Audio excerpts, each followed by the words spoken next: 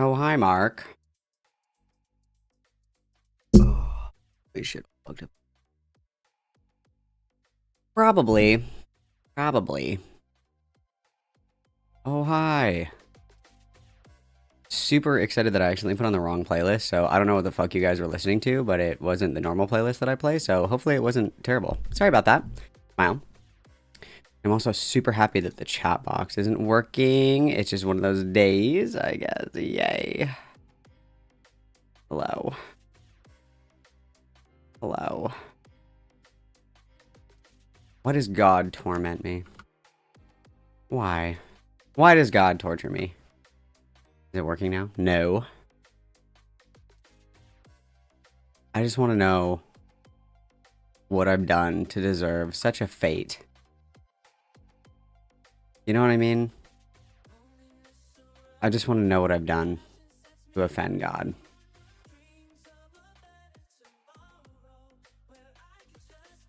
I just want to know. And then Streamlabs is, what, down? Is that what's going on? Is that the problem? I think Streamlabs is down.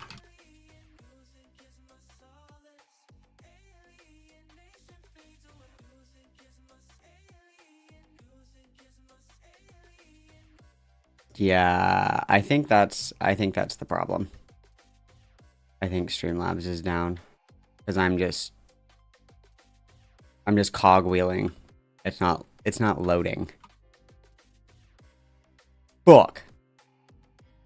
Bro, that's like the only one I know how to use. Fuck. Fuck, dude. Fuck, dude. Hang on, let me see if I can fix this. That would be a browser source, right?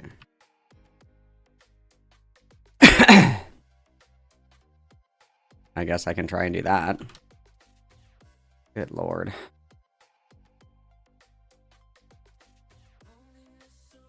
I like pop this out. Oh cool, that didn't do what I wanted it to do. That's awesome. That's awesome. How do I put it back? How do I put it back where it goes? There we go. Okay, I fixed it. Okay, let's see. Let's see if I can fix this. Dude, that's so stupid that Streamlabs is down. That's terrible. Okay, it gives me a chance to check the likes, guys. That's and make sure awesome. The likes are up. Dude, only 28 likes. Come on, you guys are better than this. You guys are better than this. Okay, let me pop this out. Okay, this should work, hypothetically. Hell yeah. Well. Well. Well. Hmm. I mean, kind of. I kind of fixed it.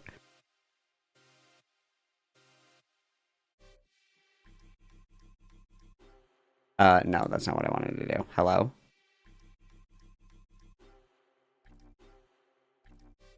Oh, whoops.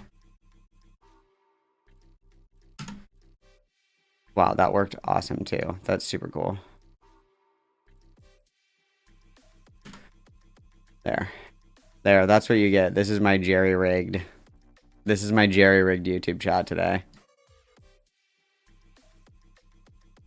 This is what you get.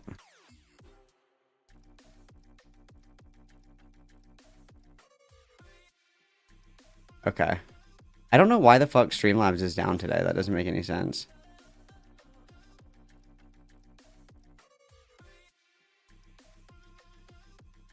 Let me look. Is Streamlabs down?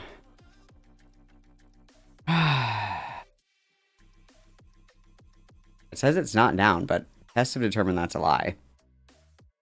Because I just get the cogwheel of death. You know what I mean? Where like I go to Streamlabs and then it just loads for infinity. You know what I'm talking about? You know what I'm talking about? You know what I'm saying? Like, new tab, and then it just spins and spins and spins and spins. and spins. It doesn't ever load. Huh. Oh, maybe it'll come back later. Maybe it'll come back later. Hopefully it'll come back later. That's probably what's going on. Okay, that's fine. That's fine. All right. That's fine, guys. That's fine. All right. Happy Saturday, guys. Happy Saturday, guys. We get girl time. We get girl time because my wife is away. How exciting. How fun is that? That's super cool. So let's see. Kaylee's here. Starshine is here. Gabby is here. We have Kirby, Mistress of the Bark, Chris W, Laura Rock, Intensive Porpoises, Fairscape, Calico Creature. You know, you guys could totally change your username to like a bad word, like a no-no word, and I would just read it. You know what I mean? Because I'm just like reading your guys' names. Your name could be like a slur, and I probably wouldn't even notice. Meringue Jellies is here. Cacti Creature, or Calico Creature. God, never mind. I can't read it all. Demon Flight. We've got Enotea, Bard, Enotania, Don't Smoke in Bed, High Smile. Lesser Older Tales, El Fungo, my beloved. That's so beautiful. Let's go. Phoenix Rising, Ditzy, Tempo, Pixie, Cammy, Dairyberry, Simon SD Retcon. We've also got Dizogno, Roasting Potato. We've got Lily, Lillipop, gas, Stupid Donut,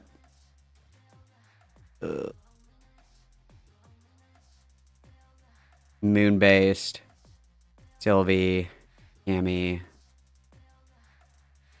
I think, Frick, Invoicing Emu, Dopamine, let's go lesbians, Nelis, Clown Clancy, Graceful, Lulu, my strongest soldier, Midichu,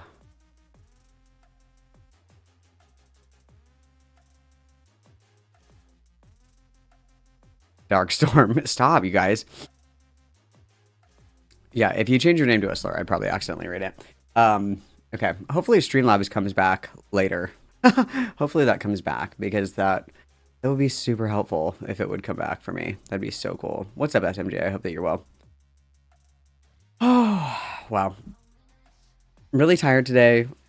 I started cleaning yesterday because I think the last time I like dusted in here was when I moved everything around. It was a while ago. I was like, I'll dust in here. Started dusting in here, and then I was like, oh, fuck, I gotta move this. Oh, I gotta move this. Oh, I gotta move this. So then I end up just cleaning the entire fucking house. And I fucking... Dude, I was cleaning my bedroom, and I was like crouching down, and I bumped the wall, and a mirror fell on top of me at like midnight. So I had to wash all of my bedding because there was like fucking glass everywhere. It was awesome. It was awesome. Oh, hi, Allie Bunny. Did I say hi? Dude, Mike Hunt is here. That's awesome. Mike Hunt, let's go. Oh, yeah? I'm really fucking tired today, but we're gonna make it work because I had to wait for all of my bedding to get washed and dried. Which I love. Smile. Smile. Dude, you know what pisses me off is the reason that the mirror fell on me is because my wife doesn't trust me to do the gallery wall in our bedroom for some reason. And so nothing is secured to the wall. It's just like leaned up against shit. You know what I mean? It's not like on the wall. And so that's why the mirror fell. So it was actually my bitch wife's fault, if you think about it. But she's like, I don't know. I don't know if I'm going to like it, like the way that you do it. But she likes every other decorative choice that I make. So I picked out the wallpaper. I picked out the color paint. I literally spent, I've told this story like a billion times, but when we were painting the living room, we got like probably like 20 different samples of different shades of white. And the first shade that I picked out was Navajo white. I was like, let's just go with this one. This one looks fine. No, we still had to get like 20 samples. And then guess what color we decided on? Navajo white. And then like for this room, I wanted to paint this room. I was like, I'm going to paint it whatever fucking color I want. Okay. You can't tell me what to do. This is my man cave. This is my goon cave. Okay. Painting it how I want.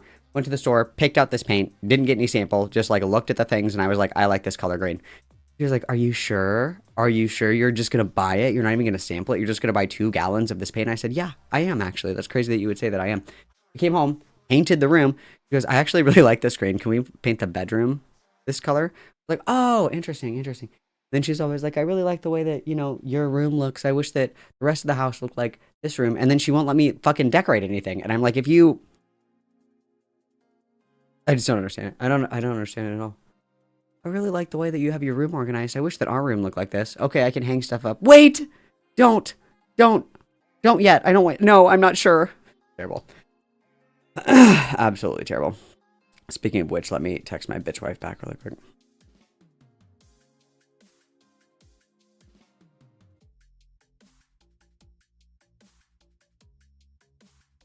Oh, bitch. Okay. Yep, my bitch wife. My bitch wife.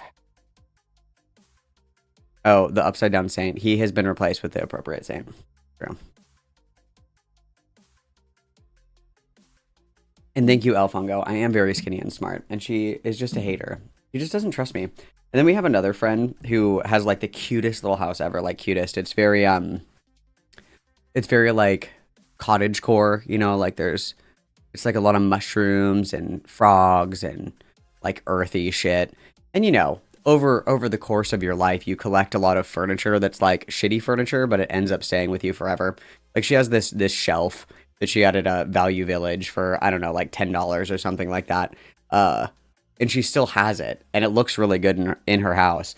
And my wife's like, "I wish that our house looked like this." And I'm like, I can do this for you. I can do this. If there's one thing that I can do, it's decorate a fucking room. Okay? If there's one thing I can do, it's fucking decorate, bro. It's fucking decorate, bro. What the fuck is cottagecore? What's the difference? Then I have another friend whose house is like a psychedelic 90s, or not 90s, like 70s trippy, like she's got like a checkerboard rug. She's got like the frilly pink couches and like the frilly lights and shit like that. She's got like a hand chair, lots of oranges, pinks. Looks really sick. But I'm just not allowed creative liberty. I'm not allowed creative liberty at all because I could fuck up the interior design. I could fuck it up good. It would look really nice. Like I think that there should be a rugs in rooms and stuff. Like, "Oh, I don't like rugs." Just let me do what I need to do. You know what I mean? It's like, fuck, dude. Give me like no shit. I'm not even kidding. Give me like $1,000 and I'll make you the house of your dreams. And then she's like flabbergasted that I can build shit. Like there's like this little like I don't even know. It's like a pull-out IKEA thing or whatever, And it like wobbled. And so I was like, this is bothering me. So I just mounted it to the wall and she was like, "You can do that?" Like, "Yeah, I can just mount it to the wall." She's like, "Oh, I had no idea that you could do that." Built the fucking stairs from scratch. I didn't know that you could do that. Like, I'm fucking Butch. I don't know what to tell you. I'm fucking Butch, dude. You want me to drywall a room of the house? I can fucking do it. And I'm so skinty. Dude, you have no idea. I left a salad on the counter. My cat had like 2 pieces of lettuce. And he came in here and he barfed it up on my rug, like immediately after eating it. I was like, oh my god. He loves puking on my rug. I think that he waits specifically until the door to this room is open, and then he comes in here and he barfs. I think that he saves his puke just for this rug. This is his rug. I fucking hate that cat. I hate that cat. I hate that fucking cat. Okay, let's see.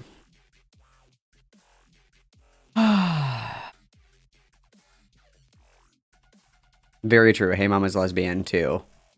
The trans guy pipeline is unbeatable. It's very true. There's nothing I love more than a DIY. Nothing I love more than a DIY. You want a contractor to frame this? I can do it for $200. Don't need a contractor. Oh, a new fence is like what? Like $1,200? I can do it in a weekend with $500. Absolutely not. Absolutely not. Absolutely not. I quite literally grew up, like my entire childhood was in a wood shop style environment. Like I can fucking make anything, okay? My grandparents, cheap as fuck, okay? Cheap as fuck. My grandma's favorite F word was free, okay? So grandpa had to learn how to build everything from fucking scratch, so it was free. So I know what I'm doing. Leave me alone. Trust me. Trust me.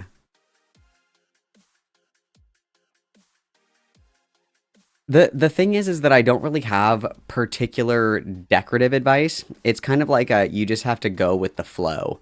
You can't really plan it out or structure it. Like the only thing that I structured was this because I wanted them to be like spaced appropriately. So my advice for decorating is, and I also like chaotic maximalism. That's what I like. I like trinkets and shit like that. So that's kind of my style of decor. You pick like one thing that you want to do, and then you just throw it on the fucking wall and put everything else around it. That's how you do it. So when I gutted my room and redid it, I did this first, like this grid, and I just picked somewhere on the wall and I fucking did it. I didn't measure. The only thing I measured was like the spaces in between each picture, so it was like an actual grid. I did that, and then I put the mannequin up and I put everything else around it. You just have to pick like two things, throw it on the wall, and then fill in the blanks with stuff that you already have. That's how you do it. That's how you do a gallery wall. That's how you do like any kind of decorating. You pick one piece, throw it on the wall, and then litter everything around it. That's how you decorate. That is how you decorate.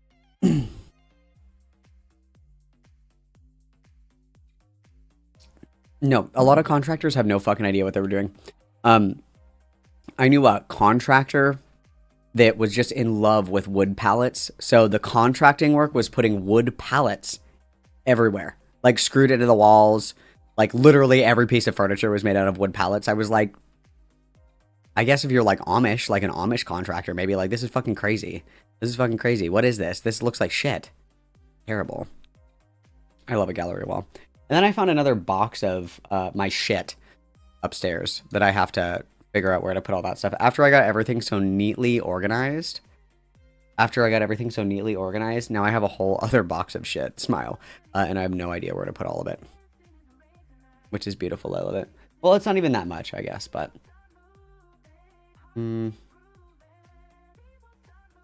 Actually, hang on.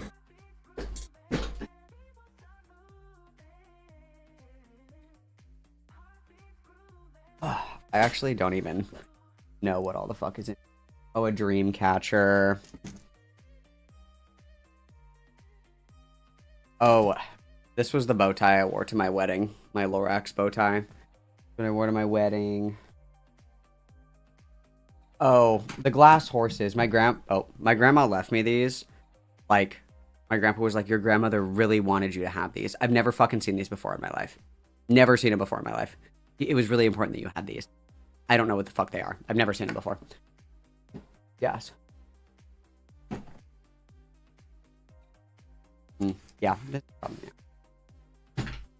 Gas. Okay. See the mug? No, you can't see the mug. This is my special mug. This is the mug that has my social security number on it. You can't see it. You can't see it. It's my social security number. And then anything that I actually wanted from my grandparents when they died, didn't have it. I obviously couldn't have it. I wanted my grandpa's typewriter. Absolutely not. Of course not. Couldn't have that. But I did get the glass horses. That's super cool.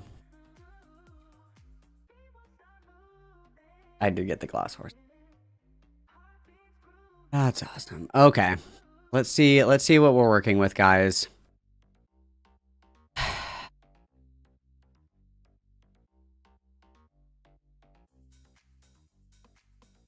Ew, they changed the layout of YouTube Studio and I don't like it. Brother, oh, this looks terrible.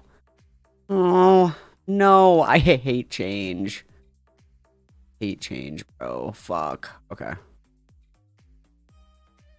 This is terrible. This fucking sucks. This sucks, dude. Okay, whatever. Okay. Let's see. Let's see what we have today. So we've got quite the itinerary, you guys. And we have the whole day, guys. We have the whole fucking day, which is awesome. We have the whole fucking day. So don't be like, oh, I really want to watch this. I hope that we get to it. We will. Rest assured. Rest assured. We will get to it. And then I need my emotional support soundboard. Okay. Let's see what we got, guys. So we have a metric fuck ton of Firebat shit always because, you know, I didn't stream for what, 4 or 5 days? So obviously that's 700 years in Firebat years. So we've got that. We've got, let me get out my emotional support notepad. Hang on. And then, hang on.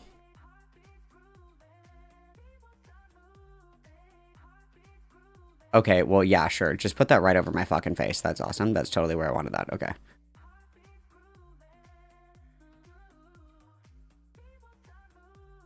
Wow, good as new. Good as new. Good as new. And then why is it... interact. Perfect. Okay, so my emotional support notepad, we have 1,000 years Firebat. And then we've got Leadhead. We've got Xander Hall. And then this one, who sent this to me? I think it was DZ that sent this one. Hang on. Where did it go? It was like right up here. Hang on.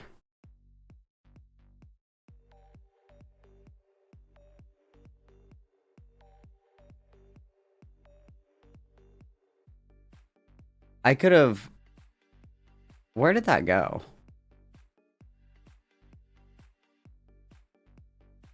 Was it before? No, it was after the tipster video. Where the fuck did that go?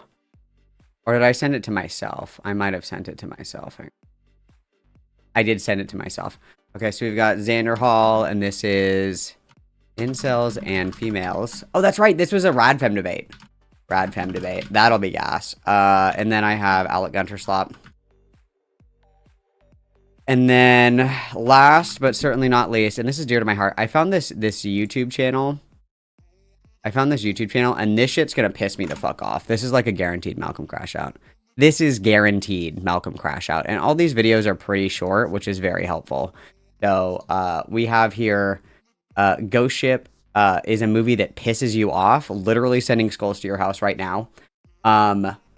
Mama pissed you off, sending a tactical airstrike to your house right now. House of Wax with Paris Hilton pissed you off, sending even more skulls to your house right now. Like, this, like, Midsummer, the movie that pissed me off, dude, this is gonna, I'm gonna scream and, like, punch myself in the face on stream. Like, these movies are so dear to my heart. Like, Dead Silence? Okay. That's just chatting. So Ghost Ship, Mama, Sweeney Todd is like the only musical that I actually like. Hello. What else we got? Get Out. I agree. Fuck Get Out. That movie fucking sucks. Midsummer, the best movie I've ever seen in my entire fucking life. Weapons, phenomenal. One of the best horror movies that's been made in decades. Devil is fun. Okay, so we hate fun. Awesome. Sinners did suck. I agree. Skeleton Key is also such a good fucking movie. Skeleton Key, Kate Hudson? This is a great movie? Why are we shitting on Skeleton Key? Skeleton Key is fucking awesome? The Substance is also a phenomenal fucking movie. The Substance, like, fucked really hard. Like, this is gonna piss me the fuck off. That's gonna piss me the fuck off. Undeniably. That's gonna piss me off.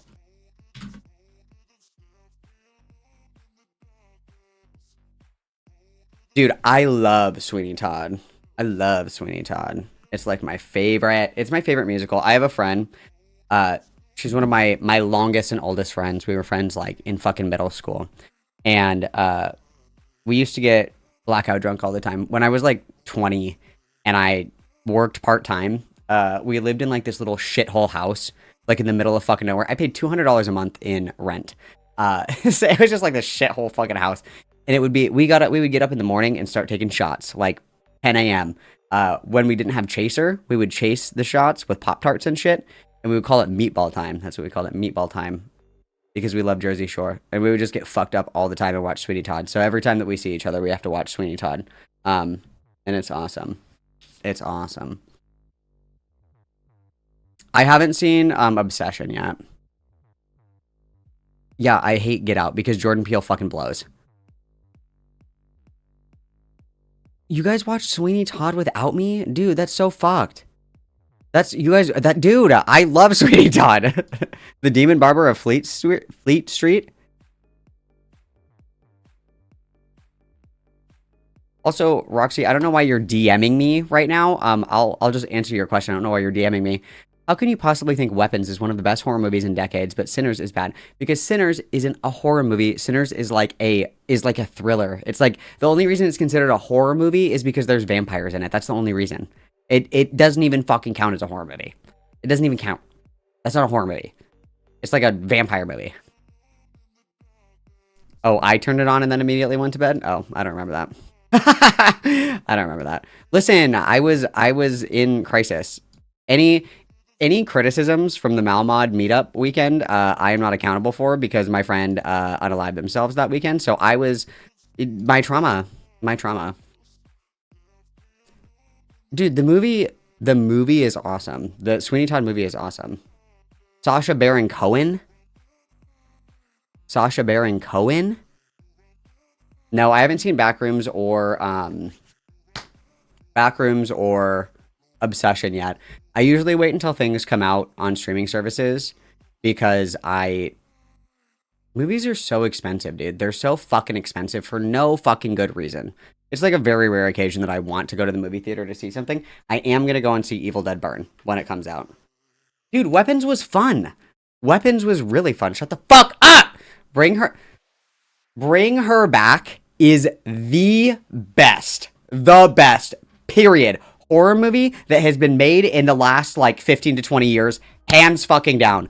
The best. Bring Her Back is pure peak fucking phenomenal cinema, okay? It is the most incredible fucking movie that I have seen since Midsummer. I have not been as excited about a single movie. I have not rewatched a single movie as much as I have watched Bring Her Back, because that is such a good fucking movie. It is beautiful. And Sally Hawkins literally deserves to get her ass ate upside down in the Spider-Man pose every day for the rest of her fucking life. I love Sally Hawkins. The casting in that is awesome. The acting in that is awesome. The cinematography in that is awesome. I love it. The problem is that everybody who likes horror movies, they like the spoon-fed, like very easily digestible bullshit. They don't like stuff that makes you think. They want like all the answers. Like everybody's like, I didn't like Bring Her Back because where did she even find the tape? It's like, do you want me to spell out the plot with like alphabet letter magnets on the fridge like you're fucking 6 years old?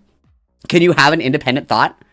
Like the true litmus test for if somebody like likes movies or if they just like slop is if they like movies like Bring Her Back, movies like The Witch, movies that don't have like all of the answers for you. It's like, I fucking hate movies that like spoon feed you every piece of information. It's so fucking annoying. One of the first like really good like psychological mindfuck movies that I ever watched, I was pretty young.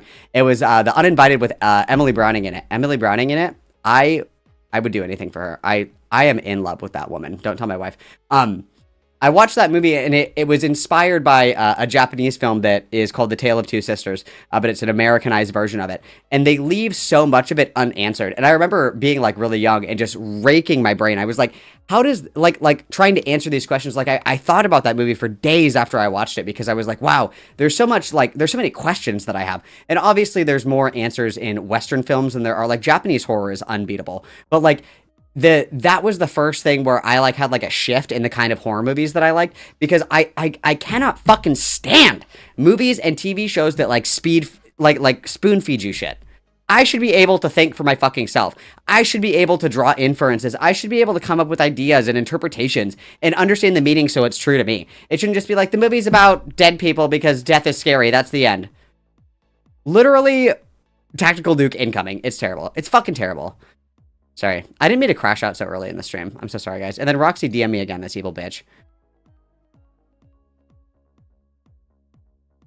Oh. I was watching on my phone and I was shocked by that take, and I had to get my laptop out just for this. Okay, well, you're entitled to your wrong opinion. It's fine. And then a wah for the 5. Obsession is so good, but yes, don't see it in theaters. For the love of God, people are being savages. Okay, gas. I don't like going to the theater anyway. Everybody witness a wah.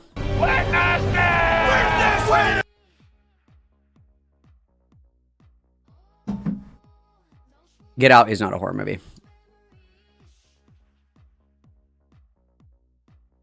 Jordan Peele can literally suck my dick. Jordan Peele is not the Alfred Hitchcock of our generation. Jordan Peele is a fucking failed, washed-up comedian who wants to make social commentary movies about, like, fucking racism and shit, which is fine. That is fine, but it is not horror. It is social commentary, and it is a thriller movie. It is not a horror movie. It's not what it is. Fuck Jordan Peele.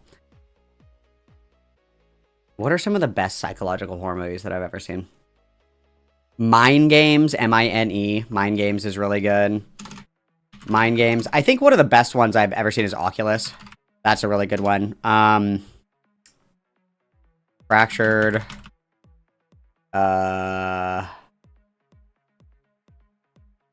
Demonic. Exeter. Bring Her Back, obviously.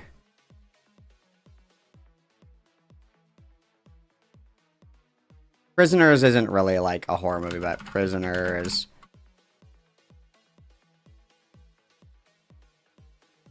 The Empty Man.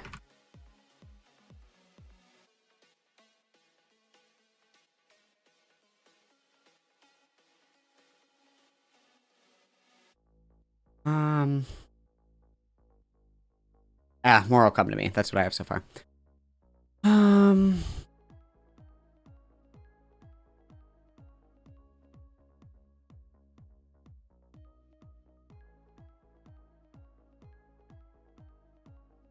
Why am I being so extra? Because I'm very passionate about horror movies. It's very important to me.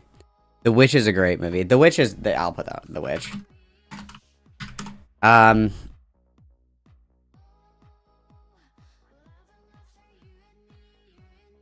It's been a long time since I've sat down and cranked out a movie list. I don't know if it's on anything anymore, but Velvet Buzzsaw. It used to be on Netflix. I think that was a Netflix original with Ryan... Not Ryan Reynolds. Ryan Gosling. Ryan Gosling? No. The one that plays Donnie Darko. What the fuck is that guy's name? Whatever. The one that plays in Donnie Darko. I can't remember his name ever. He's, not Deadpool, the other one. Let's see. I guess you could say Dr. Sleep, maybe? Maybe. Dr. Sleep, maybe. I'm not sure. Let's see. I need to, like, look... I need to, like, trigger my memory, because I'm, like, racking my brain right now, and it's, like, not coming to me. Hereditary, I guess. Yeah, Hereditary. Let's get on IMDb. Hereditary. Midsummer, obviously.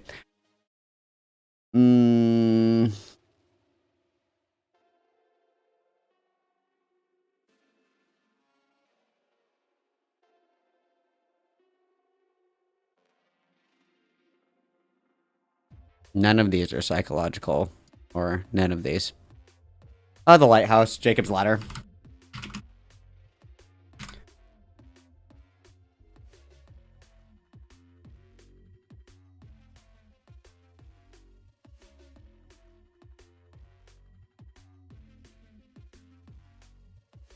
Black Swan I don't really think counts.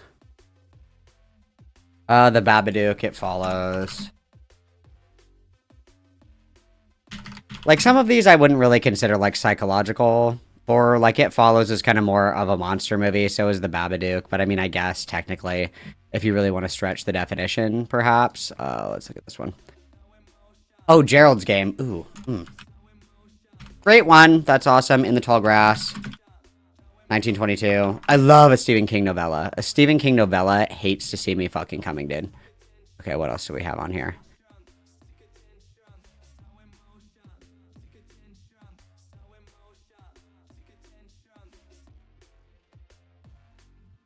Oh, Gothica's good. That's a good one. That's a good one. Haven't seen that one in a while. What's the other one? The Ward?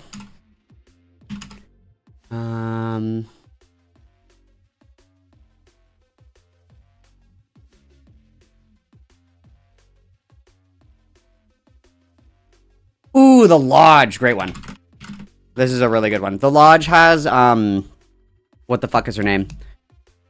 I actually don't know if it's her. She's the one... Is this the same lady that's in... It's Riley... I don't know how to say that last name. Riley Keough. No, it's not her. I thought that this was the girl that was in Handmaid's Tale. It's not. Anyway, it's got her in it, and it's... The Lodge is a really good movie. It was just like a random one that I decided to watch on Hulu. Another one is High Tension. High Tension is a French movie, but it's really good.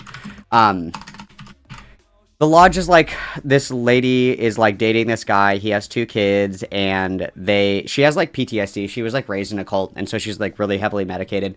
And they go on a vacation for like the winter, and they go out to like their family lodge. And then the guy that she's dating has like a work emergency, and he's like, I have to go and deal with this, but I'll be back like tomorrow or the day after or something like that. And so she's out there with the kids, and the kids don't know that she has like PTSD, and they're trying to fuck with her to get her to break up with the dad, but they don't know that she's like fucking crazy. That's a really good one. And then High Tension is like a French slasher, if you don't mind it being dubbed, and it's about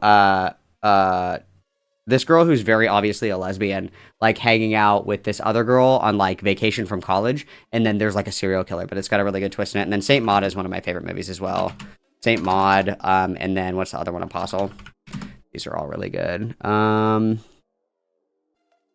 Let's see. Misery, I guess. I wouldn't consider The Visit to be psychological. Well, I mean, M. Night Shyamalan movies, I suppose, are psychological thrillers, but not really. I would say Killing of a Sacred Deer and The Antichrist with William Dafoe. That's kind of what I got off the top of my head. Gatekeeping is cringe, dude. Gatekeeping is required. Otherwise, every, like, fucking boob would say that Courage the Cowardly Dog counts as horror. Like, sorry, gatekeeping is necessary. Hang on, this snapped on me. Let me go back up.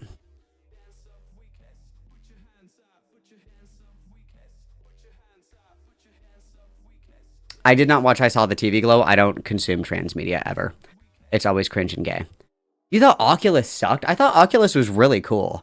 I really like that. Horror does reflect on society and what we fear, but like the problem with Jordan Peele movies again is like it's social commentary like disguised as horror, because like the horror itself is it's disguised, right? Where it's like this scenario is scary, but the point of horror is like the abstract, like the unrealistic nature of it. Or even like in humanistic horror movies, there's an aspect of it that's like hyperbolized to make it like more of like analogous, right? It's not a direct one-to-one, and that's one of my biggest criticisms of a lot of horror movies, and especially the spoon-feeding slop, is like when the allegory is too closely tied to what it's supposed to be reflecting as your intrinsic fears as a society, it cannot be like one-to-one. That's too much. It's like baby's first horror movie. I had the same criticism for Mother with Jennifer Lawrence, where the allegories are like way too fucking direct, where it's supposed to be an allegory for creation, and then the guy is God, and then she is like Mother Earth, and then, you know, the guy shows up, and then his wife shows up. It's supposed to, or right after he has like a big cut, like right here on his side, it's supposed to be an allegory for the creation of Eve from Adam's rib, and then the son comes, and then the other son comes, and they get in a fight, and he hits him in the head, and he kills him, an allegory for Cain and Abel. Like, it's too direct. When it's too direct, it loses its integrity as a horror movie, because the point of horror is abstract fears that are reflective and projecting real fears onto something that is hyperbolized or like digestible. Because the point of it is that this thing is like a very serious like social faux pas. This is a thing that is like quite scary, quite threatening to, you know, the status quo, whatever it may be, whatever your fear is. It takes that and it maps it onto something else. The projection of the humanistic fear onto something else to make it digestible is what makes horror horror. If it's like, I'm scared of spiders, and then it's like, here's a movie about a spider that has laser eyes and it blows up the entire fucking world. It's like, okay, this is like a thriller action movie. But when you take a fear and you map it onto something else, and it projects that fear onto something that is like so ridiculous and so stupid, then that is when it becomes like this avant-garde like kind of art piece that what horror movies are supposed to be. It's supposed to be reflective, especially contemporary horror movies that aren't just slasher films. Like, true horror is a projection of your fears onto something that makes it digestible. That's like the point. Because if you sit down and you watch a movie and it's like think about some of the one that I think of a lot is the Star-Bellied Sneetches by Dr. Seuss, right? Where it's like, these Sneetches are like, oh my god, I wish I was this Sneetch that has a star because the Star-Bellied Sneetches are so cool. And then they build a machine that makes them the Star-Bellied Sneetches, and then, you know, they're all going back and forth, like, now it's cool to have a star, now it's not, now it's cool, now it's not, and they're going back and forth over and over, and eventually you don't even know who was originally a Star-Bellied Sneetch. That is an allegory for racism. That is an allegory for the grass is greener on the other side. This is an allegory for the way that like society will put this kind of person on a pedestal, and everybody tries to reach this, and once everybody's up here, it no longer becomes valuable, that there's value in each individual uniqueness, and that society needs to incorporate and integrate the idea that all different kinds of Sneetches are cool, not just the ones that have the stars on their bellies. That kind of projective thought process is what makes art. And I have no problem with the low B-roll, like, budget slasher bullshit. I love those movies. Sorority Row is like total fucking slop. I love that movie. It's all just gore porn. I love it. Insidious, The Conjuring, the original Halloween movies, they're kind of like slop slasher, like fucking jump scare horror. It has its place, but they never pretend to be something that they're not. And that's what Jordan Peele does. Jordan Peele is like, I'm the Alfred Hitchcock of this generation. I fucking make like these crazy fucking mind-twisting fucking psychological horror movies that make you think, and they really bring out like your internal psyche, and it'll fracture the way that you think about the world. And it's literally like a black guy is experiencing racism and it's scary. It's like, do not pretend that this is this big fucking grandiose, like mind twist, mind fuck, like deep conceptualized, like crazy fucking, like he had to do like 27 ayahuasca trips to even think of this fucking plot line. No. It is social commentary draped in the aesthetics of horror, and let's stop pretending that it's something that it's not. Because it is not avant-garde horror. It is not. And any kind of movie that takes itself so seriously, where it's like, this is like the precipice of horror, this is the precipice of this fucking genre. No, it's not. It's slop. And you can just say that and enjoy it for what it is. It's so annoying. It's so annoying to me. My Skin and Inside, I'll have to check that out.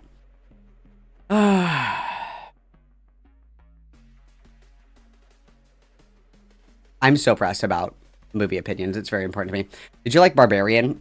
It was okay. It was really confusing. I felt like I didn't really love it. Like, it was fine, but I wasn't crazy about it because I remember watching it. It reminded me too much of Smile, where I felt like too much was happening, and then there were periods where nothing happened at all.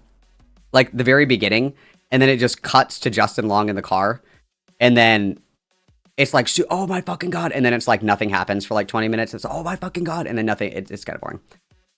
How do you feel about the Blair Witch Project? I really liked it. Hot take, I actually liked the remake that came out a couple of years ago. I actually like that one a lot. Like I've said before, I like when they upgrade like old horror concepts to match like, you know, contemporary kind of like aesthetics, I guess.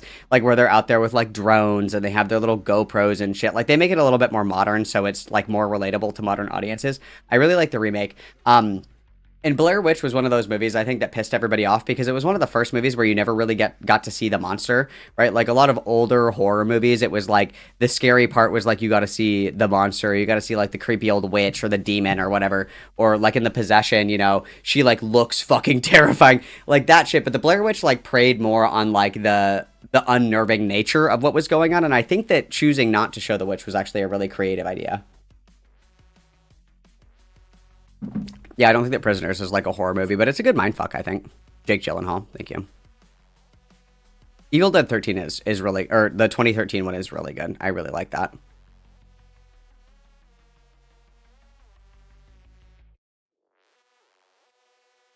Autopsy of Jane Doe is another good one. Good one. The other one is Last Shift. That's a really good one. It's a really low budget horror movie, but I really like the idea of it. Autopsy of Jane Doe is really good as well.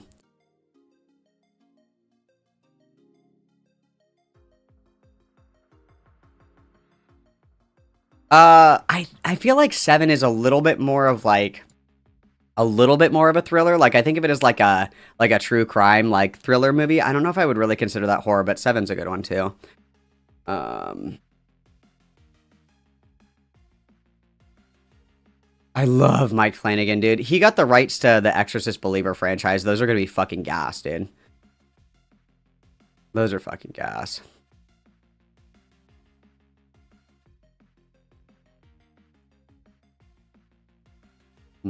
I didn't really like Cabin in the Woods, not gonna lie. Thought it was a little bit too crazy. And The Lodge is slept on. The Lodge is really fucking good.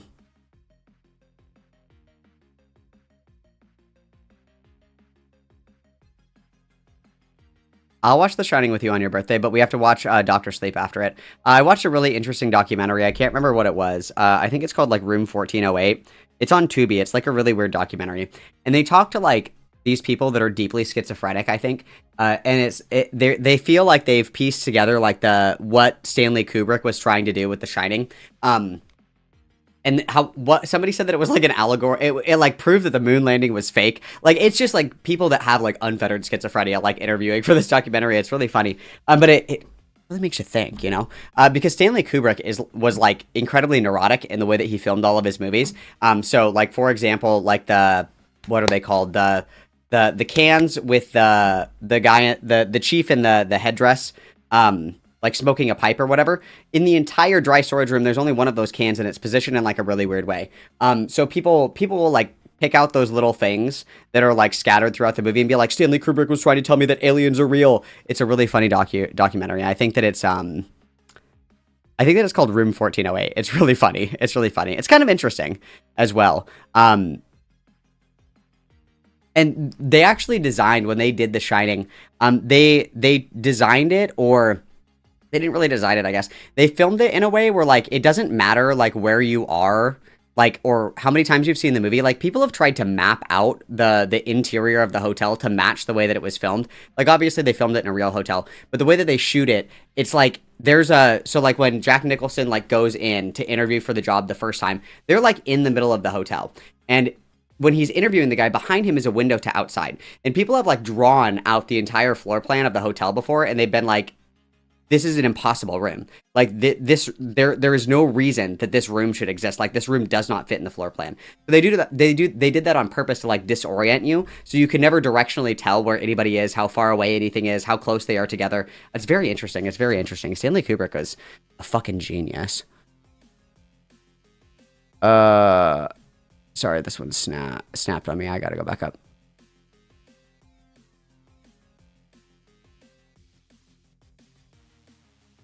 Ooh, The Descent, another good one. Hang on. I forget where the fuck I was. There I was. Yeah, I didn't really care for Cabin in the Woods. Train to Busan, Tale of Two Sisters. Train to Busan's awesome. High Tension is the French one. I haven't watched, like, foreign horror in a long time just because there's not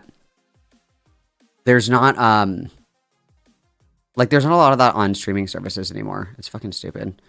The Descent's a good one. I really liked that movie, too. It's a good one, too.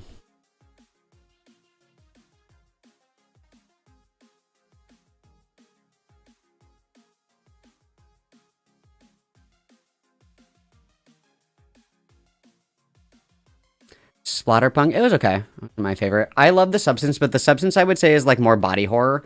I think body horror is a little bit different. Like I really liked The Substance and the way that it was filmed. I thought it was fucking awesome. But I think it's more like body horror, like in the sense of like Human Centipede is body horror, Tusk, The Perfectionist, like The Thing, The Fly, where it's like body horror, you know?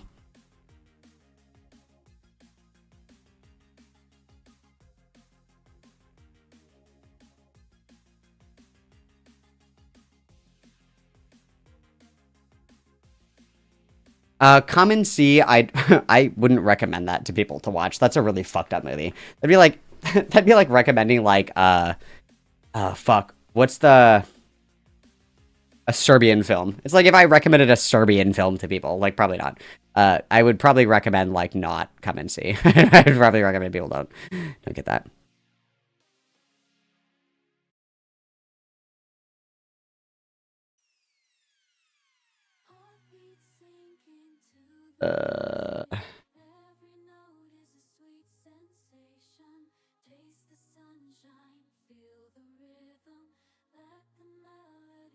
Sorry, I'm catching up. Dude, I love the Starbelly Sneeches. Stop snarking me. I love them. In the Mouth of Madness is also a good one. I agree. I actually really like Psycho as well. Psycho's a good one. I would say Psycho is probably good as well.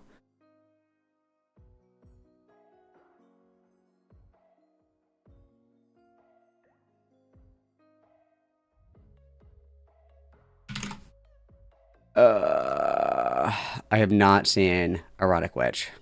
I have not. The Descent is really good. I'll put the list in the Discord again. The cult is pretty good. It's like there's just so many niche genres. Another good one is The Houses That October Built. And Hell House. Like, these are found footage, but they're pretty mindfucky, I think.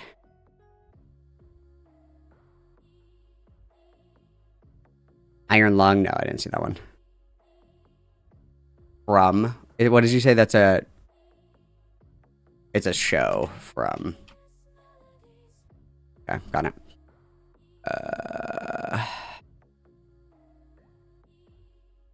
I think it's room. I said 1408 because that's the one that has Morgan Freeman in it. I was thinking about that horror movie, but yeah, I think it's room 237. The cover of it is like like the old hotel key thing with the number on it. It's on Tubi. Where all great film is on Tubi, but it was really it was a really interesting documentary. I wouldn't even really consider it a documentary. It was more like a springboard for mentally ill people to talk about their crazy shit. Hills Have Eyes is more like a slasher. I don't think that I would say that's like a psychological horror. Ooh, Lake Mungo, good one, good one, good one, good one, good one, great one, great one, great one. I do like body horror too. Yeah, Come and See is a pretty fucking intense movie. Horror fiction. Give me an example. Give me an example of that. The Substance is really fucking good, dude. It's one of my... It's awesome. Demi Moore does fucking awesome in that movie. No, I haven't seen Limited Kiss. The Bates Motel show is actually really good as well. I really liked that show.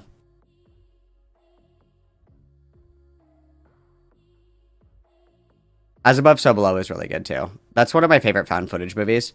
I used to hate found footage, and then I watched As Above, So Below, and I was like, actually, I changed my mind. I changed my mind. Yeah, Lake Mungo was pretty boring, but it was good. Yeah, I would consider Backrooms to be like a psychological horror. I haven't seen it, but like I know the concept, obviously, of Backrooms. I would consider that probably to be psychological horror.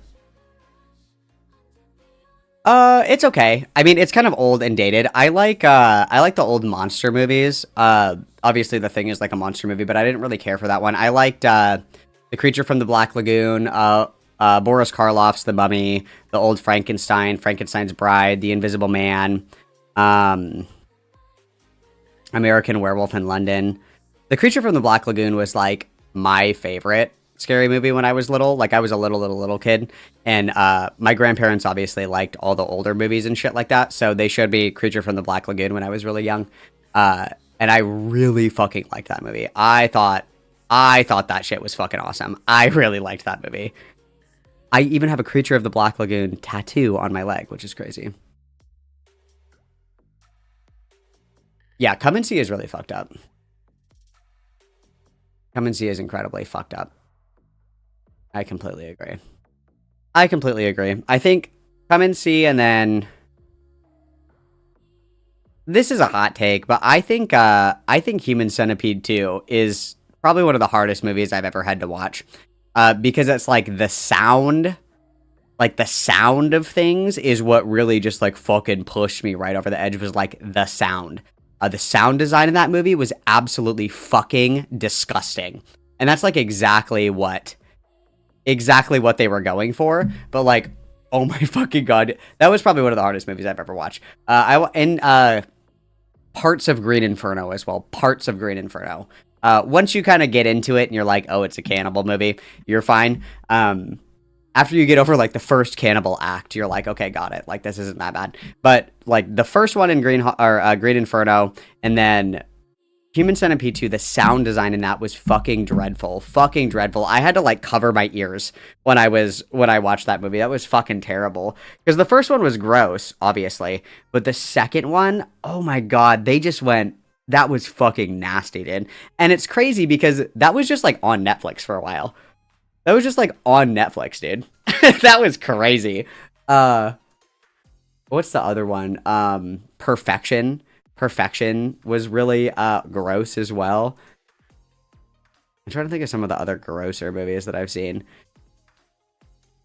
Like Come and See is really brutal. I watched Cannibal Holocaust, but that's like that was made in like the 70s. So it's like, you know, it's like watching a horror movie on like Super 8 films. So you're kind of like, ah, I'm so scared. That would that one was kind of boring. Um, yeah, that was pretty bad. Yeah, I thought Hostel was a good idea, but the acting and the writing was not good at all. I thought it was a good idea. I thought it was a really good idea.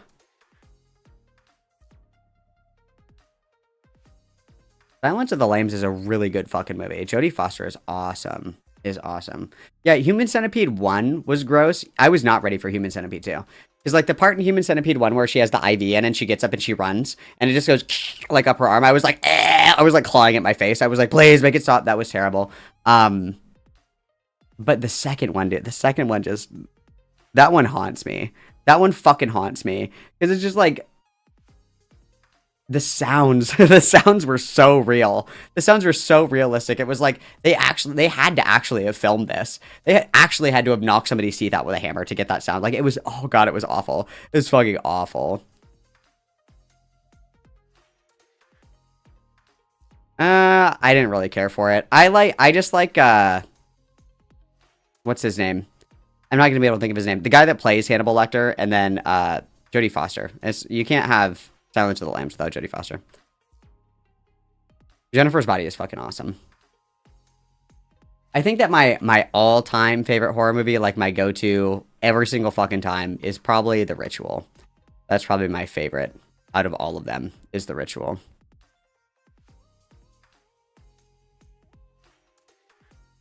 Tusk was kind of fun. It was kind of fun. It was silly. It was kind of goofy, but I liked it. I thought it was kind of fun. I'm not like a movie hater. I'm not like a movie hater. Like, I love slot movies as much as the next person. Like, I like Terrifier. I like the Conjuring movies. I like, you know, like the stupid, shitty, like jump scare shit. I like them all. But I think that the best kinds of horror are like the ones that are kind of like mindfucky and twisty and like super, super weird and shit. Like, I really liked, The Ritual because I really liked the message of it. I thought it was beautiful.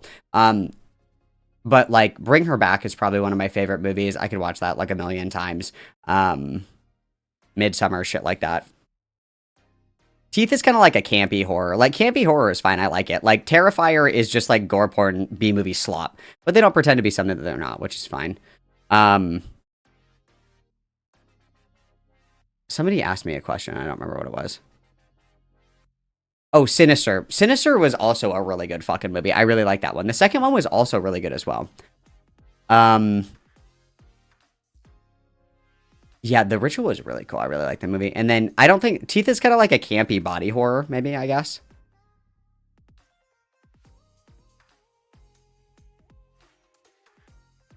There's not very many good oh, another good one is Wicker Man. Another good one. Cannibal movies, I feel like, are kind of hard to do. I feel like. Because it's like, you can only make the same movie. So it's the same thing with shark movies.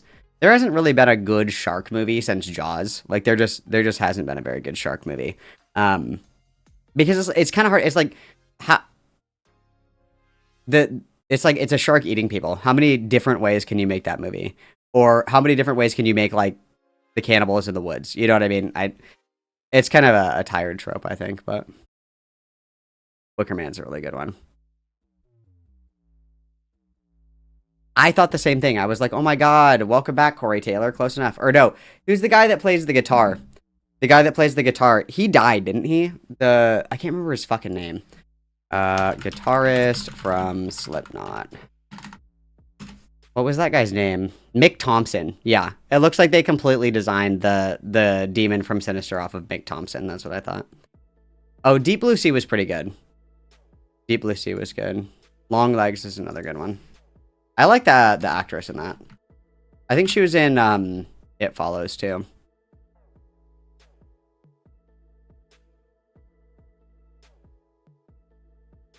Yeah. Cannibal movies are okay, I guess. I'm going to put this in for you guys so you have it. Dude, true. Dolphins fucking suck. I hate dolphins. Or what about I was going to say, what about a horror movie about like monkeys that take over the world, but Planet of the Apes already exists? Stupid thought, stupid thought. Dumb thought, Malcolm. Idiot. Idiot. Okay, I'm putting this list in here. If I can find the right channel, hang on. There she is. Okay, here you go. There you go, guys. I gotta be totally fucking honest. I did not like Talk to Me. The people the guys that made Bring Her Back were the same guys that made Talk to Me. And Talk to Me was okay. The guys that made the movie, they were doing like YouTube horror shorts, and they got scouted by, you know, a couple of agencies or whatever because they really liked their cinematography. But they were used to making like short horror films, right? So like 30, 45 minutes. So I felt like Talk to Me was one of those 45-ish minute horror shorts that they stretched to fit a blockbuster movie length. And that they weren't ready to write a movie of that length yet. That was the vibe that I got from that. Because, like, I loved the camera tricks. I liked the way that it was filmed. But I felt like there's a good 20-minute period of the movie where they're looking for the guy who originally gave them the hand. Like, where did the hand come from? You know, like, we have to figure out what it means. We have to figure out, you know, how, like, you know what I'm saying? They were trying to figure out, like, how do we fix everything? Like, where did the hand come from or whatever? And they spend 20 minutes looking for this guy. They find him, and he's like, I got it from some other bitch. Good luck.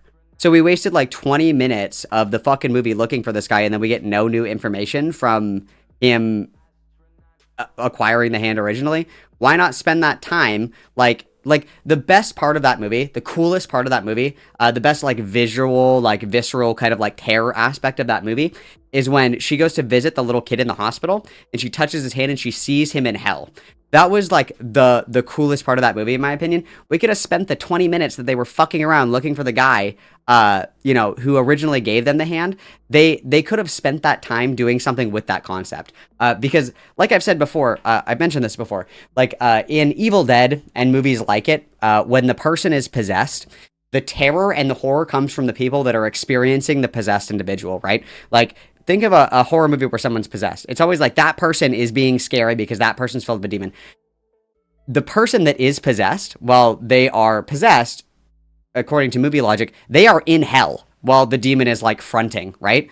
We never get to see the terror from the perspective of that individual. You never get to see that terror, right? Like, even in Evil Dead, like, the whole time that Mia is possessed by the Deadites in the 2013 remake, they're like, your sister's getting, like, fucking raped in hell. It's like, but you never get to see, like, what that perspective is for the individual that's possessed. And I thought that was such a promising aspect of Talk to Me, and they showed like 10 seconds of it, not even like 5 seconds of it. And that would have been fucking awesome if they would have gone more into that. You know what I mean? That would have been really cool.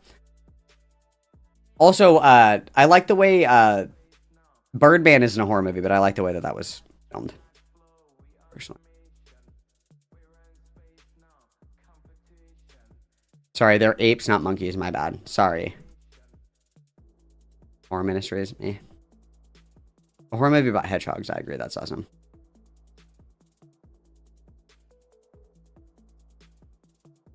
Yeah, it was definitely better. It was a better horror movie than most. Like, Be Careful, Kids kind of film. The other one that I think of with that is Talk to Me. Or not Talk to Me, sorry. It Follows, where it's like, guys, don't have premarital sex or you will get stalked and killed by a demon.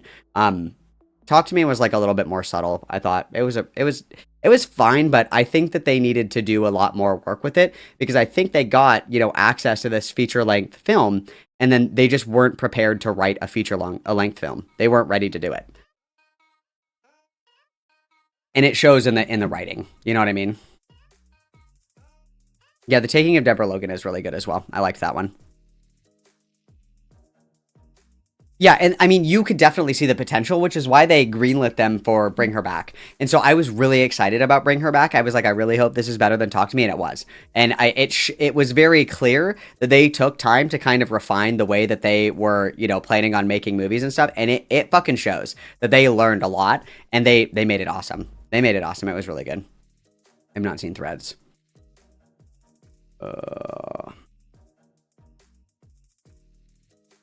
Yeah, I thought it was like a good crossover. I agree, because I think It Follows was good, but it was a little too on the nose, right? Like, don't have premarital sex; it's bad. Like, it was like an allegory for like STDs, right? clearly. But I thought Talk to Me was pretty good. I liked the concept. I wish they had more time to workshop it because it could have been a lot better.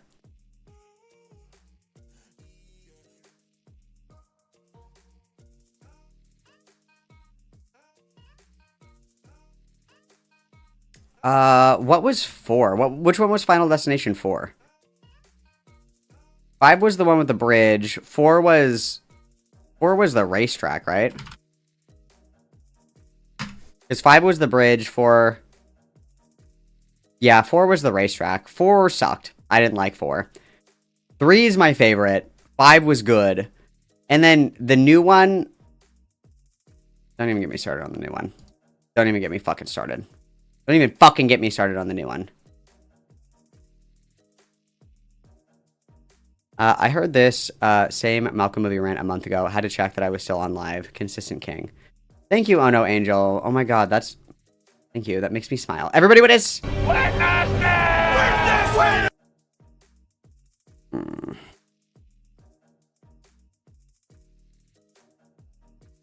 Not male orcas, bro. That's terrifying. That's terrifying. Okay, let's see what we've wasted a lot of time on autism time. I'm so sorry. Okay, let's see what we have. I'm assuming that we're probably gonna... We have like 1,000 years of Firebat content. So let's do some Firebat content, and then we'll litter in other stuff as we're taking a break. How does that sound? Like a little bit of Firebat content, a break with something else. Excuse me, a little bit of Firebat content, a break for something else. Well, what do you guys think? Should we just power through it and then have, like, how are we dopamine maxing today?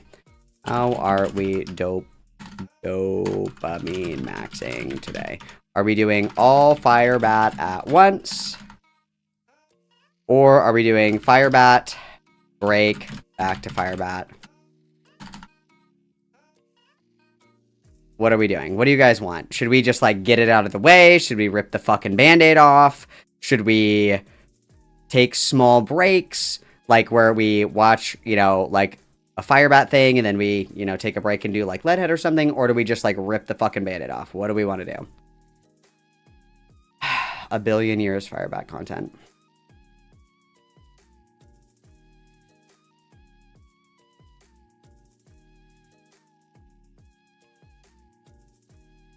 First time you gag, you switch videos. Yeah, or I think that we should do, like, I think that we should do tap out. I think that we should do tap out. I think that we should do tap out. Like, I do it for as long as I can, and then we take a cute little break. What do you guys think? Like, just do a tap out stream. Because let me see here. Let me see what I got. Fuck, because there's so much. 1,000 years Firebat content. And then big shout out to Miller. Everybody witness Miller, please, for being my strongest soldier and, like, cataloging all of this for me. Witness Miller, please.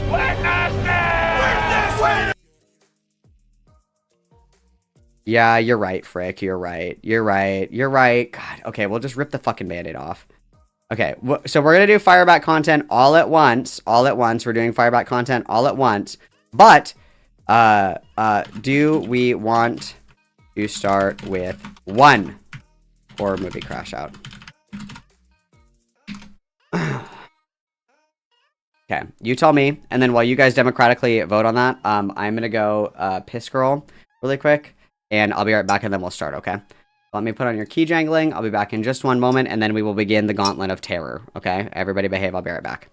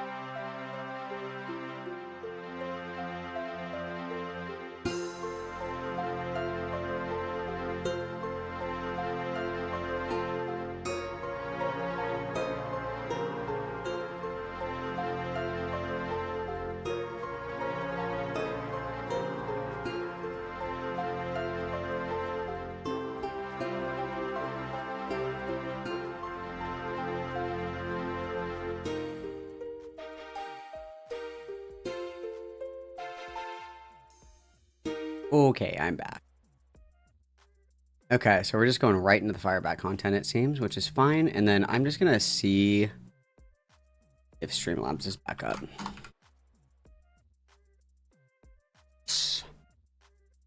Yes. Okay. This worked. Yeah, let's go.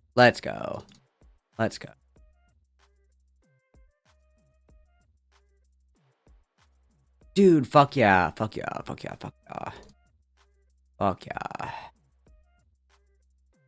Hang on, let me see if this will work.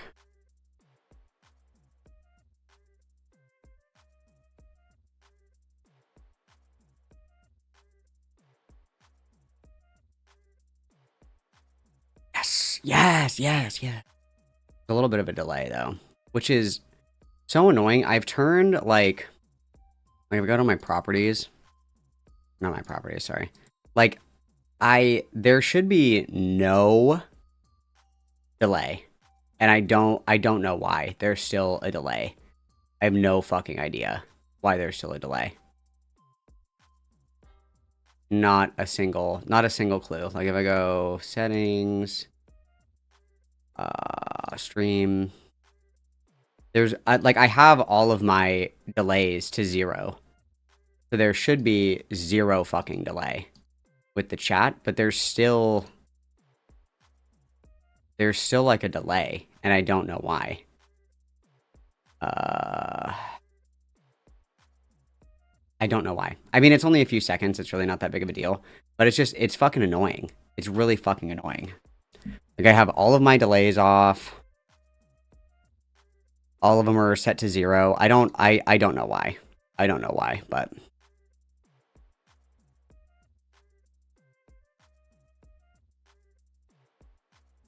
I'm not really sure why that does that.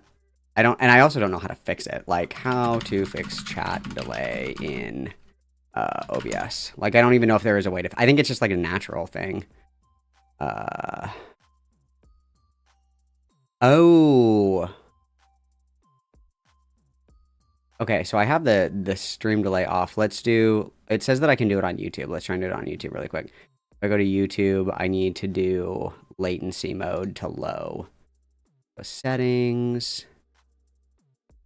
Wait. What am I doing here? I'm going to creator dashboard, settings, stream. Settings. Channel. No.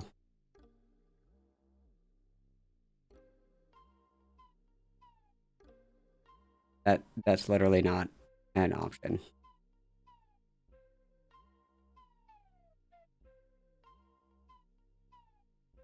What the fuck? Hello? I'm in my Senate. There's no stream option. Channel. Advanced settings.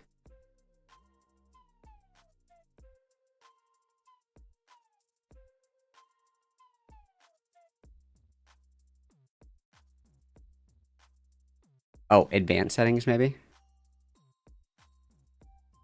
No. Yeah, I don't see it. Is it this one?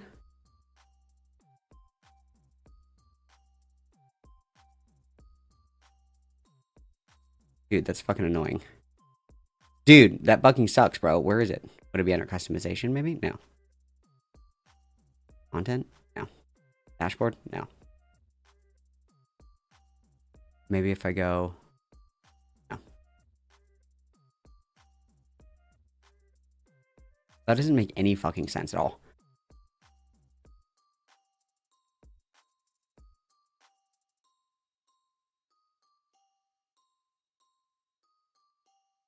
Under the stream tab. There is no stream tab.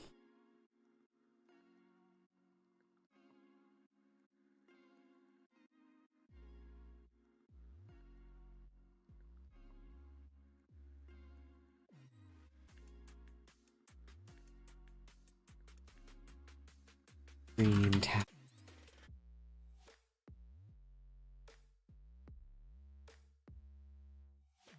Oh, got it. Okay. I have to pretend like I'm going live, otherwise it won't work. Got it. So if I hit go live. There we go. Okay, I got it. Hang on. I can fix it.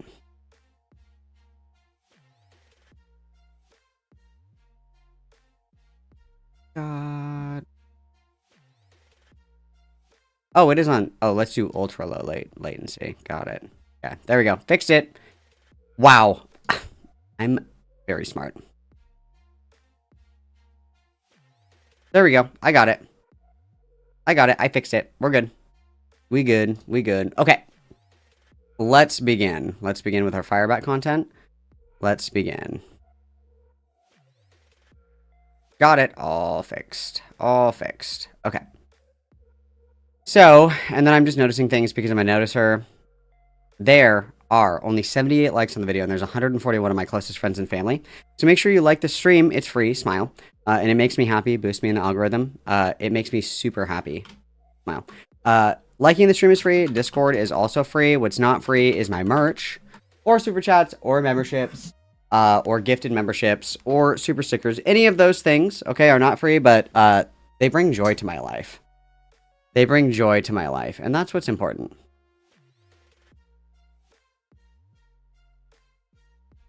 That is what is important. Okay, so let me go in here. So obviously it's been a few days, you guys, and a few days is 700 years in Firebat time, right? So so we have a lot of shit to catch up on, okay? So let me get rid of this. And then let's get this guy up, and this will give me a chance to refresh my shit on here. Let me get rid of this guy. I don't need this anymore. There we go. Okay, perfect. Okay, so this is, thank you, Lulu, for doing this for us yet again. Appreciate it greatly. Thank you, Lulu, for letting me see your beautiful spreadsheet.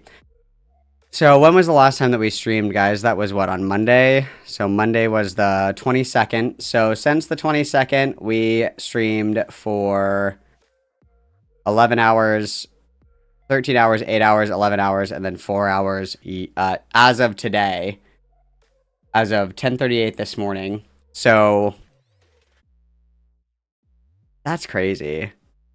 That's insane, dude. 13 hours a day, 8 hours a day, and multiple days in a row, mind you. Like, we're probably gonna stream for like 12 hours today, I imagine, like total. But that's what, like, one day out of the week versus every single fucking day when we're unemployed and like eating out of the garbage. That's fucking crazy, is it not? That's fucking crazy, is it not? So yesterday was 11 hours and 37 minutes.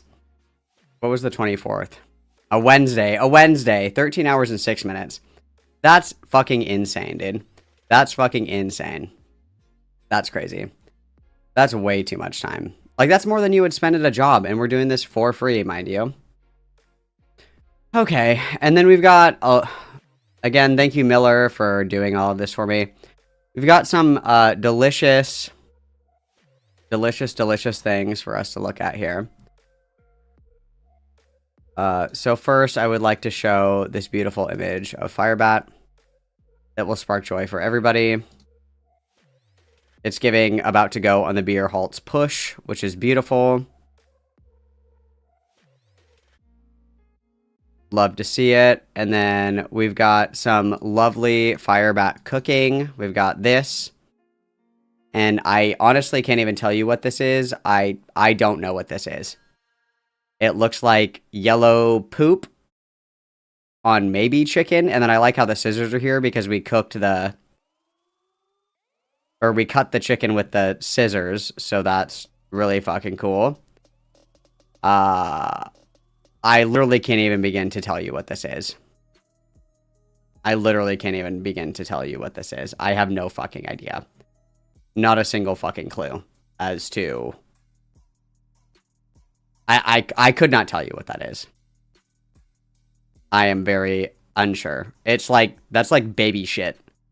Like, we let the baby shit on our food.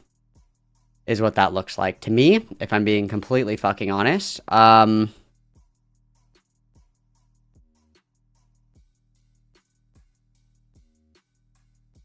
Cool. Okay, and then I have one more image that was requested that we review before we begin, and it's this guy right here. And this is Firebat's original image, guys. This is Firebat's original image. So on the left, we have our Giga Chad Firebat. Firebat is married, has a kid, working on my body, mind, and sexuality. SEXUALAILITY. Sexuality. Which is awesome. Has my life to gather. 0 sex crimes against. And then, even though we have admitted rape, that's crazy. 7, redeemed. 8, fit. I don't. Fit. I certainly wouldn't use that adjective.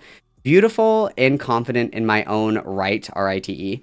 Stable emotionally and besets boundaries. That's awesome. 11, not the worst lolcow on the internet. I don't know for any of these things. I mean, we're married and have a kid, but that's really it. And then Christian had sex with his mom, ugly trans woman, fat as hell. You're pretty fucking close. Mental issues. You also have mental issues. Should be in a mental institution. Ironic, that's us. Has a weird obsession with things. So do you have sonic screwdrivers, your fucking toys, all that other shit. Single and childless, the worst lolcow. Awesome. We love that. We love that. That's super cool. Very true. And then let's just see who mogs.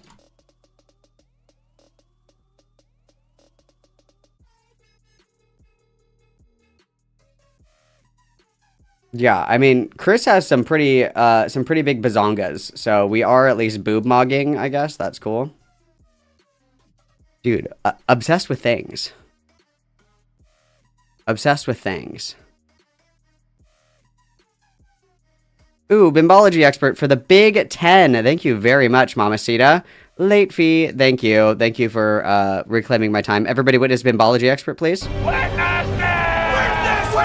And then let me refresh my alert box. See if that works. Okay.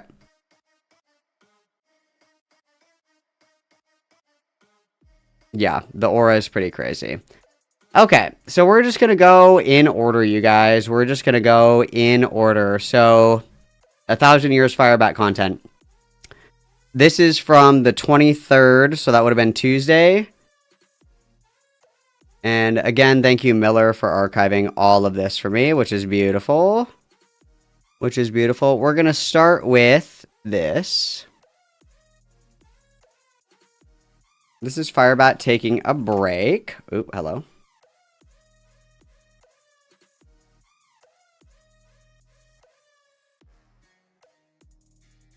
And then my computer's being really slow today. My archive thing is like taking for fucking ever to load. I'm not quite sure why, but we'll let that load really quick. And then Ember Rose for the 17 months of membership, obsessed with things as she wears the troll ring. True, dude. Very true. Everybody witness, thank you for the membership.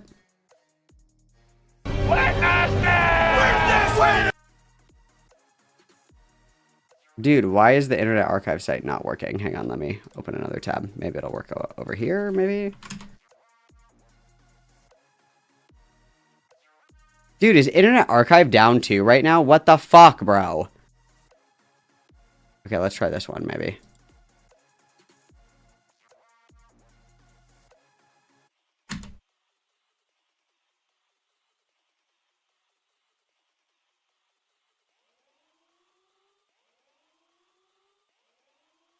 Dude, Internet Archive isn't working for me. Is it working for anybody else? Let me try a different link.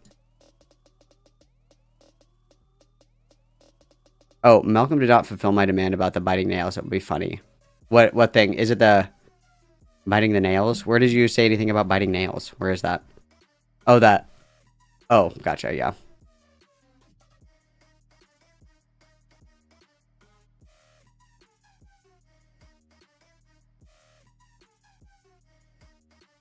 Let me try again.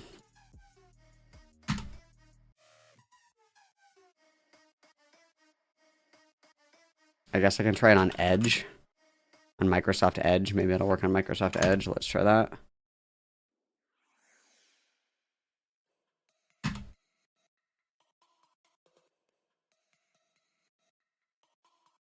Is it my VPN? It might be my VPN. Let me turn my VPN off. Let's try that. It was my VPN. That's stupid. Okay. That's fucking annoying. Why? It should work with a VPN, should it not? Oh, now it's working. Okay, now it's working fine. I don't know why. That's fucking weird. Okay, so this is Firebat taking a break. Okay, moving on. Okay, now that this is working. Jesus Christ. It's just one of those days. Okie dokie. So this is Firebat taking a break. This is a short little guy. Hello, hello. So we'll cruise right through this. Oh, we watched this one last week. Or no, Monday. Whatever fucking Monday. So on Monday, Firebat was taking a break, right? Firebat was taking a break. We did watch this one.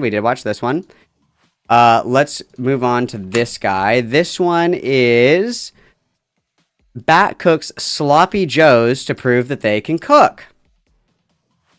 What a great start to the day.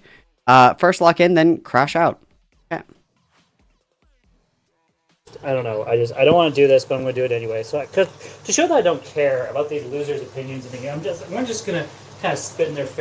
Why the fuck is my playback speed not working? Why? Why? Do I need to download like a fucking playback speed extension? Hang on.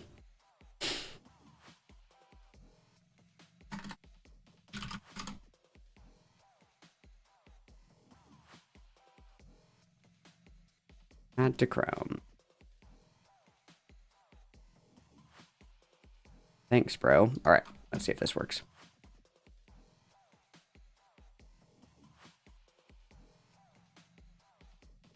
Face with this video, and so doing that is, well, doing what I love, which is cooking in front of the video and not gonna fuck about what people are thinking. And so we're not going to talk about cooking specifically. We're just Oh, it wants me to reload the page. Got it.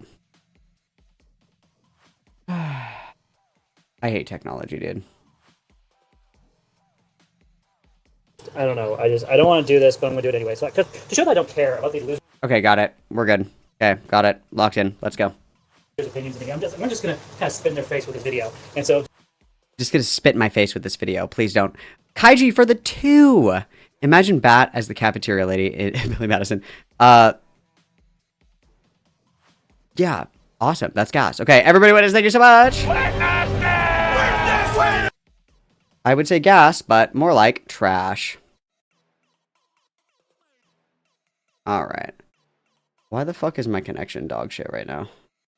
Whatever, dude. Okay, continuing. Sorry.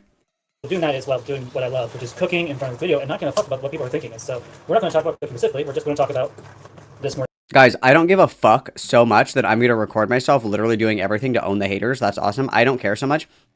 Also, look at how dirty the stove is still. Like, there's just shit all over the fucking stove. Disgusting. And then if we go back just a little bit, look at how much fucking ground beef is in this pot, dude. Look at how much fucking ground beef is in this pot. This is disgusting. That's got to be what, like 5 pounds of ground beef? Okay, gas. So doing that is, well, doing what I love, which is cooking in front of the video and not going to fuck about what people are thinking. And so I just don't give a fuck. Specifically, we're just going to talk about this morning's video. Just briefly. Let's talk about it, guys. The last live stream before this, the OBS, I think it's episode 16 or 17. I had dealt with a YouTuber who has no actual videos on the content, created their account today to control me on my YouTube channel, and want to talk about some really appropriate things that shouldn't have been brought up on my channel in the first place. So I understand people want to know the truth and people want to expose me for the weirdo that I am. I understand the thinking behind that. Trust me, I really do understand the thinking process. But here's the thing. I do not care about people's opinions at this point. And so I don't care, so I'm just going to stream my entire life 24/7 to try to own the haters. Got it? That's why I was able to watch that video, despite the fact that, you know what, despite that, I could not care about someone's opinion and still be hurt by it. Emotions are... Willing to bet that the ground beef went in there like half frozen as well. Delish. Emotions are complicated, so my belief system is I just don't care about the thing. But the truth is, despite the fact that I do not care about these content creators or what they say about me at this point, it still sucked. To see some very emotional stuff, and then by the end of the video, I just there. So when I left my apartment, my intention was to go over, make a video, go all the way to the store, make another video in the store, me buying the most expensive giant box of me showing legitimate proof. And then I realized I wanted to buy the most big expensive box of what, dude? Of what? Why would you buy the most expensive shit to own the haters? Guys, I'm going to buy a Maserati to own the haters and put my entire family in generational debt. Okay, what? my anger, my wife just put it in a very nice way. What did you say when I was over talking to you about my anger? What am I actually angry about? The audacity of channels, more or less, telling me like what I am and what I'm not, and the fact that how dare you guys I'm sorry that you have such an insecure sense of self that somebody like saying you're a dumb bitch is like my entire psyche is fucking shattered. What do you mean I'm a dumb bitch? Like, sorry that you're insecure? I don't know what to say. That's okay, Johnny. I'm so happy to see you. Mwah. Tell me I'm incapable of taking care of my child. I take high offense to that. So there's one thing, call me sexual stuff, call me whatever.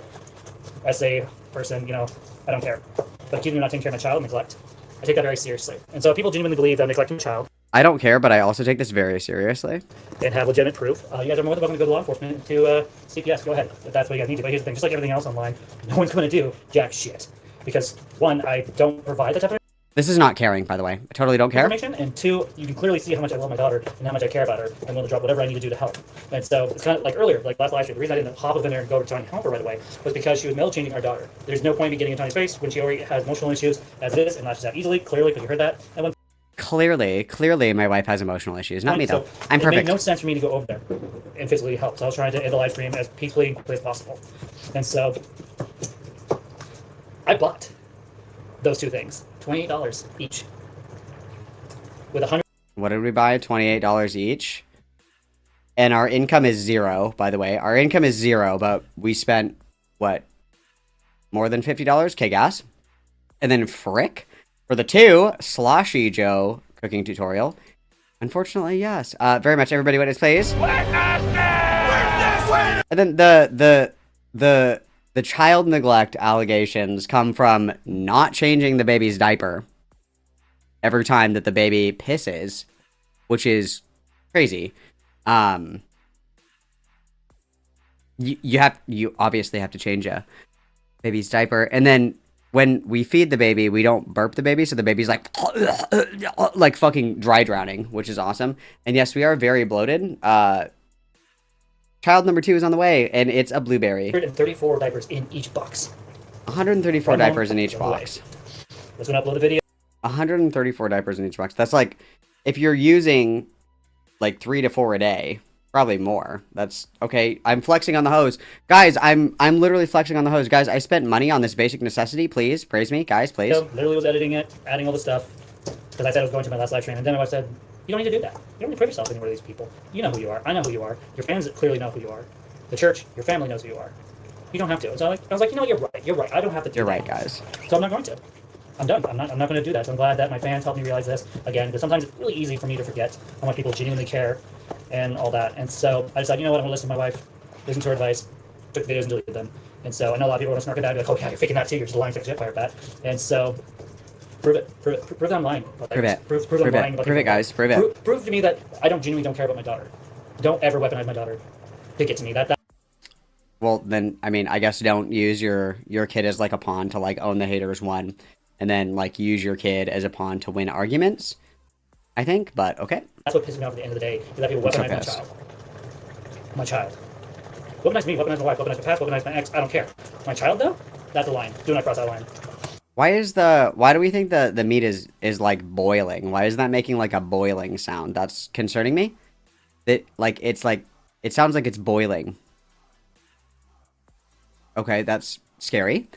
That's scary. And then cryptid in question for the 2. I see Firebat is very blueberry core here. Yes, we are inflating. We're in a permanent bulk season, it seems. Thank you so much for the 2, everybody. What is plays? Because that's just not okay to do that to my child like that. It's not okay. That wasn't okay. A lot of people have voiced their opinions that they're genuinely scared of the fact that I'm going to be at home with my daughter. Yeah. So you know what I'm going to do? Yeah, it's pretty terrifying that we spent one whole day with the baby and that was like too much for us. Like we almost had a fucking stroke because we had one day at home with the baby. I'm going to acknowledge that you guys are afraid, and that's okay. You guys are allowed to be afraid because of my past mistakes, and understandably so. But here's the thing: I have done nothing abusive to my daughter. I've actually protected her from my wife's arguments and fights, and done whatever it takes during fights to protect my daughter. Even dude, you're literally holding your baby and fucking screaming. We're doing a dog shit job, okay? I mean, taking her out of the apartment, going down the hall and sitting with her, or putting her down while I'm having a legitimate argument with my wife. I don't know how the fuck we can make up scenarios that don't happen when we're literally live streaming like every waking moment that we're conscious, right? Like, we are streaming for like 11 hours a day. We're sleeping 13 hours or whatever. The only time that we're not on live stream is like if we're going to the bathroom. That's like it. Going to the bathroom or sleeping. How can you just like make shit up that didn't fucking happen when you stream for like 12 fucking hours? That doesn't make any sense. For the past 2 weeks, every single second of your life has been online. Everybody can see what you're doing. What are you talking about? Over something, because I don't want my daughter to be done that. But the fact that I respectfully ask you to respect boundaries. And so this video is more like about boundaries, more than anything else. Is that I'm asking politely, leave my daughter out of your mouths. This is what happens when you, like, stream with your kid, though. Like, if you don't want people to discuss certain aspects publicly, don't make them public. It's kind of that simple. Leave my daughter out of your motherfucking mouths. Motherfucker. If you have a genuine concern, go to the police. I live in Lacey, Washington. Boom, don't care. That's already no knowledge. So I can talk about it. I'm not even doxing myself at this point. Gas. Lacey, Washington. Call CBS. Tell them and give them proof that I'm abusing my daughter. Go ahead. No fear. No regret. I have nothing to fear or hide from at this point. If you're not going to actually go through stuff like that, then leave me the fuck alone. Rule number 2. I do not want to... Oh, sorry, guys. I wasn't writing down the rules. Sorry. What is our first rule? Leave the baby out of it? Okay. Know what commentary channels are saying about me or be baited to go watch the videos. Leave me the fuck alone. Okay, leave me alone, guys. Leave me the fuck alone, I say as I stab the meat. Okay, gas? Allow me to make my content. Allow me to be myself. Dude, it's like disintegrated ground beef. We've been beating the shit out of it. And then, obviously, yes, this is our annual reminder, guys. We don't tap the glass. We don't get in the animal enclosure. We observe the animals from afar. You know, look at the cows as they graze in their fields and produce supple milk for us. But don't go tip the cows. Leave them alone. And if I find out that you are fucking with the cows, if you are harassing my pet cows, I will ban you from every community that I have access to. Leave them alone. You can talk to all I want, but you commentary channel should be encouraging people to leave me the fuck alone. Oh, I just did that. That's crazy. Then here's the thing. She said in her own email that she's been encouraging people not to harass me, yet those very people are harassing me, which means that she isn't actually harassing them. She's aligned actually in that regards. I've already exposed Sarah Faye enough that I just do not care about her at this point. Or anything I've done to her or whatever. I have no fear, nothing. I mean, she can come to my home right now, and I would look at her face in the eyes. I'll record it too and say, I don't give a fuck about what I did to you 10 years ago anymore. I don't give a flying fuck that I raped you. I don't fucking care, dude. Would rape again. Okay. Yes. I also love, like, the internet tough guy, like, posture where it's like, I would totally tell you to your face that I don't give a frick. I don't give a frick. But we've seen Firebat literally cower if there's any kind of literal confrontation. Like, it's just like the, you know, the grandiose boasting. I would totally frick you up, dude. What did you say about me, you little shit? I'll have you know that I was a Navy SEAL. It's like, literally the only thing that fears you is a tub of butter and a blueberry. That's the only thing that fears you. And your own child, actually. I'm excited to see the progression of, like, the baby being like, ah, like every single fucking time that Firebat raises their voice.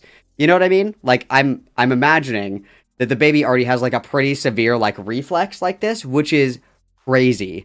For a fresh baby to have this reflex already is crazy, dude. That's insane. Yeah, Firebat did call out of work because a guy accidentally shot himself. Very true. I'm done going in circles. So, better believe that. What day was this on again? This was on... What day was this, Miller? Hang on. Let's see. Let's see if that's true, guys. So that was on Tuesday. It's Saturday, and obviously that was a lie. Okay. With that being said, I'm going to continue making this delicious food and preparing it for the week, because this will go well with my soup. So also, why are we meal prepping if we're a stay-at-home person? Like, you don't have to meal... Like, the reason that you meal prep is because you're busy during the week and you, like, don't have time to cook. Like, I don't know, like, if you have, like, a job or something, you know? Like, that's why you would meal prep. I don't know why the fuck you would meal prep if you're, like, a stay-at-home... Gestures vaguely. You know what I mean? Like, you would just, like, cook every time that you got hungry? I think, maybe, perhaps? It's not just me eating soup, other things as well. Really, it's manwich, so it's only very easy, so that's why I made cook that. It's womanwiches, actually. Dude, we're getting so fucking fat. And talk at the same time and enjoy what I'm doing. I'm just trying to meat. Bring the meat. Where's it? Okay. We are getting so fat. Whose ass is flatter? Tyler Catastrophe or Firebats? Please discuss. So, at this point, I'm going to continue doing what I do here online. I'm going to keep making OBS content whenever and however I want. If I want to spend hours on end doing YouTube content, that's mine and my wife's business. It's none of your guys' business. So, Why is everybody talking about the content that I post publicly online, guys? Stop. Okay, got it. Again, I don't answer to Malcolm. I don't answer to Femios. I don't answer to Repsion. Oh my god, hey, that's me. Oh my god, what the fuck? Guys, it's me. What the fuck? Holy shit. Hello? Uh-oh, uh-oh, it's him. Awesome, we got a tortilla ass. Let's I don't go. answer to anyone. The only people I really answer to is my wife, my child, and God. And my therapist. Our BetterHelp therapist. Awesome, yeah. And my fans. Genuine fans. Who are genuinely trying to understand a situation. No more, no less. Genuine fans, guys. So if you're trying to use this opportunity to try to prove that I don't take accountability or prove something, okay, cool. I'm done trying to prove that I'm innocent and things. And so as Yummy Waffles has said so many times, and she does this a lot, she'll go, changed or didn't happen. And so that's why I document everything. That's why I document every single thing I do, whether it be hanging out on OBS I listen to my wife very well, I say, as I scream over her every single time that she disagrees with me. Kick ass. a lot and stuff going on with me and my wife. It's not just to hold my wife or myself accountable, but to also show you guys what's really going on. And so clearly, people who already know us in real life and don't feel like our baby's in danger, and she's not, okay? I'm more scared of the baby bat. True. This baby is going to grow up to be a menace to society. Very true. Welcome back, Gypsy Rose Blanchard. Close enough. Everybody witness Mini Chew for the 2. The next thing I want to talk about briefly is how the whole diaper situation. So I brought to my attention that apparently we don't change our baby more because of the price of diapers. And so, no, we don't change her diaper more because until recently, she only had to be changed basically every 4 hours. Sometimes too, depending on how her body processes the. You just change the diaper every time that it's soiled? Question mark. Like, I also don't know if Firebat knows this or not, but like, female babies have to be changed, and they have to have like better, like toileting hygiene than male babies, because of the risk for infections. Like, Firebat probably doesn't understand why girls don't wipe back to front. Right? Firebat probably doesn't know that. Yeah, female babies require much more, like, toileting hygiene and more assistance, like, keeping clean to prevent infection.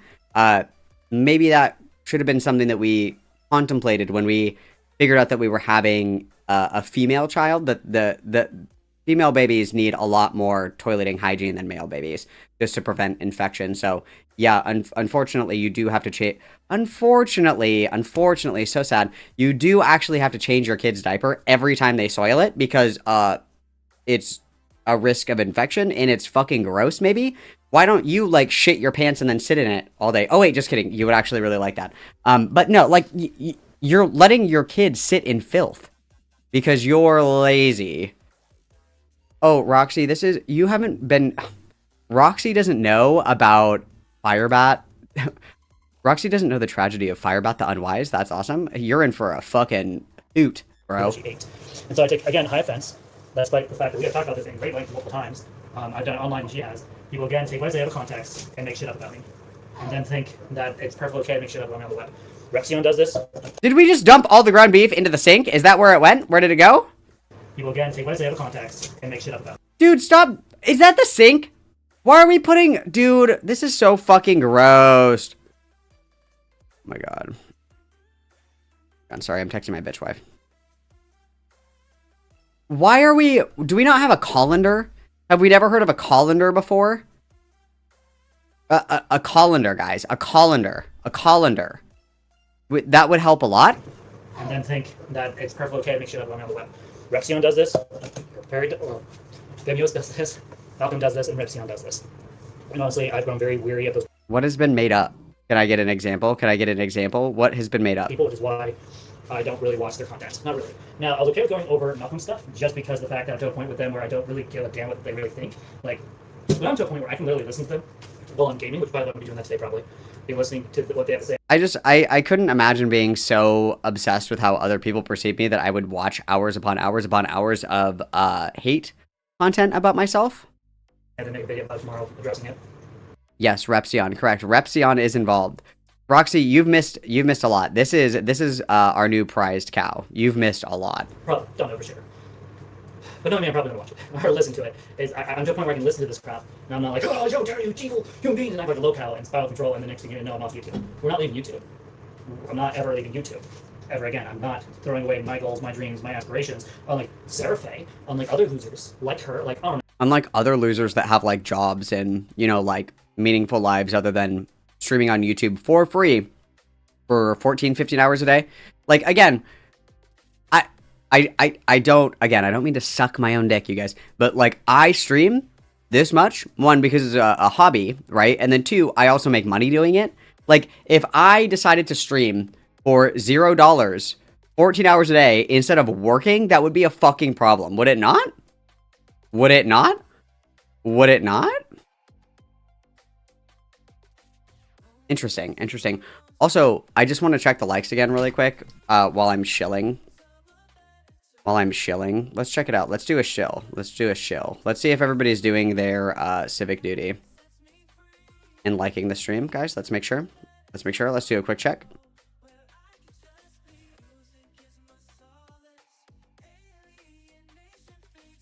Ooh, guys, 98 likes and 172 viewers. That's just quite disappointing if you ask me. Make sure we get the likes up, guys. I think we can do at least 110. At least 110. I'm here for you on a Saturday to entertain you and dance like a little monkey. And you're not even liking the stream. And it's free. That's fucking crazy. The Discord is also free, guys. But if you hate free shit, you can always buy memberships, give memberships, super chats, and I'll read them to you. And you can also check out my merch because that is the fast pass to get into heaven. If you die in a Malcolm shirt, you get guaranteed entry to heaven, which is beautiful. All right, let's continue. Mr. King and Finkel. Actually, those would be perfect for each other. They should date each other. I would love They should to see kiss. my ex and her ex get together and have a relationship. Because those two would get along so fucking well. Are we rinsing out the... They're both fucking toxic as fuck. And to be honest, I saw a lot of her in him, if I'm gonna be honest. And I think he made that connection multiple times. Where I was like, hey, this sounds a lot like my ex. So Wow. the fact that two toxic people I feel like my wife is just kind of acting like Ethan Ralph right now. have tried to expose us on the web, this is absolutely retarded low-cal behavior. Wow, Which I know terrible. is incel behavior. These are two people who are single, have a job, and don't do anything with their life whatsoever. Literally the most dumb-ish people I can think of. I like that Firebat is always like, they're single, I'm married, they're single. You're basically, like, not married. You have, like, the worst... Like, I actually changed my mind. I think that... I said before there were, like, 3 characteristics of Firebat that actually, like, meet the threshold of what is considered, like, woman behavior. The other one is the lesbian bed death. Because Firebat has said before, many times, like, too many times...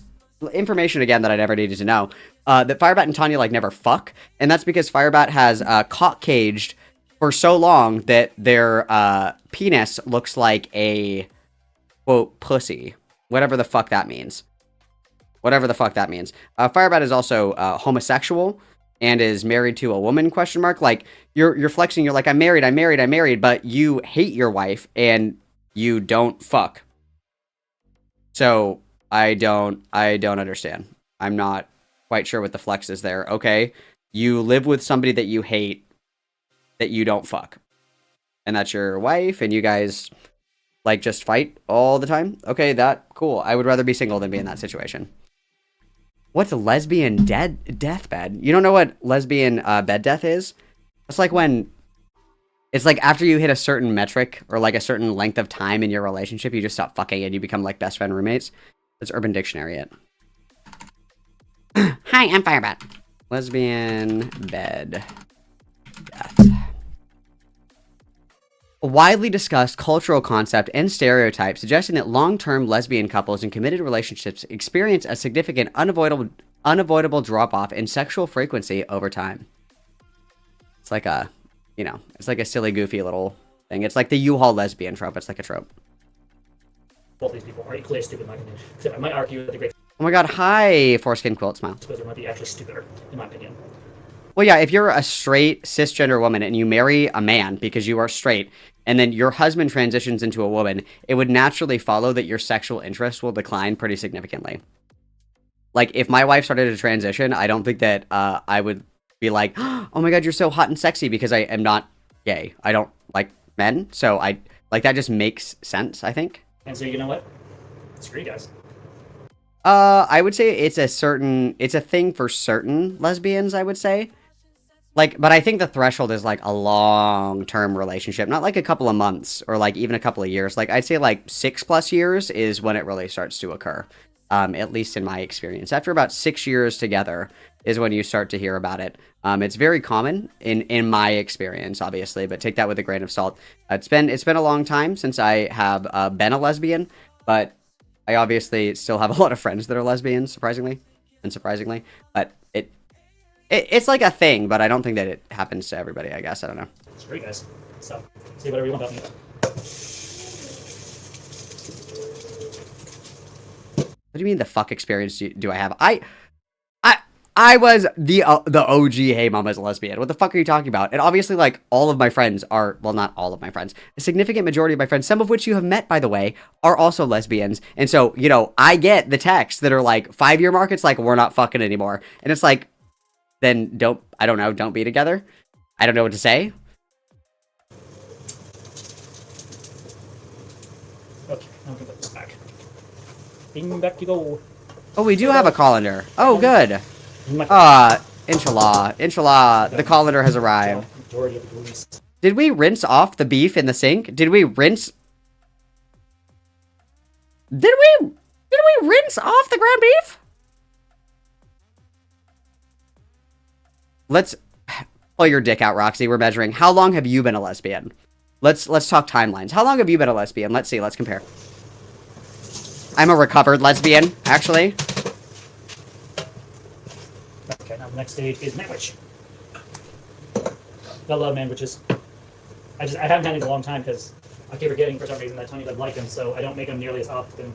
Like, Tanya isn't gonna eat them, so we make like 27 fucking servings of manwiches. 5 years? Let's see.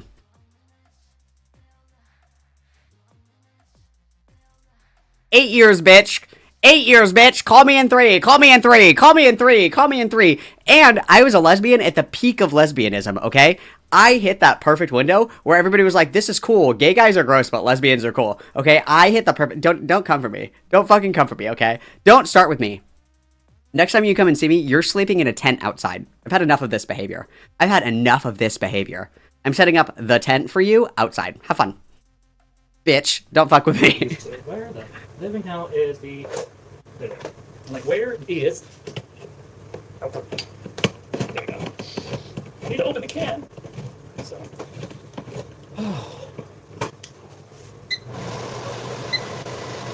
You're like setting a reminder. You're like, okay, Google, set a timer for 3 years from today.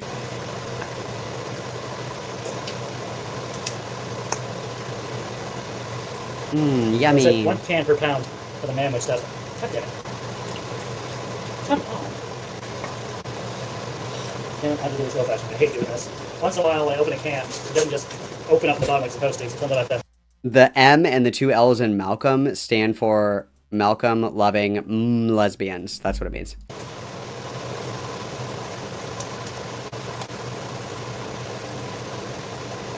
Like, being a lesbian when Jennifer's Body came out was a time to be alive. That was a time to be alive. Being a lesbian and watching Jennifer's Body, what a time. What a time to be alive. Oh. Gosh, my hair.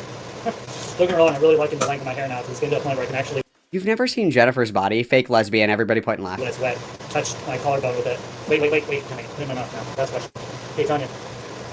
I can mute my hair now. I finally am as long as you. So my wife cut her hair way before I ever started transitioning. And so I've been, like, playfully snarking that my hair's going to catch up soon. And she's like, no, I'm going to grow longer. I'm like, yeah, my hair's going to, like... I think Jennifer's Body is on Netflix. I can't believe that you haven't seen Jennifer's Body. That's like that is like the lesbian movie of what, like the 2010s. That was the lesbian movie, dude. Amanda Seyfried and Megan Fox making out close up. Crazy. Lesbian demon that kills boys for fun while being a lesbian with her best friend. Amazing. One of the things I like about the HRT I'm taking is my hair is to a point. It's basically right back to what it was pre-high school, where my hair would just grow back like that. Like, it doesn't take very long. And so I've been joking for months that it's going to catch up. She goes, no. And she's like, what do you... Okay, well, you have to see Jennifer's Body. It's, like, required by law. Hair gets in your mouth. Let me know. Then we'll know that your hair is actually faster than mine. So I was like... A woman is when you can eat your own hair. Writing this down. Gosh, I'm still not used to the fact, after all these months, my hair being long enough, that I can actually like rush it and like do it the style I like. So it's still taking some time to adjust to it, but it's worth it. So I think I have more than enough materials here to go out to, but hopefully I did this right. How did this take like 22 minutes to cook a sloppy Joe? You just like cook the ground beef and put the shit on it. That's it. Hopefully, that's the question of the day is I hope I did the right thing. And so last thing that I want is my manwich to be a little too sloppy. My so, womanwich. Hopefully. So, hope everyone is having a good day. Despite what the question this morning, despite the commentary channel stuff, I'm actually in a really good mood, despite everything that happened. I'm in such a good mood, guys, because I'm making a habit manwich. to break. It's really hard for me to break the habit of over-explaining, and then on top of that, break the habit of feeling like I have to prove myself to people. And so I'm a new Let it mother, cook. I'm a trans mother to a newborn, and on top of that, I have a wife who legitimately has emotional control issues. Despite the fact she's taking medication for it. And so it can be really, really hard on me sometimes to be what others want. And truth is, the reason why I care so much about people's opinions is because I hate being painted as a villain. I hate being painted as someone that doesn't care. I hate being painted as someone that's all I am. That's all I am as the Firebat. Guys, I hate being the villain. Is quite literally the villain in every single fucking situation. Like, it was Bard who was like, turning into the evil bitch stream to see an evil bitch.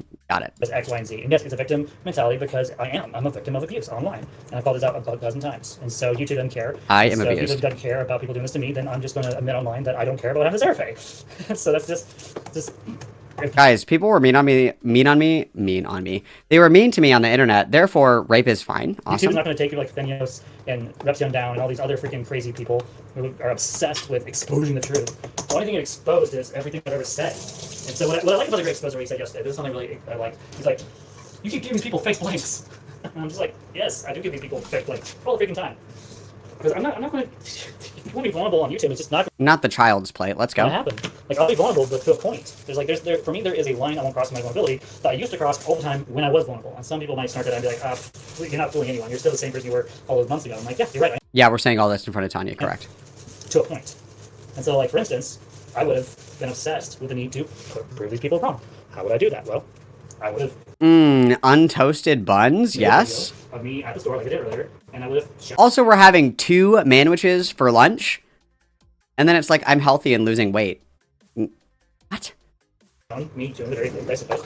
I'm trying to eat healthy. Has 2 fucking manwiches, 3 fucking manwiches for lunch. I'm trying to eat healthy, guys.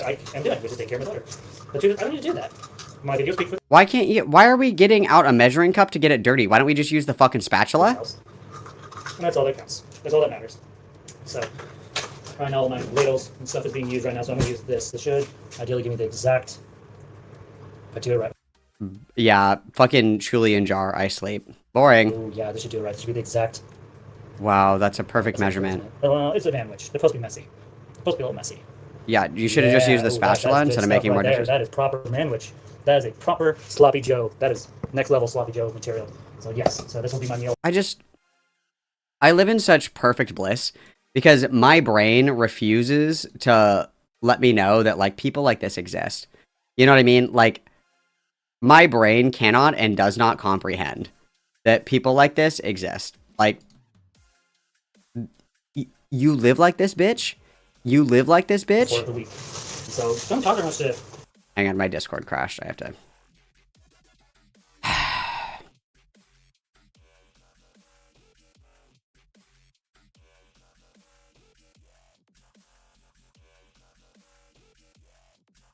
So fucking annoying, dude. I think it has to update. But it was giving me the black screen of death when I was trying to Discord. So hang on, wait for this to load. Sorry. Thought we can continue while this loads, I guess. We'll see if it opens for me. Get these. The most expensive thing out of my entire buy today was 2 sets of diapers. Boxes of these diapers. And so, it is what it is. And so there we go. All better. Get going. Enjoy my lunch, even though it's not noon yet. I'll put that there for now. Like, we'll often put it away in the fridge later. No! Is Discord fucking asking me for my fucking ID to look at my own fucking Discord server? Are you fucking pooping me right now? Are you fucking pooping me right now?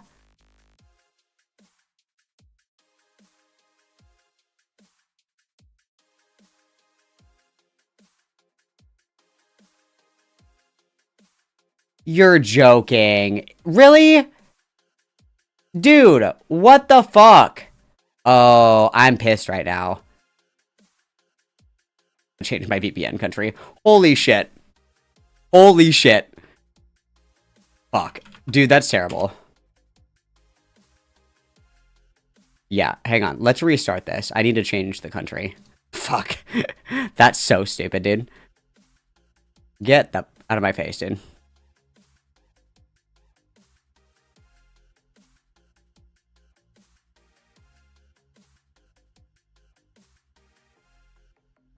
There we go. Fixed it. All better. And yes, I do fully support age verification for like porn and shit. Not like using Discord, but if you want to access like pornography, yeah, I completely agree that you should have to provide ID. Yes. Obviously, it's kind of like I want to know like what they're doing with my information, clearly, right? But like if I want to go to like I don't know, like fucking Lovers or something and buy porn, I have to show my ID, right? If you want to watch porn on the internet, I think that you should have to produce ID. Yes, I do believe that. Yes, correct. I do believe that. Correct. Yes. I don't have fucking porn in my Discord though. So there's a difference there. But let's continue, guys. Let's continue. And yes, I agree. Pornography is demonic. And I think that we should ban all of it forever. I completely agree. And so I got food for the week. Yeah. Well, you guys talk about nasty shit. If you guys wouldn't talk about nasty shit in the Discord, I wouldn't have to do that. But some of you guys are degenerate gooners. Okay. Yeah, Discord sucks. Yeah, whatever. Also, Angel, I'm terrified when Firebat is left alone while poorly fresh postpartum Tanya is forced back to work. Oh, don't worry, that already happened and it went just as terribly as you expected. Thank you for the 5, everybody witness, please. And also, maybe you shouldn't live in the United Kingdom, bozo. Get fucked. And so here's the good news, is that even if we financially start losing a little bit of money, we still have $300 each month we'll be able to put in savings again. It's even more, which is even more money because of the fact we're not going to be eating out. And so for those who don't know, recently my wife and I... Firebat has also said that we're not eating out, but Firebat spent... Where's my Firebat expenses spreadsheet here?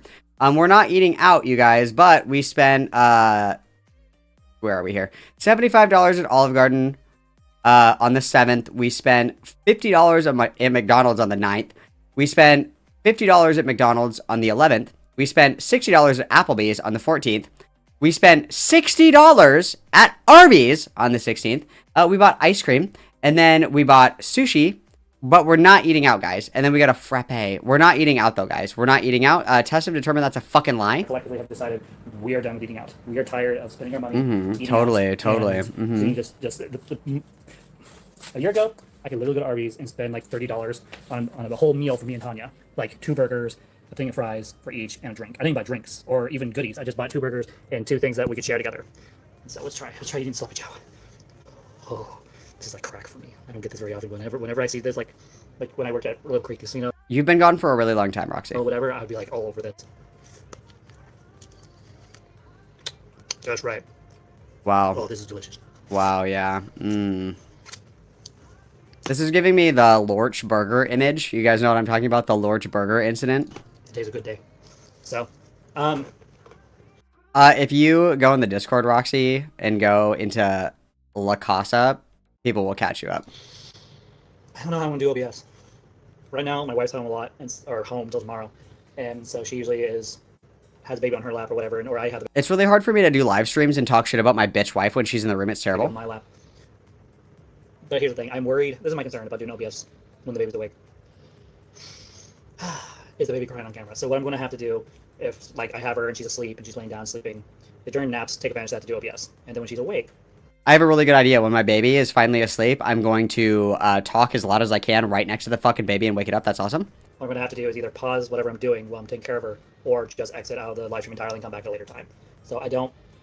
Wow, how mature. I don't know how I'm going to go about this yet. I'm still just seeing how things work.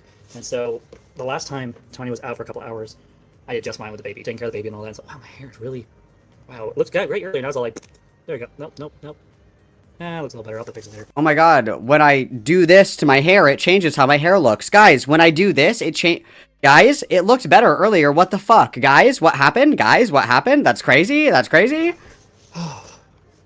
Also, I hate this, like, 2007 fucking Aeropostale ass cami and a fucking V-neck. Like, I'm getting PTSD. Like, what's next? Ugg boots? Layered camis? Get the fuck out of my face. I want to hop off, enjoy my meal, and then I'll be up on Hogwarts. Yep, and then we'll be up all night again, which is awesome. That's awesome. Okay, what do we have next on the docket, guys? Let's see. So that was disgusting. We still can't fucking cook. Awesome, cool, yummy. Yummy, yummy, yummy. Delicioso. Okay, up next we have... Bat compares themselves to God and argues about evolution. Hell yeah. Hell yeah. Hell yeah, I do that. Oh, sorry, I missed this one. This is the Firebat is back on FetLife rant. My bad. Let's talk about FetLife, guys. Let's do that really quick. Oh, hang on. I need to... Where am I? This one. Copy link.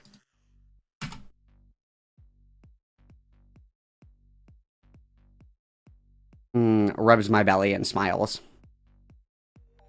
That's awesome. And then I need to get this up quick. Okay, perfect. All right, let's see. Ooh, and we've returned to the common area. This is a unique and niche Firebat setting, guys. This is Firebat in the common area of the apartment complex, Hello. which is very niche. Very niche. And then let me make sure that my thing is... So, as of this afternoon, about less than 5 minutes ago... Hang on. Go faster. Hello. So, as of this afternoon, about less than 5 minutes ago, I have come to the conclusion that OBS is just not going... Dude, what the fuck? Speed up.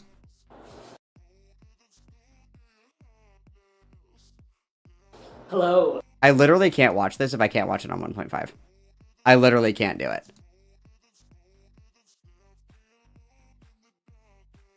So, as of... Why is this not working? I'm literally gonna fucking punch myself in the face until I die. Let me get a different one. Jesus fucking Christ.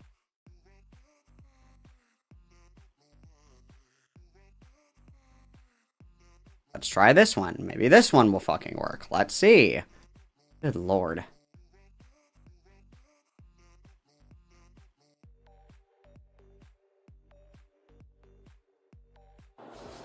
Hello. So, as of... Why? Why the fuck? this... It's literally just not fucking work. I'm gonna kill myself. I'm gonna do it. Killing myself. Dead. Kill. Jesus Christ. Please. This is my just kidding heart. I'm not actually gonna do that. Hello. Like, is there a single fucking reason in the entire fucking world? So, as of this afternoon... Why? It was working fine on the last one. I'm gonna crash out. I am going to crash out. I cannot watch this shit if it's not... There we go. Hello. There we go. Jesus fucking Christ. Okay, fuck. So, as of this afternoon, about... And it's like, look. less than 5 minutes ago, I have come to the conclusion that OBS is just not going to work out. So, originally I was using YouTube, the live stream software. It was working for me for a while until my computer died, and then we switched over to the computer we have now, which is a cheap $100. We went really cheap with this computer because we wanted something just where you can access the web and so forth. Unfortunately, that came at a price, which means crap software. And so every time I try to do like YouTube lives on the computer, like I would have like my face would work, but like any type of window I try to watch over with my little face at the bottom, just would be crappy. The sound quality was crappy. The video quality was crappy. And so I committed to upgrade myself in OBS with OBS basically. And so unfortunately, OBS doesn't take that much to run, like at all. Like, let's see. 16.2%. Like, it's because you have like 27 different, show your screen, please. I bet we have like 27 fucking tabs open. Like, we have never opened Task Manager before in our life and like closed out of applications. Like, I don't know what to tell you. Like, literally, like a fucking Google Chromebook. Like a Chromebook could run OBS. Come on. no one has said a single thing to me. So the past week or so, I've been trying to be a better YouTuber. And so I got my chair upgrade, I got the headset upgrade. Next step is... really good advice for anybody that wants to be like a YouTuber. When like you upgrade your streaming shit with stuff that, like, you upgrade your streaming shit with money that you make from streaming. Every single thing that I have bought to upgrade like my streaming setup has been money that I have made from streaming. To upgrade the computer, of course, naturally. Oh, and then Boo Miller. This is the wrong video, but we're still gonna watch this And one. something around get a better screen system. I'm trying to get to the point where I could be a professional YouTuber like everyone else on YouTube. But unfortunately, we have the funds. Like, you have to start making money first. I'm sorry, you have to start making money first. Like, you need to set, like, and this is real advice for Firebat. Real advice for Firebat. No snark in my heart. Real advice. If you want to upgrade part of your technology that you use for streaming, you use the money that you make from content creation to upgrade your stuff. If you are not making enough money to upgrade your stuff, that means that your content is not going to improve just because you're buying shit. Like, if you're not making money off of it, you don't need to invest all this money into it. Okay? Like, very sorry. That's not how that works at all. I don't know what to tell you. Running OBS is... It is not very consuming for your CPU. You should be able to run it just fine. It's because you have like 700 fucking tabs open. And having a chair and a mic and a light and a good setup, that doesn't make you like a good YouTuber. That's not what makes you a good YouTuber. Or like, it's aesthetics, dude. And even if you had the nicest $1 million setup you could ever fucking ask for, nobody would watch your dog shit fucking content because it fucking sucks. I could easily take a computer in right now, have someone look at the computer, tell me exactly what we need to upgrade, what the price is, and get it done there in a shop. Unfortunately... And we're going to try to upgrade our computer at the most expensive time in the entire fucking history of the universe to upgrade our computer because data centers are buying up all of like the RAM and the CPUs and shit like that. I went from 16 to 32 gigs of RAM, and I think it was almost $300 for 2 16 sticks of RAM, which is fucking ridiculous, which is outrageous. And that was after camping it for like months, because at one point it was like $700. I was camping it for months. Like, this is fucking ridiculous. The problem with that is it would take a while. And also the fact that we're trying to be better stewards of our finances.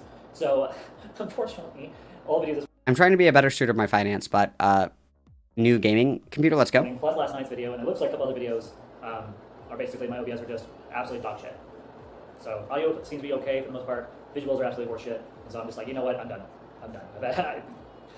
Drama and commentary channels making my skin. I guess YouTube, I mean OBS could. So y'all need my skin. I nearly lost my cork in the middle of the video. I was like, the fuck? I've been doing all this time and like nobody said anything. So I'm like, okay, it is what it is. So this will be my last OBS video, and this will be my last video, I guess, until I can get the computer upgraded. I don't feel comfortable doing this type of video often, unless I'm making like a fun family video with my wife. And then obviously this was a lie because we have OBS stream since then. It's just like there is no amount of upgrading your shit that is going to make your content like palatable to anybody because it fucking sucks. You know what I mean? And you don't need a nice computer to just like fucking stream you doing React videos. Like, if I'm being completely honest, my computer is probably way over kitted out to just stream and play solitaire and shit like that. It's probably, I probably didn't need like these upgrades or whatever, but it's still nice to have, I guess. But the thing is like, I have the money to do it because I only upgrade my equipment with money that I make from streaming. And then I buy nice shit the first time, so then I don't have to buy like, 300 fucking microphones. I don't have to buy a bunch of different fucking cameras. I've had this camera for 5-6 years. I've had this microphone for like 5 years. I've had these headphones for like 5-6 years. Like I've replaced my mouse once. I've replaced my keyboard once. Like you do that with the money that you make from making content. And if you're not making money making content, then you don't need to invest in all these super nice fucking setups. And then I'm really uncomfortable doing like the live streams on my phone. It's just too easy for people to troll me when I'm on my phone. So it's too easy to get trolled. No, thank you. No, thank you. So I guess we'll just be focused on gaming and. Tests have determined that was a lie. Tests have determined that was a lie. Okay. And then so we're gonna do the FetLife one next, and then we'll move on to the rest of the Firebat content. But first, go piss, girl. I'm sorry. And I also want to just a little smoky. 5 minutes tops. 5 minute tops. Everybody enjoy your key jangling. 5 minutes tops. Everybody behave.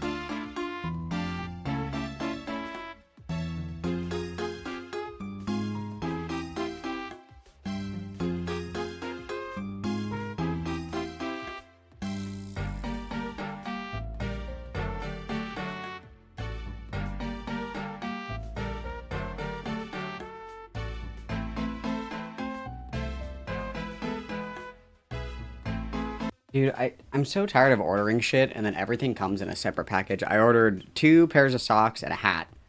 And they're sending the socks individually and then sending the hat individually as well, apparently. Like, why can't you just send it all at once? I don't understand. Whatever. Whatever. Okay, moving on. This is the FetLife video. Everybody boo Miller for giving me the wrong link. Boo. Everybody boo. Okay.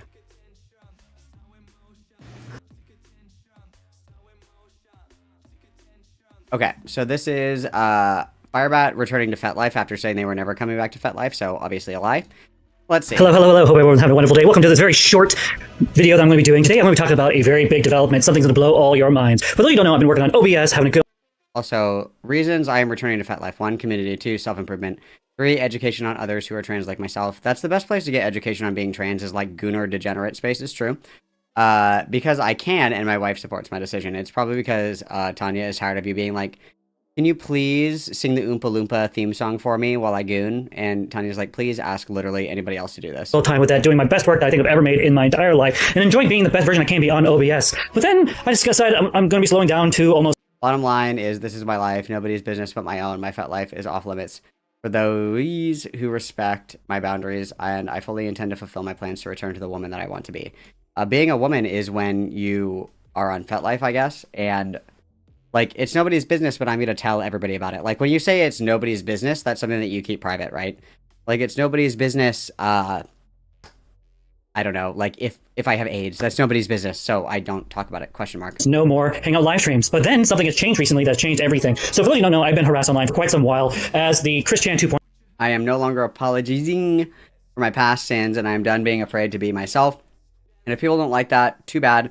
I answer to God, my wife, and my kiddo and therapist. Piss off, judgmental pricks. Got it. Or oh, yeah, being a woman is also... Oh, I missed one? Which one did I miss?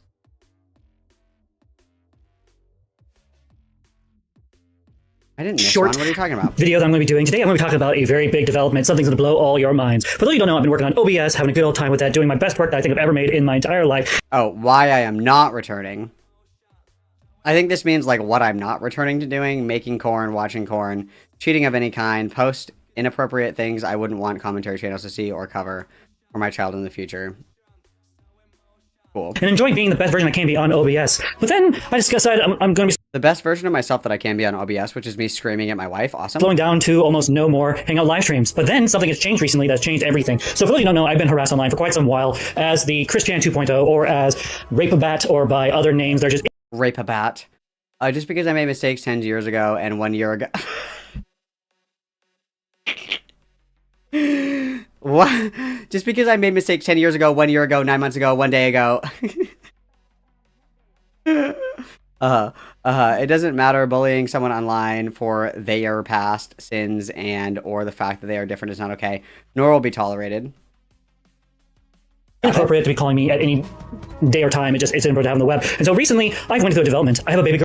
I take full responsibility for my past sins and mistakes. I take responsibility for being back on FetLife and willing to choose. Today, this post is proof that I genuinely don't care what others think. I am the Firebat and I'm finally free. Lol. Girl. I'm also married, and also had left FetLife and chose to be the best version of myself I could ever be in my life. And it was the best decision I have made because I've decided to basically undo the best decision I can make for myself and my family. I need a community of folks who are like myself. I need a healthy place to express and talk and just be myself.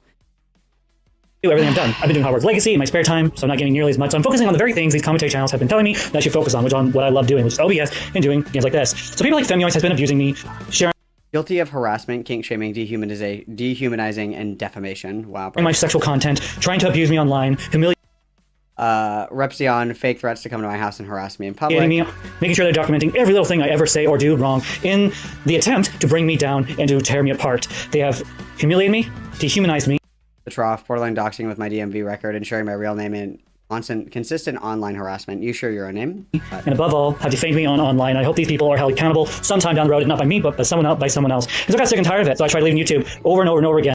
Malcolm, that's me. Oh my god, that's me. Sharing my FetLife. You publicly shared your FetLife, bud. Exposing emails that are inappropriate for the web.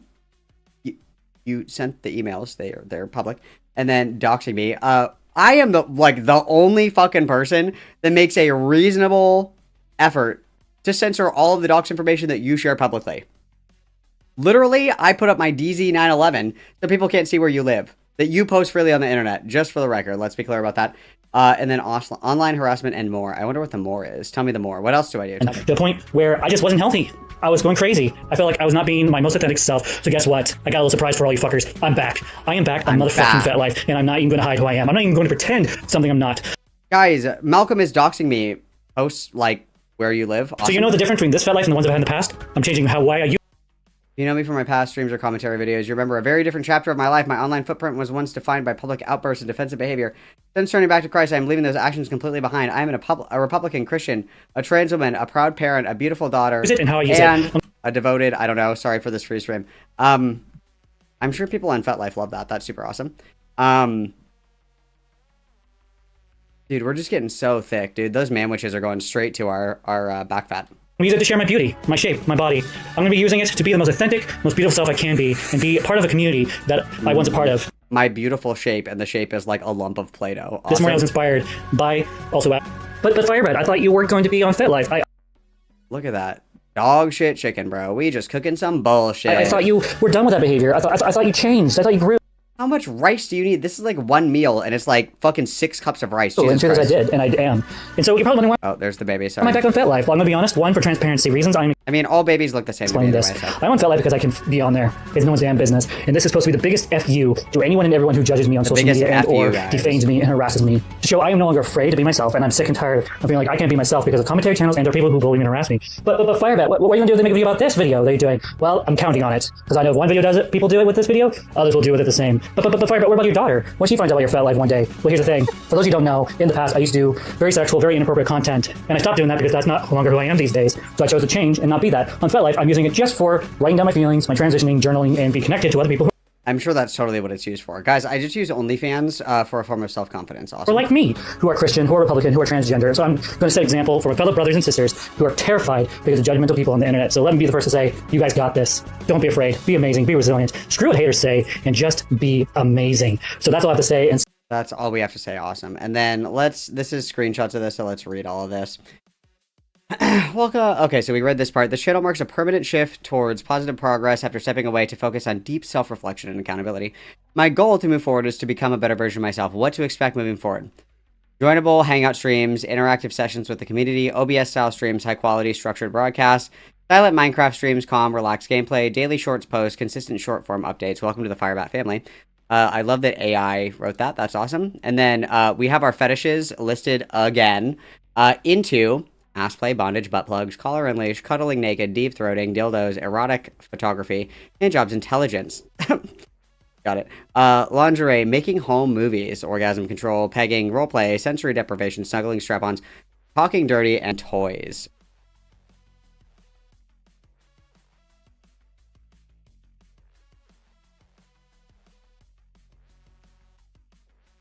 Got it. Okay, that's...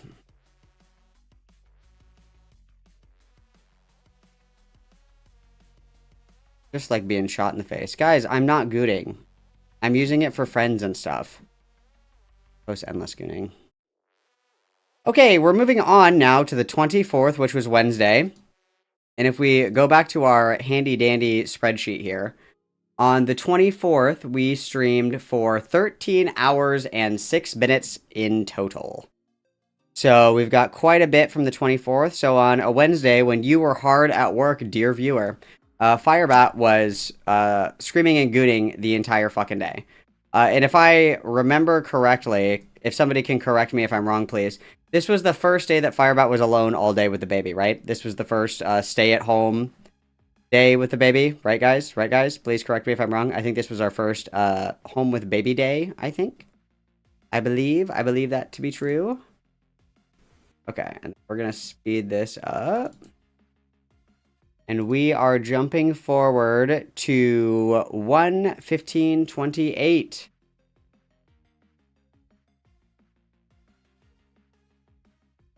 And we'll go just a little bit before as well. All right, let's begin. Or, well, yeah, this is good. Something beautiful and amazing and huge and awesome. My thoughts when I'm done isn't... Oh, is it on the spreadsheet? Is it listed on the spreadsheet? Yeah, so this is the first day at home with the baby. This is our first day at home with the baby. Okay, by ourselves. Tanya's at work. And then we have our rules here. No more questions about Seraphe. No commentary channel questions. Help it make a safe environment. All other questions are welcome. Oh, it's okay. It's just kind of there. My thoughts are, it is good. This is amazing. This is beautiful. Let me just show you. Here, I'll do this so you can actually see. Some of my personal designs that I've done on Minecraft. Let's see some personal designs, guys. Oh, fuck. Hang on. I think that we're, like, showing our Facebook, which is not good. Hang on. Give me a second. Enough to see how good it is. Yep, so we're just doxing everybody on Facebook. Awesome. This design, you know myself. Yes. Because of... What did we say? What did you say it was? It was 1:15:28. So I gotta go back just alone, just from bit. Genesis, probably this loser does. That's where it is good. Okay, I'm gonna keep it over here until we get away from doxing all of our friends and family on Facebook. 1 second. Firebat's calling into Femyaz's stream right now. Do we switch? Do we switch? Do we switch? Do we switch?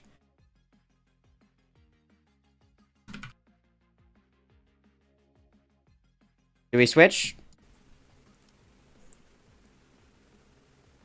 When I'm finished with this Minecraft building design, I'm going to be able to look at it and say, it is good.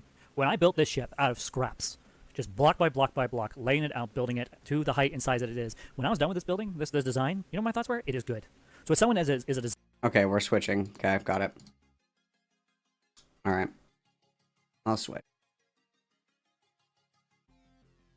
Oh, Lulu's fucking lying. Lulu, just let me know. Just let me know. Lulu, you let me know. We're going to continue with this. Let me know. Designer and creates myself and has a personal relationship with Christ. I have a better understanding of God than probably this loser does. Guys, I understand God because I build shit in Minecraft. Awesome. Because of that, just alone, just from Genesis. And as a creator, I see God everywhere. Creator. In the beauty that I've created with my... You think that God isn't real, atheists? Look at this Minecraft build and tell me that Christ isn't real. Photography. In the beauty of the home I have created. From the plants. Hang on. I'm going to see. Let me get on my phone. Because I don't want to switch if they're not actually, like, calling in. Let me look. Hang on. I'm looking. To the trees. How the earth somehow stays in perfect balance with the moon and the sun. Did you know if we were too close... Oh, fuck. Sorry. ...to the moon and far enough away from the sun, the earth would be ice and uninhabitable? Did you know that the earth is exactly where it has to... I think they're trying to.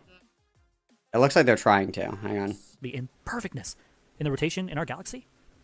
That if it was off just by a centimeter, we would be having disaster after disaster and catastrophic failure for our planet. Someone had designed that. An engineer had to do that. Yeah, creating or equating yourself to God is blasphemy, of course. It's scarlet. And then I think the other thing too is it like the argument that a lot of people will make to prove the existence of God is like the watchmaker argument or like the intelligent design, that because of the complexity of like nature and biology, that it requires some kind of intelligent design, right? Like you would say that a watch, because it's so complex and can't exist like independent in nature, that it requires a watchmaker. So I do not believe for a second that our entire universe just came into existence. I don't believe that for a second. I don't buy that. Again, as a Minecrafter who takes blocks, I didn't just create that thing out of nothing. I had everything at my disposal. So in a way, God played Minecraft. If you think about it, life is just like Minecraft, guys. Now think about it. He had everything already in his disposal. It's like, let's create a world. Boom, here we are. Mic drop. Class dismissed. Let's see. I'm Republican, but I just don't know what to think about the closing of the Strait of Hormuz. Neither do I. I don't follow stuff like that. Yeah, dude, fuck politics. Politics is gay. Surprising how many people think we came from monkeys. Scripture is pretty clear on our origins. The Earth is only 6,000 years old. I also agree with that. Science. Got it. We're hella fucking dumb. Got it. The Earth is only 6,000 years old. Okay, we're switching over. You're talking about to them? I don't fucking know. They wanted to call in. Okay. Let's go! You're not server muted. Let's go! You know you're not server muted, right?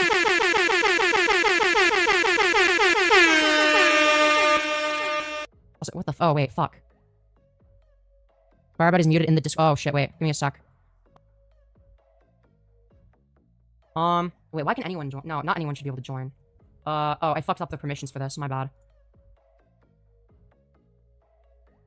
How do I... But it says that they're not muted. Oh, I see my problem. Here, I'm just gonna... Yeah, alright, because otherwise I don't feel like setting up the... Ouch. Dude, I love this Queeman stream. This Queeman stream is awesome. Call me direct... Add me... add me. I can't send you a request. Hang on, I gotta it's not working. Just send a fucking friend request so I can actually... Because you have them disabled. Okay. Yeah. So I can, because otherwise I can't call you. It just says, you need to be friends with Trans Firebat in order to start a call. Then I press send request. They're not accepting friend requests. Gas, dude. Gas. Okay. Alright, dude. Oh, and now Firebat's walking away. Ah, pussy. Pussy. Let's see. Pussy. I do need to fix the channel permissions. Also, Isaiah, you're more than welcome to join this. How the fuck? Dude, what is this Queeman ass stream, dude? I'm not used to doing this shit on PC. Oh wait, also I need to move Discord to this end. Hold on. Dude, reapply your lipstick, Femias. Come on, Then I'll be what able the to fuck? actually see stuff. What the fuck, 'Cause I have bro? terrible eyesight, so if it's on my... What the fuck, bro? Oh, but then I can't properly see those buttons. I'm That sure we're thing running. covers it, but whatever. We're running. I actually don't care. Firebat ran. Firebat Only ran. Error. Permissions. View channel. Wait, verified. Dude, holy fuck. Why can't you just call Firebat? What the fuck is going on? I'm actually gonna do that. Save. Speak. We can just chill for a minute. We can Save. idle, guys, while we see how this turns out. We can idle. That's fine. It gives me a chance to look at this. Hang on. It gives me a chance to look at this. Hang on. Firebat. Rejoin the, rejoin newcomer's, voice. Rejoin newcomer's voice, okay? Rejoin newcomer's voice. It'll work this time now. I think. I don't fucking know, dude. Or don't. I don't care. Oh. In the Discord, Firebat says, "Oh, I'm good. I just needed to troll her for a second." Okay, well, that was a waste of time. So anyways, back to the Firebat slop. Default pick, by the way. Yeah. Okay, just keep your eye on it. Keep your eye on it. We'll go back to what we were doing. Just keep your eye on it and let me know, please. Just let me know. Okay, we're going back to the fucking... We'll back it up if you... The creator. The Minecraft creator. Let's see. Keep your eyes on it. Keep your eyes on it. If Firebat does actually not puss out and call in, just let me know. Just let me know, okay? Look up Science versus Evolution. That was a fun debate to watch as a kid. Let's see. Yeah, my wife at one point, beginning of our marriage, literally tried to convince me that we were made out from monkeys, that we were primates, and we have these cousins and all that stuff, and we originally came from the trees, and like I would fight her on that so much. I'd be like, no, we didn't. Oh, hang on. Let me put my privacy around 9/11 on here. Like, it's just so fucking stupid because I go to such extents to like censor all this shit, and then Firebat just shows it anyway. But That's how much I believe in my faith. and then Firebat posted on their YouTube channel post, "Fuck, folks. Good to finally say what I needed to say to Femyaz in chat, and I'm not even moved or emotionally unstable one bit. Ha ha ha. I love that I can just tell them the truth now, and they still want to make shit up. Awesome." That if you come to me and tell me I came from a monkey, I'm like, wow, you're taking the most intelligent being in the entire world, the entire species, and reducing it to a monkey just because we have some similar parts. You probably have like the same functionality as like a fucking monkey. I think it's really interesting too. One of the things that I learned about, I don't know if you guys knew this, but so gorillas and monkeys, like they can communicate with sign language. Like that's one of the things that are like really cool with like working with animals or training animals, is that you can teach certain animals how to communicate. I'm sure you've seen like the soundboards that like dogs and cats can use to like press to let them know that they're hungry or they need to go out or whatever. They taught monkeys sign language, and they even Michael Jackson's pet chimp could also do sign language and shit like that. But out of the entire history of every primate learning ASL to communicate with humans, they have never asked a single question to a human. So like, for example, you could say like, what color is this? And then the gorilla would be able to tell you like yellow, or be like, bring me the banana. And the gorilla would bring you the banana or whatever. The monkeys and the primates have never, ever asked a human being a question. Even if the monkey is like fluent in ASL. And I think that speaks to the level of Firebat's intellect as well. Because I don't think that I've ever seen like Firebat genuinely like inquire about another person ever, right? It's never like, well, what do you like to do? Or, oh, what is your favorite thing? Or blah, blah, blah. It's like Firebat only ever wants to talk about themselves. Like it's like a terminal case of main character disease, right? Where we're just so uncurious, so uninquisitive, so just fucking locked in a fucking flaming coffin, at the service, the false worship of self, which is just crazy to me, because I don't think I've ever asked Firebat ask Tanya like her opinion on fucking anything, or like, what do you think about this, or do you like that? Like I've never heard Firebat ever fucking ask somebody a question, right? Yeah, the gorilla signing is fucking so sad. And brain and stuff like that? No, thank you. No, thank you. No, thank you. Just no. She eventually came around of her own terms and realized maybe there's a combination of evolution and a combination of God. I was so happy when I heard that. Balance. What a beautiful thing. I mean, to be fair, you said all atheists are insufferable. I mean, I did say that. I did say that. I mean, to be fair, I'll say that's true. The way you treat people comes back to bite you. It's called karma. Exactly. And karma is coming for all these fools. And karma is not a Christian principle. That's like Eastern philosophy. They're like, karma isn't really a concept in like Christian theology. It's not, karma isn't a thing. I love that. I love just making shit up. That's awesome. And I don't have to do anything about it. It's not coming from me. I'm telling you that right now. No matter what I say, karma is not going to come from me when it bites in the ass. It's going to be something they say or do online that's absolutely retarded. What information did I spread? The gorillas don't ask questions to human beings. The gorillas will only sign like in response to questions asked. They've never. What misinformation, Johnny? I'm so tired of you. I'm so tired of you. Oh, man. That took a lot out of me. It felt good, though. Hi, Rigby. Just to get all that off my chest, talk about it. I just think there has to be a line, especially for those of us who are Christian. For like me, this is me right now. I think the only way I could justify transitioning 100% is if I denied the existence of God. And for me to do that, I'm just gonna be blunt. It breaks my heart to even think of it. You're asking me to give up the person that chose to have a relationship with me, has provided. Man, I wish I could tell you guys the most recent thing that happened. There was a situation where God had to intervene. There's no other way. Friday specifically. I wish I can tell you that because it's amazing, but unfortunately people are going to take it twisted, so I'm not doing that anymore. Anything that's actually important, my wife and I have agreed that if it's not recorded like this, we're not putting it on the web. Nope. I'd just be saying shit sometimes. Me when I lie.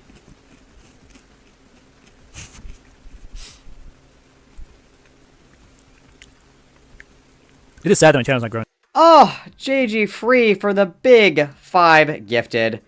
I would be dead in a ditch without you. Everybody witness JG Free, my strongest soldier. Everybody witness, please. Very generous. I love to see it. Again. I thought it was. Oh, maybe it is growing. I got 1 new subscriber. I think it was at 164 yesterday, or the day before. It's slowly growing. So is my subscriptions. slowly growing, finding things worth watching. Oh yeah, I had fun with this. Okay, you know what? I'm thinking about hopping off. I just really don't feel like continuing. Do we get more God shit in here? I'm curious. We have to play by ear. When I have to see how tomorrow progresses, and then sorry, my wife will be working on. I have no balance right now with making content. Then just the fuck out of the fact I've been doing so much content. It's like boring. Boring. Okay, let's see what's next. So we are God because we can make Minecraft builds. Okay. Birds and monkeys and shit can also put blocks together. Very impressive. I'm very impressed by this. Super cool. Super cool. Okay, continuing on. We are jumping to this, which is a clip of Firebat saying that commentary is worse than Hitler, which is awesome. Commentary channels are honestly worse than Hitler in the way they mistreat people. I agree. Melted butter. Absolutely the worst. Wow, they are with. And yeah, I agree. And I agree with you. These people are worse than Hitler. Dude, I'm worse than Hitler confirmed. That's fucking awesome. This is just a quick little clip. True. Yes, 100%. We collectively are worse than Hitler. True. Firebat is Anne Frank in this roleplay scenario. Well, like, and also I love that the person's name is Melted Butter and Firebat doesn't understand that this is like a fucking troll. That's so fucking funny to me.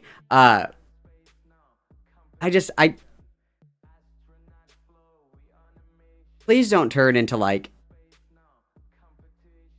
Holocaust ERP. Like, please don't do that. Please, I'll be really upset. I'll be terribly upset. And then some of these are kind of boring.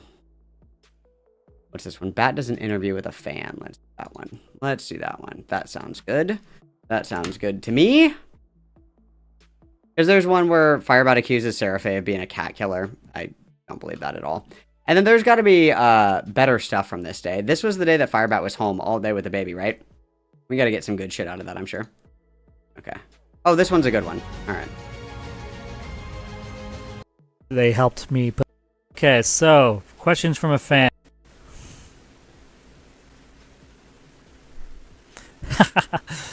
Whew. Okay, so, questions from a fan. They go, for life. These are life questions. Life questions. What's your first memory you can remember from your childhood? Ooh. First memory I can remember from my childhood was my mom running over my tricycle with her truck. Because it was very upsetting to me. But she thought it was fucking hilarious. So she was like cry laughing because I was freaking the fuck out. And I was like crying. That's like probably one of the first memories that I have. Or I remember being at preschool. I remember I was dressed like Dora the Explorer. I had like these orange, I was dressed like Dora before it was cool. I had on like little orange shorts, like a purple shirt with my little backpack. And I remember like the play structure. Yes. The first one that comes to mind. My mom and I had just got back from Vancouver. I think it was 5'4", maybe 3-ish. And my siblings were with us because we went down to pick them up and bring them back to Sequim, Washington, back when I lived there. And what I remember is back around whatever time Phantom Menace came out, there was these like hard plastic glow in the dark, almost like kind of like stars, almost that you put on the ceiling, except they were Star Wars. And I remember they helped me put them all over my ceilings. So that I can remember. What movie scared you as a kid? The Mummy. Hard. Anything stop motion. Yeah, I think it was Chicken Run. I think that's where my deep, unseated fear of stop motion comes from.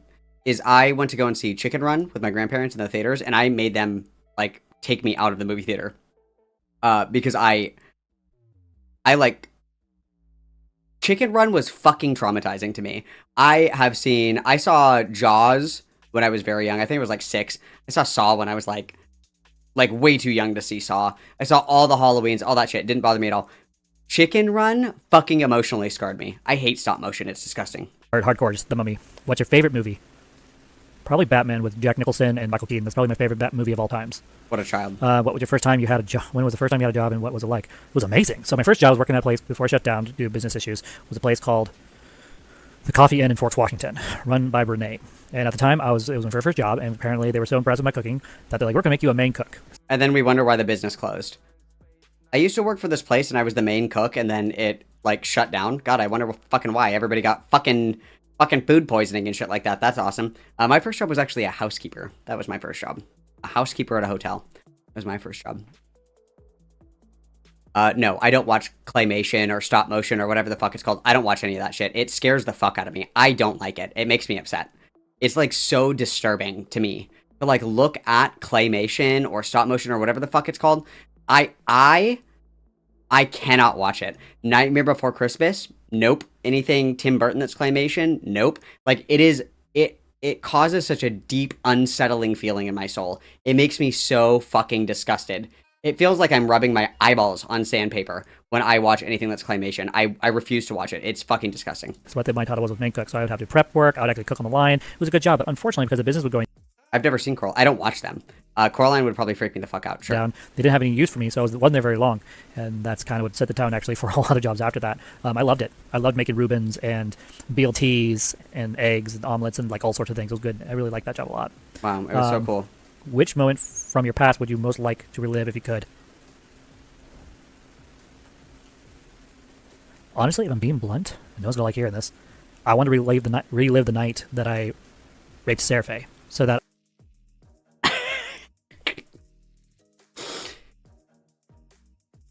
I just want to relive the rape over and over, guys. Just over and over. That's fucking insane. Why the fuck, dude? I want to relive the time when I savagely killed my family over and over again forever. Okay, got it. You're literally choke. Literally choke. Literally choke. How old was I for what, SMJ? that I could change that night. Honestly, So I could change it. I hate that Firebat is like, I fundamentally don't understand people that define themselves by the worst things that they've ever done. Like, Firebat's like, oh, I don't care, it was a mistake, blah, blah, blah. But it's like, we're so, like, you are not defined by your mistakes. Like, I would never define myself based on, like, my worst characteristics, my worst experiences. Like, it's just such a bizarre way to look at the world. It's so weird. It's so weird. I would go back to the worst mistake that I've ever made and just relive it over and over again. Why? I wouldn't change shit. I wouldn't change shit. I wouldn't change shit. You live with the consequences of your actions, and you either grow for them or you succumb to them. You either build a pattern of your worst traits and your worst characteristics and become that worst version of yourself, or you learn from every mistake that you've ever made. Everything in life is either a blessing or a lesson. That is it. There is nothing else to it. Like, if I could relive one moment over and over again for the rest of my life, I would pick the worst thing I've ever... Why? That's so crazy. That's so crazy, dude. That's so crazy. Scariest movie I ever saw was the 1988 Alice. The stop motion done with taxidermy animals in Wonderland freaks me out to this day. Yeah, stop motion, claymation, all it's just fucking disturbing to me. I fucking hate it. Everybody, thank you, JG Free, for the 5. I wouldn't go back to mount the mirror. No. Because now I can get a bigger mirror. Because it was like one of those shitty ones that you get at Walmart for like $10, so you look like a little distorted in it at all times anyway, right? Like, I'll get a much nicer mirror. So I'm actually kind of glad it's gone. If I could relive any day over and over, I would either... There's three. I would relive the day that I graduated from college. That was awesome. My wedding day. Whatever. I guess it was like 15 hours, I guess. Or maybe like wedding day / wedding night. And then the first time I ever did Molly. Those are the 3 moments that I would relive over and over and over again and be so happy and so content. So happy and so content. Those ones. How do I feel about puppets? Puppets are fine. I don't mind them. if I could go back in time, go to that version of me and give him a hug, maybe slap him around a little bit and say, do better, don't do it, I would do that without thinking twice. Do not rape, I have to tell myself. Got it. Giving myself a pep talk before I go out to the club. Do not rape. Malcolm, look at me. No raping. No raping. Say it. You better not rape. I know that's weird to say, but there you go. That's the only moment that comes to mind. What was your experience with your foster family like? And adoption, and did adoption ever come? Dude, Rufus de Sol on mushrooms for your first time on mushrooms. Oh fuck! I bet that was fucking life changing. Holy fuck! I bet that was fucking awesome. I forget who it was. I think I said when I went, Shambhala is like the most like fucking hedonistic experience that I've ever had in my entire life. Where it's just like a puddle of people, just like a sea of bodies, like swaying in unison to music, and everybody's fucking high as shit. Is awesome. And I remember like I was fucking gone, dude. And I remember like literally like at the apex point of where I needed to be, like literally just like standing on top of Mount Everest, like just I was having like the best fucking time. And somebody did they dropped the Dirty Snatcher remix of Inner Bloom, and I felt my entire life trajectory change. Like it was like an instant where it was like such a defining moment. I was like, this is like what it means to be alive. It was the most beautiful. I was like literally fucking bawling, just like fucking peaking, crying my eyes out. I was like, this is beautiful. This is fucking, there's like, what? Like 25,000 people here. We're all like right next to each other. We're all here experiencing the same thing at the same time on the exact same wavelength. It changed my brain chemistry forever. This is like the best Rufus to Soul remix ever. And then Excision played it at Thunderdome this year. Let's get it. It's Dirty Snatcha. Where are my likes? It's just fucking, oh my, this changed my fucking life, dude. This changed my fucking life, dude. Inner Bloom is a religious experience. Inner Bloom is a religious experience.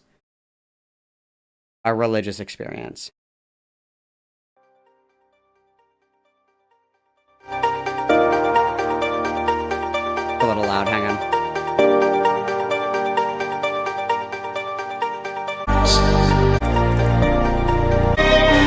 Like, I'm gonna start crying just listening to this. This is such a beautiful, like, I have such strong core memories, like, just woven into my DNA from this fucking experience. It's amazing. If you need me,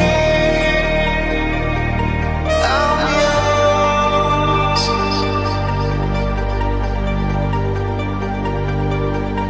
If you want me, if you need me,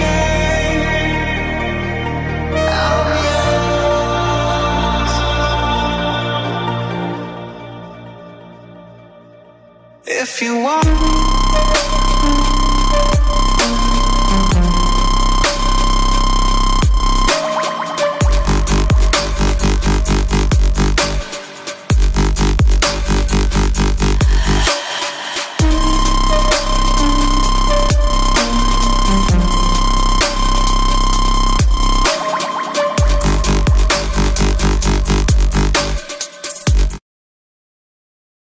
Literally fucking life-changing. Literally fucking life-changing. Literally, I cannot explain, like, the feeling that I get when I hear this song. It's changed my fucking life forever. Beautiful. Absolutely fucking beautiful. Oh, I'm crashing out. Best experience in my fucking life. Okay, sorry. Moving on. Okay, moving on. How loud is this? Is this... Oh, that's a little loud. Hang on.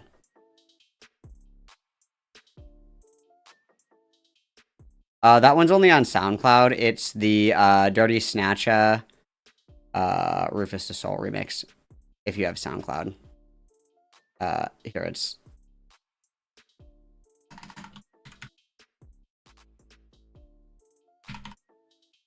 It's only on, what did I just say? SoundCloud. Yeah. So I was adopted at age, I want to say 10, around 2008, with two of my foster siblings who arrived about a year to 2 years-ish before I did. And I still remember I was going to therapy at the time, and my therapist / my parents sat me down and were talking to me about how would I feel about getting my name changed. And at the time, I was naive and stupid, and I was like, yeah, I wouldn't mind being Victor Hanna. Let's do that. But in reality, I wish I was the name that was given by my mom, looking back in hindsight, which is why I go back to my last name, Meekin. Cool, awesome. Thanks for letting me know. What experience with a foster family? Like, it was chaotic. It wasn't good. Being raised by a narcissistic engineer who is so far. I feel like everybody that Firebat doesn't like is a narcissist, or like somebody that actually like cares about or advocates for themselves. I think Firebat declares a narcissist. Like Firebat's like, I want to spend $60 at Arby's again. And somebody's like, I think that we should go to like, I don't know, like Chick-fil-A instead or something. Firebat's like, that's narcissism? Question mark. Or Republican that he couldn't see past his own reflection was not easy. Plus having a narcissistic mother who controlled everything and borderline, I would say, was not okay. I would consider it sexual assault, even though it wasn't sexual in nature itself. It just Firebat retells this story where Firebat was cross-dressing underneath their clothes, and that the mom like noticed that Firebat had on multiple layers of clothes, and then demanded that Firebat like show what they were concealing underneath their clothes. And then Firebat describes that as sexual assault, because the mom was like, "What the fuck do you have on underneath your clothes? I want to see what you have on underneath your clothes." Like, I'm imagining if I had a kid and they were like, "I'm going out to a party, bye," and it's like very obvious that they have like 6 airplane shots like taped to them, I'd be like, enough. Take it off, bring them over here. You're not leaving with my fucking airplane shots, okay? Those are mine. The buzzballs are for me. Those are dad's buzzballs, okay? Like, you know what I'm saying? Like, I mean, sure, that can be like, that could be something that's like a formative experience or something that you might perceive as, you know, traumatic or whatever. But I don't think that like your parents noticing that you are concealing something underneath your clothing and then being like, "I want to know what you have underneath your clothes because I'm concerned." I don't think that that's like fucking, I don't think that's like rape. I don't think that that's akin to rape. You know what I mean? I don't know. I told you guys the story already in my other seasons. If you haven't watched it in season 2, I talked about that briefly. If you haven't already, I don't want to rehash it. Let's see.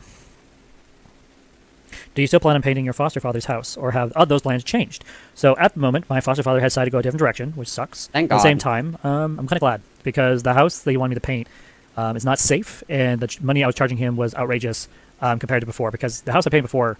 Didn't Firebat get like fucking 5 or 6 grand to paint this fucking house like shit? Where's the picture? Who's got the picture? I showed it last stream. Where did I put the picture of the house? Hang on. I should still have it once. I should still have it.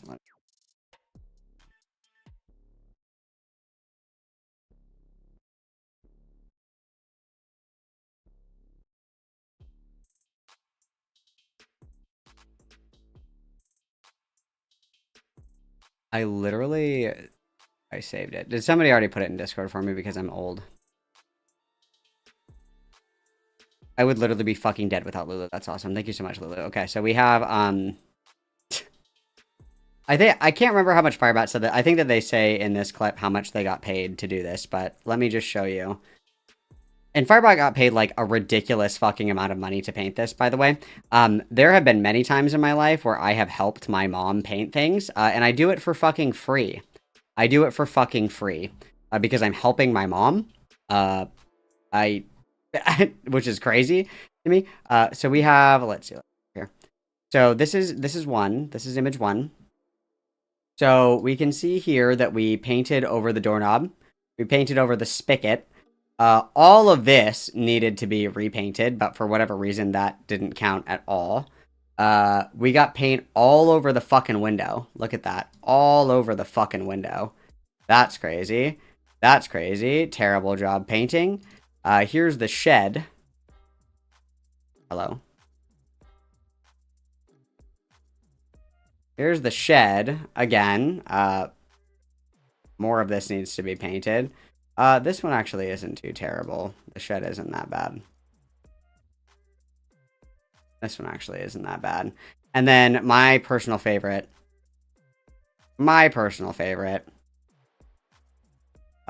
So we just missed this entire spot right here. We just didn't paint this at all. And then we painted over the window, the fucking outlet box, and like the hose holder. And then we just didn't paint here or here. That's fucking awesome, dude. That's fucking awesome, dude. And Firebat got paid a decent amount to do this, by the way, which is fucking hilarious. And then is like, I'm not gonna help my fucking dad because he's not willing to pay me like $1,000 fucking dollars for this, which is crazy.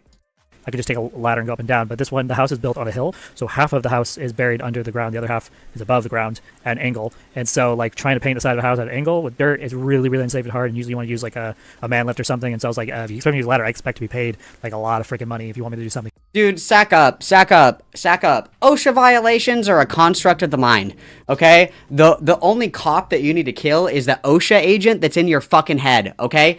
I've gotten on a ladder that's fucking bungee corded to the back of a truck to do shit to the house. or to anyone's house, okay? Like, literally, grow the fuck up, dude. Grow the fuck up, dude, okay? It's like, I literally have somebody holding me by my belt as I'm, like, hanging off of a fucking ledge to try to, like, clean out gutters or shit like that. Like, grow up. Grow up. I don't know what the fuck to say. You're such a fucking prolific pussy. Grow up. Oh, I can't paint it. It's too high up. I need like a fucking rock climbing suit to do it. I'm not risking my fucking... Shut the fuck up, dude. Shut the fuck up.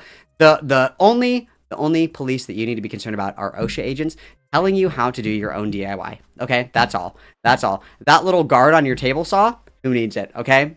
Who needs it? You don't. You don't. Just watch your fingers. I don't know what to say. I don't know what to say. Crazy, crazy, crazy. This is obviously satire. Follow all safety procedures. You know, wear masks, wear your eye covers, whatever the fuck. Only use, like, safe equipment, blah, blah, blah. Like, no, dude, it's so stupid. Like, there have been several times where it's like, you can't put the ladder there. I'm like, fucking watch me. Fucking watch me put the ladder right here. I can do it. I don't need your fucking help. I can do it myself. We need to get a bigger ladder. That's hilarious. That's so funny that you say that. We don't need a taller ladder. I'm just going to put it on top of, like, 6 crates, and I'll make it just fine. Like, stupid like that and risk my life. So he apparently was not okay with that. He just wanted me to pay. He wanted to pay me less to do that. I'm just like, no. So I don't think we're going to do that. But he did say he would look into possibly doing a man lift. True. OSHA is for people who are uncreative bozos, okay? Sorry, I can do this, like, 6 times faster and more efficient if you just let me do what I need to do. Have you ever thought about becoming a foster parent? You know, it's funny you say that. So I actually was talking to my wife about it. So since I will not be able to have a second kid, I was thinking about maybe at some point later down the road when my daughter is maybe a little older, getting a kid. This is awesome. We can barely handle one. That's super awesome. Let's get another. Raised beside her that's around her age. I think that would be a wonderful idea for my daughter, but wife said no. I forget what I was doing. I was doing something. What was I doing? I can't remember. My wife was like, do you want gloves? And I was like, gloves are for bitches. I don't need a glove. What are you talking about? I don't need fucking gloves. I remember what I was doing. I might have been like, I don't know. I can't remember, but it's like, get that gay safety equipment. What do I look like? A woman? Get that safety equipment away from me. Get away. Get away. I'm fine. How would you feel and respond if your wife were to transition? Well, the good news is I would feel very happy for her if she ever felt that way, wanted to transition. I would support her 100%. But here's the thing. She's biologically female. It's never going to change. I just don't understand, like, the logic behind this at all. It's like, then why transition at all? I just don't get it. Like, she's still going to be a lady. Okay.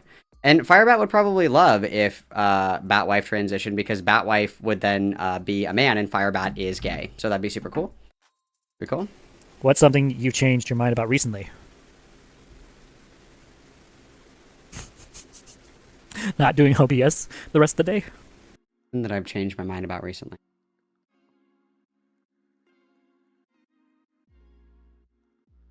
I don't know. I have no fucking idea. What are you most excited for when it comes to your daughter? Playing Minecraft. Maybe potentially being vlogging together, like trans mother and Dude, I can't wait to, like, use my kid as a prop in videos. That's awesome. That's my biggest dream. Trans mother and daughter, like vlogging, maybe. I don't know. These are ideas I would love to talk to my daughter about maybe sometime down the road once the heat dies down a bit. Have you come up with any good family Halloween costumes ideas? Yes. So I was thinking my wife would dress as her house for Harry Potter, which is a Ravenclaw. I would dress as House of Slytherin because I'm a Slytherin. And so I think it'd be cool to put my daughter inside of a Mandrake costume if they had one. I'd like a. I love that Firebat has never had an original thought.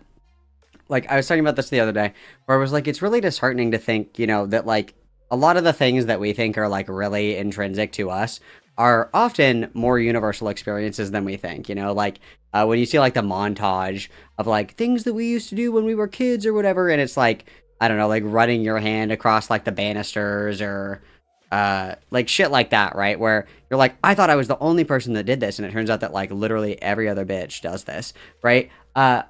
But Firebat is one of those people that has never had an original thought, because that's, like, the normal Pinterest, like, Halloween costume. Like, if I do Harry Potter Halloween costume, how many images until I see that image? Harry Potter, family, baby, Halloween costume.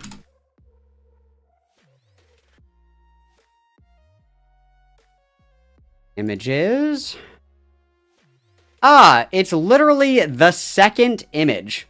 It is the second image when I Google that. Like, Firebat has never had an original thought. Like, and I think that's amazing. It's so rare that you find somebody that has never, like, had, like, a sentient thought. Like, AI is more conscious than Firebat. AI has more moral AI has more of a moral consideration than Firebat, because I would argue that AI has a higher degree of sentience than Firebat, which is crazy. Baby Mandrake, and then we'll have like a little Mandrake, and we will both be wearing Harry Potter costumes, and that'd be our costume for a while. I think that'd be awesome and fun to do. Okay. Next question. YouTube. What advice, if any, would you offer to those who criticizes you? Okay, let's go. Guys, let's see. Let's see what our advice is. I'm so excited to hear about this. Next question. YouTube. What advice, if any, would you offer to those who criticizes you? Let's see. I'll stop lying for one. I would Okay, what have I lied about? Examples, please. Not gestures vaguely.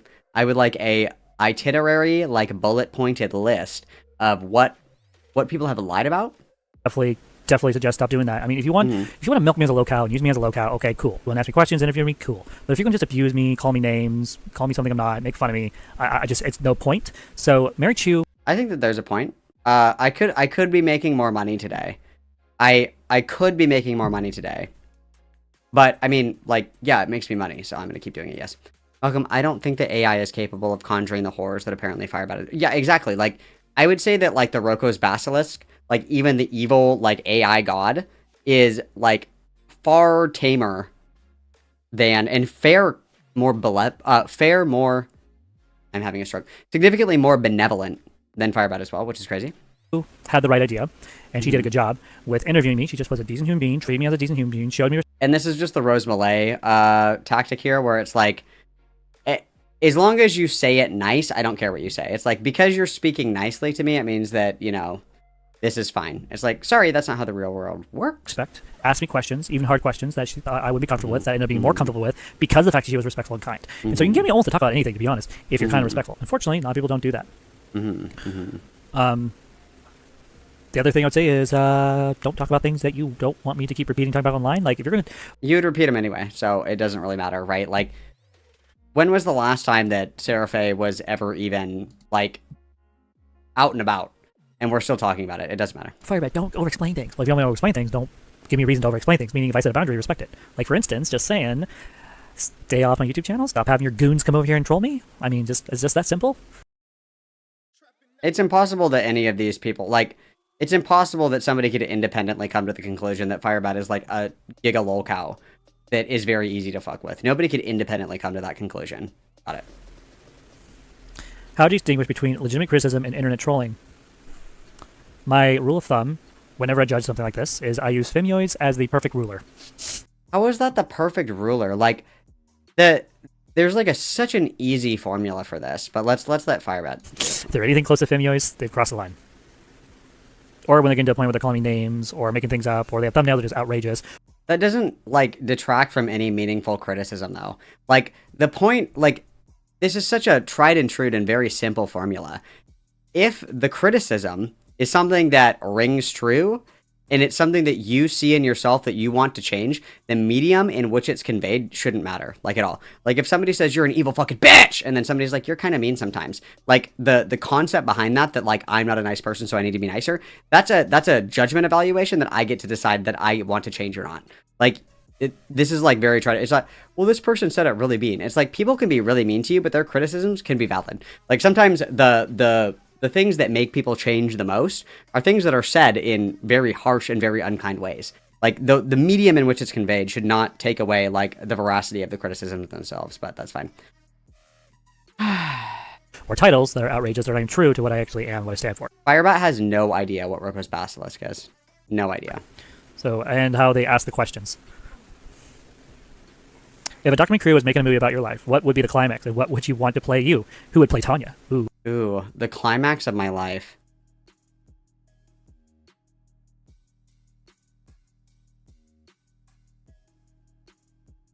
I don't know. I don't know if there's been, like, a significant climax. Everybody says that I look like Edward Norton Jr. I don't see it. But I guess Edward Norton Jr., I suppose. Ooh. If I had someone play me, I would definitely want the actor who played for the trans woman in Soldier Girl. I definitely want her to play my part. Who is that? What the fuck is Soldier Girl?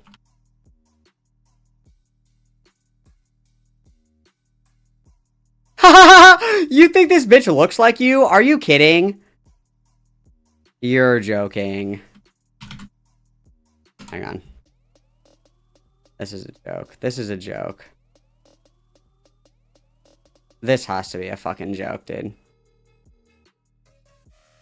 I think Steve Buscemi would be a good contestant for who would play Firebat, I think.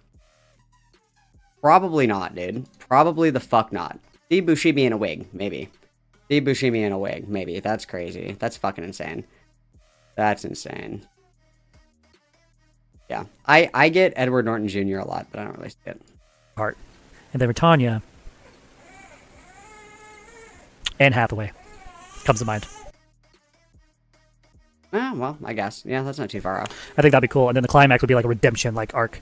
Not like a sacrifice in Martar, but like a redemption. Yeah, exactly. Like when we think about sacrifice, we don't think about sacrificing ourselves. We think about like a general sacrifice that doesn't really mean anything, right? Because like the idea of like sacrificial redemption is that like you kill a part of yourself or whatever in order to grow, but we can't do that. And where like I get better and I change and grow. And I become a different person better. That's kind of my fantasy when it comes to that. Mm-hmm. Do you feel any pressure to maintain a specific persona for your online audience, and how does that affect you? Yes, I definitely feel a lot of pressure. Yep, we got to try really hard not to say slurs. Got it. To be something I'm not online. How does it affect me? It affects me a lot, actually, especially when I have to like be someone I'm not just to ease others' mind. And that's part of the reason why recently I've decided no, I'm no longer going to be caring about people's opinions. I'm just going to be me on the web, whether people like it or not.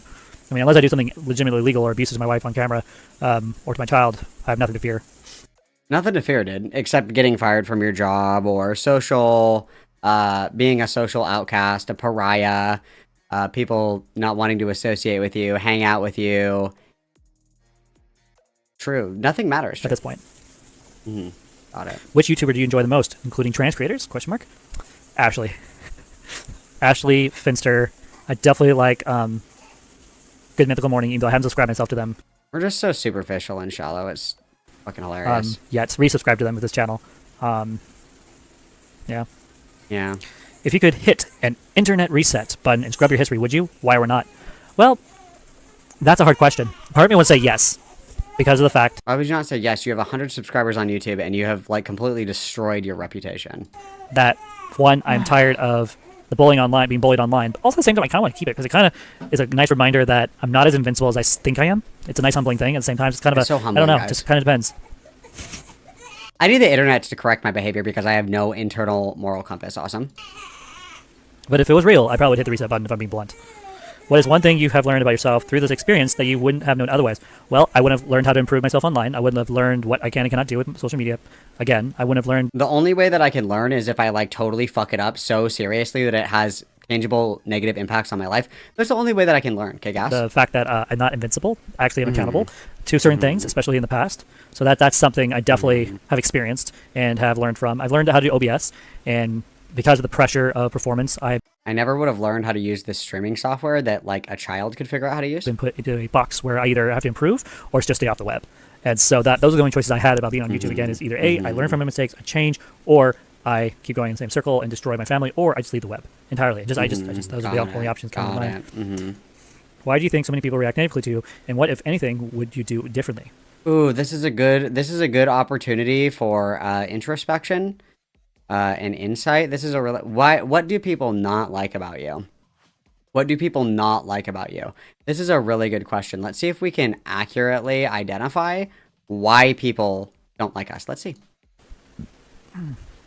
I think people react to me negatively because I don't believe what everyone else believes. I don't act the way people think I should act, and I'm kind of I'm a free spirit. I kind of just do whatever the fuck I want. No, that's not why. People don't like me because I'm just too honest. I don't really care.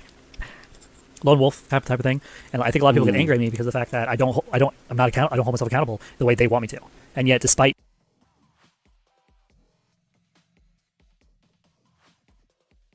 Firebat's just like a feral child that never properly reintegrated into society. Like, it's so fascinating to see such spectacular failed socialization. It's so interesting. It's so interesting, and there's no self-awareness either. There's no self-awareness. Like, people don't like me just because, like, I'm kind of doing my own thing. No, that's actually not why at all. Like, not even fucking close.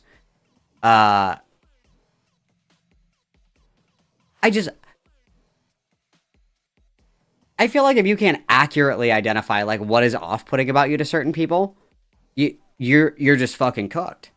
You're just fucking cooked. I just don't. Okay. Got it. hate me, not hold myself accountable, makes people pissed because they have zero actual control over me. And so I think that's why a lot of people who used to A-log me have stopped and new ones have taken place. Because of the fact they realized at one point, oh wow, we actually can't control Firebat. They actually do whatever the fuck they want. And so some of them even realized, as far as, oh wow, Firebat's actually using this to his advantage. He's literally telling us the truth, and we're not listening. And I'm not saying who has admitted that openly to me in a Discord call. Do you ever see a future where you and the common channel could sit down together and share a meal that you cooked? I mean, dude, fuck no. I don't want to get fucking E. coli or like fucking food poisoning. That's disgusting. I mean, if they can get their heads out of their asses, maybe. Maybe they can just stop bullying me and like get along with me. Maybe I could see myself doing that, but honestly, with all the bullying and harassment, I don't think so. Okay, is there any scenario where you'd be open to having a dinner with a great exposer? Not with her. I have banned Tanya to watch anything on YouTube or do anything with that person. Me, I mean, I could potentially. Is there caffeine?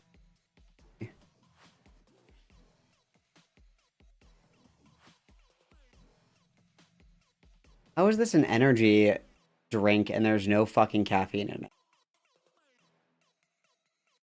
Oh, 80 milligrams of caffeine.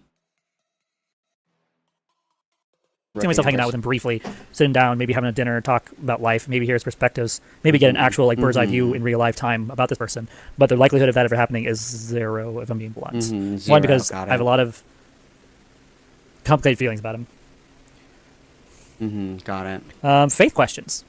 Which passage or verse from the Bible is your favorite, and what makes it meaningful to you? Ooh, good one. Good one. Romans 8:18, John 3:16.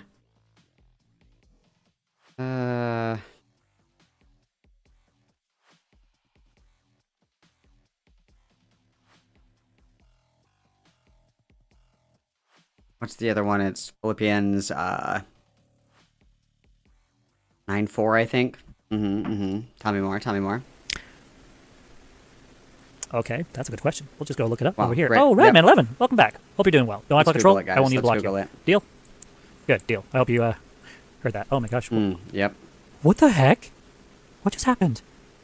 Okay, it's still on. Okay, I was like, did my live stream just stop? Because like the icon just disappeared and then reappeared. That was scary. Main, and we're going to do. I said main, window. There you go. My favorite verse in the Bible, honestly, is the love is patient verse. Love is kind. Crazy. That's so funny. My favorite Bible verse is love is patient. What is that? 1 Corinthians. Love is patient. Love is kind. We're none of those things. Awesome. Awesome. Awesome. 13, I think. Oh, sorry. 1 Corinthians 13. Whoops. This is my favorite verse. One, it teaches you what love really is. And two, it kind of helps with understanding like how marriage is actually supposed to function when it's doing good and bad. And so a lot of it comes from the Love Dare book, which I have gone through in the past, which I actually thought about picking up again, but like for the third or fourth time rereading it. I think I could use a refresher at some point. So that's definitely a thing.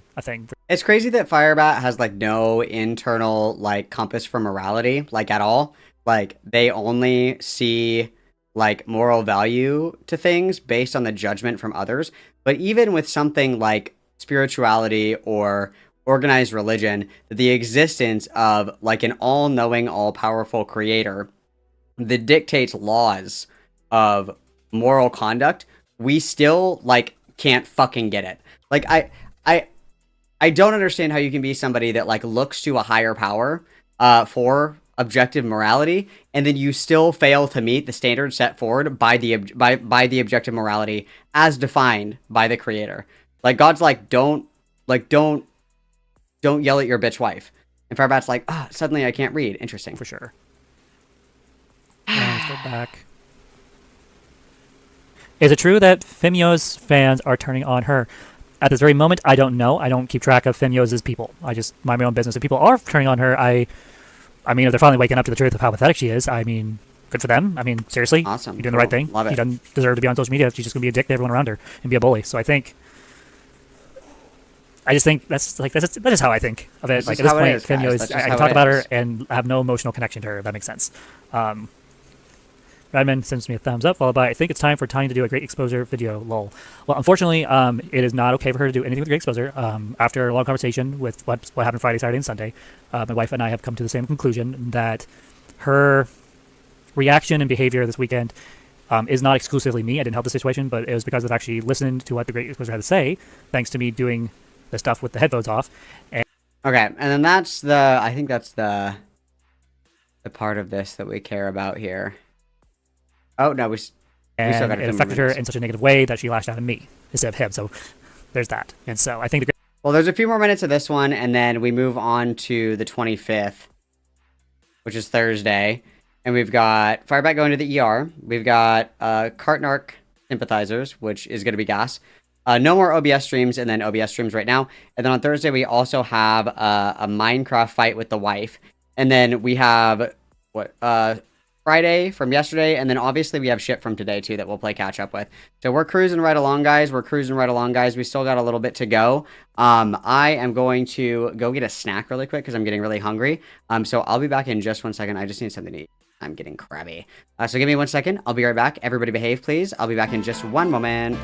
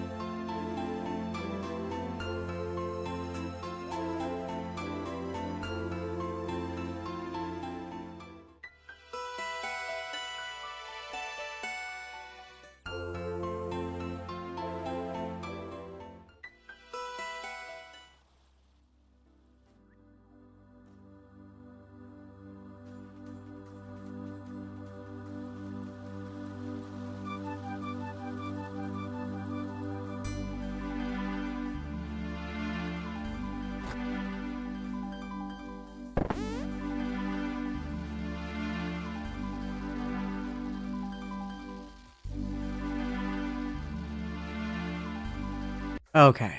I'm locked in. I'm ready to go. I just have to put myself away so I can eat.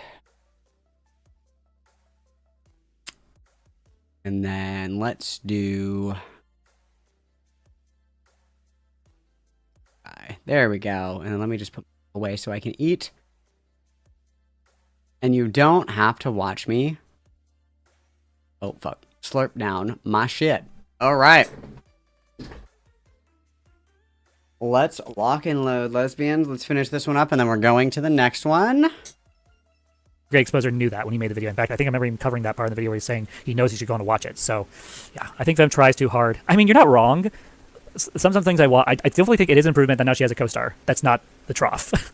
that part I agree is an improvement for Femios. But I think content creating is just, I mean, I'm not even trying. I'm just doing it at this point. Enjoying what I'm doing, laid back.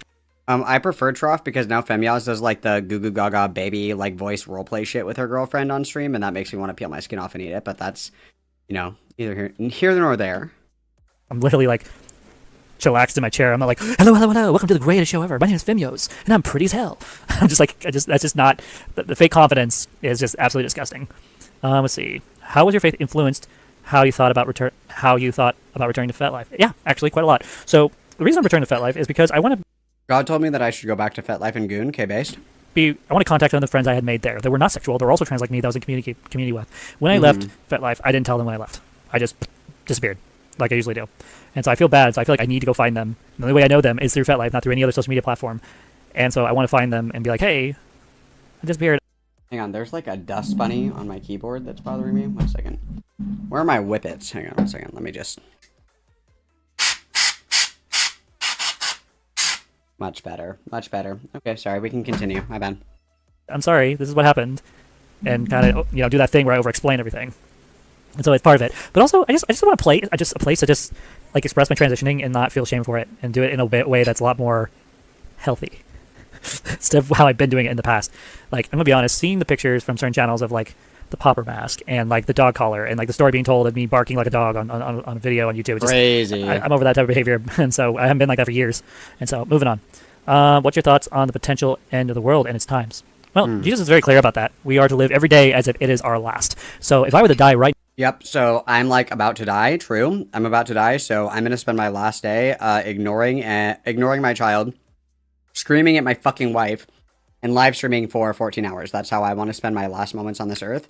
Awesome. Okay, awesome. In here right now, I would be able to stand before the throne for the judgment of God and be able to say, hey, I lived life. I tried my best. I did my best. Do with me as you see fit. Want me to go to heaven? Cool. Want me to go to heaven? That's such a lie. I tried my best. You didn't try, like, at all, actually. Oh, cool. Either way, I'm chill with whatever God decides my fate is. So, I think we're in a very dark time. I'm sensing that all over YouTube, and not just with the stuff with me, but other things as well. I'm starting to see and understand things I just couldn't before. But that's weird. So when you study the Bible, if you just read it, it just comes across as a book or a history book. But if you read the Bible and actually apply it to your life, at some point you start to see the world through a whole different lens. It's kind of like, you've been walking around with these earthly glasses. These questions are coming from fans that I am addressing. So, fuck you, commentary channels. I do have fans. Fuck you. These are just questions. They're just getting you to share embarrassing shit about your life, actually. And it's working. Again, I love the Firebat has never had an original thought conspiracy, because it's 100% true. We know that we heard the quote-unquote earthly glasses like kind of story or whatever from our pastor, I'm sure. We didn't come up with that, of course. We've never had an original fucking thought. It's crazy. Too. These are just a bunch of them that I'm collecting. So, this is what the world's like. It's dark. It looks pretty. You can't see where you're going if your eyes are already blind because you're already weak with opinions of the world. And then God comes along and goes, hey, I understand. Pretty glasses look great. Let me give you something that'll actually help you and help you better yourself. And then you put on his glasses, and suddenly you can see the world in a different picture than before. And that's kind of what the Bible did for me and does for me when I'm actually participating in my faith. Plato's cave, but for devolved humanoid ape. Awesome. What would it take for you to consider converting to Catholicism? No! We don't fucking want you, bitch. No. Get the fuck out. No. Nothing. I would never convert to that. Thank God. I was raised in the Catholicism and didn't like it. Politics. Ooh, these are interesting questions. How would you describe your perspective on the events of January 6, 2021? I would describe it as unknown. As unknown? We don't know what January 6th is? This bitch can fucking vote, dude. Oh, fuck. Oh, that day. The day that I tried to put behind me. The day that I tried to put behind me, we were at January 6th now? We're... What?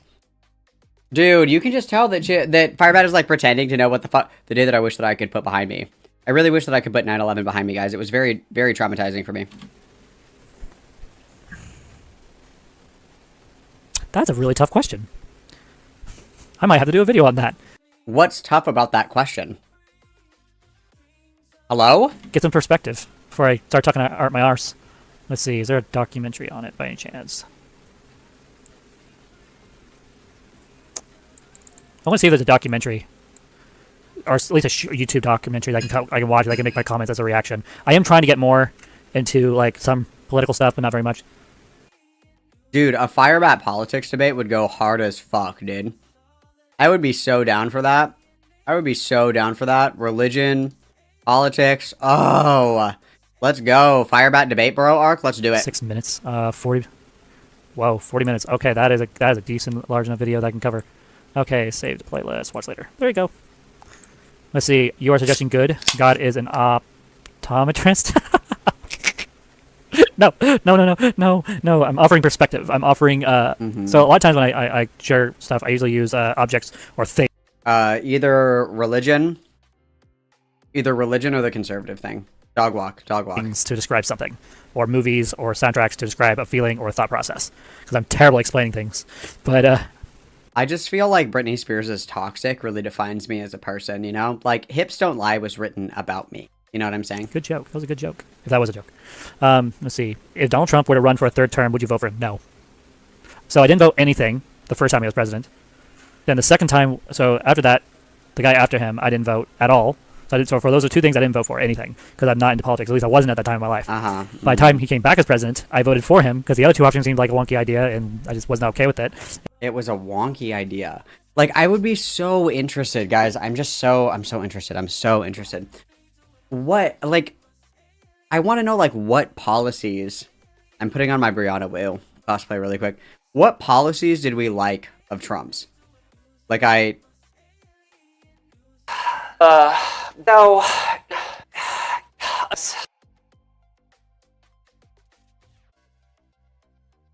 Okay. And he did well from what I saw the first time he was president. And so Trump's first presidency was a fucking disaster, dude. What? I was like, oh yeah, let's go with Trump. I like Trump. Let's do this. You know, as a Republican, I want a president to represent. The thing is like, MAGA Republicans are like a totally different fucking, like, mutated breed of conservatives. Because, like, I know people that are conservative that are, like, still never Trumpers, like Rhino Republicans. Like, I voted for John Kasich, whatever. Like, you can be Republican, but Trump is like a bastardization of the Republican Party for sure. What would that have been? Was that 2016? I think that was 2016 was Trump and Hillary, right? Time is just so difficult for me to comprehend. Yeah, it was 2016. I voted for no, it was Marco Rubio because Kasich dropped out really early.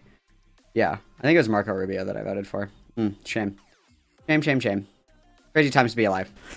And so I did that. And so what ended up happening was I was like, cool, we got Trump back. Great. I don't like his social medias. I don't like how he handled the 6th of the first month of 2021. I do not like how he handled that. It kind of came across as Palpatine, if I'm being honest. How he came across like Palpatine. Great. We have a child's view of the world. Handled that whole situation. But he did good. So give him a chance. And then he made trans people into as if we are all terrorists, and we're not. He did the same thing his first term of presidency. Like, that was such a focal point of the 2016 election. It was the culture war bullshit. Some of us are very peaceful. At least we try to be. We just look on. Firebat is like the archetype of who you would point to like scare everyone about the existence of trans people. Like the archetype that Republicans point to turn everybody off to trans people, like the culture war talking point, is trans people that are exactly like Firebat. People that show hole at work, people that are jorking it crazy style in public, people that have like crazy fucking fetishes and make their fetish everybody else's fucking problem, people that like that are just so overtly oversexual, people that are extremely misogynistic, people that are very abusive towards women. Like Firebat is the like archetype of why people hate trans people. Like that is the archetype. That is what people point to. And honestly, can't blame them. Can't fucking blame them. Okay? If my only exposure to trans people was Firebat, I would also fucking hate trans people. What do you mean, like, part of your transness is, like, fucking jerking off and shitting in the shower at the public gym? What? What are you fucking talking about, dude? Terrible. Absolutely terrible. Yeah, Marco Rubio is probably running again, but I'm not going to vote for him now. Obviously, his policies were way different in 2016. Unpeaceful online, unfortunately. Especially those of us with centric personalities, like myself. Let's see, what is your perspective on the Supreme Court decision on the overturn Roe versus Wade? Raid. Is that the...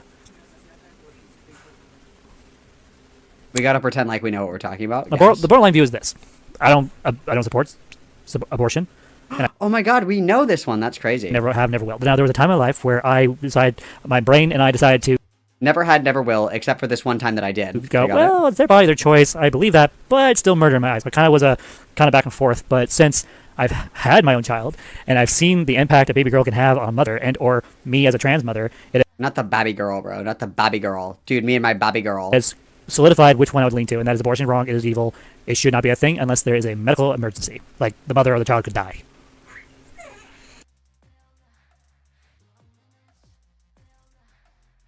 Got it. Okay. Then that is something else entirely that needs judgment. It's not like my place as a judge at the end of the day. So if I had a friend and they had we're gonna have a kid and they aborted the kid, yeah, I probably wouldn't like that. Or oh no. This is just, it's such spineless weasel pussy cuck behavior. If you believe that abortion is murder, you would never keep company with somebody that you perceived to have committed murder. Got it. No. Oh no. What's wrong with the daughter? Is she okay? Is she okay? Okay, that tells me everything I need to know. The burp tells me everything. Severe. Oh boy. Yeah. Tell mama your woes. Tell mama your woes. Tell her how you really feel. Sorry, I love my daughter to death. So I thought she was crying because she was in pain. So I was doing that thing where I usually do, which is you want me to action. What do I need to do to save her? And I realized, oh wait.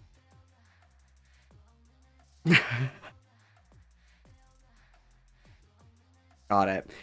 The baby is also probably like violently overstimulated because this was Wednesday. This was the day that Tanya was at work all day, and Firebat like never let the baby just be. And it's like with babies, they cry all the time, okay? And the baby was crying probably because it was tired, because it was up all night. And Firebat wouldn't stop like fucking holding it, rocking it, and it's like, shut the fuck up. Stop talking, put the baby down and let it go to sleep. Like, the baby is probably just, like, so fucking overstimulated. Like, the baby is gonna stop crying altogether because the baby is tired of being fucked with. Like, fuck. She's just trying to burp, and she's unhappy. You know, she's full of gas today, aren't you, honey? Wow. Okay, so that's all those questions. Didn't take very long. And so one of the people that sent me these questions, her reply was, I got you. Thank you for all the questions. By the way, you know who you are. Thank you. Thank you for your questions. And they said, no one has been willing to give you a positive interview. I think this one will help. So I appreciate that. So when people give me like an actual interview with questions. I think the only thing that my big takeaway from this is if you could relive one moment of your life over again, I would relive the night that I raped. Okay, got it. Intelligent questions. I tend to do a lot better than someone that's coming in and is trying to interrogate me to get me to admit something. I don't do it with aggression. I don't like aggressive, type of debates. It's you don't solve problems with aggression. You solve problems by using. That's crazy. We should apply that philosophy to screaming at our wife. Cool. Faith, grace, compassion, and a genuine design. See, that's something I've noticed have changed. It's like the words I say, like genuine. I can't remember how you say the word. Guys, I've changed significantly in the content of my character because I pronounce words correctly now. Awesome. Genuine. See, can't even say it. I was bullied so hard for saying the word. Genuine.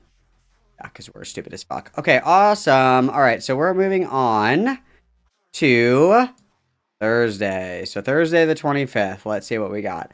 On Thursday, Firebat streamed like all fucking day again. Let's get out our spreadsheet. On Thursday, what was that? Thursday the 25th, we streamed for 8 hours and 11 minutes. And this was the day that Firebat was not going to do OBS anymore because the computer couldn't handle it. Obviously, Tess determined that that was a lie. But Firebat was streaming, in the middle of streaming, and then abruptly ended the stream and went to the emergency room. And so let's go look at that post really quick.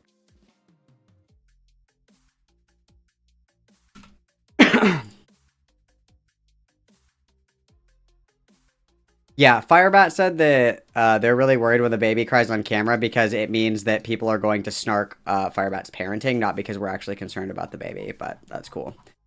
Let's go.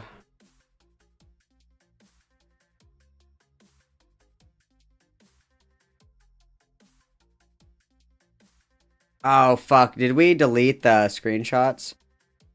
Hang on.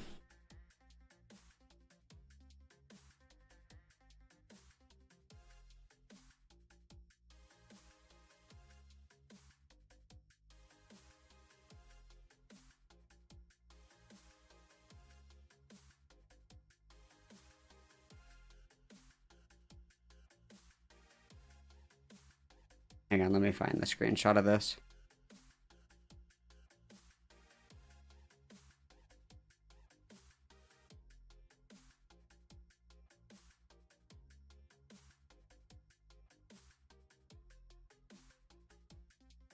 If God will allow. Hang on, look for it.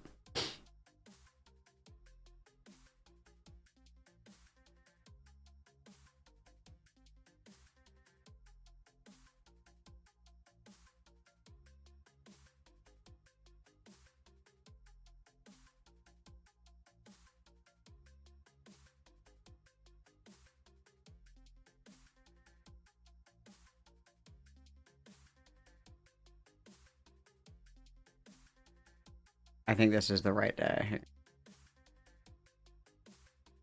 Yeah, this is the right day.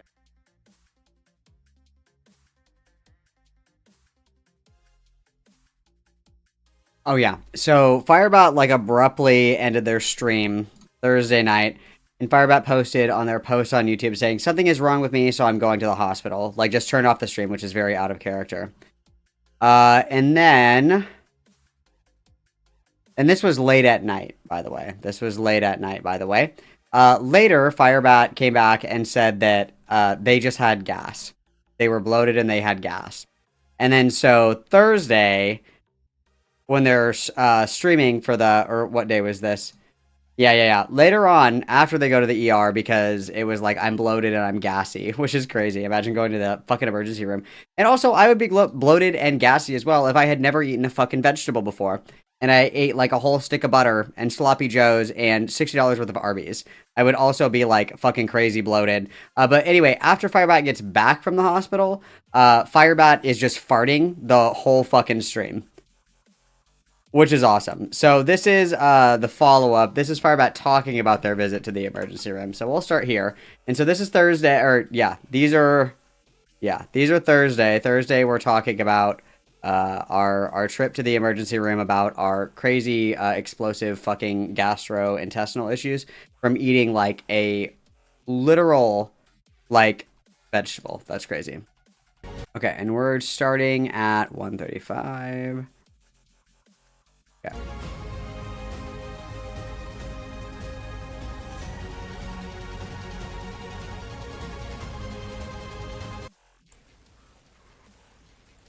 Okay. We are back. So I'm sorry. This morning's OBS. I'm just not doing what this morning with OBS. So apparently my screens are all were frozen. I forgot to turn on my mic back on my microphone from yesterday's BS. And on top of that, yeah. So how do I explain this? You know what? I'm just gonna say it is embarrassing, but I'll talk about it anyway. So, long story short, I was bloated, and then by the end of last episode, I was so bloated that I was like in pain. Like I felt like I was dying. Like I felt like there was like a knife inside of me that was trying to get out. That's like the type of bloating feeling I had. So what ended up happening? I went and got myself checked out and just got and did some. I just complete waste of time. They're like, yeah, you're just really, really bloated. You're gonna have to just work through it. It's okay. Just do a lot of take your stomach, like your hand, and like go right above your colon and just rub it. And like when you sleep tonight, sleep on certain side of your body, and like, Yeah, just rub the gas out. Crazy, dude. you know. And so the bloating has lowered significantly, but it's still bad enough that like there's still a little bit of a like if I move a certain way, like a little bit of like a not pain, but like a I forget what they call it, irritation, small thing. So it's not like it's the universe. So I'm okay. I'm not dead.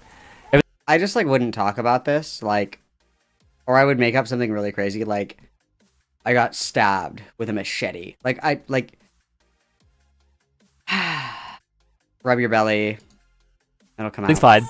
And so I originally, I'm gonna be honest and transparent here. So as I was going to the hospital after my last, I saw my video I did and my message. I was like, this could be a perfect time for me to just disappear on YouTube and never come back, and just not say anything, and just leave like this this hole, and then like Hole, you say? never show up on social media, never post again, just kind of disappear. But I was like, that's not who I am anymore, though. That behavior is just not okay. Anyway, very I mean, it's like again, we have an out. We had an out, and we didn't take it. Cool. manipulative, and I was like, you know, I'm not doing that. That's silly. So I was like, you know what? We'll see how I feel in the morning. I'm sorry, Lulu. There's a lot of content to get through. I'm trying. Depending on how I feel. I'm sorry. And so I woke up. I'm laying in bed. I'm like, I probably should stay in bed, keep sleeping. It's like 5-ish in the morning, and then I'm like, you know what? I at least need to make an OBS. Finish what I started yesterday. For those who don't know, yesterday. Forward for the $9.99. Firebat has achieved true blueberry status. Inspiring. Very true. Very true. We are rubbing our belly. Everybody witness. Thank you, Bard, for the 10. I started a project, the Roasted Pig project, which is basically, so for those who don't know, the Trough is a huge A-logger of mine that just loves it. Okay, so that's our story about going to the hospital because we needed to shit. And again, I think that if we were achieving our inflation goals, like our fetish inflation goals, I don't know if I would go to like the hospital. I guess I'd be pretty excited about that.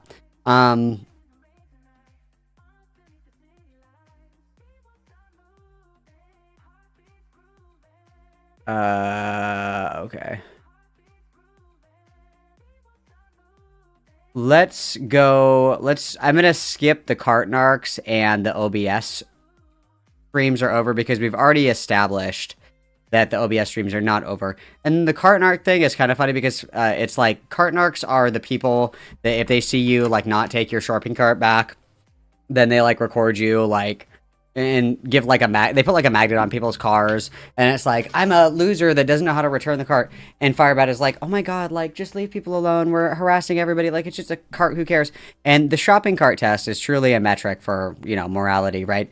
If you're like such an inconsiderate, self-absorbed piece of shit that you can't fucking put the shopping cart back in the stall when you're done with it, yeah, you're a fucking lazy person. And it shows the consistency of your character. The same way it's like if people are rude to waitstaff. It's like it shows that you're just like a huge piece of shit and you're totally self-absorbed and you just don't give a fuck about anybody but yourself.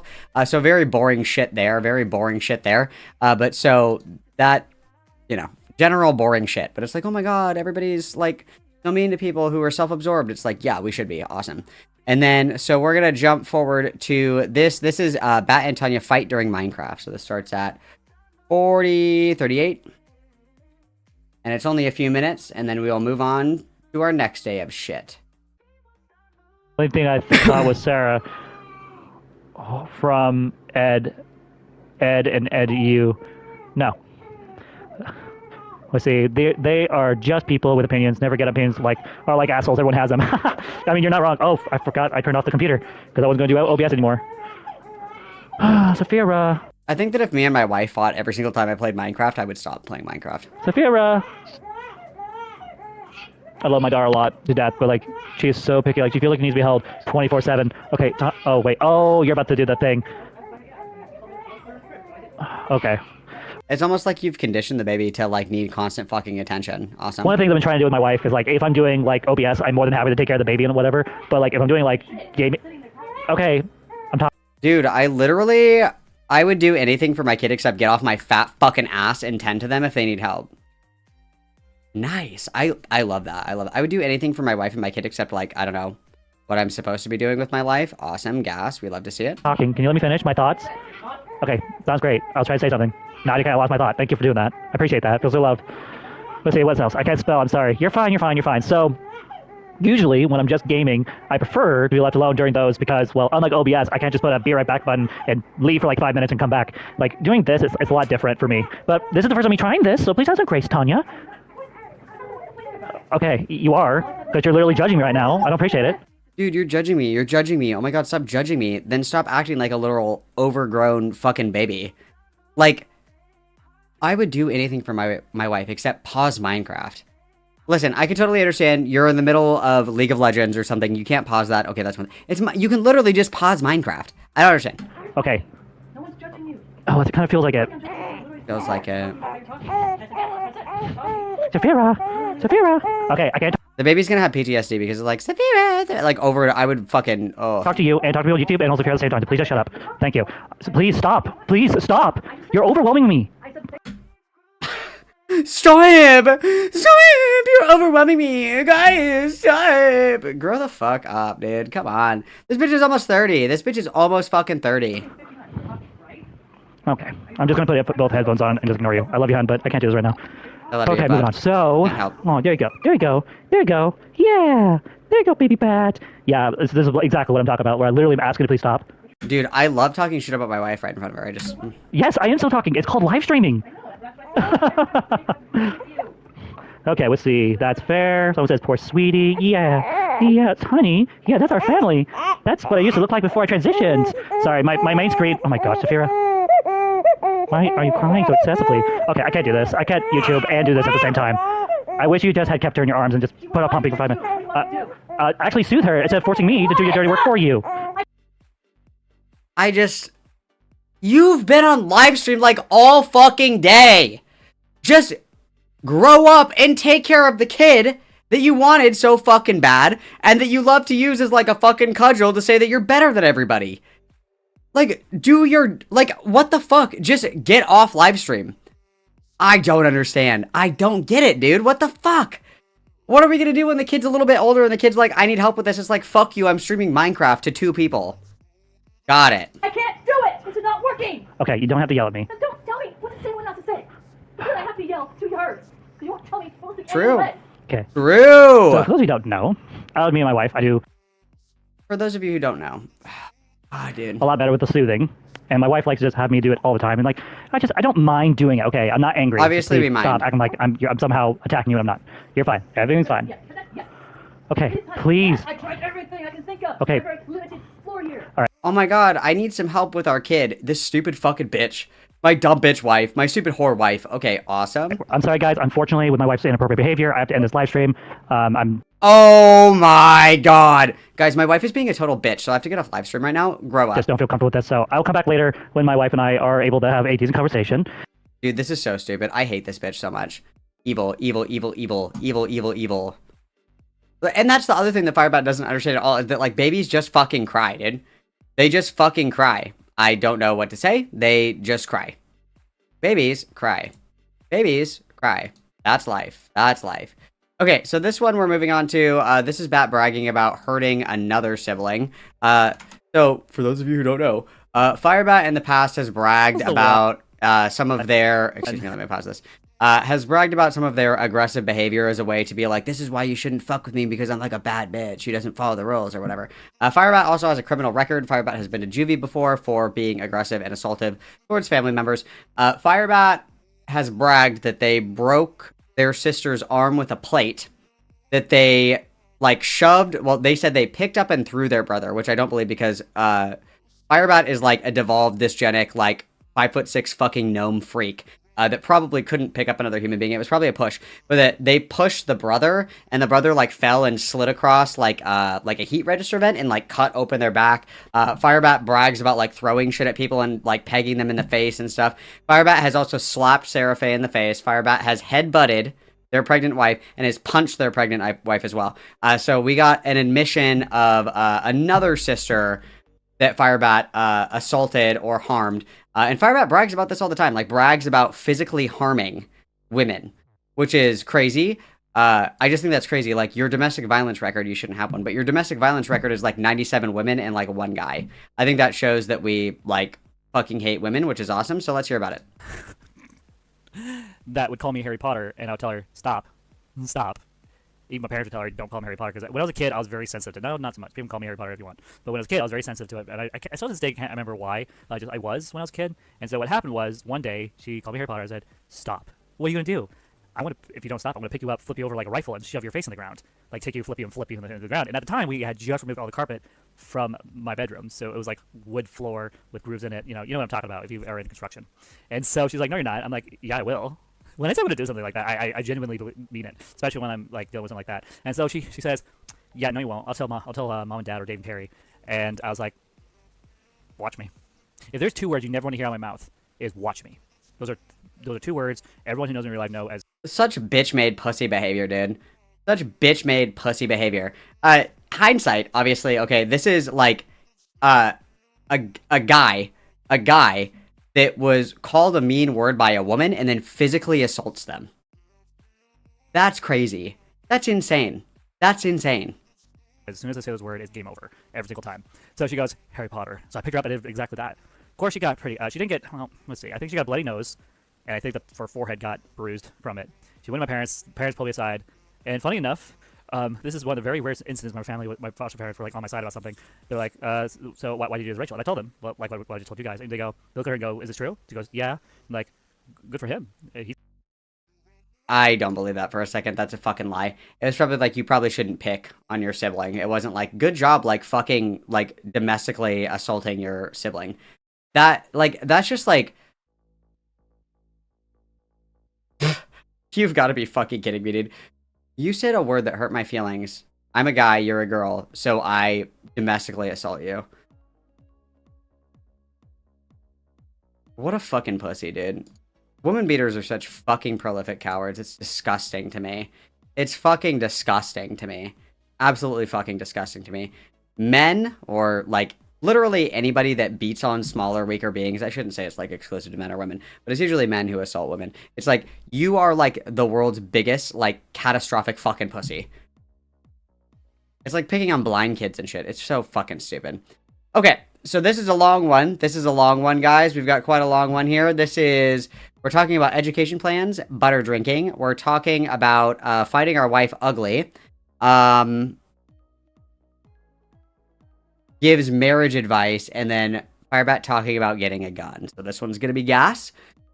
This one's probably gonna be this is gonna be big. So let's get this one going. Where's my little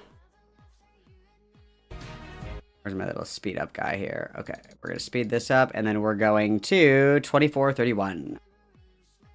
Thank you again, Miller. I appreciate it. Appreciate it greatly. Okay. Just a visual thing this morning. Okay. So. Oh, and now the audio balancing is back to shit. Firebat was fine with audio balancing there for a little bit, and then we lost it. I'm gonna have to research this later. It could be a thing where I just need to like exit out of OBS and reload it, and it'll fix it. Because it's fine for the most part. I'm okay if it's a little laggy. Okay, I'm okay with the visuals being a little laggy. I mean, it is just waking up this morning. So give my computer. I almost said my girl. My girl. Give my girl the computer a moment. Let's see. I want to just check on my end. Second. Oh wait, it's fine. Like the audio. Hi there, princess. Hello. Oh, hang on. Let me put my privacy 911 morale up 1 second. Sorry. With me? Yeah. Yeah. Hi. Hi. You looking so intent at me. Did you sleep well? So I got some good news, guys. So you know how it's like, I'm gonna be up all night. I want to like get up at like midnight, and be up like till like early in the morning. And so I was worried that like I was going to have to do it. And I was fine with doing it. Like my wife's a witness. I was more than happy to do that. But we found out her job starts like at 11 in the morning and gets done by like 3 or 4 in the afternoon, maybe later, depending on the future. But like I'm not. So we decided, yeah, we're just gonna keep what we've been doing, the sleep schedule. I mean, she's just doing sales, and like she's not like doing any sort of like manual work or whatever. Then at least that what I'm understanding. It's mostly just standing in one spot all day and selling things inside of a building. And so, yeah, no, we're going to keep the system we always have working. But that doesn't mean I don't help her during the night if I can. Because I'm up during the day already. And then, like, you know, no, we're not doing that. We're going to work together at night. And then during the day, when she's home, she'll take care of her mostly. And then when she's at work, I take care of her, period. So, got it. We did talk about what we want to do education-wise and faith-wise with her last night. I don't know. Last night, I felt really insecure. And so I talked to her. I mean, you should be. That's probably, like, that's probably good. You should be insecure. About education. I'm like, hey, how do you feel if we like homeschool our kid, like maybe not like homeschool like I teacher things. No. I mean like take like a homeschooling group and like maybe or a Christian school or like do something. You would never fucking be able to afford private education. Like no fucking shot. Truth be told, I'm terrified of the public system. You guys don't know this about me, but I hold. This is very. For those of Do you not who feel don't pity know. when I say this. Please don't feel pity. When I think about the public school, I see them as these like babysitters that are going to like mess up my child, right? That's how most people like.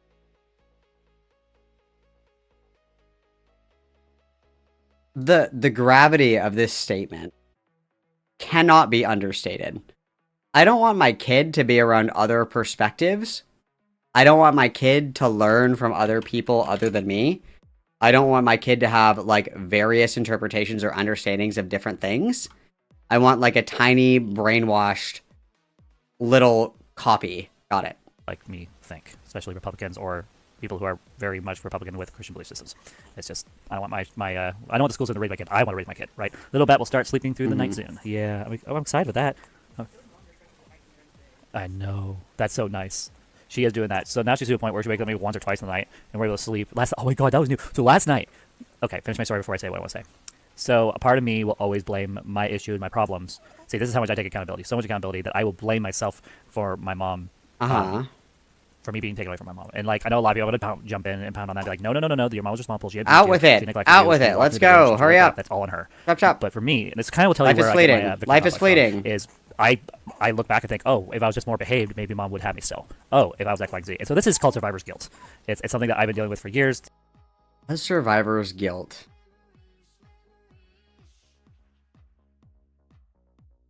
That isn't really what survivor's guilt is. Survivor's guilt is more like, I wish it would have been me, right? Like,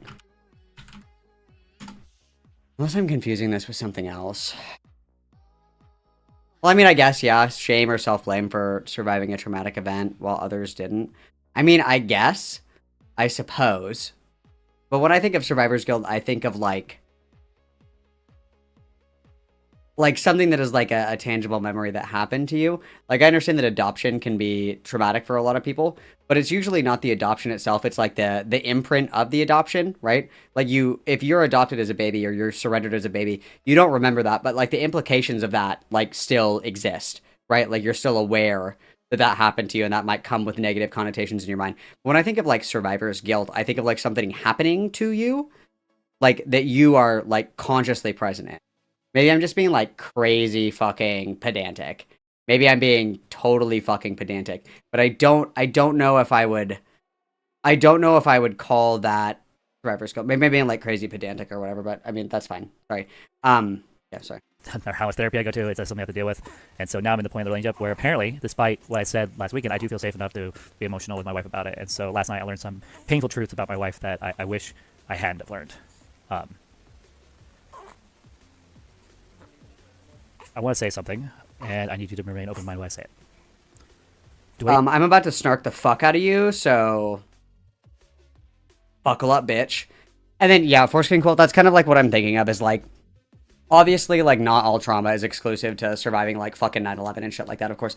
But when I think of survivor's guilt, I think of things where, like, not only does something happen to you, but it happens to others as well. And then, like, you're the one that got out, right? Like, it could be, like, an example similar to this is, like, you were raised in an abusive household, and you got, like, the lesser form of abuse. And it's like, well, I feel guilty that I didn't get, like, fucked up as bad as my siblings or something like that. Like, I don't really ever see survivor's guilt used in the sense where it's, like, just you, right? Like, I have survivor's guilt because I got bit by a dog. Why the fuck would I have survivor's guilt about me getting bit by a dog?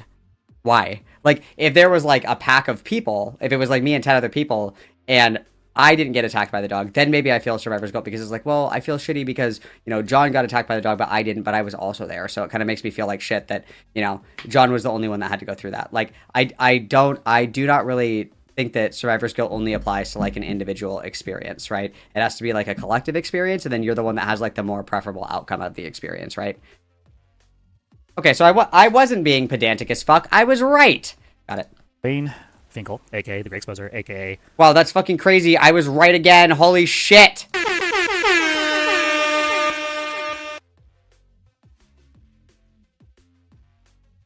Hello, soundboard. Thank you.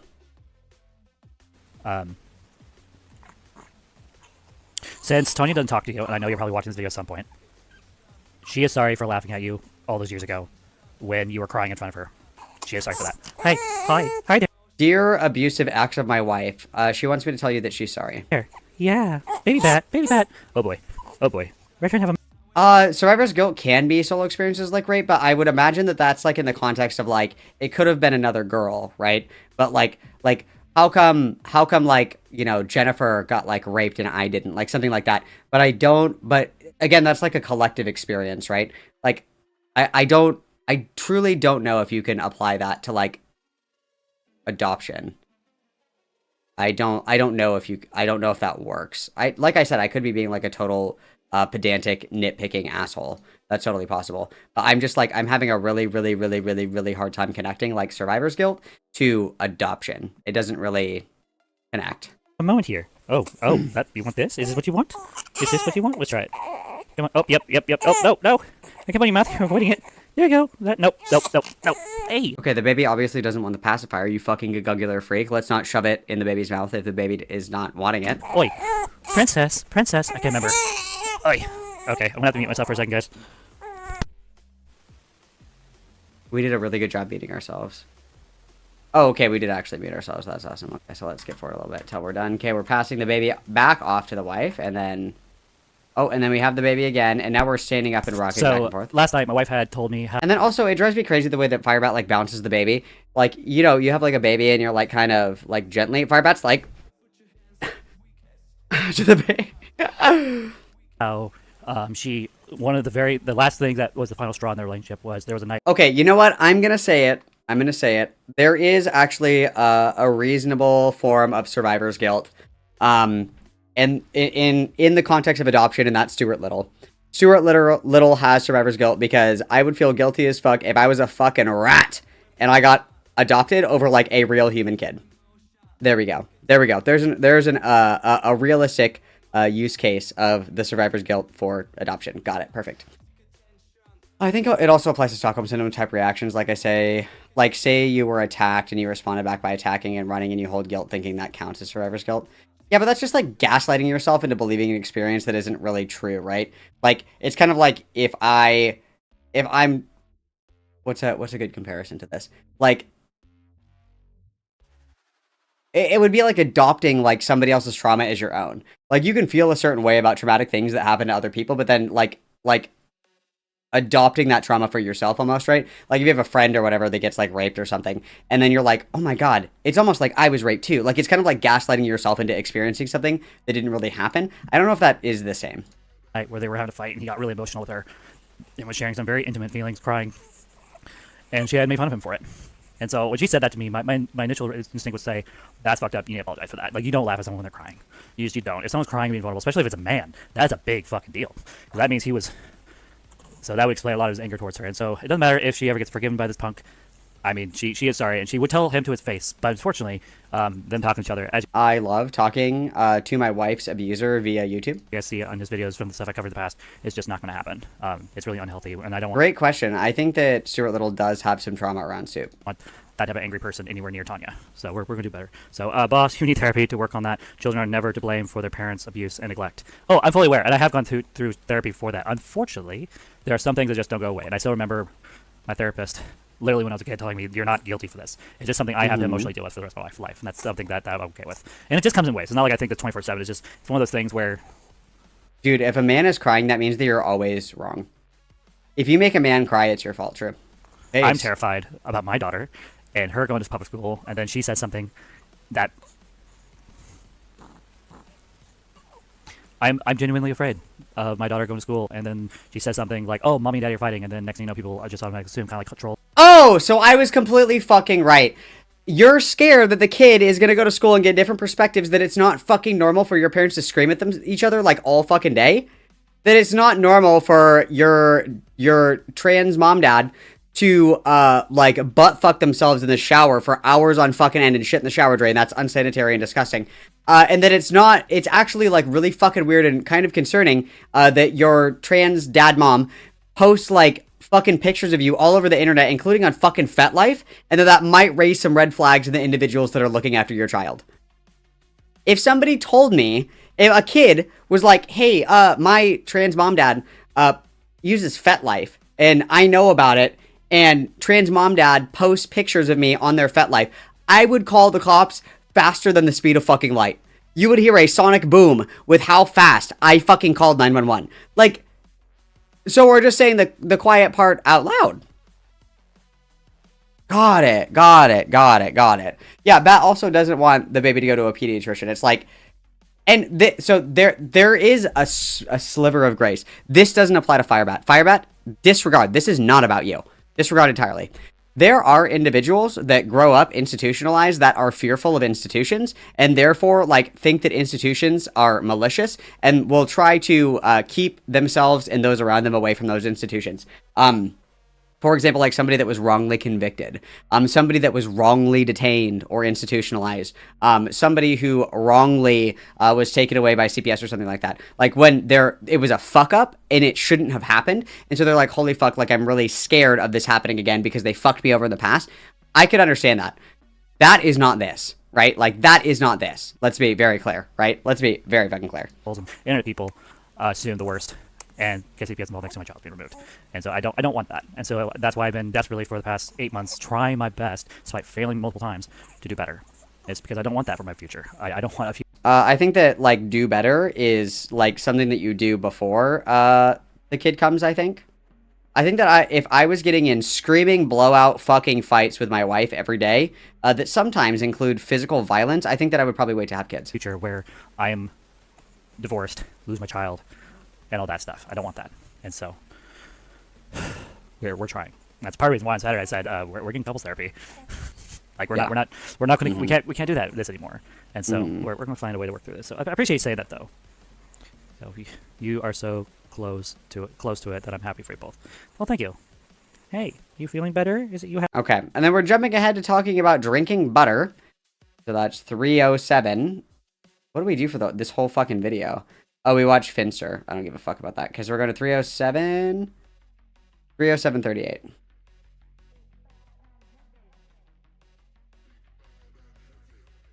Okay. What the heck? Oh, okay. We're showing off the baby. The baby bat is tucked away. So here we are showing off our camera roll. It's risky business. What the heck just happened to? Risky fucking business. Not just computer. Mix up with main screen. It's supposed to be window. There you go. Okay. I'm like, what the? Bathroom butter drinking does seem like a habit that would go through a lot of product. Bathroom butter drinking. Okay.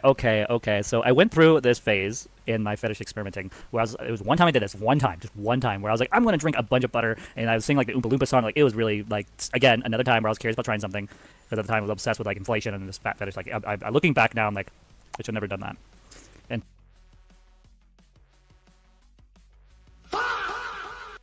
I think that there are some times where I think about trying something and then I'm like, that's actually like really fucking dumb, and then I don't do it. Like, it'd be really cool to like do meth, I think. I think I would get a lot done if I was on meth and just like geeked for 3 days consecutively. I'd probably get a lot done, sure. And then I think about it and I'm like, that's dumb as fuck. Like, that's really dumb. If I tried it, I'm sure I would get a lot done. But you know what I mean? Like, if I want to try something, I kind of like think about it first, I guess. Like, man, it would be so cool to get fucked by a stranger on the side of the freeway for free when I'm in a monogamous relationship with a woman. But actually, that's kind of dumb. I don't think I'm going to do that. Like, versus just doing it? I guess yeah, the butter thing is not a meme. It's a post on Firebat's Fet Life where it's a tub of melted butter, and it's like drinking butter and edging myself and singing the Oompa Loompa theme song. And then also, like, I guess if there was something that I wanted to try that was either like intimate, so like something that I wanted like kept private, or something that was embarrassing, I think I just like wouldn't tell people about it. You know what I mean? Like if I was like, guys, actually this Oompa Loompa thing, it sounds like kind of fucking hot. I don't think that I would like talk about it publicly, right? Like, yeah, and the lack of self-awareness, it's so interesting. It's so interesting. The meth is always worth it, let's be real. in fact, I actually got sick from that, by the way. So I got sick from that. No shot. No shit. I don't do that type of behavior anymore, and so that's why I'm able to like sit back and not take it personal and people like share that type of stuff. But like, I went through like a lot of different little phases like that. Like I've always been awkward and weird and all that, but like to weaponize it like that and come control me like that, really, Hoops Morales, come on, dude, you literally drank butter and stroked your shit to the Oompa Loompa theme song. People are gonna laugh. Give me a break. Don't you think I've had enough freaking bullying online? I think I've had enough bullying for a lifetime. That's awesome. It's, that's my suggestion. It's great. That's what I'm saying. No. And then we go back to Finster that I don't care about, and then let me put my around an 11 up, just in case there's more. Baby Bat. Okay, and then 328.50, we're talking about how our wife is not attractive, which is awesome, which is absolutely fucking awesome. Love that. If we're being honest, we make each other cry. Mm-hmm. Baby Bat's just enjoying this. This is good. Mm-hmm. Take that, commentary channels. Suck it. We're not getting divorced today, tomorrow, or ever. I am a fucking slave to people that talk shit about me on the internet. Awesome. 5 years down the road, we get divorced. Oh yeah, Finster's hella canceled for sure. Okay. Giggly Goon Clown. You know, you know. Yeah, let's continue this. Very cute. Tattoos change nothing in terms of a person's cuteness. Yeah. That's fair. Yeah, you look adorable. I was hoping that they would. I thought I would be like more intimidating. By the and way, as I mirror. said, I do weddings. So if there's anyone who wants to get a makeover, This would be the time. when after we met you two, everyone went home and then everyone was talking about how you've been sexy and. Again, if I could do a makeover, so here's the thing, between my wife and I am the one with the style and the girlish one, really girly. I'm the one with style. And our closet is comprised of bralettes and bike shorts. The two of us. She doesn't wear makeup ever, period. I don't think I've ever seen her in makeup. Now thinking about it, even on her own wedding day, she didn't wear makeup. She's just not a makeup person, and she doesn't care if her hair's messy, and she goes out in public, of course, naturally, and she dresses like a tomboy, jeans. I love that about my wife. I love it. I love it. I love when men, or I shouldn't say men, I'm sorry. I love when people are like, this woman is a tomboy, and it's literally just a woman in a snapback, or a woman in a pair of jeans. It's do you know what a tomboy is? Because a tomboy isn't just wearing pants and not liking makeup. That's not what a fucking tomboy is. That's what I'm attracted to. I'm not. So for me personally, if I'm gonna be honest, I'm not attracted to attractive women. If there was if I had not met my wife and someone, if someone attractive, I was finding an actually attractive woman here. We're not gonna pick Margot Robbie. Sending skulls to your location right now. This is a joke. Holy fuck. The fact I don't find any people attractive. You don't find Margot Robbie attractive? Death. Let's see.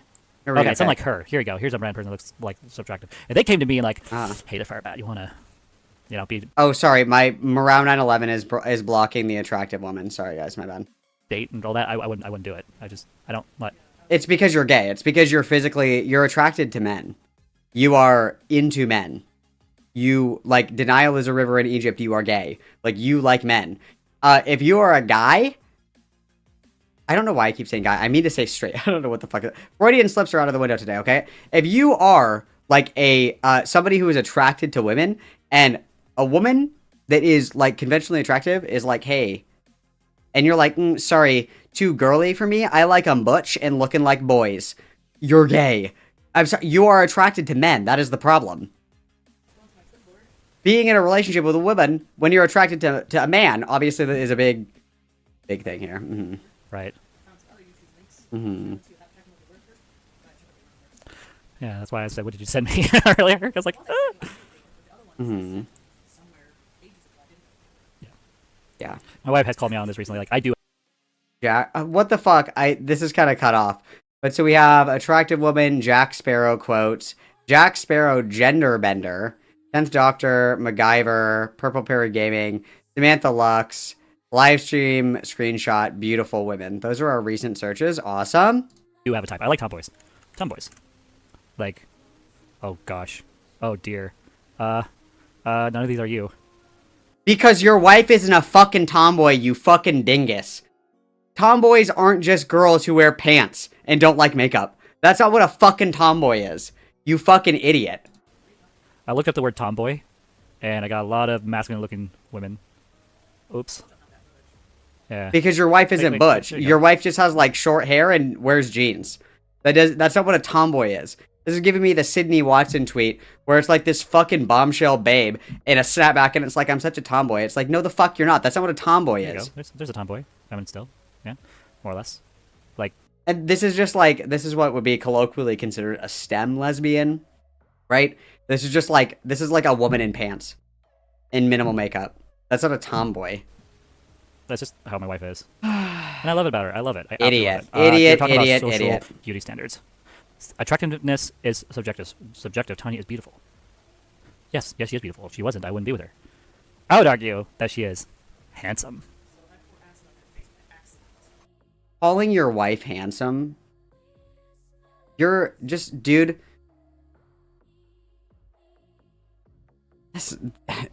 Just date a dude. Just date a dude. Get married to a fucking dude. Obviously, you are hoping that maybe your wife will transition into a guy. Like, what the fuck is going on? No, I probably make a lot of Harvey Dent jokes. Sorry, I probably would. Especially if half your face gets distorted by the acid. I'm sorry. Sorry. That's how you know I'm a Batman fan. Because now I feel like an asshole saying that. And then she says, are you sorry? No, of course Firebat's not fucking sorry. Firebat's a fucking evil bitch. Again, main character syndrome. Like, who gives a fuck about how other people feel? My wife is quite literally just a thing. That's like a background character in my life that exists only for me to be attracted to. Crazy. Let's see. That's all kind of thought. That's the kind of thought you should keep yourself sharing that you don't consider yourself competitive. I said from a... Oh, man. Okay, we have my waffles. You got me there. You got me. You got me.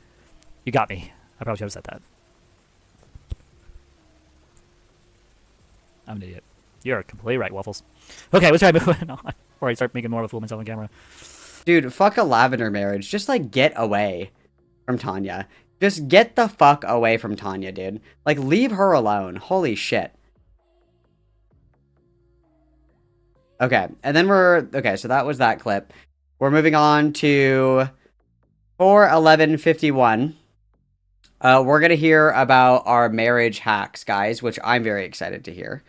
Let's hear about our marriage tips and tricks, guys. I'm super excited. Marriage hacks. Let's go. Like, look at that body. Like, ooh, what's going on with it? Like, ooh, what is that? What was that? Okay, so yeah, like you're just into dudes. Just be with a guy. What? Just be with a guy. Okay. Feeling. What the hell? I'm literally gooning, I'm widowy gooning Quasi style on stream because there's a sexy man on my screen.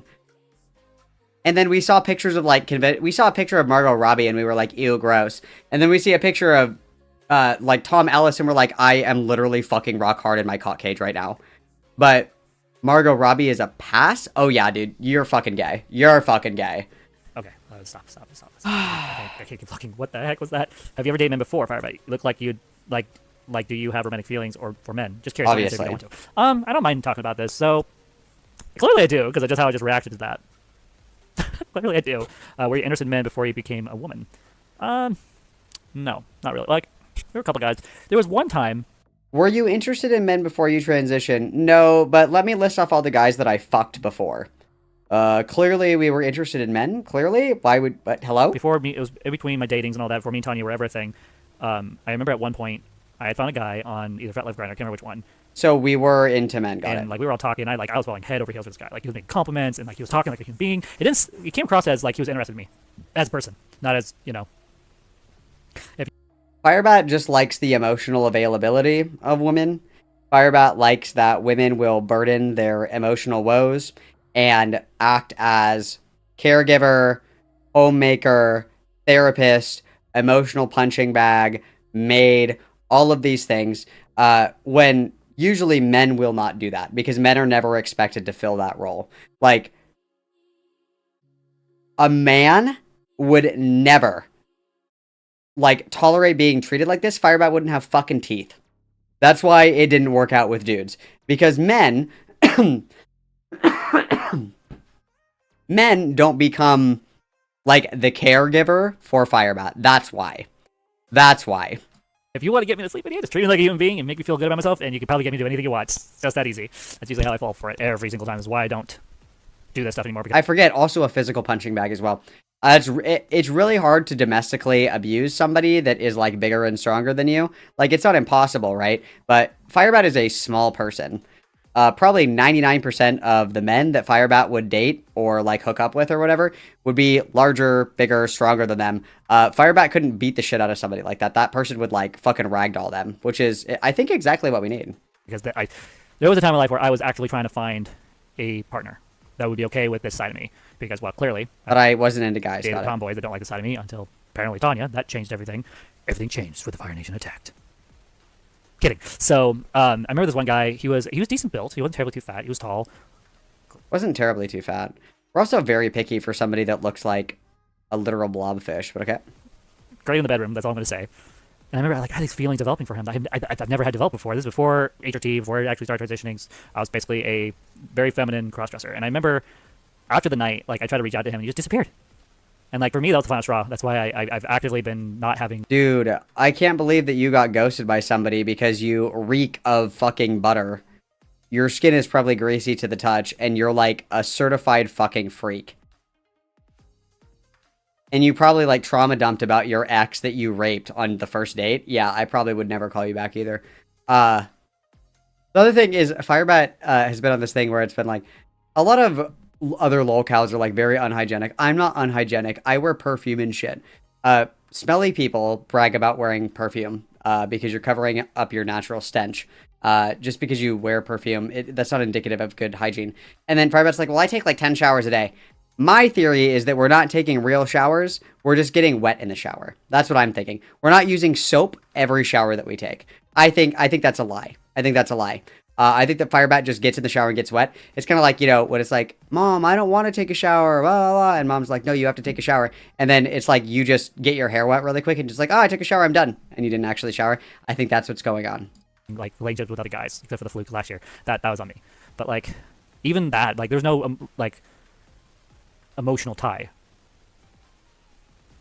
to the person that I did stuff with last year. But I don't know. I guess over the years, I started to realize that not all men are like this, but most guys who are interested in people I meet, they're not interested in me as a person. They're interested in what I can do with my mouth or with my other body parts. I'm sure that mouth don't do shit. Let's be so for real. I'm sure the other body parts aren't doing fucking anything. Let's be so for real. Oh, God. Oh, God. Oh, God. Oh. Literally, everybody just uses me. Nobody really likes me. Maybe it's because you as a person are insufferable, perhaps, question mark? But I just at one point was what's the point? I'm tired of this. I'm tired of trying to make myself look attractive and B, things are looking back very cringe. Very, very cringe. I can hear commentary channels going, you attractive? No one's ever attracted you. I'm I cannot tell you how many...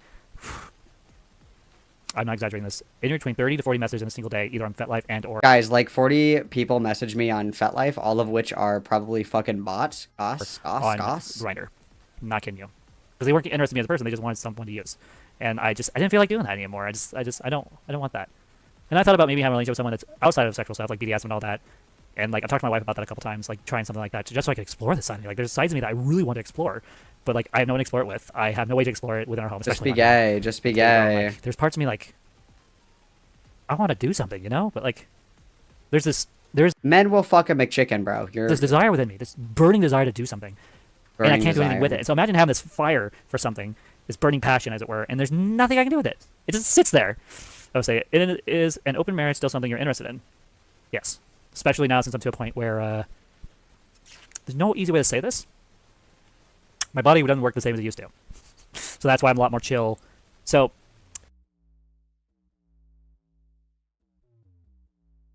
Okay.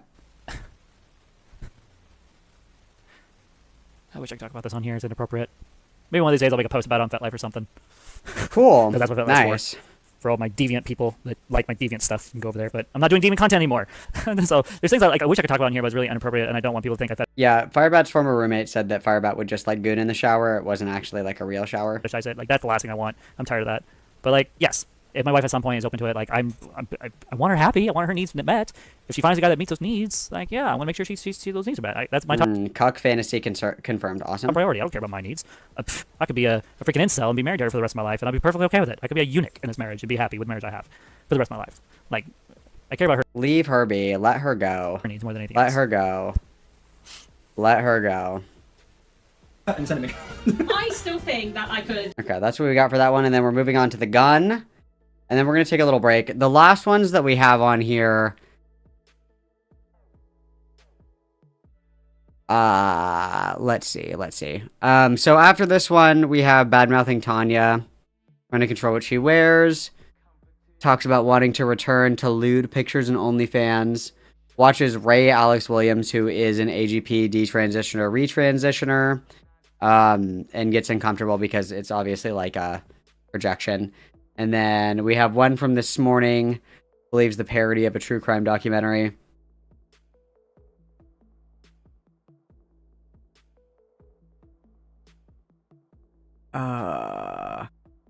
I feel like I wanna watch the gun bit and then the Ray Alex Williams bit, and then the parody one's funny. Okay, I'll probably skip bad mouthing Tanya and wanting to post news again on OnlyFans, just because like that's like every day, you know. It's like watching a cat yawn. Like I've seen the cat yawn before. It's not prolific. I want to see a cat do a handstand. I don't give a fuck if the cat is just, you know, like yawning. I've seen that before. So we'll do the gun, we'll do Ray Alex Williams, and then we'll do the parody, and then we'll see. I see that Firebat is live and cooking right now, so I'll let somebody tell me if that's worth the watch before we move on to other topics, because it has been almost 5 hours of Firebat content, and I still have other stuff to do. But don't worry, guys, we are doing this is my bitch wife is away, so we get to snark all day. Okay, so we will be here for a while, so don't stress, don't fret. We will get to all of our topics today. It's no problem at all. So we're going to jump to the gun thing, and then we're going to take a little break. Just take a little bit of a break. So this is Firebat getting a gun. 434.15.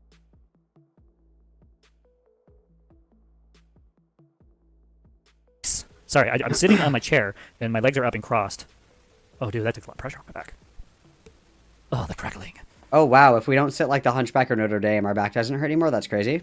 The lying, the bleeding, the screaming was tearing me apart. Life with Laura, hello. What kind of gun do you own? My husband enjoys guns. He owns a few. Hunting. There's a Glock. Just a simple, small little Glock. We can all see that this is a lie, correct? We can all see that this is a lie, correct?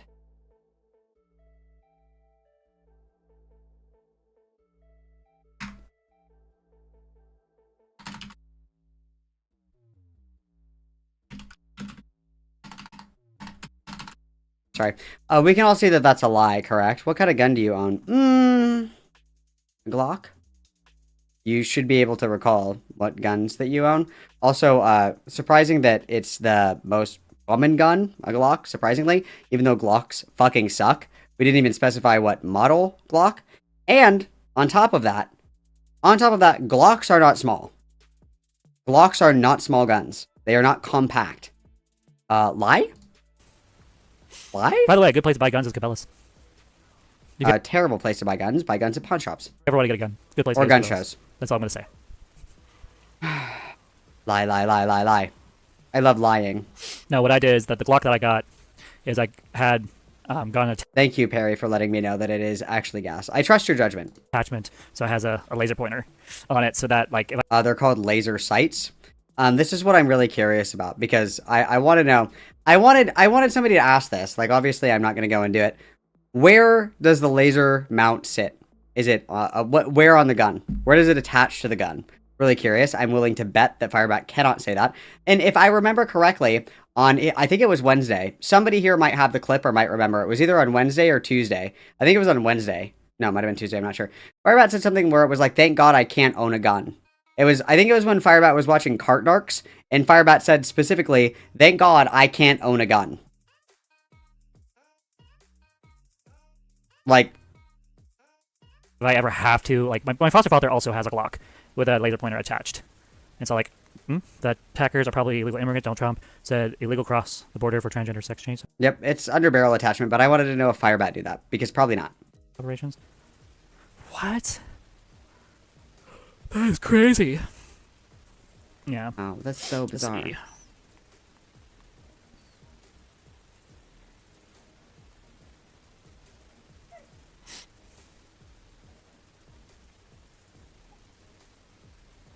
Sorry, I'm replying to a text from a friend. I haven't talked to a couple people for a while. Since Father's Day just came through Father's Day, and I'm just like... Okay, talk to me more about guns.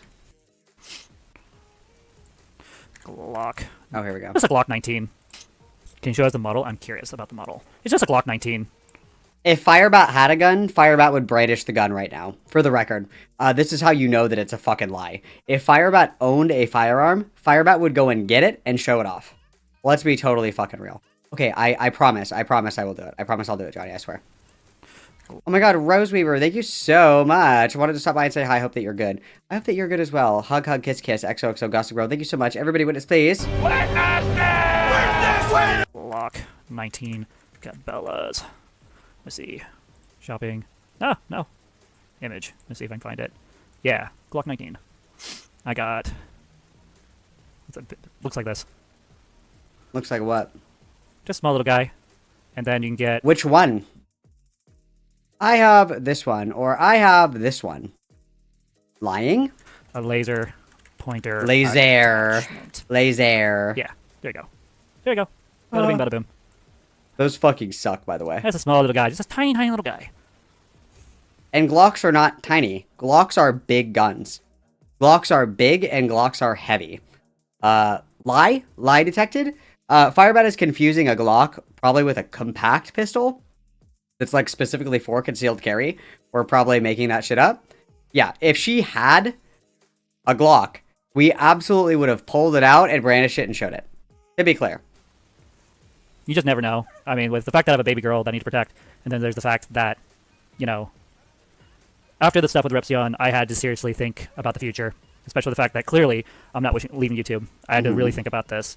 And so I've been, like, taking up more things I can do to better protect my family. So, let's see. Wishing you Happy Father's Day is quite rude. You are a mother. Trans mother, but yes. Do you have a safe for it? That's important with the little one in the house. Yes, I got a safe place to put it. Not a safe place to put it. It is the law that guns have to be stored in a lockbox, unloaded. Just for the record. My dad gave me one of his... He upgraded... So he had this metal safe about this big. This big. And he ended up not needing any more, so he ended up donating it to me when he came down last. Also a lie. Also a lie. We can see the entire apartment. You don't have a safe in the apartment. So we're gonna keep it down there for now. I don't bring it out, you know, very much. The next step is to get my like concealed permit at some point, so I can go in public. Firebat will never be able to get a concealed carry permit because they have a criminal record. By the way, smile. But then have it concealed and all that.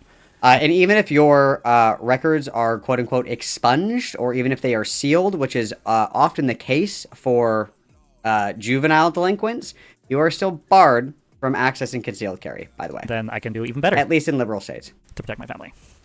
And so it's just at this point. Like, I just, even though Repsion was clearly kidding about doing what he was going to do, despite the fact that I proved otherwise on his screen, I'm just not taking chances with this person. Like, not now, not ever. Not just with them, but anyone on the web. I'm like, gun should be a last resort, like, life-threatening. Like, so unless someone's actually threatening my life, cause me harm, self-defense is a real thing. But, like, that's, like, a last-case scenario. But at this point, just, I don't know how to explain it. Like, ever since I became a trans mother, like, I've been more protective about stuff than usual. And so, you don't have your permit yet? No, that's why I can't carry it in public. You can have a gun. You actually can carry a gun in public. It's called open carry.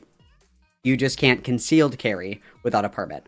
So if you have a gun and you wear it where it's visible, so like if you have a rifle and you have it slung across your back so it's visible, that's legal. If you have an external holster, that is legal.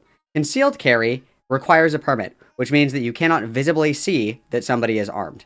And it's a special kind of holster that you get for concealed carry. And literally no one in their right mind concealed carries with a Glock or a SIG, but I'm an idiot, so I concealed carry with a SIG because I'm dumb. Like, we just don't know fucking anything about guns, and we don't know fucking anything about, like, like, nothing. We don't know fucking anything about anything. Without a concealed permit. I mean, I haven't had time to do it. As I'm literally here YouTubing. True, correct. I'll be getting onto it at some point. Correct. Let's see. Any more questions? Here we are talking about... Darn it. Sometimes I open my mouth when I shouldn't. I have a SIG P365 that I concealed carry with. Terrible. Terrible choice. If you ever want to get a gun, don't get a SIG Sauer. They discharge all the fucking... You, like, look at it wrong and it discharges. So I literally don't rack it when I'm carrying. Because it's like, if I fucking drop it, I'll shoot myself. It's crazy. SIGs suck. Don't get a SIG. Whoops. Whoopsie daisies, guys. Let's see. Let's watch this. This Minecraft. Do we have any more gun comments in here? Let me check.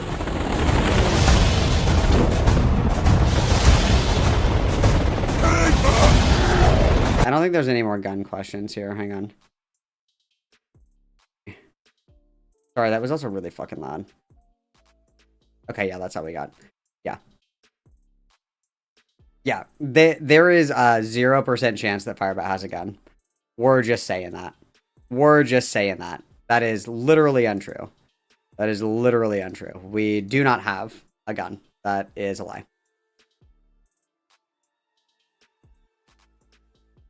Yeah, dude. SIGs are crazy.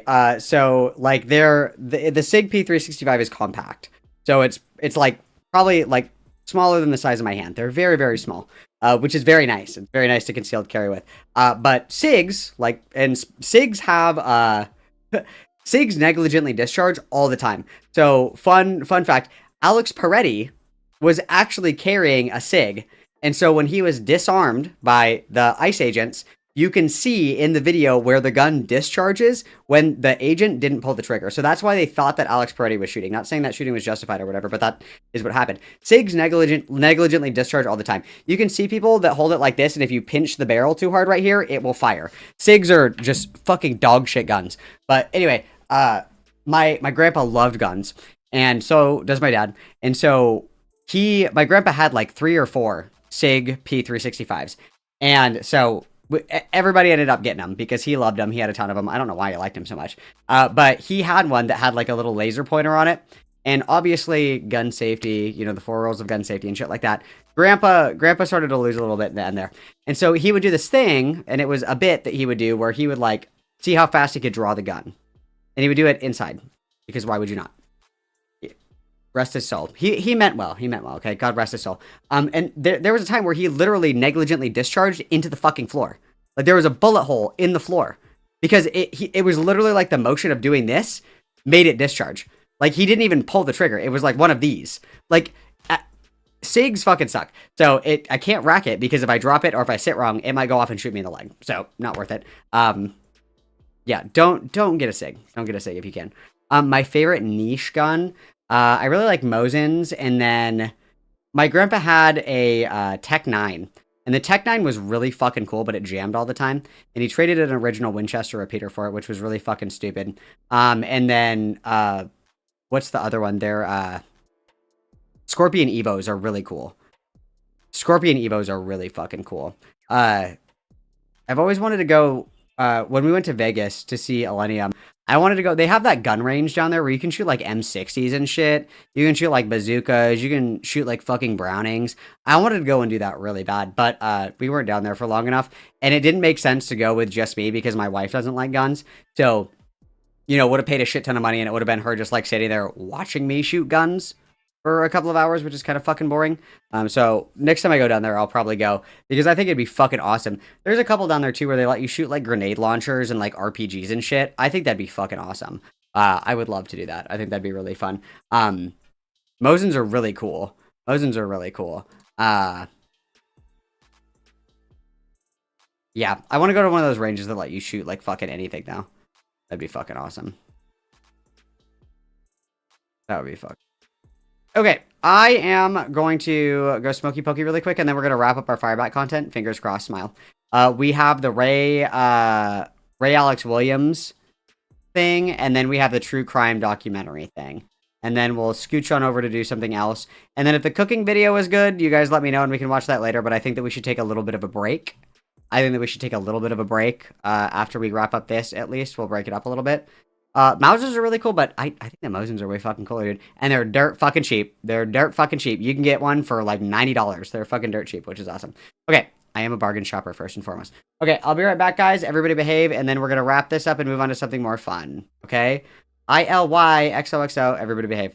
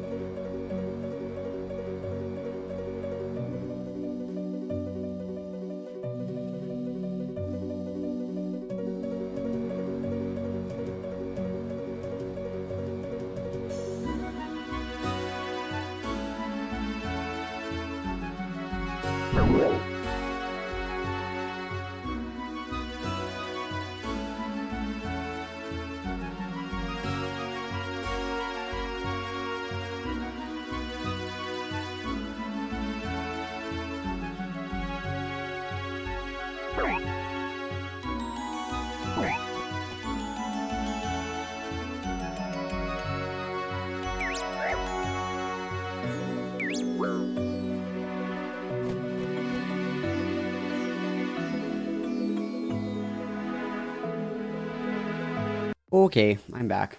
Make sure we're liking the stream, guys. It makes me happy. Thank you, Alfongo, for the reminder. Oh, fuck. I meant to get another beverage while I'm up, but I'll get one in just a little bit. Okay, so we're gonna...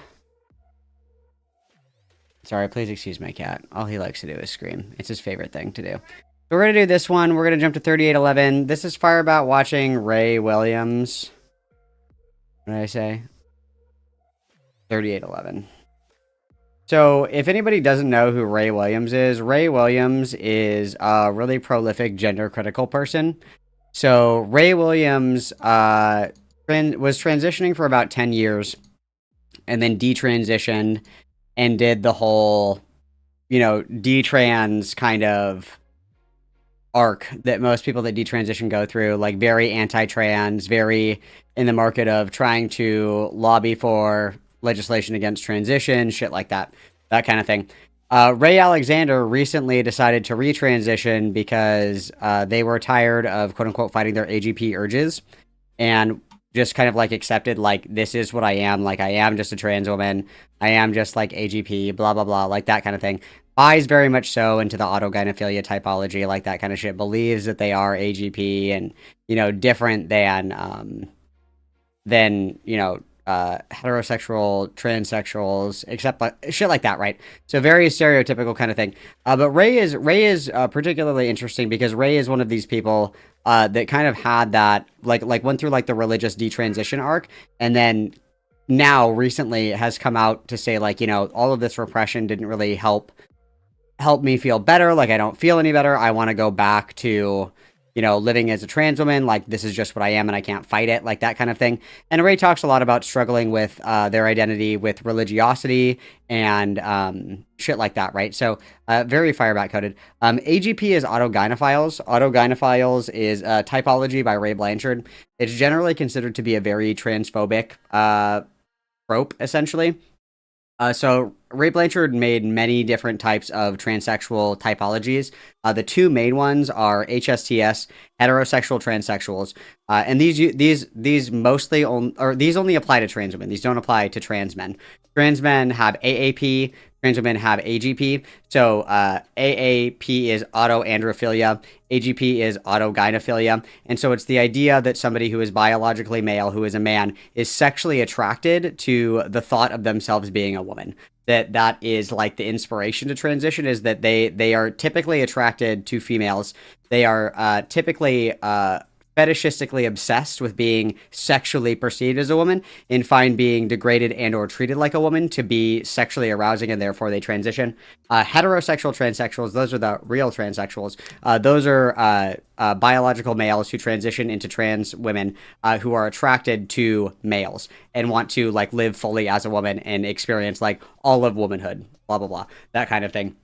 AAP is the kind of spin-off for autoandrophilia. That's not really ever talked about, but that is the typology of trans men who, you know, biological females who are fetishistically obsessed with being like sexually aroused at the thought of themselves being a man. And autogynephilia is like total bullshit. The way that they studied for or measured for autogynephilia was phallometrics. So basically they hooked up like, you know, a little blood flow monitor like to their wieners and then had them like put on a dress and see if they got a boner or not. It's total bullshit, but I think that the reality is there are certainly individuals that are transitioning because they are sexually aroused at the thought and fetishize the thought of being a woman or being fucked like a woman or treated these people certainly exist, of course. But the typology itself and the measurements for the typology, it's all kind of bullshit or whatever. But this is particularly interesting because Firebat is deeply uncomfortable with this because it's like looking into a mirror.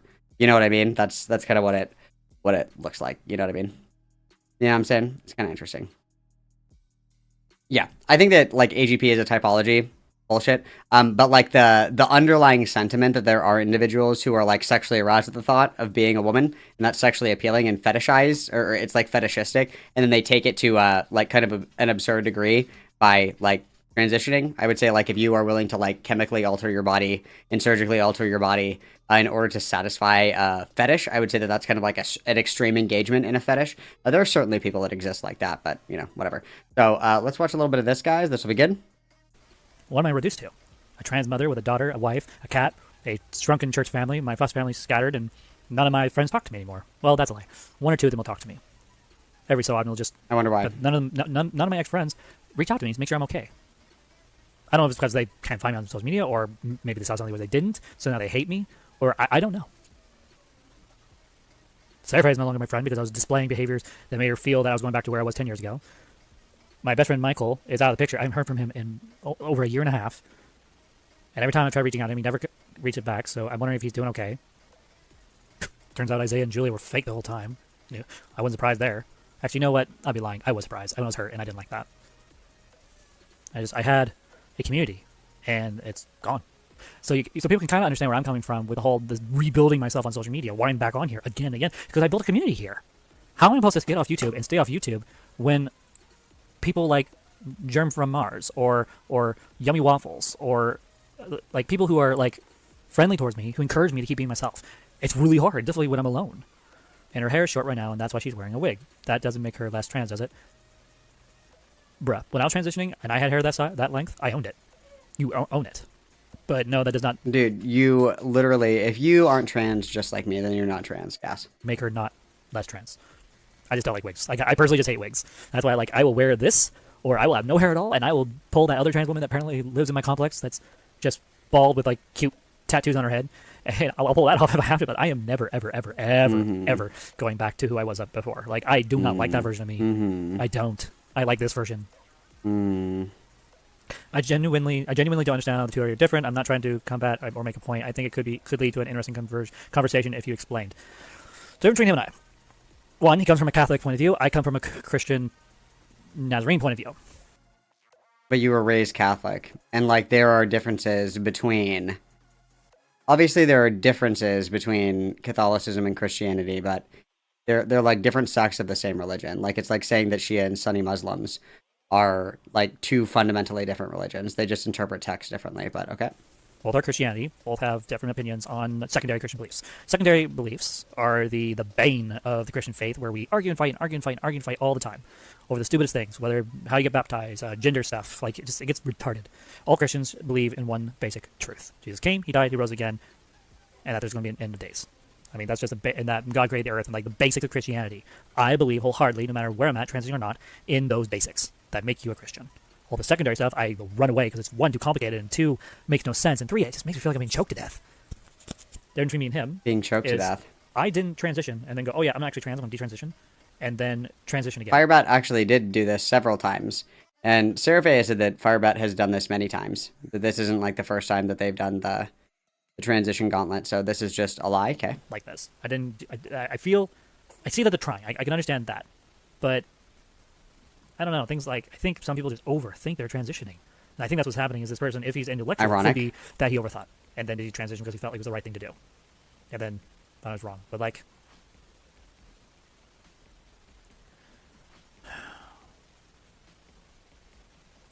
explanation for all your problems in life. So let me show this thread here, which is on the Sissyology subreddit, which is a discussion forum for the sissy kink. So this person says, has anyone broken up a long-term relationship to become a full-time sissy? I have a girlfriend for the past 7 years. We have an amazing relationship, love each other deeply. I trust her and she trusts me. Yeah, we have our mundane arguments from time to time, but we have a solid base and understanding. Until 4 years ago, when I discovered my sissy side, I discovered out of nowhere that I crave femininity. I don't enjoy being a man. I like dressing like a girl, acting like a girl, getting fucked like a girl. I tried cross-dressing, makeup, getting fucked, and loved all of it. I came out to my girlfriend back then, and she said it was probably porn and that I was being manipulated by it. And yeah, the sissy was part of my... Yep, okay, I understand that pipeline. I definitely am very intimate with that pipeline. Routine too. For the past 3 years, I did therapy, gym, meditation, yoga, the whole self-improvement 9 yards. On the outside, it seems like I'm cured, but every single day I struggle with obsessive thoughts about becoming a full-time sissy. So transitioning at that point, since I want to do it, HRT2, I want to live the full sissy slut lifestyle since being a normal man with a normal job and a normal family, while it's the dream of others, sounds like the most boring life ever. I'm really thinking of breaking up with her so she can find a real straight normal guy. She's very vanilla herself, and I can go on to be a sex worker. I know it sounds crazy, but it seems like the only thing left to do. Okay, so there's a lot here. So obviously this person has autogynephilia. I can now understand why people think I have it. Oh my gosh, this makes so much sense why people would come to this conclusion with my story. I mean, it's not even like... This is the way that Firebat describes their own gender, right?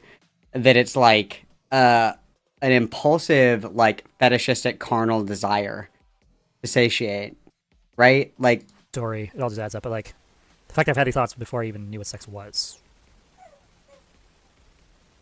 Explain that. Or the fact that before I even hit puberty, I was wearing girls' clothes and I felt comfortable. Like, because it like autogynephilia is something that like develops throughout development. Like if we believe in like what autogynephilia is, right? And you can say the same thing for a lot of like kinks and fetishes. But, like it develops with like natural development. Like people that have like particular like fetishes or things that they're into that are kind of unconventional or weird, or like results of like trauma, that like develops appropriately, right? Like it is not uncommon when people are talking about AGP or that like the spirit. I'm just gonna say AGP. I think AGP is bullshit, but I'm just gonna say like AGP to speak generally to the concept is like they almost all are like the pathology denotes that like they started at a very young age like cross dressing. It's not even like a sexual thing, but it's like they like wearing mom's high heels or they like wearing, you know, like feminine clothes and shit like that. And then like later in life when it's developmentally appropriate, it becomes like a more targeted sexual desire. And that's kind of like how all things are, right? Like when you're a little kid, you have like a crush on somebody on your class, right? Or in your class, sorry. Like you have a crush on Timmy or you have a crush on Sally or whatever. But that isn't like sexual, right? That isn't like a sexual thing. It's like an age appropriate kind of almost like romantic interest, right? Where it's like, I really like this person. Like, do you want to be my girlfriend or my boyfriend? It's like kids would understand that it to be like a signifier above like a normal friendship. Like I'm really good friends with Sally and Timmy, but I really like Timmy. So I think I want Timmy to be my boyfriend. Like they're not really like connecting. Like it's not a sexual thing. It becomes a sexual thing like later in life when it's more developmentally and age appropriate, but it doesn't start off as sexual. Right? Like I can't be gay because I had crushes on boys, but I didn't even know what sex was. So how about that? It's like that's not how that works. Like I don't wear girls' clothes in general and just go, oh yeah, look at me, I'm bleh. Or sex like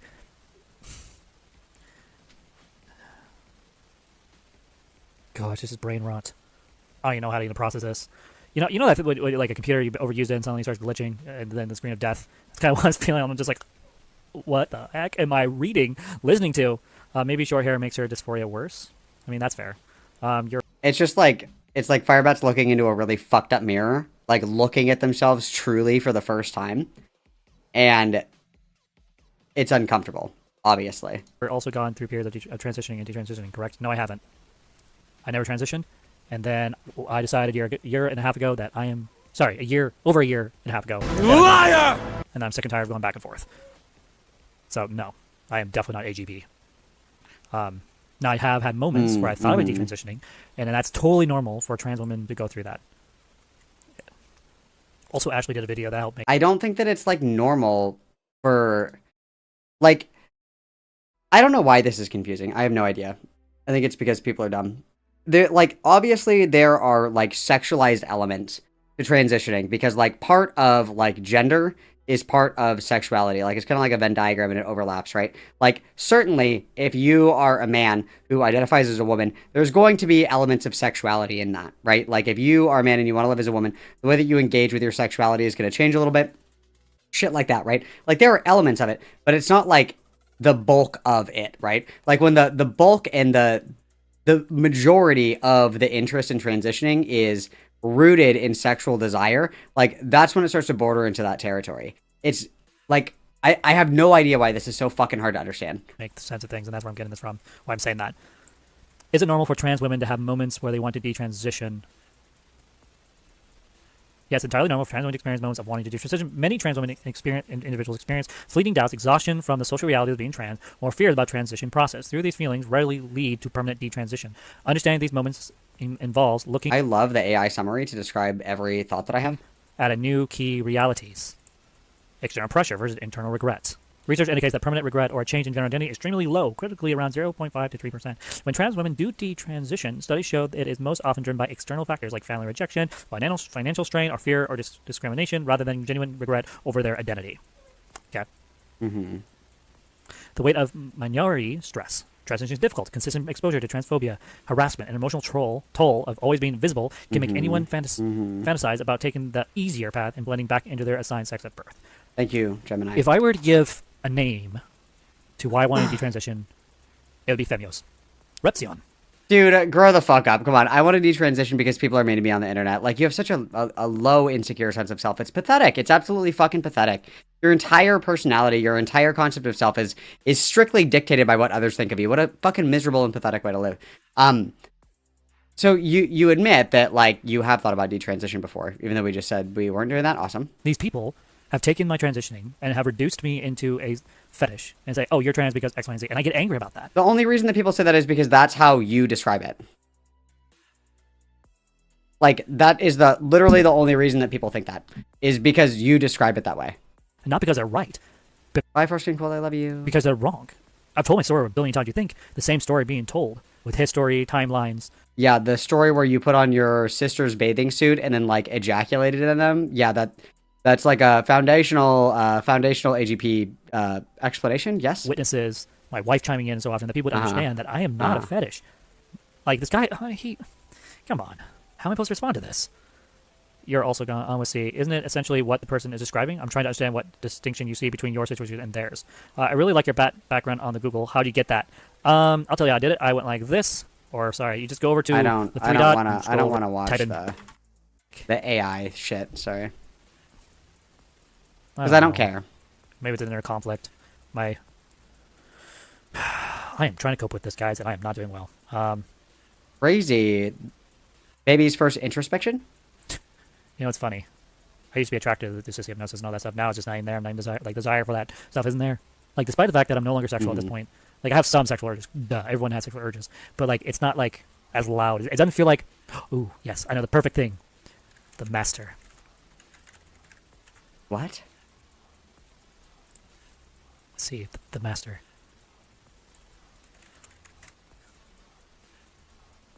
What is happening right now?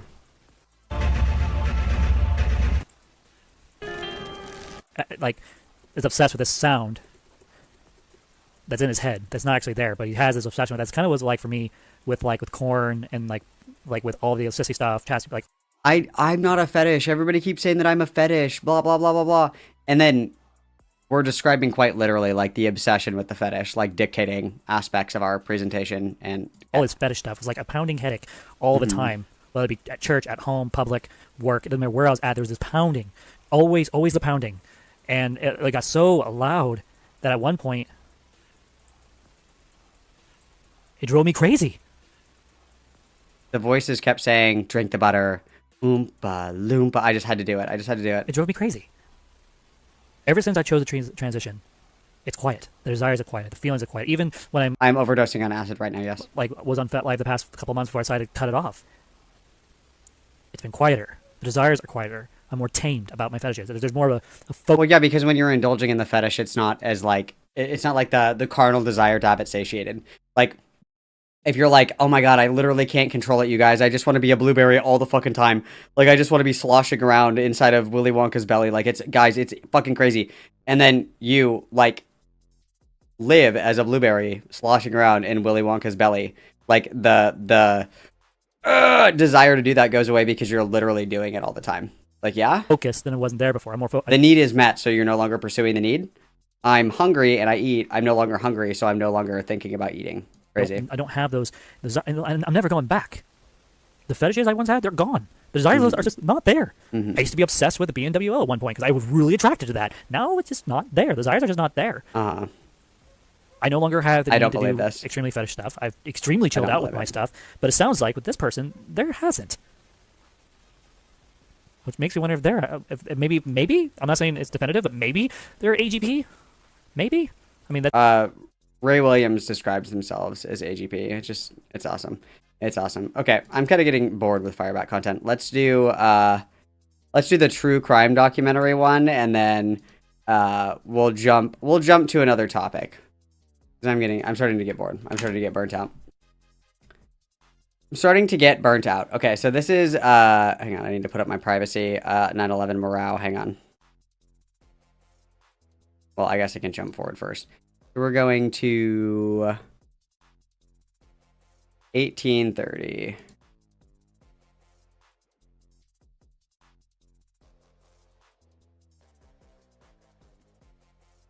Okay.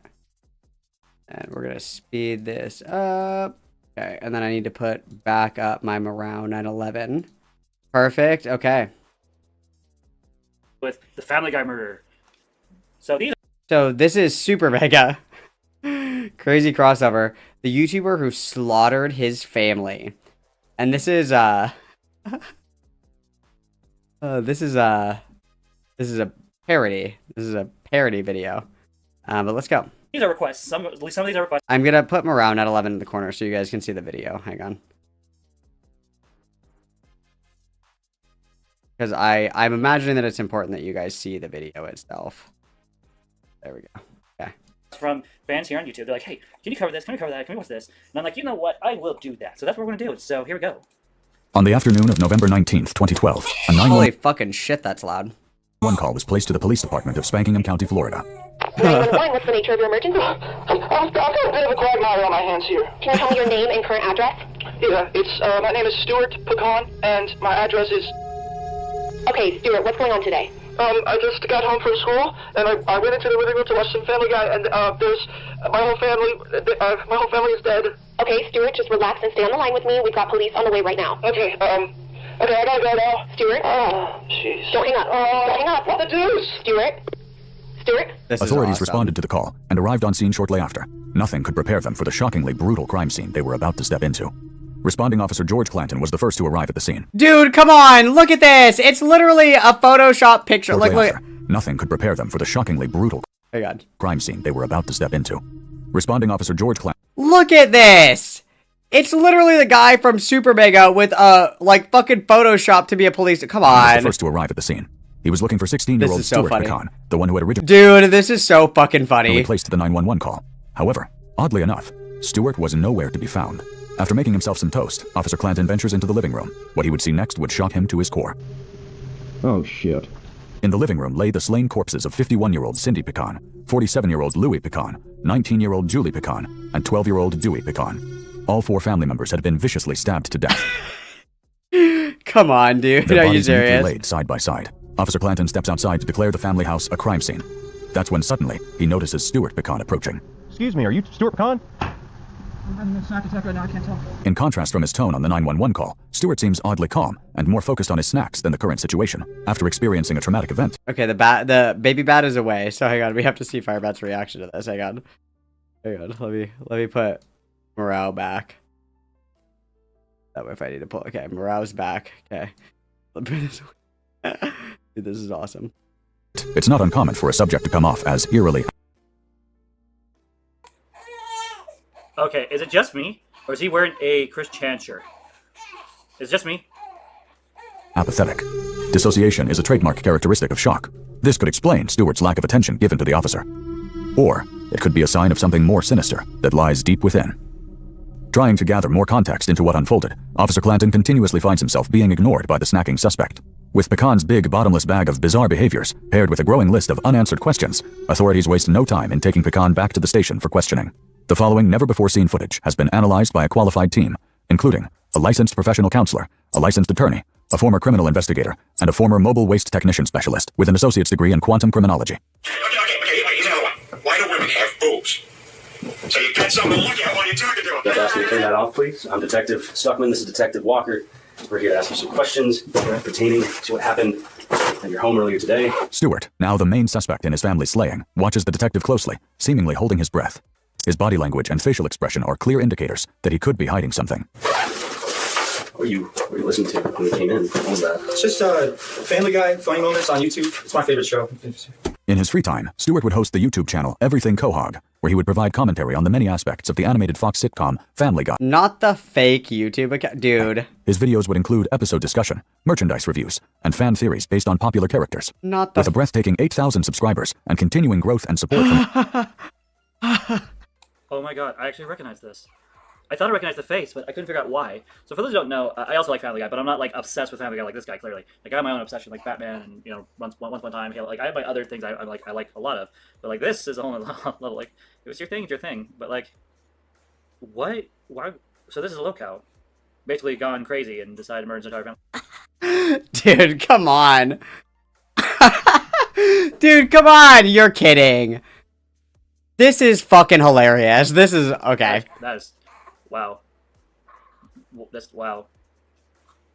Oh my god, this is terrible. This is like the false memory thing, dude. It's like I've literally watched this video on YouTube before. It's fake. This is awesome. Terrible. As viewers, it would have appeared that the sky was the limit for young Stewart. At this point, the detective is well aware of Stewart's peculiar obsession with Family Guy, but still, he indulges in a friendly manner to establish rapport and make the suspect feel comfortable. Hang on, let me, I want to see the search. Peculiar obsession with Family Guy, but still, he indulges in a friendly manner to establish rapport. This is my favorite. Log into Facebook, locale hygiene, login, secure access, locale Firebat, locale trans Firebat. I love Googling myself, that's awesome. And make the suspect feel comfortable.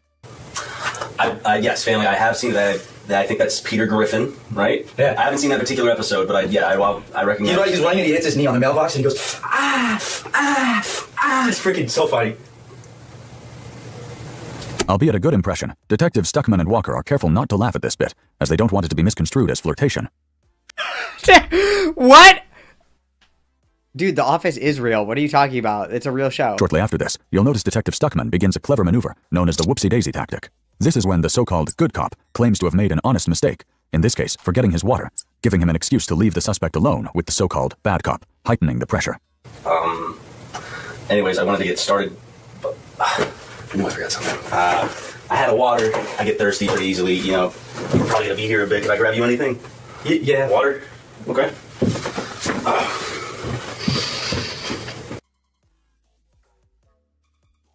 So clearly, this guy looks like he actually murdered his family and all that, but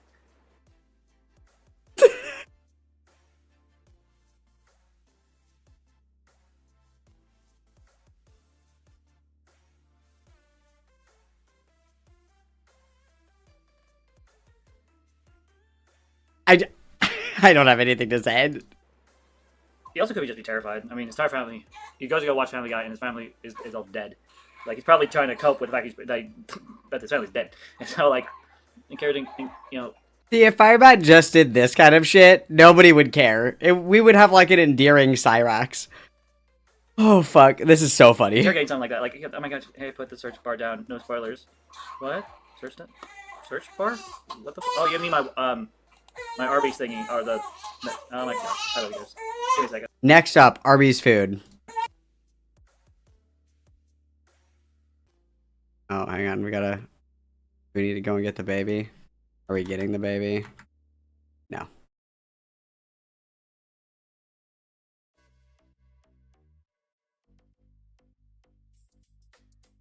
What's going on here? Okay. I guess we're switching to the kitty ears, so I can better use the mute button and all that while watching this. So you should use these all the time because your audio quality is much better. Yeah, this is crazy stuff, guys. This is some really dark and crazy stuff. Like, what's that movie where like I can't think of the name of it? Where like the meteor crashes and then it's like a group of teenagers and they like touch the meteor and then they all get like superpowers and shit. You know what I'm talking about? Oh, that's gonna drive me crazy. What's the name of that movie? Firebat thinks that's real. Movie with meteor crash, superhero powers, teenagers. What was the name of that movie? Not Sky High. Chronicle was real, guys. Chronicle was real. Blair Witch is real. The Blair Witch is a real person. True. Wow.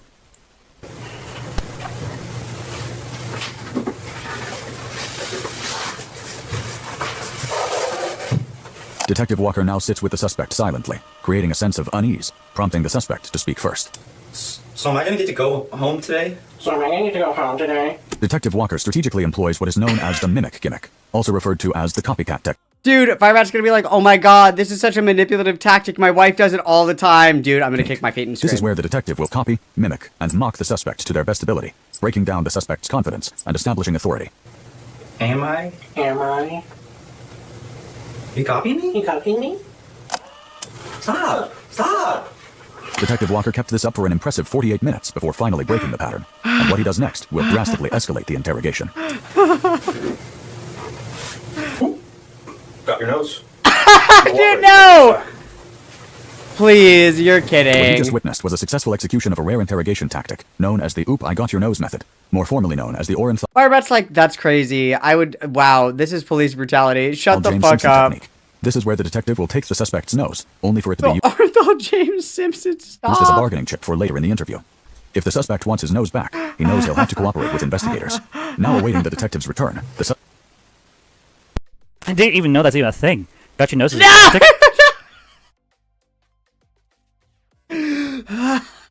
Firebat's literally been arrested before. Firebat has literally been in juvie and is like, I had no idea they could actually take your nose. That's crazy. The police use? Gets to use in like an injury? I have survivor's guilt because the police didn't take my nose, but the police took this guy's nose. Oh, wait, what? What the heck? What the? What the hell? Suspect engages in self-soothing actions, such as massaging the frenulum of his penis. In doing so, the suspect is hoping to gain some semblance of calm, no doubt in Firebat's like, ha ha ha, I do that. anticipation of the impending questions he's sure he'll be asked. Detective Stuckman re-enters the room to continue the interview.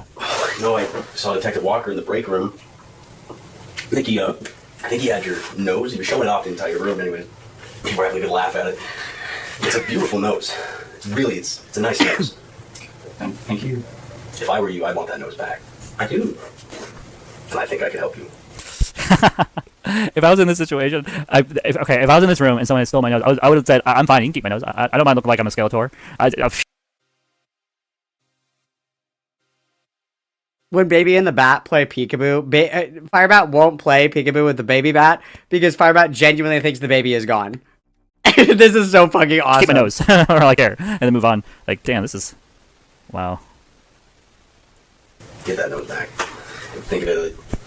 I scratch your back, you scratch my back. It's at this point in the interview Detective Stuckman finds himself jonesing for some chocolates. He faintly recalls having 2 Hershey's Kisses in his desk drawer. He leaves the room in search of the sugary sweets. This act, plus consuming the candies, was incredibly taxing for the detective, who in turn decided to take a short nap in his office. Refreshed and refilled, he returned to resume the interview 2 hours and 36 minutes later. All right, Stuart.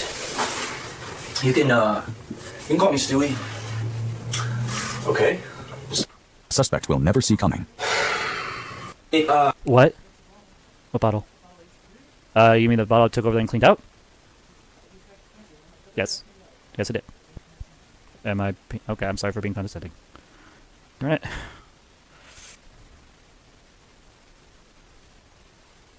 I lost where I was at. Whoops. Give me a second, guys. What are we going back for? I went off the entire room anyway. People were having a good laugh at it.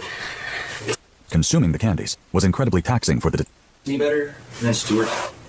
Okay, that's interesting, because if I remember you guys don't understand. There is somebody who looks... There is a Nigerian prince who looks just like Usher, who is coming to marry me if I send him $500 for the plane ticket. It's true. You guys don't believe me, but this Nigerian prince who looks suspiciously like Usher is into me and not you. So be jealous all you want about that. Okay, guys, fuck you. Me and my Nigerian prince, Usher, are gonna run away together. So fuck you guys. You don't know what you're talking about. He's obviously real. I tried to legally have your name changed to Stewie. Oh my gosh, murdered family.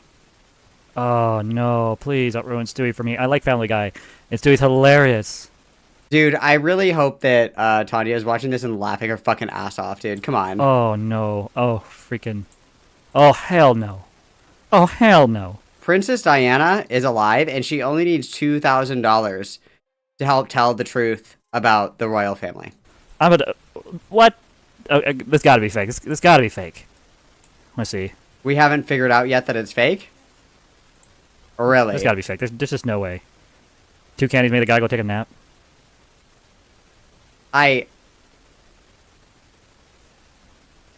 Again, my statement rings true.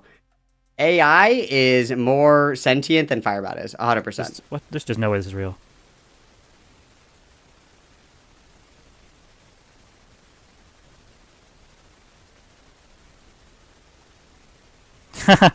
Dude, true. I think that if you can't detect sarcasm, you shouldn't be homeschooling anybody, true. TV. Where are all those old fashioned values on which we used to rely? Yes, there's a family guy. That's not my kind. Sorry. That was someone made a quote without even use. I think they intentionally used that. Stewie Griffin. Actually, can you tell me a bit about that? Through a Freedom of Information Act request, we obtained court documents which revealed Stewart had recently attempted to have his name legally changed from Stuart Pecan to Stewie Griffin. This attempt was unsuccessful, however, as his mother and father had both declined to sign off. Oh, sorry. Privacy morale. Sorry, guys.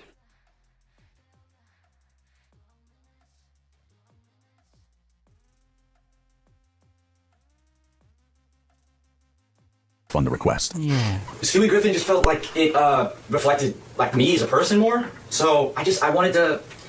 I felt like that was me, as Stewie Griffin, not.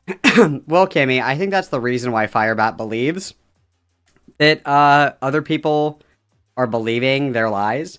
Like, Firebat is convinced that all of the lies that they tell are very believable because Firebat doesn't have the social awareness to determine lies. So, like, a good liar is somebody who can, like, read other people and, like, kind of gauge what one person might believe or not believe to be true, right? Like, to be a convincing liar, you have to be, like, incredibly socially aware, right? And know, like, the limits of what's going to work and what's not. Firebat's too stupid to lie effectively. Hang on. I heard what sounded like a kerfluffle with the cat. One second.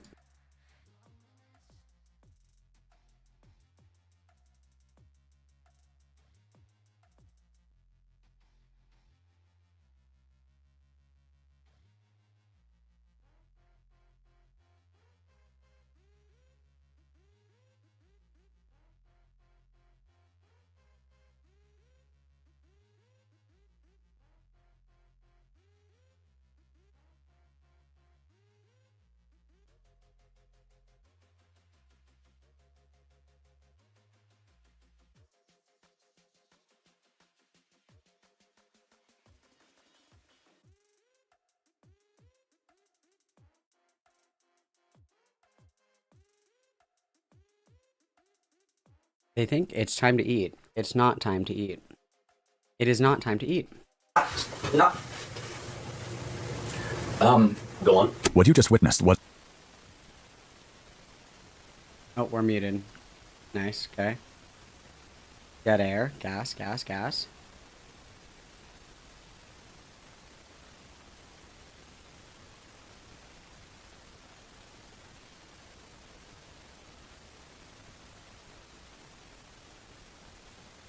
Dead air. It looks like we're was the arguing. near perfect execution of a tactic only the most skilled and knowledgeable detectives can dare to attempt.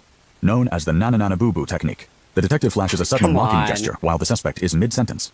This will serve to derail the suspect's train of thought, making it much harder to keep track of his fibs. Due to the angle of the camera, it's difficult to determine the exact silly face made by Detective Stuckman. However, we hired a skilled spatial computer graphic system engineering specialist to create a three-dimensional render composite of what the suspect likely saw. So I started to do the name change, and it took I got like 4 months into it, but I had to. My parents at the last minute refused to sign off on it, so I. Stewart does his best to ignore the jesting detective's gesture. However, it's apparent it's been successful in tripping him up. Pushing through the suspect's annoying ramblings, Detective Stuckman is setting the stage for what he's about to do next. I wasn't able to get my name changed. Your parents didn't allow you to change your name? No. Were you upset because of this? I know a lot of people have attachment to their identities, and names being probably the biggest signifier of your identity. Yeah, I was pissed as crap about it. It made me, really freaking pissed. But not like I could do it. Did you catch that? Here, we'll play it again. Take notice of Detective Stuckman in the bottom right. Compounding on the recent Nana-Nana-Boo-Boo, the detective deploys its sister technique, the Neener. It leaves the suspect speechless. So let's talk about today. And Firebat's actually watching and paying attention to this. It's not like Firebat's goofing off or whatever. We're actually watching this and we're like, true. So I left school at the last bell, and then I went straight home. That's crazy. That's crazy. I don't have to watch the rest of this. I can probably tell you what happens. I hadn't seen any of this. This is new to me. Wow, I didn't know there was even such a thing as a Family Guy killer. I can't watch Family Guy anymore because of this. Dude, Tanya, please. Oh my god, this is terrible. I don't want my daughter even to watch it. Oh my gosh, people are cray cray, honey. People are so cray cray these days. It's like everyone just lost their minds. Maybe he got possessed by a demon or something, and so he decided to slaughter his entire family because they wouldn't give him his demon name. I don't know. True, possessed by a demon, yeah. I'm just speculating, not saying any facts. And I got home and I opened the front door and it was really quiet. And so I went to go put on some Family Guy in the living room. But then when I walked into the living room, that's what my mom and my dad and my brother and my sister. I want to back up. The detective is trying to establish a motive and lock Stewart into a story he can't go back on. You're saying you left school, last bell rings at 3:20 p.m., right? Well, we have administration saying you signed yourself out at 1:35 p.m. What? So you were not at school. So if you could help me understand. No, that's wrong. I left at the last bell. If they said that, then they just got the numbers wrong. You're asking me to trust your word over the administration of your school. Why would your name just show up? They freaking lied. I left it at 3:20 when the bell rang. I went straight home. So administration's lying? Yes. Are the cameras lying too? Detective Stuckman initiates the first big confrontation by revealing that he is in the possession of evidence that contradicts Stewart's original story. Oh boy. Cameras? What if I were to tell you I had video proof of you leaving the school at 1:35 p.m.? I'm trying to just help me understand, because everything's pointing to you not being at school. I was. They probably did you in the time frame of what? This video also sucks because the bit is too elaborate. This is too long of a bit. Just go to school. Ask the teachers. Look at cameras, if they had cameras at this time. I don't know where this is at in history, by the way. There's ways to know when a student is at school or not at school. I think you know. Without directly saying it, Detective Stuckman is heavily implying that Stewart had something to do with the murders of his family. This marks a dramatic tonal shift in the interview. No, but I need you to tell me what happened. I did tell you. I told you exactly what freaking happened. Well, I left school and I went home. The clocks. Do I have to go get the tape to show you? I'll give you one more chance. When did you leave school? 3:20, the last bell. I don't know why. Okay, so a lot of times in these type of situations, what a police officer will do is they'll try to goat you into admitting to something, and they'll be like, "Oh yeah, bro, this is a situation I was in a while ago, where they'll be like, "Oh yeah, I'll tell them like what's going on, whatever's going on," and they'll try to add an extra detail, and I go, "No," and like call it out at no. And so what ends up happening is they try to get you to admit to something by bringing up a piece of information that's not actually there, to see if they can trick you into admitting to something. And so I see what they're doing. Very manipulative, and it works. The nose stealing was very manipulative, I agree. At least on weak-minded fools, anyway. Detective Stuckman leaves to retrieve his laptop, while Stewart waits anxiously. However, Detective Stuckman soon re-enters, seemingly unable to locate his laptop's location.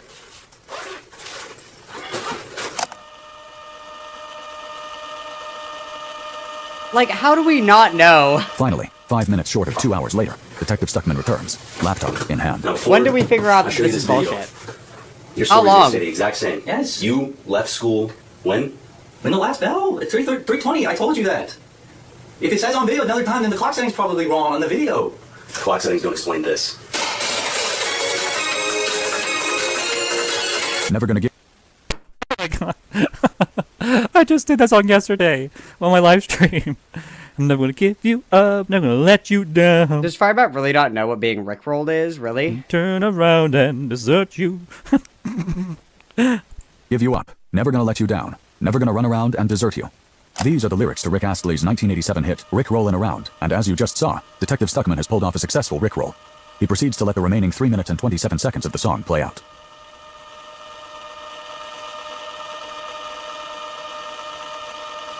I'm gonna have to feed everybody after this. We're crashing out. What are you doing? Come here. Come here. Come here. Do you hear him scurrying around back here? He comes in here and he barks at me, and then he does like this, and then he runs away. I don't know what's going on.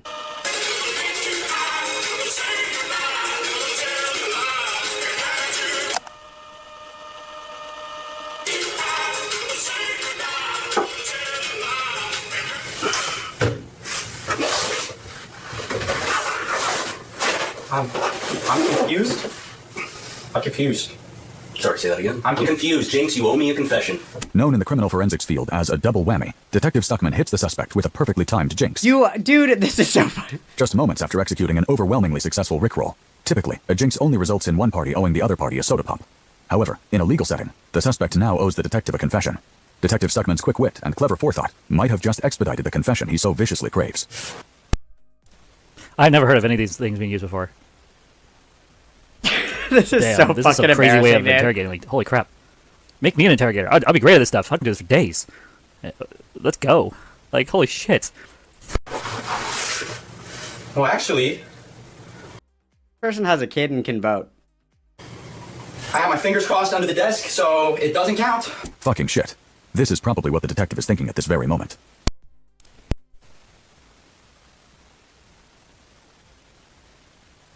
Oh my god, Firebat, fucking get to it, dude.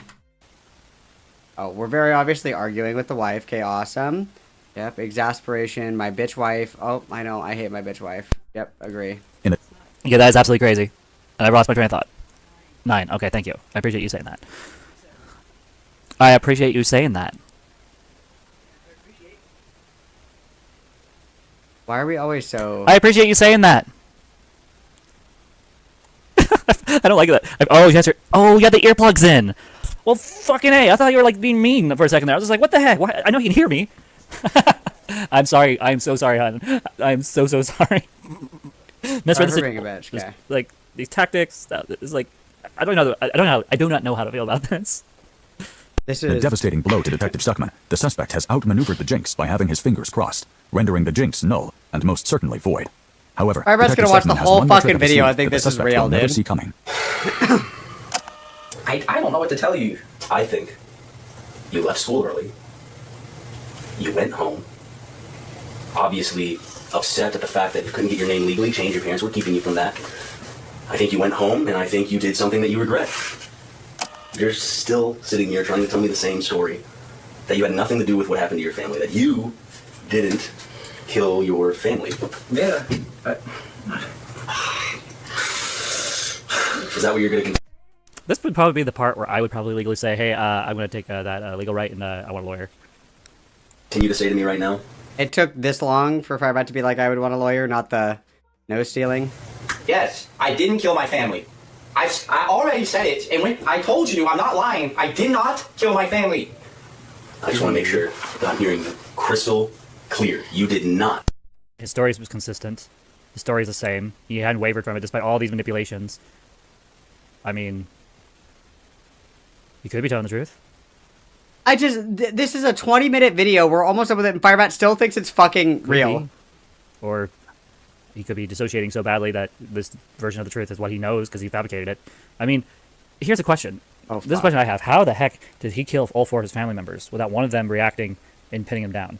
Yeah, I killed them, but then I revived them with CPR to the tune of staying alive. The way this person could murder his entire family. But didn't count? Potentially. Is if they were all asleep. How the hell did this scrawny Chris Chan looking motherfucker murder his entire family? That's my question. Like how? Wow, yeah, how? How could you do that? Because all murders happen with your bare hands? What? How do you do it? How do you do it? Did you put something in their food where they weren't looking? Put some bleach in their water? At the beginning of the video, it shows the knife and the crime. Like, what? How? Yeah. Your family. I did not kill my family. That's all I needed to hear. Detective Walker? Throughout the interview, there was something right under our noses that most of you probably missed. On several occasions, Detective Stuckman can be seen checking the time on his watch that was strapped to his wrist. And this wasn't without reason. Mere seconds before Stewart uttered the phrase, "I did not kill my family," the wristwatch struck 12 a.m., November 20th. That's right. Opposite day. It was opposite day. The day... Dude. Wow. Opposite day.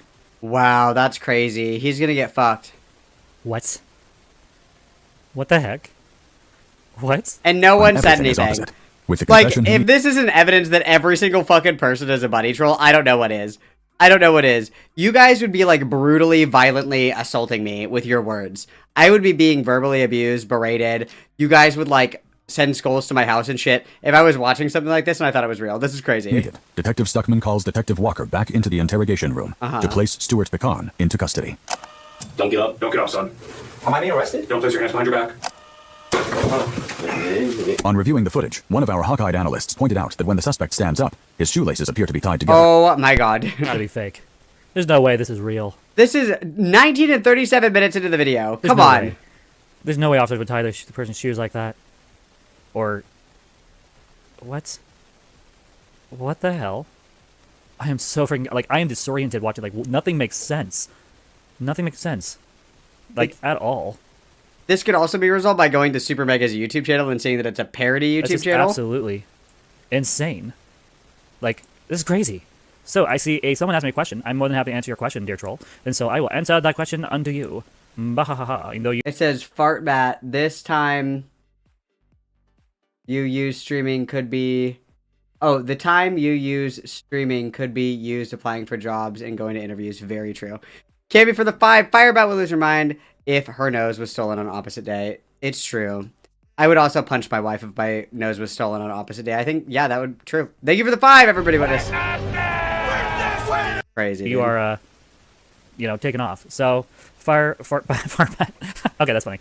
I might have to use that when I want to snark myself. Be like, I'm the Fartbat. Yeah, Fartbat, because Firebat, again, was really gassy. Went to the emergency room for gas-related issues and has been farting all day on stream. You streaming could be used applying for jobs and going to interviews. Yeah, no. I got a baby girl to take care of. Right now she's asleep and taking a rest. So, nope. I got a job, and that's being a full-time trans mom. My full-time job is actually streaming 15 hours a day, gas. You the dummy. Also, do you guys want to watch the Firebat cooking video while I'm away? Is it safe? Can I put that on? No, I am not. No, because I have to feed the animals after this. I am not. If I was, Waffles would have told me. Nice try. I trust Waffles? Waffles with my life. Waffles would never troll, guys. Waffles would Further combing through the footage would reveal that when detectives to my understanding, Waffles also recommended this video. and was searching for his laptop, he had laid a trap that would only be sprung at the very end of the interrogation. That's right. While searching under the table, the detective had covertly tied the suspect's shoelaces together, adding the cherry on top of the proverbial sundae of justice. What did I do? I didn't do anything. I'm telling you, I didn't do anything. Stop.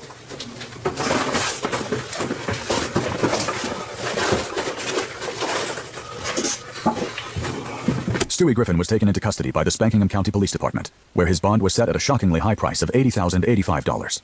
Stewart's trial would begin 4 months later, where he would ultimately be found guilty on 1 count of mamacide, 1 count of papacide, 1 count of brothercide, and 1 count of stabbing his sister to death. Despite his age, Stewart was tried as an adult, and a jury ultimately found him guilty on all charges, sentencing him to 4 consecutive life terms, with the possibility of parole after his second life sentence had been served. We reached out to Stewart through email to see if he would be willing to share his side of the story and answer some of our questions about the case.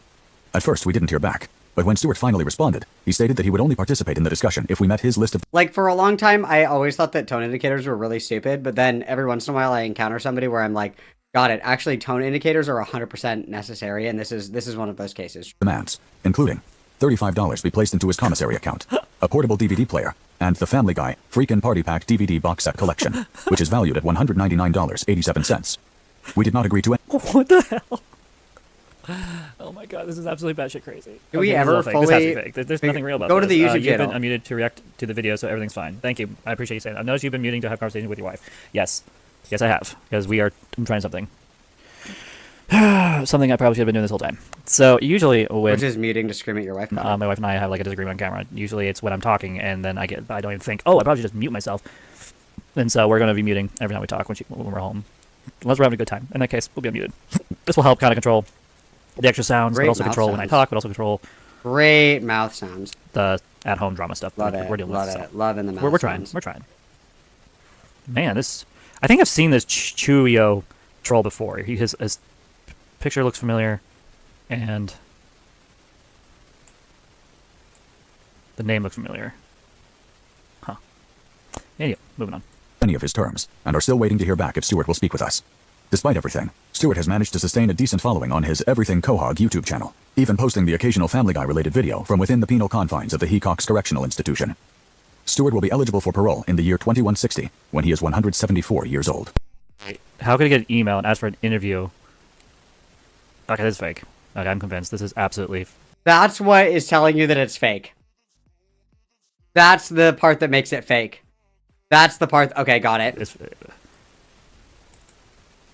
Slaughter's family. Okay, I want to do something really quick. Because I'd like... Oh my god. No, YouTube Slaughter's family is not a true crime story. It's a fictional sketch created by comedy dude super... Oh, okay. Okay. Okay. Maybe I should do one of these. Join this. Like, you just... If you don't understand what's funny about it, you'll never be able to recreate these things. Right? Like... There's something like there's something that's really interesting. Like, I think about social like interactions and humor and stuff like that. Like, some people are funny, some people are not funny, and it's like, what causes that? And I think it's like a social misunderstanding of like what makes something funny, right? Like, racialized humor can be funny because like it's only funny if the person that tells the racialized joke isn't racist. Because then it's like the absurdity of it is the funny part. It's like not offensive, right? But if the person who says something really racist as a joke is actually racist, it's not funny because they like mean it. They actually think this.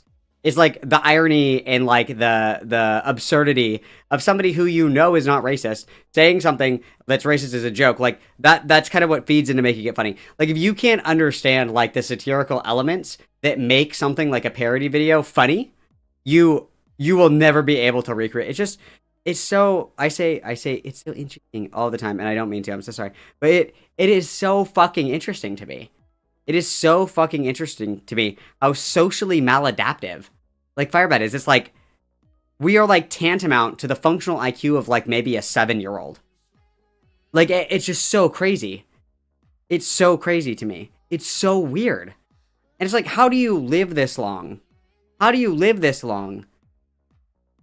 Without, like, whatever, dude. Without, like, a fucking TBI or something. I don't fucking know. Crazy. Okay, I have to go and feed the horde. I have to go and, I don't know. I couldn't tell you. I guess because the racism was funny. Hey, Gemini, is gullible written on the ceiling? Very true, very true. Firebat would totally fucking fall for that. Oh, what's that on your shirt? Oh, gotcha. Got him. Thank you, Cammy, for the 2. Everybody witness. I have to go and feed the animals, and one of my dogs doesn't have any teeth, so it's a little bit of a time-consuming process. So give me like 10 minutes, and we'll come back, and we'll do Leadhead, and then it looks like we're doing... It looks like nobody gives a fuck about Alec Gunter, but that one's only like 15 minutes. We'll do Leadhead, and then we'll go from there. Okay, we'll do Leadhead, and then we'll go from there. We'll see how we're feeling after that, okay? Okay, I'm going to put on your key jangling really quick, guys, and we'll come back and do some Leadhead content. I just have to feed everybody. And all that other shit. Alright, I'll be right back. Everybody behave. Let me know if this cooking video is gas or not. We might wander back to or Firebat, whatever. You know, whatever, who cares?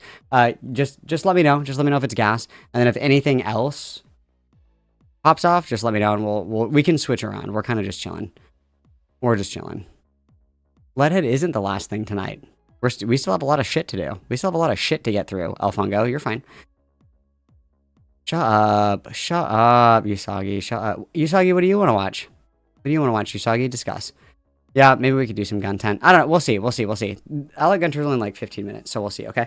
I'll be back in 1 second, guys. Everybody behave. I'll be right back. I just have to feed the animals. Enjoy your calming RuneScape ASMR.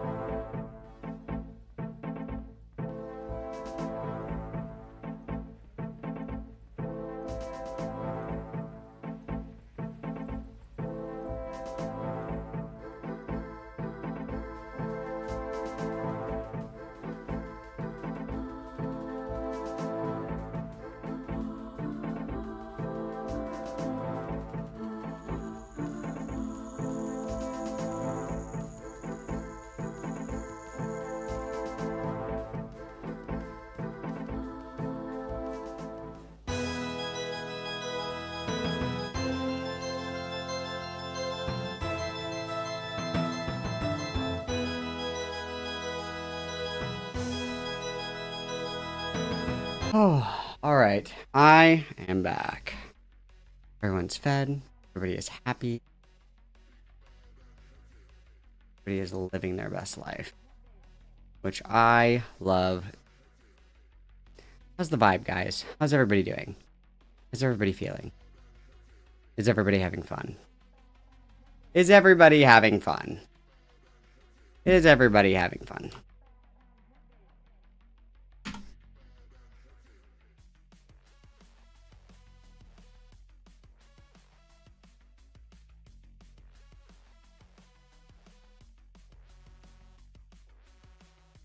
Everybody having the best day ever.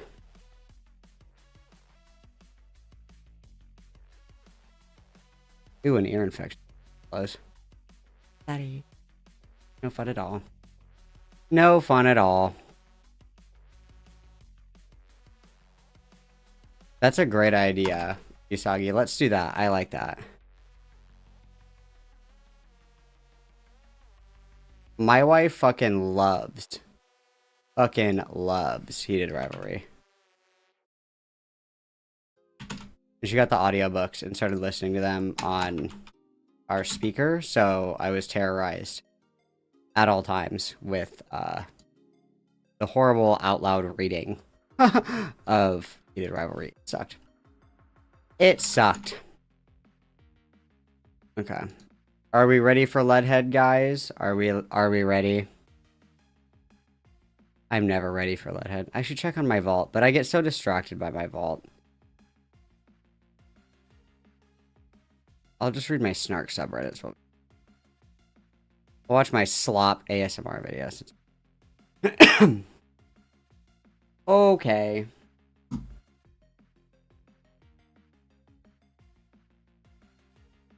All right. Are we ready, guys? Are we ready?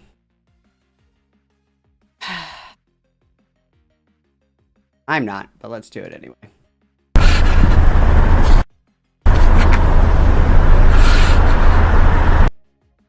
We're starting off with some heavy breathing, and it's really loud, so sorry. All right. Speed this up a little bit. Okay. This is... Do my political rivals have a right to exist? Oh, we've got Leadhead Bingo. Awesome. Let's check that out. Let's get that going. Let's get that going, shall we?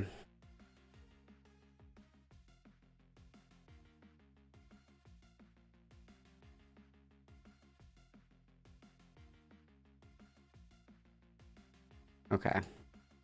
We've got self-inserting into media, dog shit videography, puppy girl, skating, fake smoking, sigh, shit tier, mobile, or car.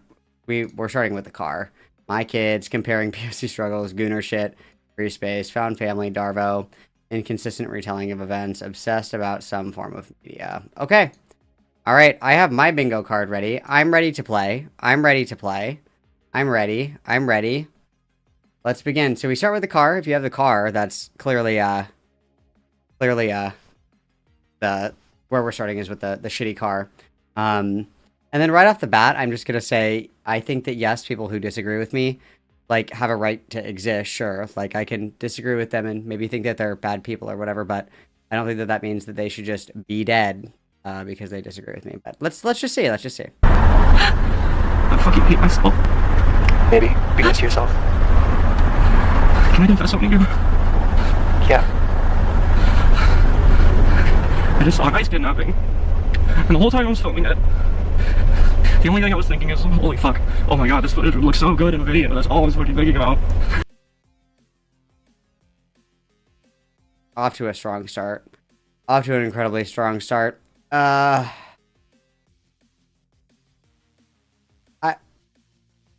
would you ever tell somebody... Guys, I saw somebody, like, I literally saw people get exterminated at a concentration camp, and I thought, dude, this would be so sick on my YouTube channel. Okay, got it. Is that as fucked up as I think it is? Like, be honest with me. Wow, this is fucking terrible.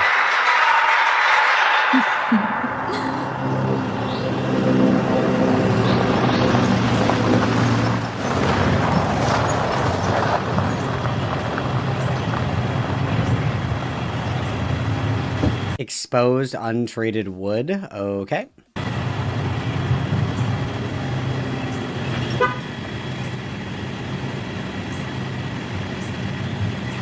I have a vehicle out here with, I believe, switch plates unregistered. Something an officer in the area. Sergeant Tulsa. But I got, hold on. Hold on. There's another red Impala as well. The following video is a part of a dramatic fictional series. I'm playing a character. Oh. Wait, let me go back to the important bookmarks. YouTube, Gmail, Proton Mail, Blue Sky. Don't know what this is. I don't know what that is. Bad. New Vegas mods. Is that fucking Gemini? Is that the Gemini logo? That's Steam, right? That's Gemini? What is that? Yeah? Oh, hold on. There's another red Impala as well. Alright, let's check out our books. And the binding of these books is noticeably untouched. This video portrays a character being radicalized into, like the New Vegas mods. That should have been on the fucking bingo card. Henry 2750. Let me know when you're ready for the other two. It's me. I have PTSD about a situation that didn't even, like, remotely affect me. That's awesome. I also love the vinyls with no record player either. That's awesome. Yeah, hold on a second. I gotta run these. These are just by group search. They might be the same vehicle, but they have different plates on them. Give me 2 seconds. The State and Revolution. Great book. This has never been opened before, as we can see. The Wretched of the Earth. Good book. Red Deal. The revolution will not be televised. Like, look at the bindings on these. These have never been opened. These books have never been touched. This is the first time these books have been touched. Yeah, for this call here, it's Trillium Health. Do we know... I'm pretty sure that the YouTube videos are the activism. I'm pretty sure. A while ago, Beckett told me that he was going to make, like, a Leadhead video, like a long-form video. And think what you want about Becky, guys. Think what you want about Becky. I totally understand. But Becky's prepared content, I think, is actually really good. So I was looking forward to this, but apparently there's like some of the people are like uncomfortable or they don't feel comfortable like giving comments for a public video about their experiences, which I understand, obviously, right? Like not everybody wants their interpersonal shit like put on the internet. They might not want to get singled out. To my understanding, Leadhead is like a very vindictive person who will go after people in real life and shit. And so a lot of people that might have something to say about Leadhead don't really want to say anything for a YouTube video, which makes perfect sense. But I'm very disappointed. To my understanding, Becky is actually a lot more knowledgeable on Leadhead than I am. But I think that the activism begins and ends with YouTube videos, if I'm being completely honest with you. Leadhead lives in like Appalachia, like I can't remember. I think it's one of the Carolinas, I think. And so their activism is limited to bitching on the internet and fucking Discord e-whores. I thought you were gonna say that Beckett started chasing her. So Beckett and Leadhead are dating, so obviously the video isn't coming out now. That's all what happened. That'd be funny though. I like that I asked Beckett if he was a chaser, and he got very uncomfortable. I have this feeling.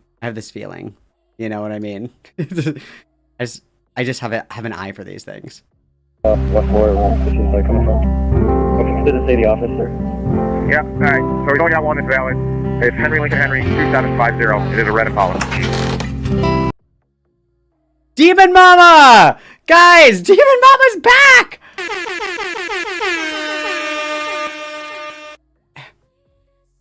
Hey. Hey.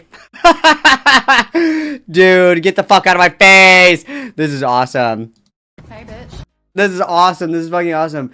Is this boy or is this girl? Which one is this one? This is one boy or girl. And then I love the Amazon fucking socialism shirt. I too get all of my Che Guevara merch on Amazon.com. True. I remember I got my communist USSR flag on Amazon, guys. Awesome. Yeah, fight the power. This is fucking awesome. Dude, this doesn't I sent it to you on MDT. Alright, does this count as the family where it found family? This counts. I'm counting this as found family. Do we have anything else in here? Not yet. Not yet. Not yet. Okay. We need to talk. School has the wall. I got you the books. But all this introspection, trying to be a better writer, this, it's not ever going to help people. What the hell else can I do? I can barely do the dishes. Why is there a butt plug here? Come on! Guys! There's a butt. Do you guys see it? Do you guys see it? Oh, come on. Dude! Oh, I have fake smoking too. Okay, sorry. Look! Look! Do you see it? Guys! Guys! Why is there a fucking butt plug right here? Dude, put it away. Stop! I'm crying, I'm crying, I'm crying. The guitar, the butt plug, the MF Doom album. It's beautiful. This is avant-garde. I'm counting this as Gooner shit, yeah. I'm counting that as Gooner shit, for sure. Yep, that's awesome. Also, thank you, Vitamin Mafia. What did you think of The Hunt? What did you think of it? It's one of my favorite movies. I think it's very funny. Did you like it? I thought it was good. I also like, I think her name is like Betty Gilpin, right? I thought it was Uma Thurman. Yeah, it's Betty Gilpin. The first time that I watched this movie, I thought it was Uma Thurman. I really like her. I really like her. I don't know what else she's in, though. What else is she in? She's in Nurse Jackie, The Hunt, Death by Lightning. I really like her. I genuinely thought it was Uma Thurman for like the first 10 minutes of the movie, and then I was like, that's not Uma Thurman. I'm glad you liked it. It's a funny movie. It's a really good movie. I really like it. And there's the shit on Wednesday. I mean, all I can really do is just try to make these videos feel less like naive and privileged. Also, what's with like the mannequin head? Just like, hey, what's that? This is crazy. The girl who makes her estrogens in a wheelchair. I mean, no offense, but it's just a fetus as fuck. Alright, so I'll make estrogen. You got a brick of raw for me? Oh, no, but Close enough. Welcome back, Caffles. Let's fucking go.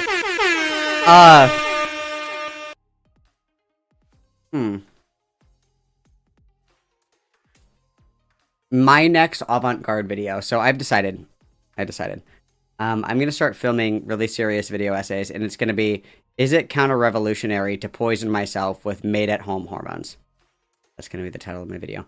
Also, quick question. Hang on, I got to turn this off really quick so I can go get this. I don't want you to look at my ass or my legs. I don't want you guys to know that I have legs. What if I didn't have legs? I bet you guys would feel crazy. Hang on.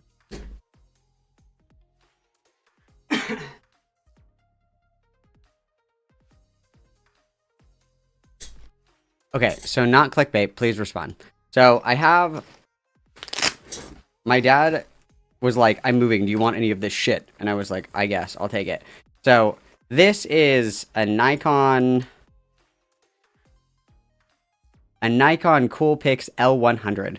Can I use this as a stream camera? Can I use this as a stream camera, or is this just like fucking useless? Does anybody, any tech people, can I use this as a stream camera? Or is it just like, I have to start doing avant-garde video essays? Like, now that I own this, I have a really strong compulsion to record myself driving around smoking cigarettes and pretending to read books. Like, now that this is in my hand, I'm kind of like, I just really want everybody to see my vision that trash cans are representative of the pollution of society. You know what I mean? I really like, what do you think about Lenin? You know, I feel very inspired. But anyway, can I use this as a stream camera? I'm too stupid to figure it out on my own, and Google isn't helpful. Thanks so much. Record porn. Awesome. Let's go. Awesome. Okay. I'll do that. You got it. Perfect. Subscribe to my OnlyFans. Thanks. I'm sorry, being an asshole. Thanks for the books. But I'm right over, you can get some.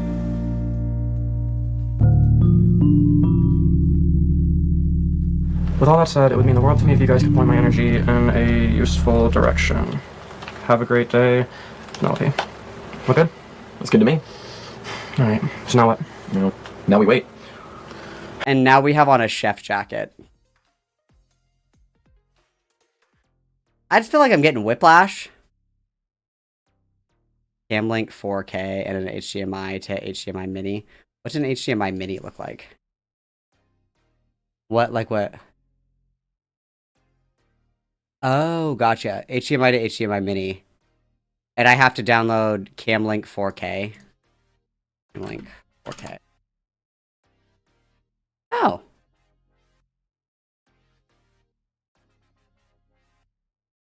Huh, okay. Maybe I'll do that later. Maybe I'll do that later. Alright, I don't know if this is boy or girl or wifey. I don't know who the fuck this one is. My understanding, wife doesn't like being in videos at all, but I'm not sure. Thanks, Tony. Have a good day at work, okay? Yeah.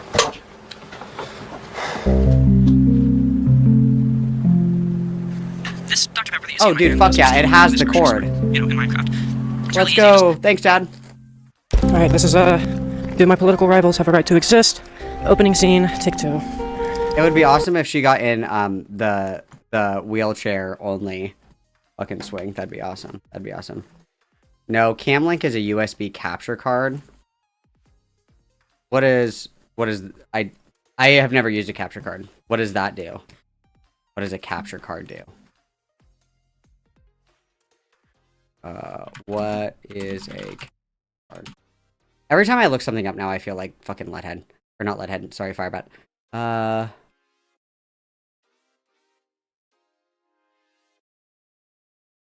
Oh, it routes the console signal to your computer so you can add. Gotcha, gotcha. So I would like plug it into the camera and then it would be like, it would route it to my computer. How come? Okay, this is stupid. This is a stupid question. Shut up, Usagi. I'm being vulnerable right now. How come I can't just plug the camera into my computer? How come that doesn't work? Because I tried that and it didn't work. But why does that not work? I'm just curious.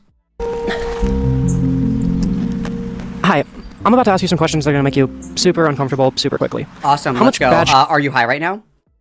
Are you nervous? Are you single? Shit, do you have to do? Hi, I'm about to ask you some questions that are going to make you...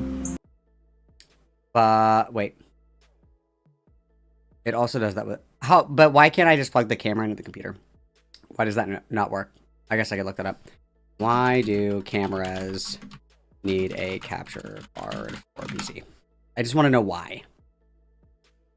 Oh, here we go. Explain like I'm 5 years old. What is the purpose of a capture card? This Reddit post was written by me, apparently, in the past.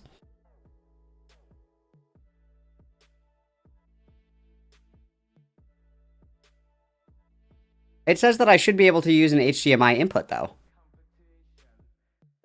At least that's what it says. I don't know if that's a lie or not.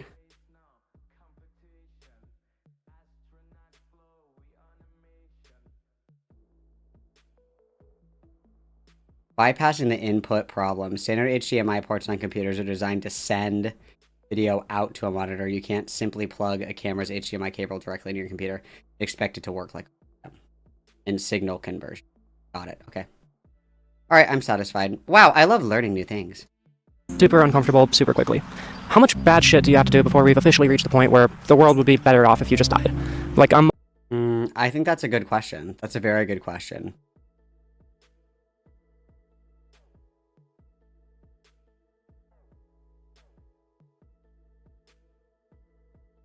I think that when you like knowingly and maliciously do something that like gravely injures or kills one or more people. Like I think that and then like not having any kind of like repentance for it, right? Like if you accidentally back up and run over a toddler because they're so small and you can't see them in your backup camera, I mean that you're like a bad person. But I think if you like see a kid on a trike and you're like fuck yeah and you floor it and you run the kid over and you get arrested and they're like, why the fuck did you do that? And you're like, because it was fucking hilarious and I'll do it again as soon as you let me go. Like, you know, I feel like it's like the malicious harm towards other people without any like guilt or repentance, and it like causes like serious injury or death for like other people. That's what I would say. Like when the world would be a better place without you. But I don't think that means that you have to die. I think that we should go back to like exile, like, you know, like they used to do in the medieval times and shit like that. Like, you fuck up so bad, you get, like, your survival kit, and then you fuck off into the woods for the rest of your life. Like, I think the government should, like, annex off, you know, like, I don't know, like, 20 square miles of, like, Yosemite, and then fence it off, and then that's where we put people. Like, you've shown that you cannot live within society. We're not killing you, but this is shit that you need. You have to live in this fenced-in enclosure and survive. You're not allowed to be in society anymore. That's what I think. That's what I think that we should do. I'm all for rehabilitative justice, and I believe in a social safety net, but at what point does any potential happiness that you might someday add to the world just stop being worth the risk that you'll probably just continue being a scumbag? think most of us can agree it'd be better to just, kill Hitler, and I'm sure some of you have some modern-day fascists that you feel the same way about.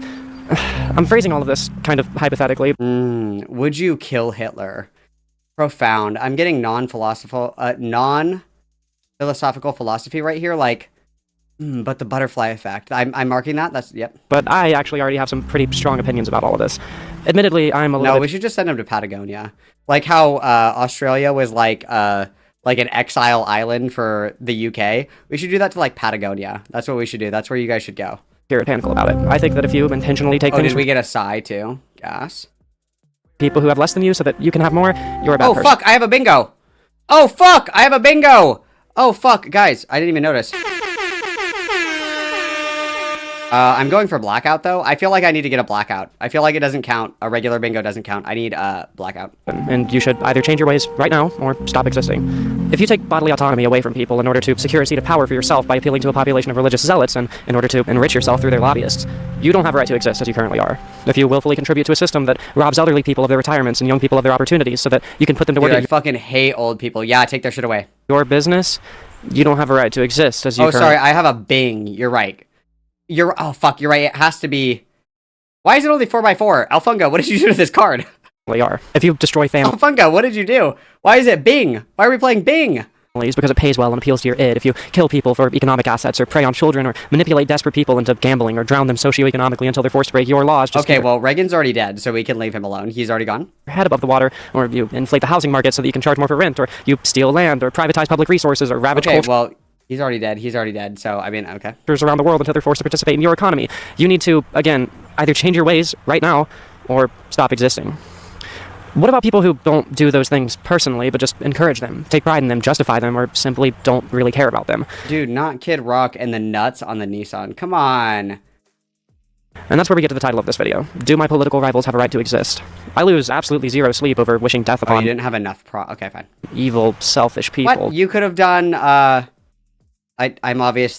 sideline critiquing Alfungo. So take it with a grain of salt. I also would have, had to conjure things to think about. But we could have done like danger driving, right? Like danger driving, like we're driving and recording. That's bad. Shitty cassette tape, ex-girlfriend mention. And then we also could have done like, I guess we could have done annoyingly holds the microphone instead of using a boom arm. Something. Okay. It's okay. I'm not attacking you. I'm just saying, like, again, I too would struggle, in the moment. Like, whenever I make these bingo cards, I'm like, oh, fuck, I can't think of anything right now. You're drawing. I'm critiquing after the fact. Take it with a grain of salt. No hate in my heart. I love you so much. But what is every liberal on Blue Sky defending misogyny, every edgy 15-year-old being groomed by the manosphere, everyone who just bought the stories that we were fed about Israel, quote-unquote, defending itself, supposed to just stop existing? No, of course not. That is insane, for the record. Oh, yeah, and come on the floor. That's a rare one, but yes. Maybe it's a matter of power. Colonizes a public space to terrorize people with her political views. That would have been one right here. Because we can never just film in our house. We have to, like, terrorize other people, right?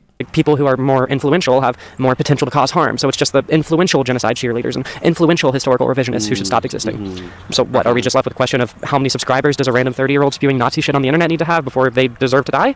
That doesn't really seem like a very fun question, but like I'm not going to lump my mother-in-law in with Alex Jones just because they post the same shit to wildly different sized audiences. So I agree with this. I do agree with this. I would say that, like your deranged family members that buy into Project Veritas shit, probably bad political takes, probably would make very bad choices if given, power to change these things, if you will. But I don't think that Nana, after she's had 2 glasses of wine and starts telling her best racist jokes, is the same as like Hitler. I would agree these things are different. This is a fair point. This is a fair point. And feed on cam, that's a good one. In trying to find the truth today, it seems like we should be focusing on that final entry into my series of questions that are making you uncomfortable. Although, I would admit, we would be lucky to land on even a rhetorical... I mean, I feel like these are only uncomfortable questions if you've never, like, thought seriously about any of this stuff. And I mean, like, I can't believe you guys. I got, like, what's the word?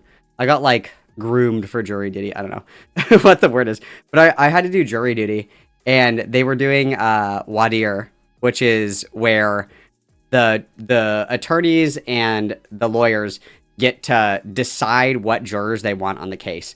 to decide if it's going to be sequestered or not. Like it was like a whole fucking thing. I was like, of course this is the bullshit that I get stuck with. Of course this is the fucking bullshit that I get. Is it like a parking ticket or something? It's like, I was so pissed. Anyway, so it was like a week and a half, and oh god, it was terrible. It was absolutely fucking terrible.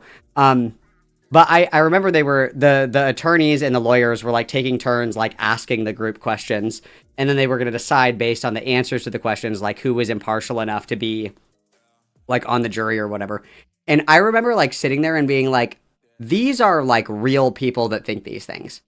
Like these are real people that live in the community that I live in that are like functionally brain damaged, that interact with society and like have autonomy and can like do things and like make decisions. And it's fucking crazy to me. It is fucking crazy to me. Like there was like, it was like very simple yes or no questions. And some of these people could not answer the question if called on. Like it was like, do you think the rate of crime has like increased or decreased? And it was like a 5-minute monologue on some fucking bullshit. And it was like, this is like a yes or no question with like maybe a 1-sentence elaboration. And it's like they would repeat the questions to some of these people and they would keep fucking going. And that changed my life that day. I was like, I had such a higher opinion of other people, and that's my bad. That's my bad. I guess I just have really high expectations for other people. You hear often the bigotry of low expectations. Apparently, I have the bigotry of high expectations because I'm like, nobody is this dumb. But most people are actually this dumb, which is crazy. Because like these are only uncomfortable questions if like this is not shit that you have seriously thought about before. Because like I feel like I have thought before about like, what would it mean? Like if somebody says, are you pro or anti-death penalty? And you say, oh, I'm pro or oh, I'm against it. It's like the natural question after that is like, okay, well, what would be the criteria that somebody would need to meet to like cede their right to life? Okay, what would make somebody bad enough that you would like want them to be killed by the state? Right? And then that inspires a bunch of other questions of like, okay, well, who determines if they actually did this thing? What happens if they're like falsely accused? What happens if they change? What happens if, you know, the family does, like, there's so many questions that come from that. And so like, these are only uncomfortable questions if you've never seriously thought about any of these things before. And so I guess for me, somebody who is as pretentious as Leadhead, I would imagine that Leadhead, like would have thought about these things before. The fact that Leadhead is like being like, oh, well, I don't know what it would mean to like what somebody would have to do for me to think that they shouldn't live in society anymore. Like the fact that we're just now thinking about these things is like very, very concerning to me. Like I think that it's important that like you have an idea at least as to like what all of these things are and what they mean to you and where your line is. Like it's just very weird. It's just very fucking weird to me. I don't know. Oh, we have a new bingo link. Okay. Let's go. Hi, Jitters. Smile. I hope that you're well. I'm glad to see you. Rubs my belly. Pats my belly and says hello.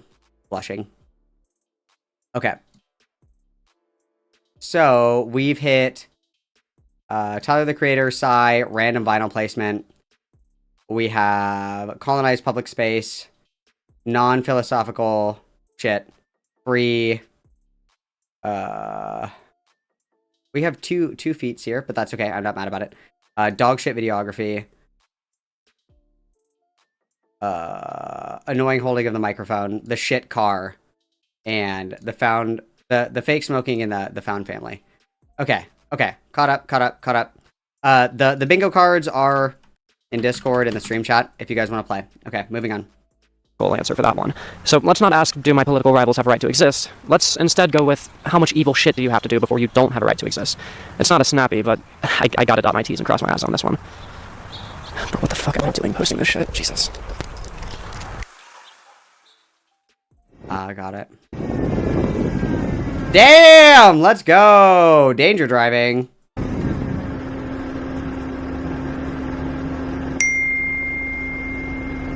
Puppy play?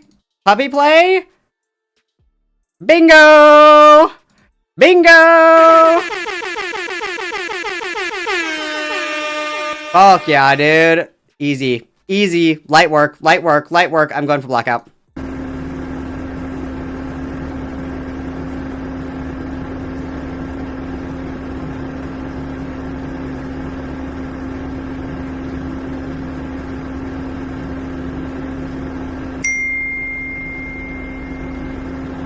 Let's do our injections when we get home and we can talk about it. I love owning the fascist chuds by injecting myself with mystery liquid that my friend made in their bathtub. I think this is the one time you should just be explicit. Just tell them what happened. It's relevant. I don't know, man. People will get mad at me if I talk about it. Plus, I'd end up making myself go back there if I was going to do a segment like that. And we're just rubbing hand sanitizer on our leg as a form of sterilization. Awesome. I'll be real. I really don't want to do that. I'm noticing cellulite. Do you want me to count down this time? No, just go for it. But I don't know, dude. This feels like it might be like my most divisive video yet. I'd like for it to amount to more than just... Terrible technique. Going in slow sucks. You have to dart it. You have to just go. Especially intermuscular. Those are big needles. They fucking hurt. Gotta just go in. You can't, like, slowly go in. You gotta dart it. Okay, gas technique. Prompt 2 therapy session for my audience. Thank you, baby. That one wasn't too bad. Good. But seriously, puppy. Anyone who gets mad will get mad anyway. Look, I'll think about it. Maybe we have, boy. Is that on the bingo card? Did we get boy? We already got found family. Alright, you'll make this whole thing clearer to me. Probably will.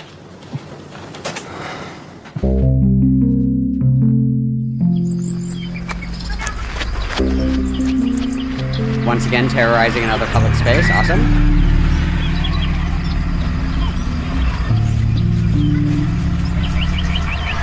So let me just get 2 things out of the way here right off the bat. First off, I live in the US. I don't know what it's like to live anywhere other than the US, and so I'm going to be talking about US evil today, our unique brand of it, because that's the evil that's been pushed on me for my entire life.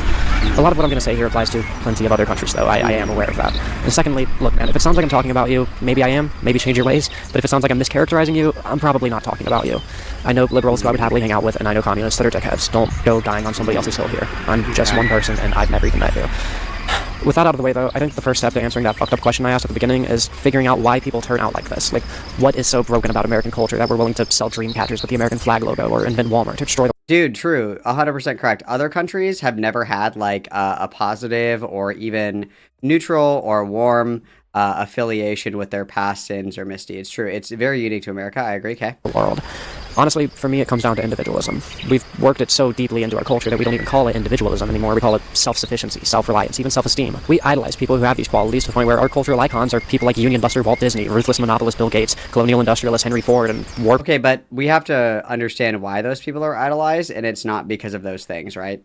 Like, equating individualism, like hyper individualism, to self-sufficiency is insane. Like, I'm scared about how this is gonna go. Profiteer, insert popular president here. Like,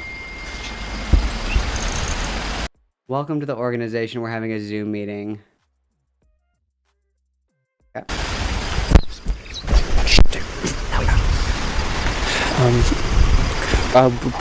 Insert popular president here. Okay.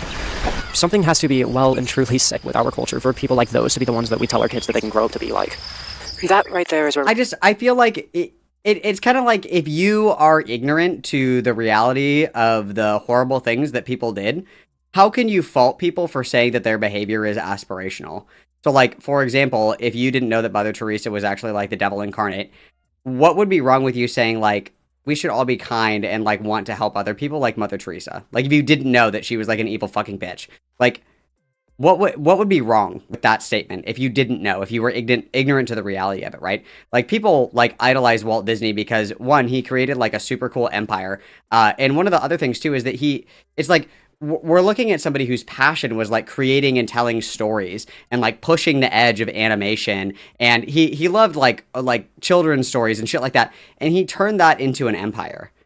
And it was like his job was his passion, was his dream, his creativity. And he brought his passion, his dream, and his creativity to so many other people to enjoy. If that is what you're conveying when you say we should idolize Walt Disney, and you don't know that Walt Disney was like an evil fucking bitch, what would necessarily be wrong with that?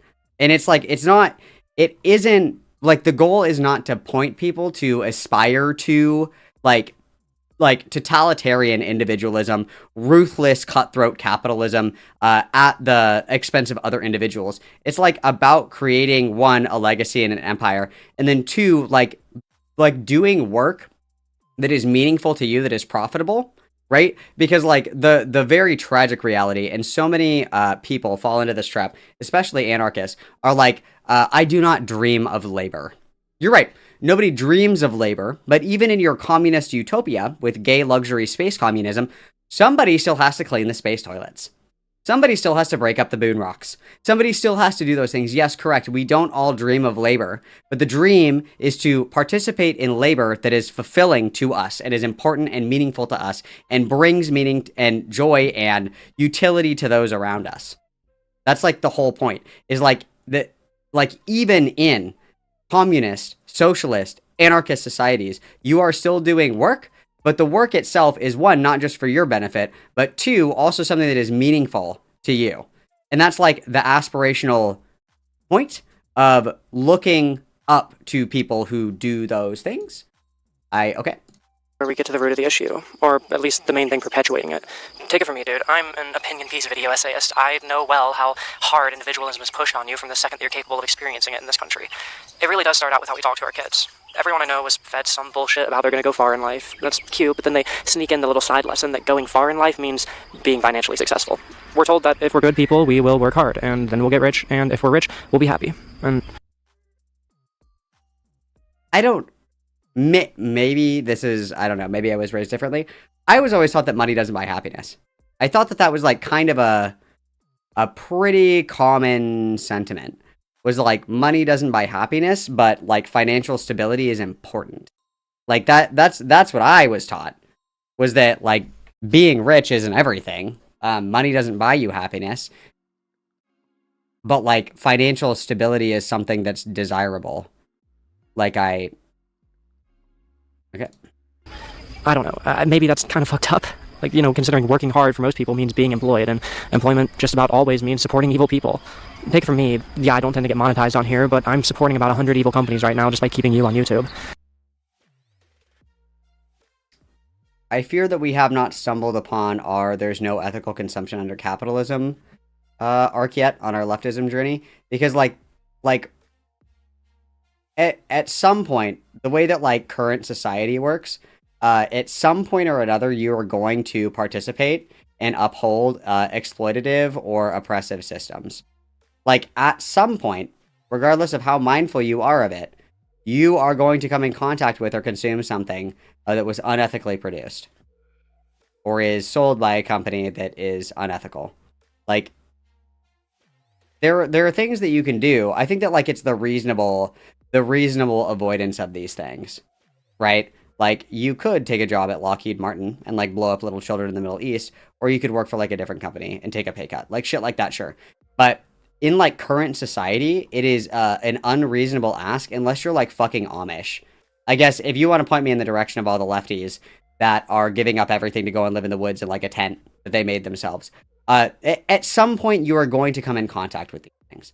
And I don't think that we can morally impugn people for, like, using the tools that are like owned by these exploitative entities in order to advance certain goals, right? Like everybody loves the fucking meme where it's like, this is the weapon of the enemy, we don't have to use this. That's not always true. Especially in the instance of if you're somebody who wants to spread the idea of leftism, or you want to, you know, promote communist ideologies, or, you know, whatever the fuck, you're gonna have to use exploitative means in order to get that done. Like, you're gonna have to use, like, YouTube, you're gonna have to use, like, Twitter, you're gonna have to, you know, like, it's just, like, fucking impossible. Even for rich people, life kind of just sucks a lot of the time here. I'll bet it's hard work for Elon to not kill himself, and I genuinely mean that. So if we're all told that if we work hard, we'll get ahead in life, and everyone feels like they work hard, then everyone will believe that they deserve to get ahead in life. Thing is, getting ahead is relative. Getting ahead means other people need to get left behind. And so we end up with a culture that hates the homeless, hates the elderly, hates the handicapped, hates anyone who we can be convinced isn't working as hard. I would say that, like, yes, but I think that that's more reflective of, like, policy, right? Where I don't think your average person, and, you know, maybe I'm wrong, but I don't think your average person is like, yeah, I fucking hate people in wheelchairs. Yeah, fucking kill the blind. Yes, dude, like, burn the homeless people alive. I don't think that people think or feel that way. I think it's more, like, reflective of policy, where we don't really support these people, right? Like, you could make that argument, I guess. As we are. And it's not just schools where we, you know, warp our population's mind with these twisted morals. It's everywhere. Shoes with a famous person's name on them. Movies with famous people's faces on the posters. The whole structure of middle management. The lonely roads. The bumper stickers. The gutting of third spaces. The virtue signaling in advertisements and media. Shit. Got it. So we're just, like, saying words. Got it. Got it. This is just like every buzzword I've ever heard in my life strung together. Awesome. Follower counts. The only reason I can do this job is because I have a pretty big ego, and there are a ton of people who look up to me because of that, as if they don't work just as hard, probably harder than I do. We see independence as a virtue. We're speed running our Essence of Thought arc here. I have saved 6 people, guys. 6. And like, my independence is not a virtue. It's the thing that's kept me so lonely for most of my life. But that apathy towards loneliness is what our system rewards. It's all there to make us feel like we're separate from everyone else. It's all there to. It's not. That's literally not true. That, like, part of work, as a whole, is collectivization, right? Like, you come together to complete a task or whatever. Like, okay. Instill individualism. Hello, everyone. Thanks for making it to today's meeting. I'd like to start out by... Almost like the hyper-individualism is like your narcissistic drive and ego to be correct even though you're not correct. And living in a cabin by yourself and only socializing with people over the internet, perhaps, maybe. Reminding everyone that we have just opened up an X account, and that's at DSRA_Georgia, if you want to get any updates. And I'd also like to remind you all, we're really encouraging members to participate in the No Kings protest on the 12th of March if you're near the Atlanta area. That is actually a great point, Claire. The most important thing that we can do is spread awareness. If anyone else wants to help promote the protest, that would be great. Just leave your email in the chat, and we can send you some Do you think that all these people, like, agreed to be here? Do you think? I think all these people agreed to be in this video? Sources for getting... With their names, by the way. Signs or t-shirts, that sort of thing.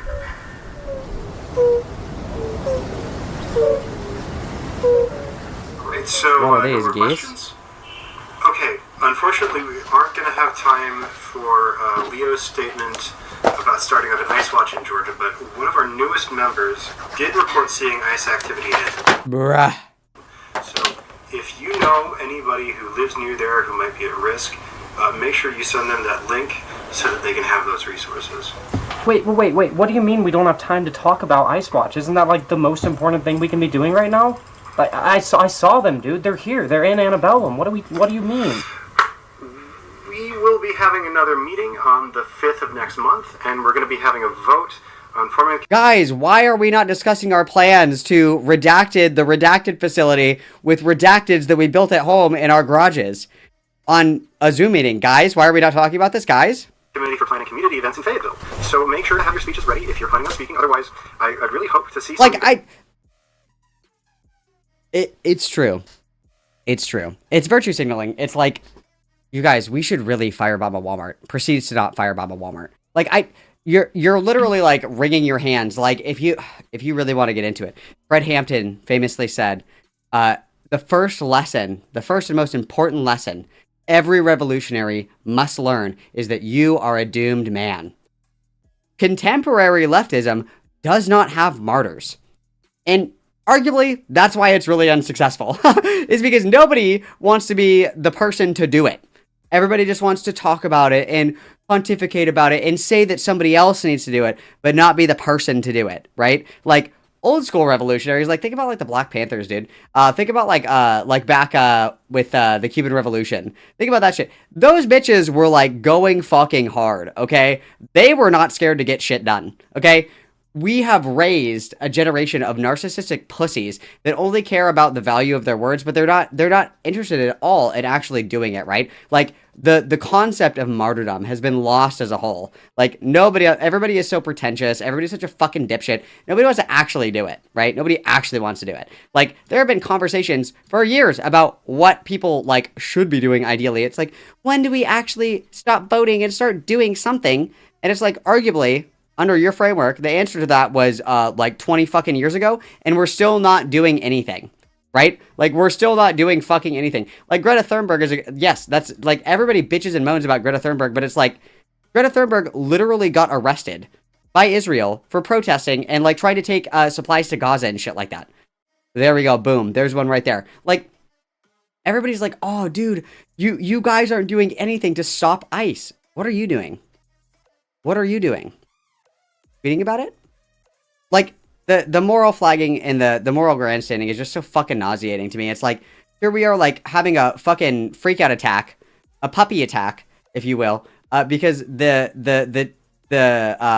whatever, whatever, what organization is that, like DHS, whatever, like they don't want to have a conversation about how they're going to like redacted the ICE redacted with redacteds, but it's like you could be doing that instead of making a YouTube video. I don't know. It's like just like I don't know, like do it, like feel however you want about Greta Thunberg, like whatever. This bitch actually does it, right? And I'll even use an example on the other end. Say whatever the fuck you want about Nick Fuentes. Nick Fuentes has actually mobilized like so many people to like actually get politically involved, right? Like people that actually do shit. It's like at the very minimum, it's like, okay, at least you're doing it. You're not just bitching about it all the time. Like that's like the whole part. That's the whole point. You guys there, and remember to spread the word about the No Kings protest if you're in the Atlanta area. Now, before we take it off call, Claire had a poem that she wanted to read for you all.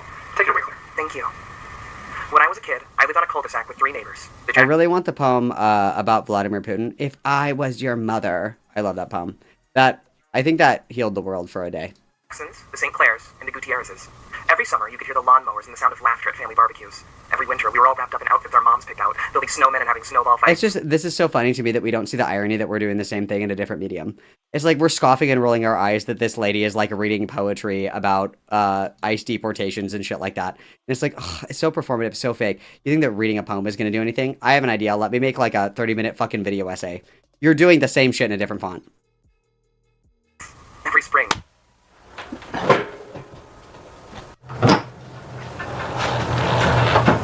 Me to go get them. They want us to RSVP for a protest.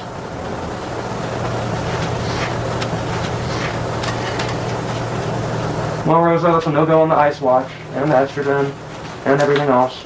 I don't want to talk about it. It's bong, sadly.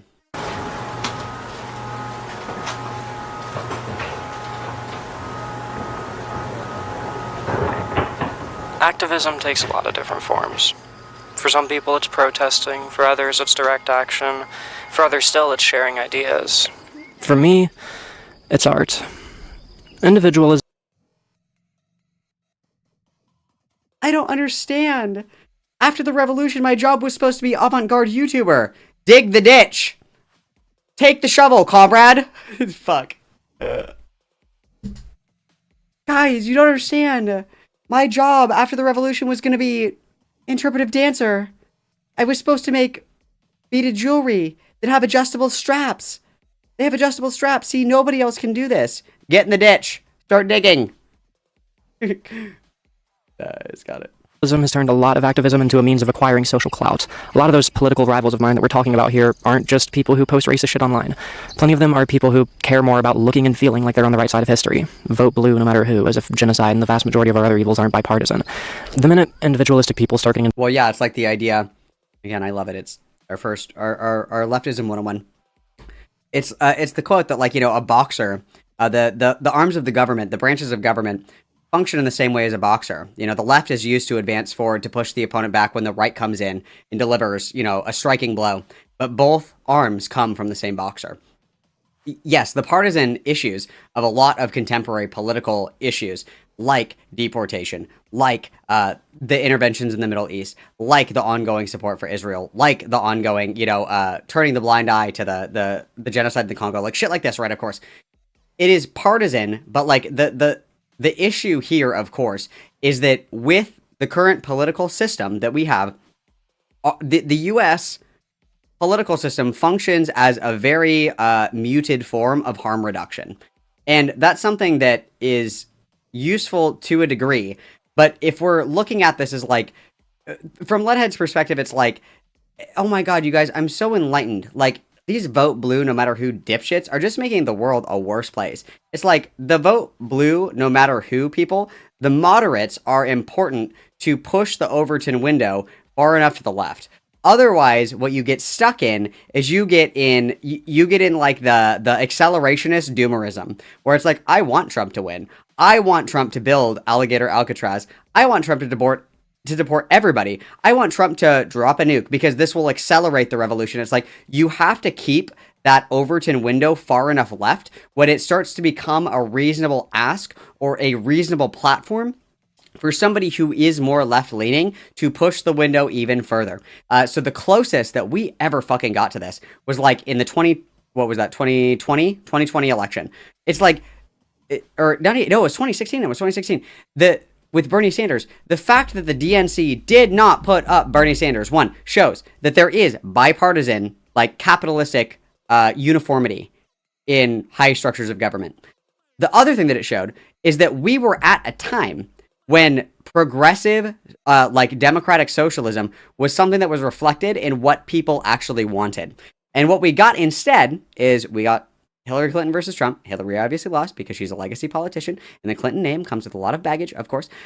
And we got Trump, and it pushed the Overton window so far right that people became more concerned with getting a Democrat elected, so they voted for Biden, and they ceded all ground on progressive politics. They ceded all ground. And you see this with all kinds of not only like public policy, what did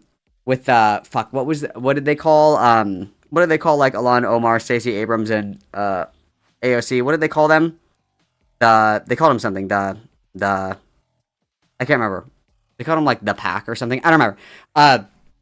Like you see that with the temperance of their politics following the 2016 election.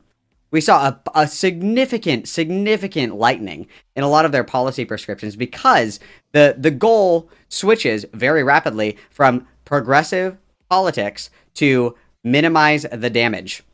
And as long as we live in this status quo that is right now, that the priority is minimizing damage, like short of you, Leadhead, leading the revolution yourself, go ahead. The short of a vanguard party, like taking over, I'm talking like total fucking revolution. We have to exist in the gray area of focusing on harm reduction. That's like what we have to focus on. And listen, I completely agree, okay? There should be radical change in the political structure, not only of like this country, but the world. I completely agree with that. But let's be totally real. Nobody is picking up, you know, their fucking disability cane, hitting their inhaler, and marching to start the revolution. No one is doing that. And like, if you are not willing to kickstart that, if you are not willing to do that, your yapping is literally fucking useless. It's literally fucking useless. All you were doing is minimizing the positive effects of that harm reduction. Because yes, you're right. If Kamala Harris got elected, people in the Middle East would be bombed either way. You are 100% correct. There would still be arms and munitions going to Israel. You're 100% correct. We would probably still have a massive surveillance state. We would probably still have deportations. The difference, the harm reduction itself, is minimizing the impact of that harm. So, for example, if there is slavery, end of discussion. Everybody has to own a slave. It's a law. Everybody has to have one. The difference between a benevolent and a evil slave master doesn't make a difference in the grand scheme of things. You still own the slave. You're still participating in the system. But a benevolent slave master makes a world of a difference to that slave. And that's the way that our current politics functions, is that the harm reduction aspect makes a world of a fucking difference to a small handful of people, but you sacrifice that small positive for nihilistic accelerationism that makes it worse for everyone. It's a pick and choose your battle. It's a pick and choose your battle. And unfortunately, again, we have lost the concept of martyrdom in current politics, where people aren't willing to do it. They just aren't willing to do it. And I'm not advocating for political violence. I'm not saying do that. I'm not Fed posting. I'm not saying any of that. But it's like, it's the constant like virtue signaling of like, we should do something, but not me. You know what I mean? It's just really fucking frustrating. And we do have a pretty good resurgence of progressive candidates. Like Mandami is a good example of that. I completely agree. But it's like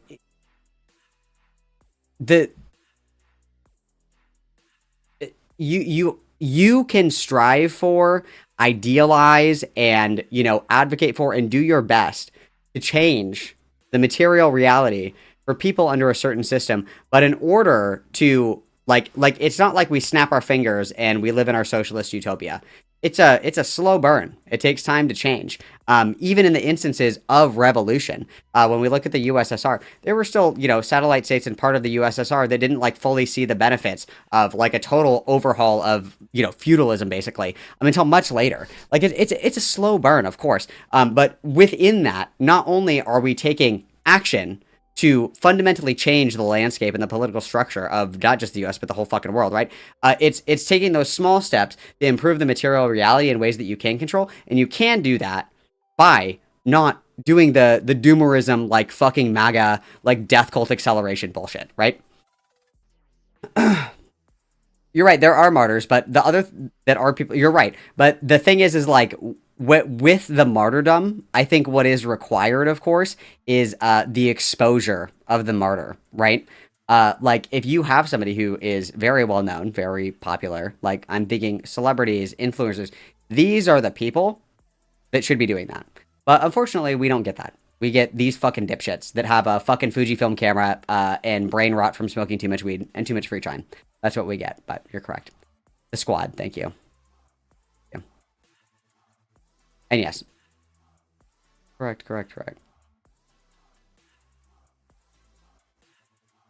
Malcolm is incredibly based. I completely agree.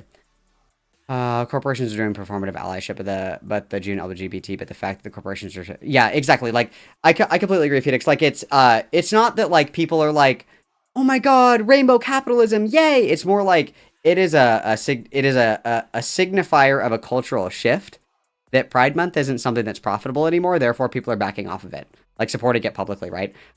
Yes, I completely agree that it's not that people like actually give a fuck if they have like rainbow flags at Target or whatever. It's like the cultural shift into recognizing that, ooh, people actually don't give a fuck about this anymore. That's kind of scary. And then good night, Alfonso. I love you so much. Mwah. I'll see you later. Check DMs. Smile. Love you. Okay, let's see. Involved in politics is compromised. It becomes a game of appearances. And with the endless expansion of capitalist fascists' role in all of our lives and the open racism that the right offers us, suddenly just being quietly racist becomes the most optimal path for good optics. They still support the stupid, baseless idea that charisma, talent, hard work, or strife can justify people owning a Porsche, because not supporting that idea means telling people that everything they're... Dude, true. Nobody can own anything better than my shit kicker car, because that's a sign of affluence, and I hate that. Like, even in communist countries, there is still the ability for individuals to, like, purchase luxury items. Like, you just work more and you get more money. It's not like being, like, a YouTuber is illegal in Vietnam, i.e. Luna Oi, for example. Like, you can use that money to buy shit for yourself. Like, I don't know where this idea comes from that, like, just because, like, leftism good means that you can never have a luxury item ever. That's literally not true, and it has never been true for any communist or socialist country. Like, that's just not true. Parents, teachers, and role models taught them was all bullshit, and they don't do a thing to challenge the contradictions, the racist, classist contradictions that belief gives way to. Hardly anyone outside of social media will ever give liberals much shit for their politics, and to an individualistic person who wants everyone to think that they're smart and special, that's all that their political philosophy or their... That's literally you, girl. ...political action needs to be. A trendy outfit. Oh, is this gonna do this shit where this is broken again? Yep, sure is, buddy. There are a lot of ways to hurt humanity. Being like Ben Shapiro is one way, but by going out on TV and giving millions of people the convenient answer that Trump is the problem with America and not, colonialism, plenty of folks in the liberal media have genuinely helped to create this culture that's perpetuated all of this bloodshed and injustice. I'm trans, if you couldn't guess, so from where I'm sitting, the right tells me to kill myself, and the liberals tell me that I should be their martyr and vote blue, even though they also openly admit that blue... What martyrdom do you participate in by voting? What are you sacrificing to vote blue? What are you sacrificing? I don't understand. What's the martyrdom there? What is that? It's not going to represent me or any of the people I love. You're trans and you think that, like, a Democrat in office is tantamount to a conservative in office when the current conservative culture war talking point is, like, making transition illegal. Yeah, there's no material difference there at all. Yeah, sure. Like, even just from because I don't understand this, because obviously, like, part of the problem with a lot of, like, people's moral frameworks is, like, they only care about shit as much as it affects them, right? Like, if something, like, directly affects me, I'm gonna, go a certain way politically than another way. Where people are like, if you vote Democrat because you're trans, that's fucked up because people in the Middle East are still gonna get blown up. So it's like, you want me to have no rights and then also have people in the Middle East get blown up because of what? Like, why would we not just take, like, the outcome is the same. Little kids are getting turned into pink mist either way. Why would we not take, like, the side of guac instead of the side of shit? Like, why would we not do that? The outcome is arguably the same for others. Why would, like, I just don't understand that, because the same shit's gonna happen. Like, that's what confuses me, is like, you are 100% correct. Under a Harris presidency, we would still have, like, just insane fucking violence and insane death tolls in the Middle East. Unjustified, right? Yes, correct. But we would also have, like, less issues in another area. Like, it's not one-dimensional, and everybody treats it like it's one-dimensional. It's very, I don't know. Okay, good shot.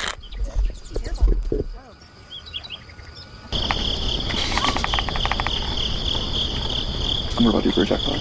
Grenade. Excuse me, this is a luxury item. Under communism, you would have this taken and you'd be sent to the gulag.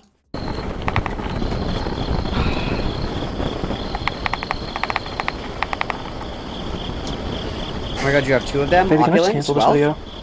Of course you can, puppy. Terrible. What's wrong with gaming anyways? I like to... I don't believe in a thing I'm saying in it. My videos aren't activism. I'm no different than Claire with her dumbass poem. I'm trying to make collectivist art, but everything about my art is inherently individualistic. Very correct. You good, babe? I don't know, baby. The difference between you and Claire is that, you know, you're actually addressing shit.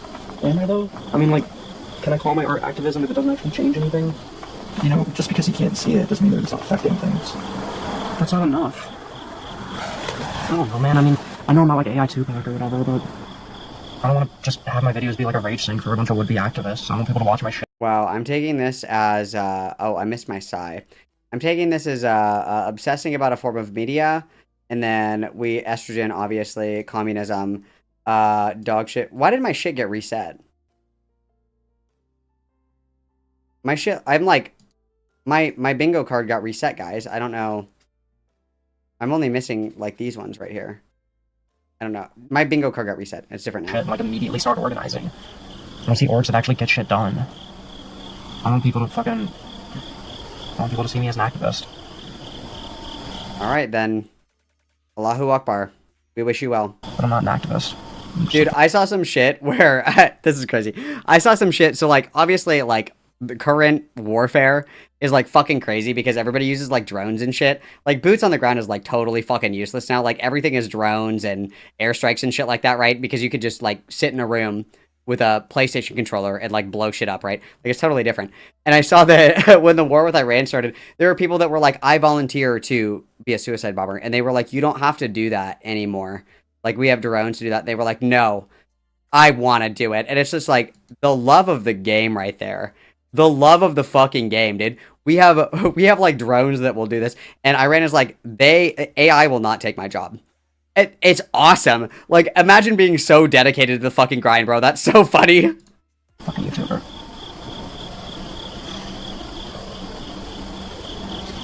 I'll tell you what, baby. I think I'm gonna rewrite that ending. Try and get it tomorrow. Laptop, luxury item. Stalin. Stalin! I love you, puppy. Please don't push yourself too hard. Alright, I love you too, baby. Sit tight, okay? Wow, look at all the cigarettes all over here. This is like a frat house from hell, dude.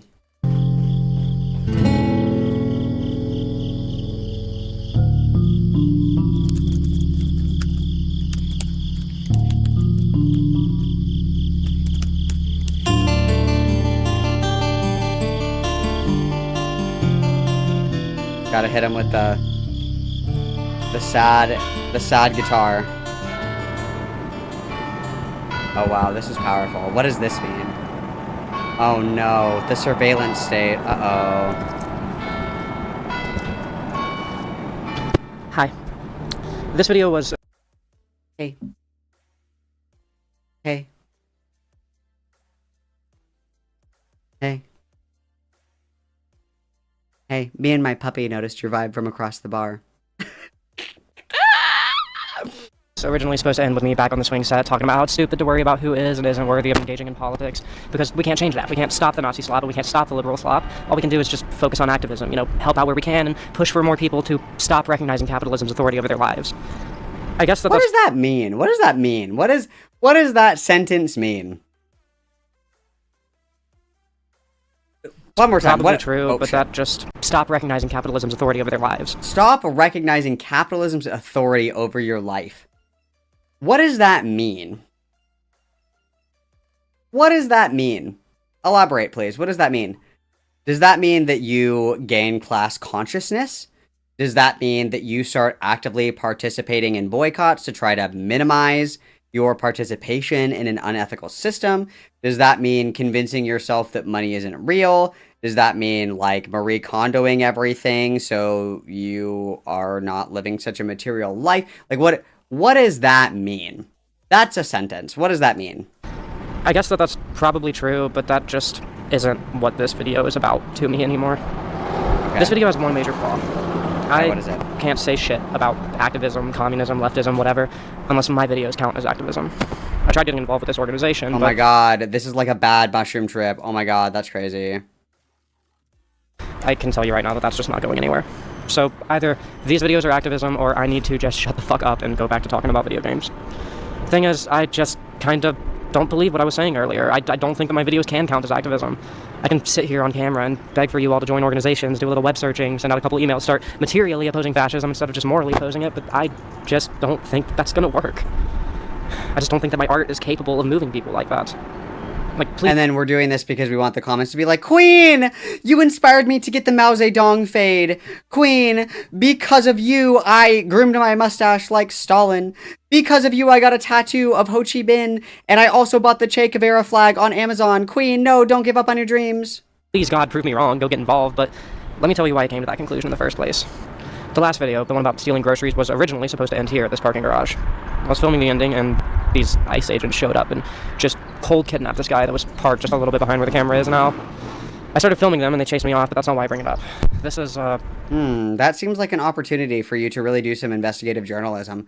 I think that a puff piece about being arrested by ICE would hit really well on your YouTube channel. It seems that our head is not in the game. Kind of a confession, I guess. When I was filming them, I caught myself thinking, holy shit, this footage would look incredible if I ever did a video about ICE. There's this moment that's like burned into my mind where I just panned the camera slightly to the right so that the kidnappers would be framed a little bit more cinematically. To be honest, that was kind of the moment that I realized I was compromised in the same way I was talking about earlier. It was at that moment. Compromise. That's what we use to describe. Compromise. That's the adjective we use. Not like a piece of shit. Not egotistical. Not like a huge fucking narcissist. Like, I truthfully don't even know what adjective I would use to describe that. But I certainly would not use compromise. That doesn't mean that you're compromised. I would consider that to be a bad person. Especially because, like Leadhead says, we're not even making money on this. We're not monetized. Like, not saying that it would be better if you do it for money, right? But, like, there's literally no value to you doing this other than, like, boosting your street cred that you saw this. I don't know what word I would use for that, but not compromised. Moment that I realized that I'm no different than the liberals that I'm always shit-talking on here. I saw an atrocity, an actual fucking atrocity, and all I was thinking about was how I could use it. It's exactly the type of shit I'm always talking about on here. Turning genocide into cute little bumper stickers and slogans, taking advantage of how evil the world is to try to make yourself look better by comparison. That's why I hate individualism so much, and that's why I hate myself. I've been thinking about just leaving Georgia for a little bit. I mean, just, like, leaving while the others are at work. I'm not gonna ghost them or anything, but, like, my wife, my best friend, these are people who actually care. I actually care too, at least I hope I do, but they just aren't bogged down by that same big ego that lets me do this job. They're collectivist, through and through. I want to be a collectivist. I love collectivism genuinely, but that ego. I'm an individual. The collectivism, but ego. Like, and this is something that I've always had, like, this weird, it's kind of like a weird dialectic, I think, where it's like the opposition of religion and leftism. Because religion is something that is historically and contemporarily not really welcome within leftist circles. Even, you know, during like the purges, in every, like, religious people and are grouped in with dissidents of the state. And, you know, it's even in the Communist Manifesto that religion is the opioid of the masses. And I think that, like, more so than ever, I like Thomas Sankara's perspective on it a little bit more, where it's like, you know, if it took Jesus to rise up the whip against them, to drive them from his temples, Violence is truly the only language that they understand. Like the philosophy that Jesus was truly the first communist, that Jesus was the first true egalitarian, that Jesus was the first collectivist. Like, I think that, like, contemporarily, people that are the most collectivist are going to be people that are part of organized religion. Because those are the people that value community, that have structured community, that kind of have that collectivist mindset. And that's like what people want to see. But that doesn't really exist in America anymore, and that hasn't existed for a very long time. The collectivist culture, where you know all of your neighbors, you know, if you want like a cup of sugar, you can go next door. That's gone. The only places that really truly exists anymore is in religious communities.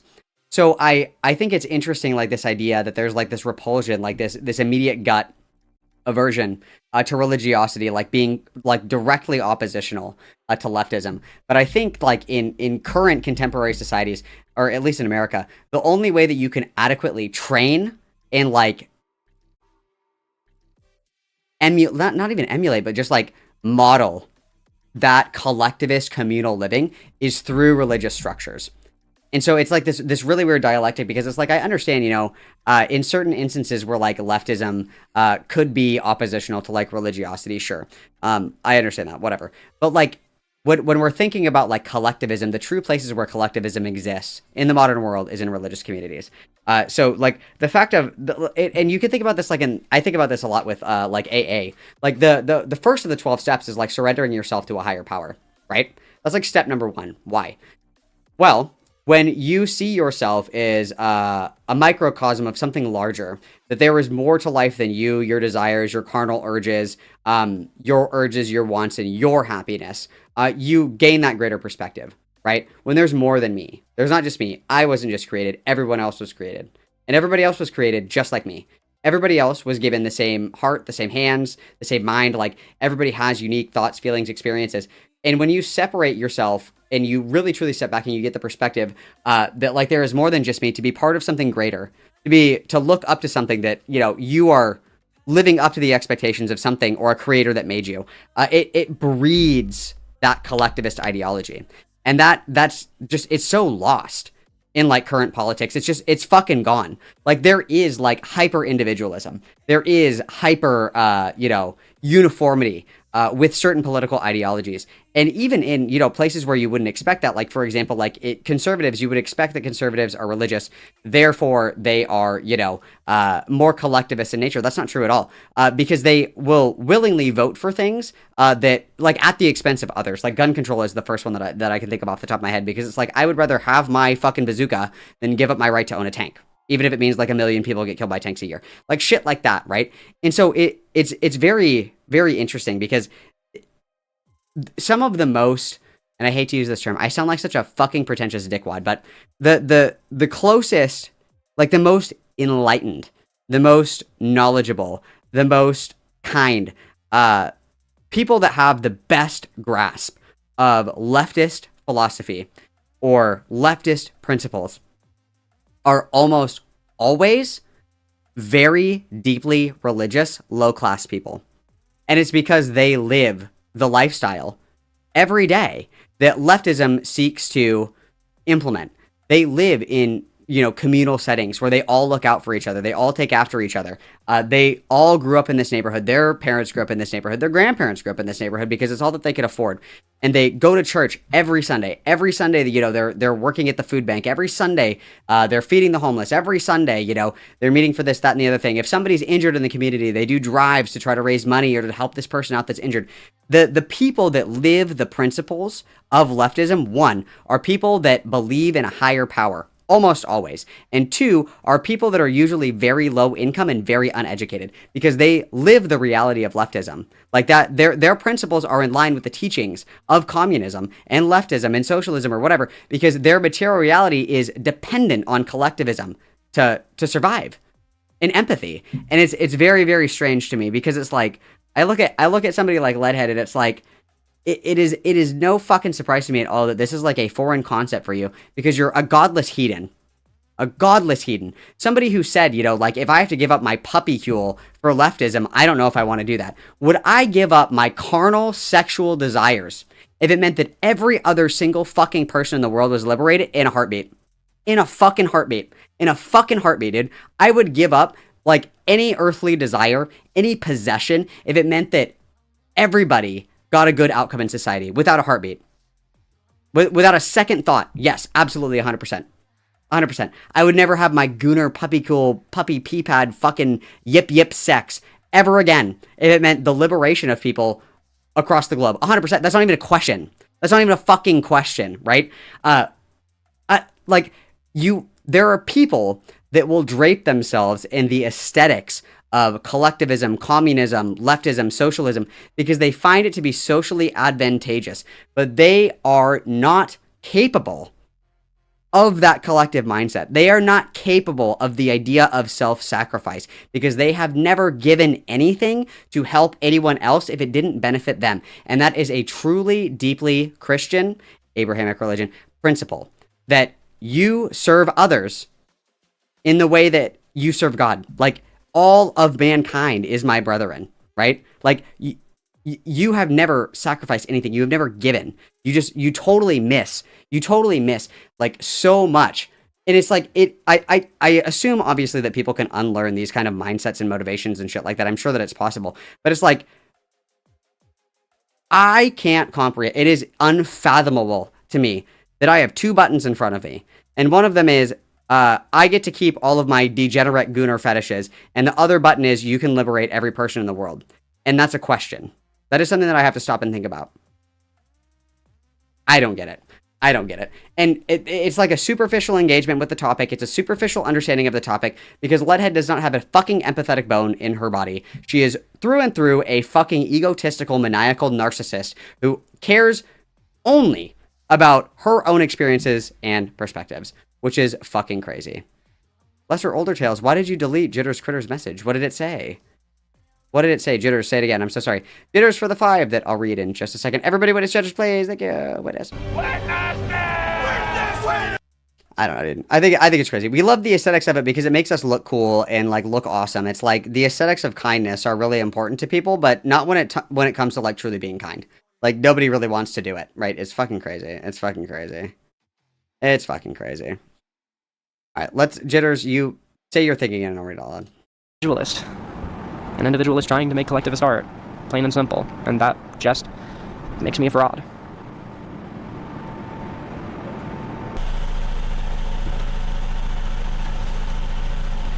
So what's the moral here? Do my political rivals have a right to exist? Do either of us have any business trying to organize or promoting our ideals?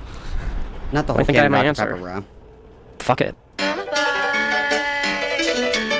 Another scoop in the soul of our core. All of the shit at the mom and pop store. And I get both of the songs a top score. I'll see him playing the small hip hop tour. But now that percentage the darndest things that you'll ever hear. Like I'm edgy and I'm risque and I say. Okay, that's the whole fucking video. Awesome.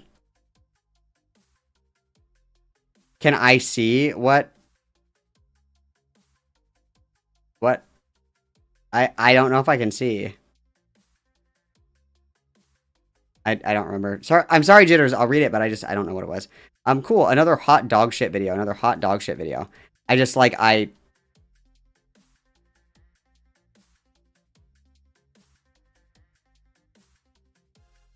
don't know, dude. I got a bingo. That's cool. I didn't get blackout, but that's cool. I did my best. I don't understand people like this. It's very foreign to me. It's very foreign to me. It's very, very foreign to me. I don't get it. Whatever, dude.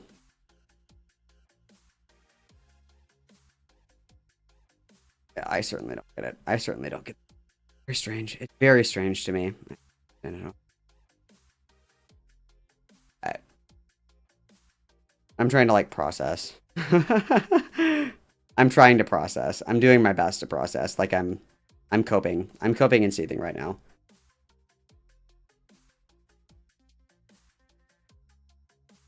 I said the civil rights movement is another example of activism being led by people of faith. The Martin Luther King Jr. was a preacher.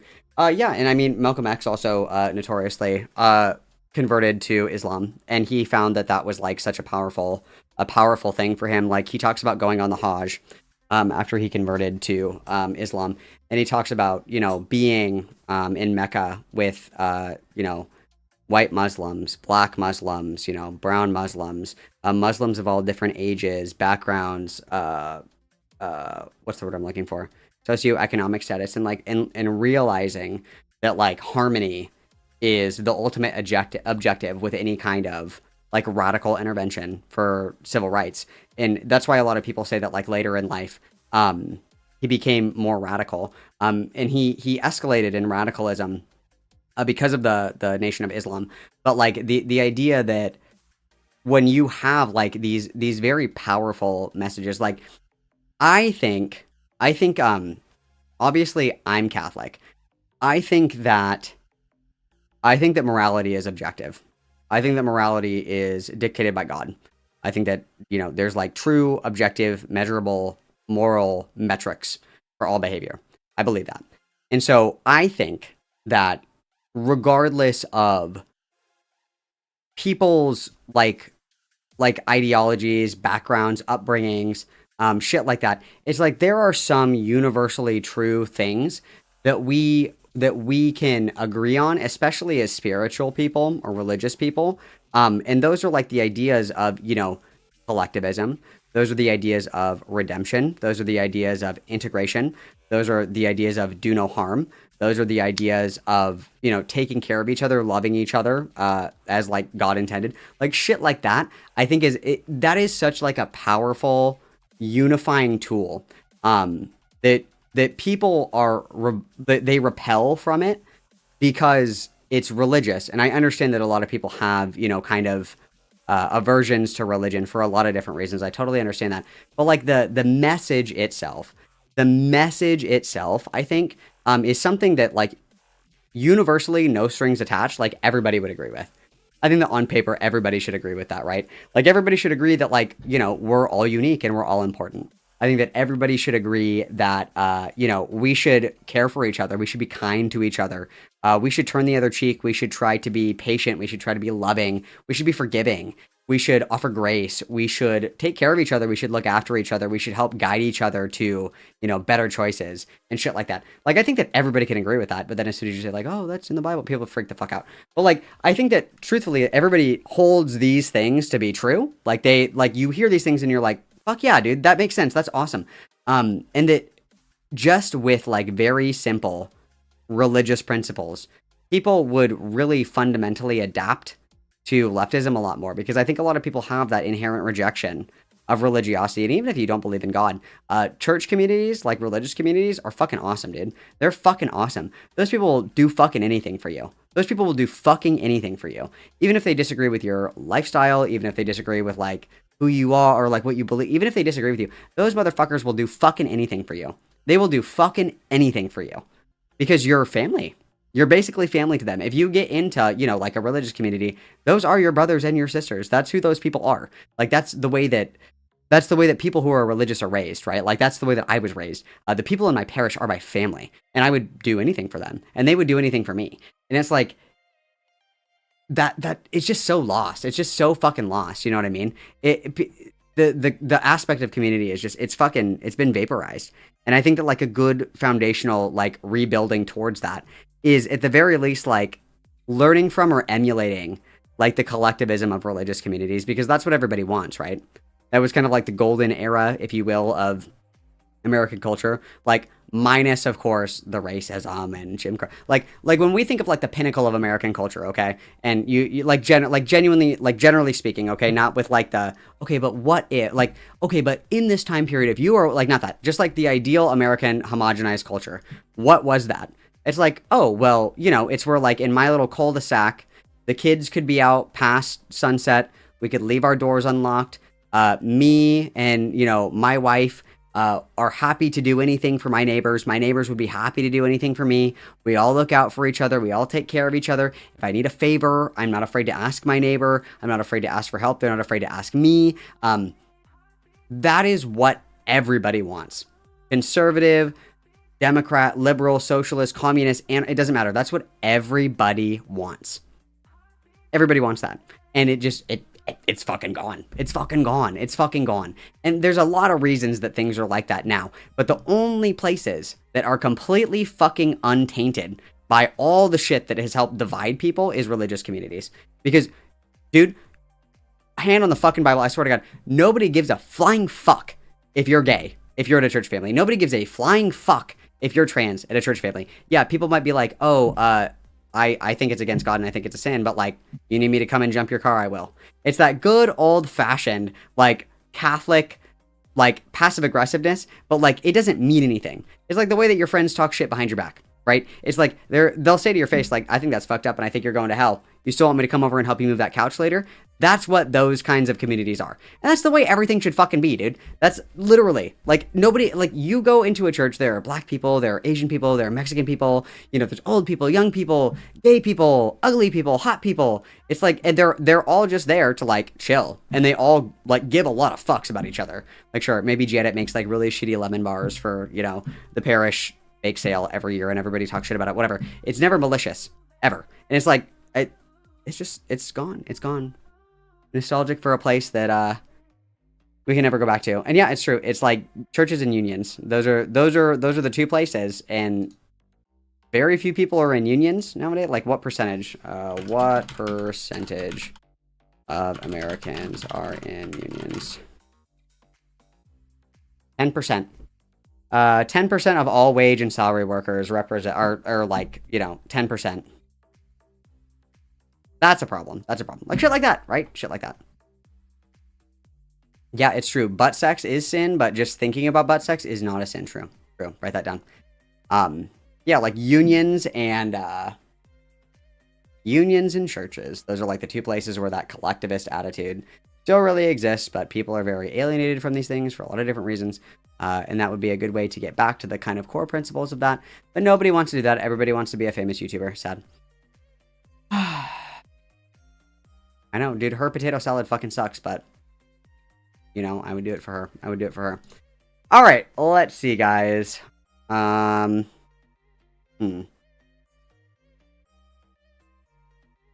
do some of the horror movie stuff, guys. That's kind of what I want to do.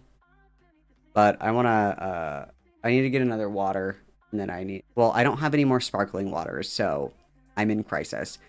But I need to get water, and I have to go to the bathroom, and I want to smoke really quick. Kissing the homies goodnight is not a sin, but you have to have your socks on. That's the rule. You have to have your socks on. So we have the Xander Hall debate, which I think will actually be pretty gas. I do want to try to watch that tonight. But I want to check out some of these horror movie videos because I think that that'll be a good little tangent. And if you guys want to go to bed, that's fine. I totally understand. I don't smoke in bed, smile. I totally understand if you guys, we have been streaming for about 8 hours. I told you my bitch wife is away, so we can snark all day. So I do plan on streaming pretty late. Today is going to be a busy stream day. I have been neglecting you guys. So you guys are like, oh, you're streaming so late. You're welcome, ? Is that not what you want? Interesting. Okay, so I'm going to go Pith Girl. I'm going to get some water, and I'm going to smoke really quick, and then I'll be right back, and we'll do some of these movie videos, okay? I'll be RB. Love you guys lots. Everybody behave, please.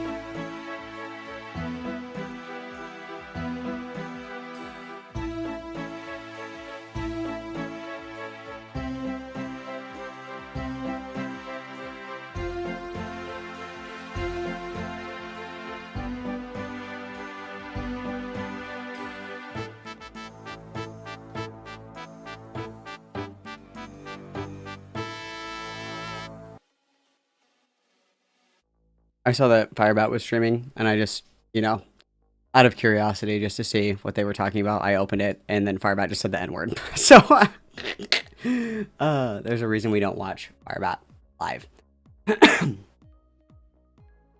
How's the vibe, guys? How's everybody doing? Is everybody still having fun? I'm trying to fix the focus.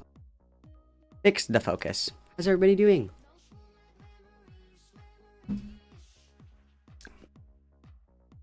All right. Let's move on. Let's see.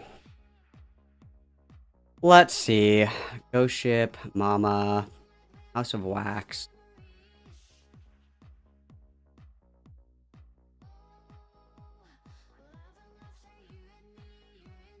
Midsummer was on here, right? Yeah. That one's an hour. Okay, Ghost Ship is an hour.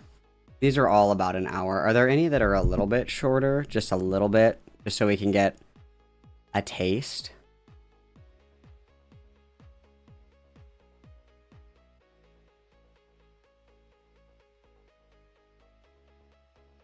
Devil is only 35 minutes. Let's start with Devil. Let's start with Devil. So, let's see. Devil, when did Devil come out? 2010. It's right there. I'm stupid. M. Night Shyamalan movie. Good movie. I will be talking about spoilers. So, if you haven't seen the movies, you have a few moments to get the fuck out while we go over the spoilers. So, Devil is an M. Night Shyamalan movie. M. Night Shyamalan is kind of famous for the crazy twists at the end that don't always make sense, but his first movie was The Sixth Sense, and at the end of The Sixth Sense, the twist is that Bruce Willis has been dead the entire movie. And the little kid that he's trying to help that can see dead people is the only one that can see him. And that's why his wife has been, like, distant and cold the whole movie. That's why, you know, people haven't really noticed him or whatever. It's like, and you kind of go back and you think about all the, you know, the different parts in the movie or whatever, where it's like, oh, it makes sense that this happened because he's dead. I get it. You know what I mean? So the Devil is about, it's about this guy, the guy in the top corner up here. This one. No, those are the detectives. The guy in the corner up here, the top left corner. This guy is planning on, like, robbing some business in this fucking building or something like that. So his girlfriend is also, or no, excuse me. It starts off being sus, where there's, like, a bag of tools. He, like, hides a bag of tools or something like that in the bathroom at the beginning of the movie, and you're like, that's kind of weird. What's he doing? And then gets in the elevator. There's a security guard in the elevator. There's a lawyer and a couple of ladies. I think there's like 6 people in the elevator. And then the elevator gets stuck, and like, the lights start going out and people start dying. And it turns out that the devil is one of the people in the elevator. And so it's kind of like oh my god, who's the devil in the elevator, or whatever the fuck, you know what I mean? And throughout the movie, you kind of learn that everybody that's in the elevator has, like, done something fucked up in their life. And the guy that was hiding the tools, he hit and run a family, or a mom and a kid, and killed them, and left a note. And never turned himself in until, like, that's his sin or whatever, right? And so at the very end, it turns out that the devil is the old grandma. You never would have guessed it was the old grandma. And he, like, confesses to his sins and, like, says sorry and shit like that or whatever. And then the devil is like, damn, I really wanted you. And then the end of the movie, he gets arrested. So that's the basic plot of the movie. It's kind of interesting, you know what I mean? It's a kind of interesting film. I think it's fun. It's one of the better M. Night Shyamalan movies, in my opinion. The Happening was not good. Old sucked.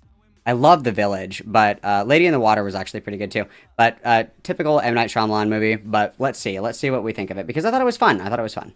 Hello and welcome back to my channel. Today we're going to be discussing the 2010 film Devil as suggested by these lovely subscribers here. So the movie is starting off real hot. Immediately, somebody jumps from a building and just smashes into a truck. As you can imagine, the impact would make a very loud noise, but the custodian working inside of the building cannot hear because he has the most high quality, heavy duty ass noise cancellation muffs I've ever seen. He doesn't hear anything. It's one thing to not be able to hear it, but like, why is the audio, like, so fucked today? Like, why is, like, I don't have, oh, it's because my volume booster is still on. That's funny. You didn't feel that? You didn't see that out of your peripheral? All right, I that's imagine with that kind of impact, you would have felt something shake, something move a little bit. So we meet our main character. Old fucking suck, dude. Like, there's literally, if you have never seen Old, it's literally, there's a scene where they age rapidly on the beach. and it's like a mysterious, like supernatural beach where they all get really old really fast.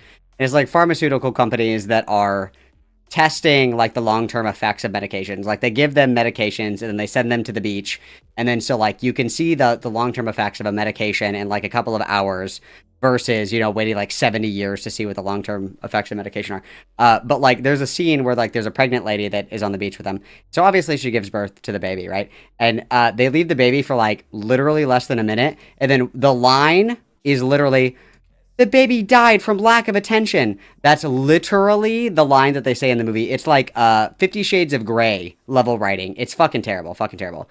And Night Shyamalan is very, very hit or miss. I agree. Detective Bowden, and he's having coffee with his AA sponsor. Bowden's sponsor is giving him advice and guidance, telling him that his ability to forgive is going to determine his quality of life. And not only that, but that it might be good for him to start believing in something greater. Oh, and then the twist is that the family that he did the hit and run on is the detective's wife and kid.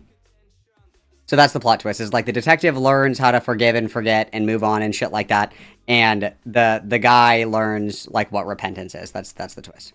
Himself. And Bowden expresses that it's difficult for him to believe anything since his wife and son were killed. And we get more context on that later. So Detective Bowden, being a detective and all, goes into work doing detective shit. This leads him to the person who jumped in the beginning of the movie. But when he gets there, the scene is completely wrong. So the truck is next to a building, but jumping from that height would not have caused that great of an impact, and it certainly wouldn't have killed somebody. Detective Bowden notices that there's a stream of water flowing towards the truck, and he's like, oh shit, the person jumped from a different building, landed on the truck, and the truck rolled over here. And I really love in movies when detectives... I also died from lack of attention. Okay, so I'm going to skip the recap until we get into like the actual criticisms of the movie. Ben is like, yeah, me neither. And then here goes the mechanic. He's like, yeah, it's pretty awful. Isn't it? Themselves in result of Vince's scamming. We find out that there were quite a few people that filed a lawsuit against Vince. Okay. See the older woman on the security camera, and she stole another woman's wallet from her purse. So Bowden is Yeah, like, you kind of get that like all these people are shitty people. I want like your opinion on it though. that his specialty is forensic accounting. So Bowden is like, bet, we need to contact her husband. Cut to Lustig. As I mentioned, he's in the basement. Is this just like and a Sarah makes recap an of the excellent movie? point that if she kills him, they're going to put it all on him. They're just going to blame him for all the murders. And I'm like, yeah, that's true, but it's like, what do you do? It's black. It's not because she's a narcissist. She's the devil. Tony seems to know who the woman is and why she's there, because apparently Tony has a fucked up past, and he's aware of what's going down now. Tony is talking to the old woman, and he's Okay, can we get your inside the opinion? elevator. Bowden is right there when they get that elevator open. He sees this to be true, and I completely agree. I don't know. Okay. Final conversation between Bowden and Tony circles back to the beginning of the movie when Bowden This is the shit that pisses me off so bad about fucking movie reviews. Like the whole fucking movie is like you recapping the movie to me. Like I'm watching the movie because I'm watching this is because I've seen the fucking movie and I want your opinion on it. Is having coffee with his AA sponsor, and his sponsor is telling him that the ability to forgive is going to determine his quality of life. And it's like this full circle moment, and I think that that's really dope. And like I said before, I believe this to be true, and I completely agree. I don't know if I would have been as forgiving as Bowden in that particular situation, but I also know if Bowden were to have carried that resentment even after meeting Tony, he would never know peace, really. And when it comes to forgiving and being on the end of needing to forgive, I always view it as not necessarily giving the person who wronged you grace, but giving yourself peace, because carrying around hate is like, it's not fun. It's not great. Carrying around resentment is not good for yourself. So it's like something that you kind of have to do in order to know peace yourself. What I do have mixed feelings over though is Tony having the opportunity to redeem himself over Sarah. And listen, blackmailing is awful and absolutely deserves consequence. There's no fucking doubt about that. But Tony out here drunk driving, and I feel like drunk driving is like one of the most selfish things that somebody can do. And not only Dude, drunk driving is crazy. Absolutely crazy, but yeah. Yeah, but there was a major consequence At of his Firebat, just kidding. decision to drive drunk. He didn't report it. He didn't say anything. He held on to that secret for 5 years. And what fucking sucks on top of that is in his drunk state, Bowden's wife was still alive. Like, she was still alive. Like, there was probably time for her to get help. I really just don't fuck with that. And I don't think the devil did either, because I feel like there was a reason that he was saved for last, because nobody else got the big reveal. Everybody else just, like, died suddenly and then woke up in hell. He, however, was like, the devil said, bitch, I need to speak to you personally because you got me fucked up. I don't know if there's a difference with Tony's situation compared to everybody else's, because if you look at everybody else's crimes and everybody else's issues, they were intentionally hurting people. And I know that Tony didn't intentionally hit a mother and child, but bruh, like, it's still just pretty bad to me. And I also wonder if everybody in the elevator could have been saved if they listened to Ramirez much sooner. Like, could they have had time to repent if over the intercom they're like, look, okay, here's the situation. What have you done? Why are you here? Do anything you want to... Okay, this sucks. Let's see if any of the other videos are better than this. Like, I want more critique. I want your opinion on the movie. I want your opinion on the movie. So, like, why is it movies that piss me off if I don't get to figure out why you're pissed off? I don't understand. Okay, what about Midsummer? Okay. You've heard of Christmas in July. Well, let me introduce you to Midsummer in December. Elf on a Shelf, Nelly on a Stally. They all can't be winners. Okay, so let's see. Are we still the recapping? ladies if they've seen or heard anything about Simon. The lady is like, oh yes, like he went to the train station, and she was like, he didn't get. And now it's fucking quiet. I'm so tired of this shit. I'm so tired of this fucking shit. Fucking prison. Goodbye, and then just kind of dropped it there. And so Danny's like, okay, whatever. She's in the kitchen. She's like, what are y'all making? Josh just leaves and joins the rest of the festivities. Yeah, they lock eyes. Maya gets up, melanated legs sticking up from the ground, with pain. I think it was there to paralyze them because I feel like your is asking where Kanye is, and she's like, I can't believe Simon left. We're like a part of the fucking problem. I'm more mad. I am more mad that this is just like a fucking review. It's not a review. It's a synopsis. It's a synopsis of the movie. Is there even, like, does anybody even actually do, like, movie criticisms? Does anybody actually fucking do that? Or is it everybody just, like, fucking recaps the movie for me? Like, at least In Praise of Shadows gave takes about the movies? Oh, I'm pissed. Oh, I'm pissed right now. Oh. I'm fucking pissed, bro. I'm fucking pissed, bro.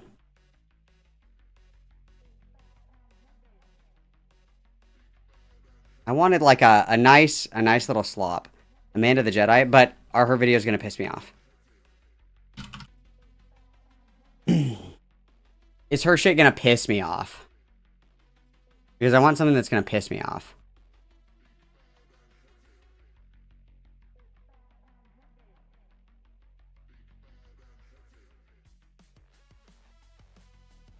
Like, this is all just like explained. I don't want explained.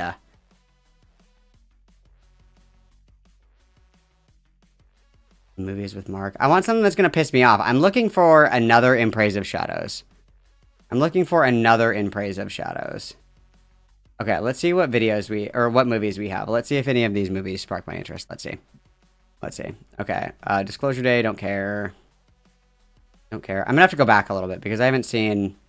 It's been a long time. Begonia was a good movie. I like that. We could do that. Begonia. Okay, that's on my list. Begonia. What else we got? Let's see if there's another one. Ooh, okay. Bring Her Back.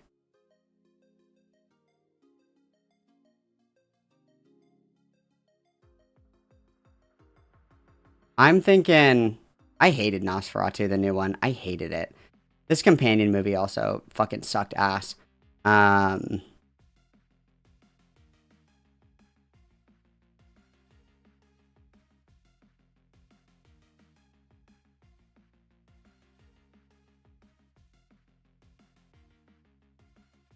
Under Paris fucking sucked. Arrow was kind of fun. Okay, let's do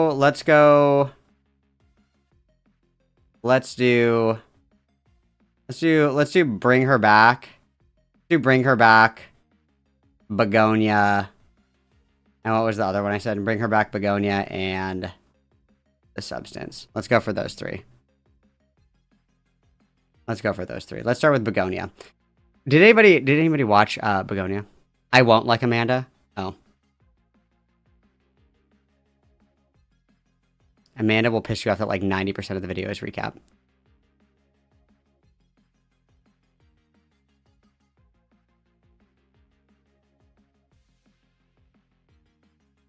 I didn't like Companion because it was like the actress that they picked to play the robot or whatever, I don't think was good casting. Like, she didn't do a very convincing job of being a robot. You know, it just... They could have picked a better actress, I think. I like that actress, but I don't think that she was a good pick for that role.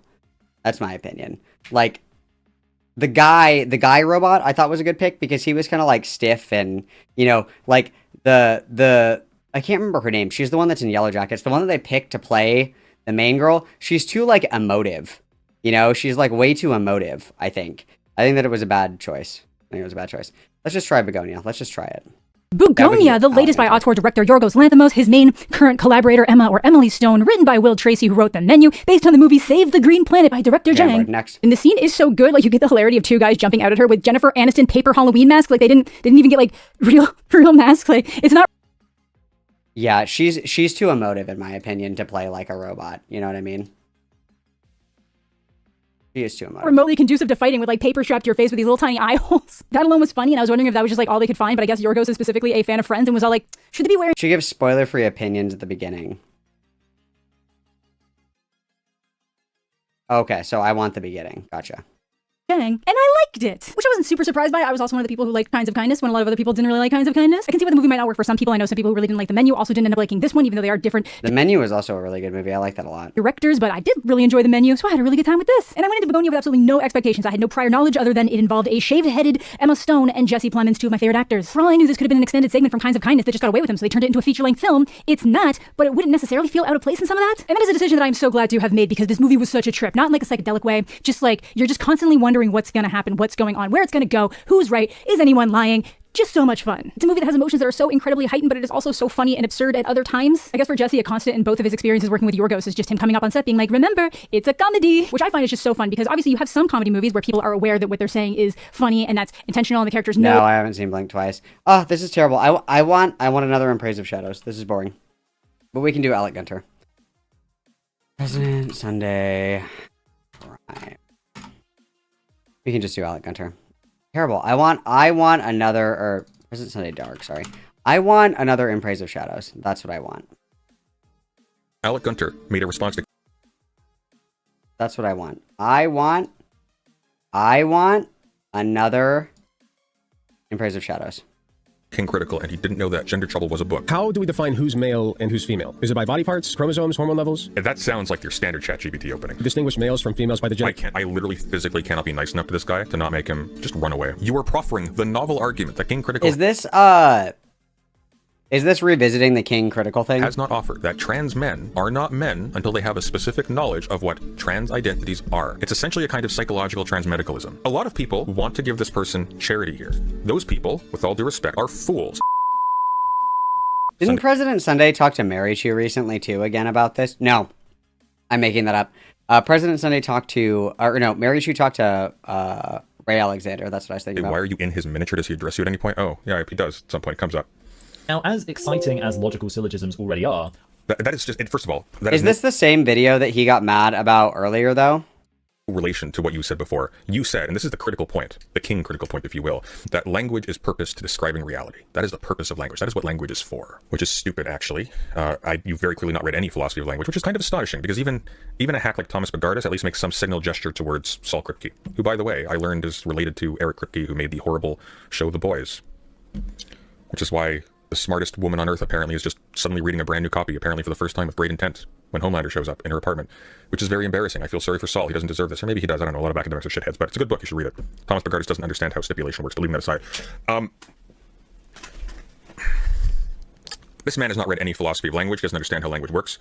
He definitely doesn't understand debates. This seems like a clip from when he watched the original video. DZ, is this not just old shit from when he watched King Critical and Alec Gunter? Philosophy of language. It's the thing. Like, he's anti-evolution. That's probably what is exciting. Affirming space. Discord server. In the trans affirming space. Specifically, the YouTube... Wait, is that Mary Chu? In the trans affirming space. Specifically, the YouTuber President Sunday accused Alec Gunter of not only making a bad argument, but of using AI. Hell yeah. Wait, what video is that? Alec Gunter, President Sunday. Oh, that's Mary Chu watching it. Got Infighting with better Discord server. In the trans affirming space. Specifically, the YouTuber President Sunday accused Alec Gunter of not only making a bad argument, but of using AI. Because I didn't believe he could make such a bad argument, like, organically. I didn't believe it. I couldn't believe it. Apparently, him and his community, who even... I like that President Sunday has, like, the Grinch mouth, where it's always, like, curled up into, like, an evil little smile. I love his Grinch mouth.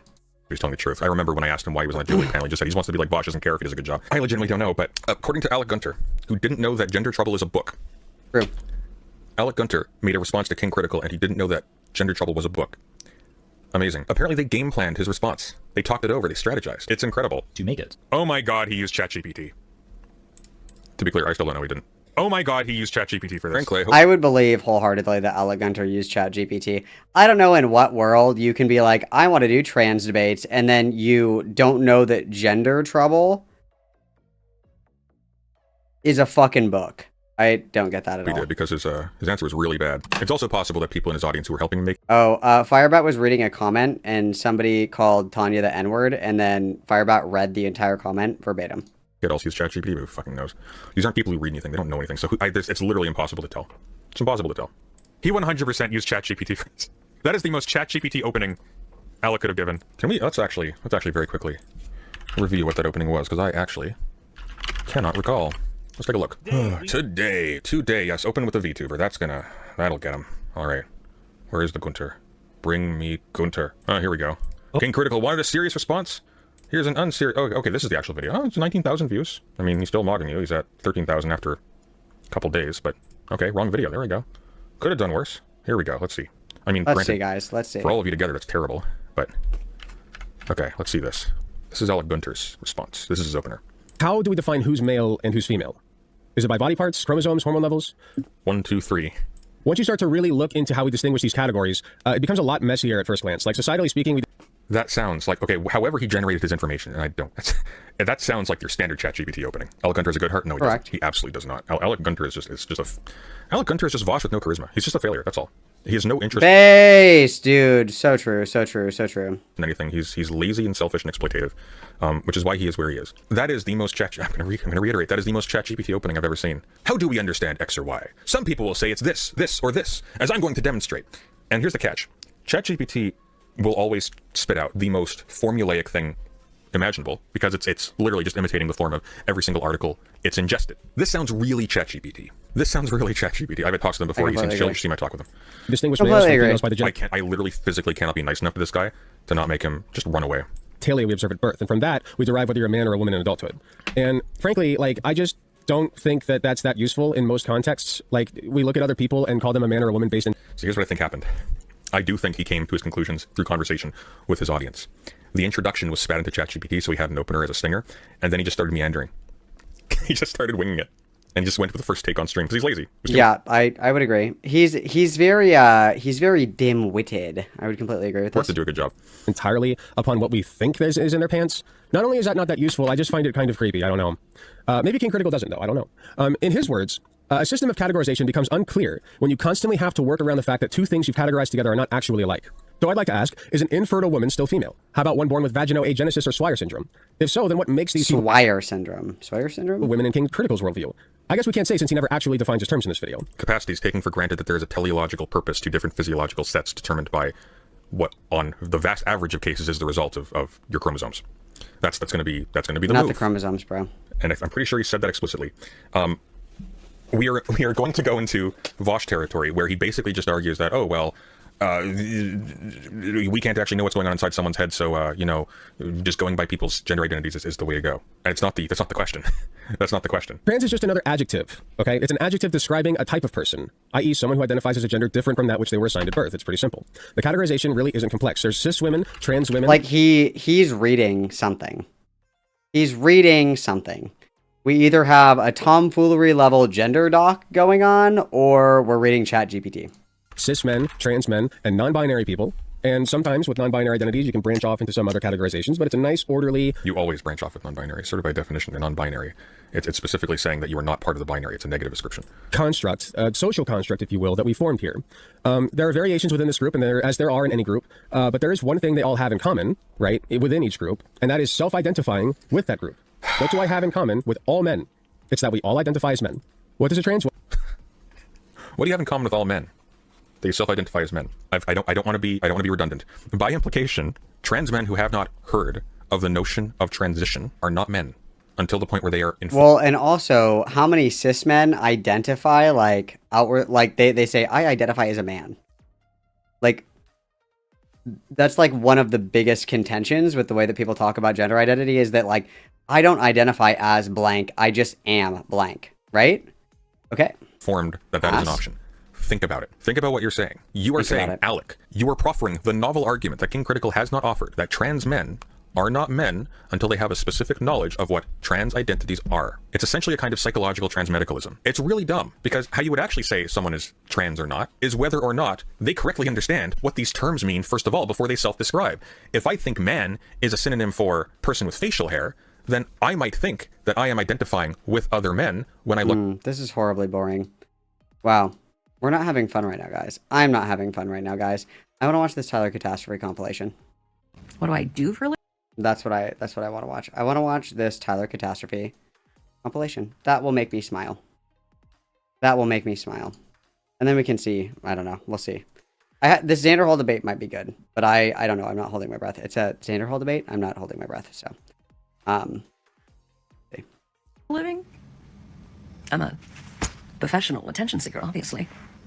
And I'm killing the game. I'm killing it. Darling, if you're not getting attention, are you even living? The answer is no. No, you are not.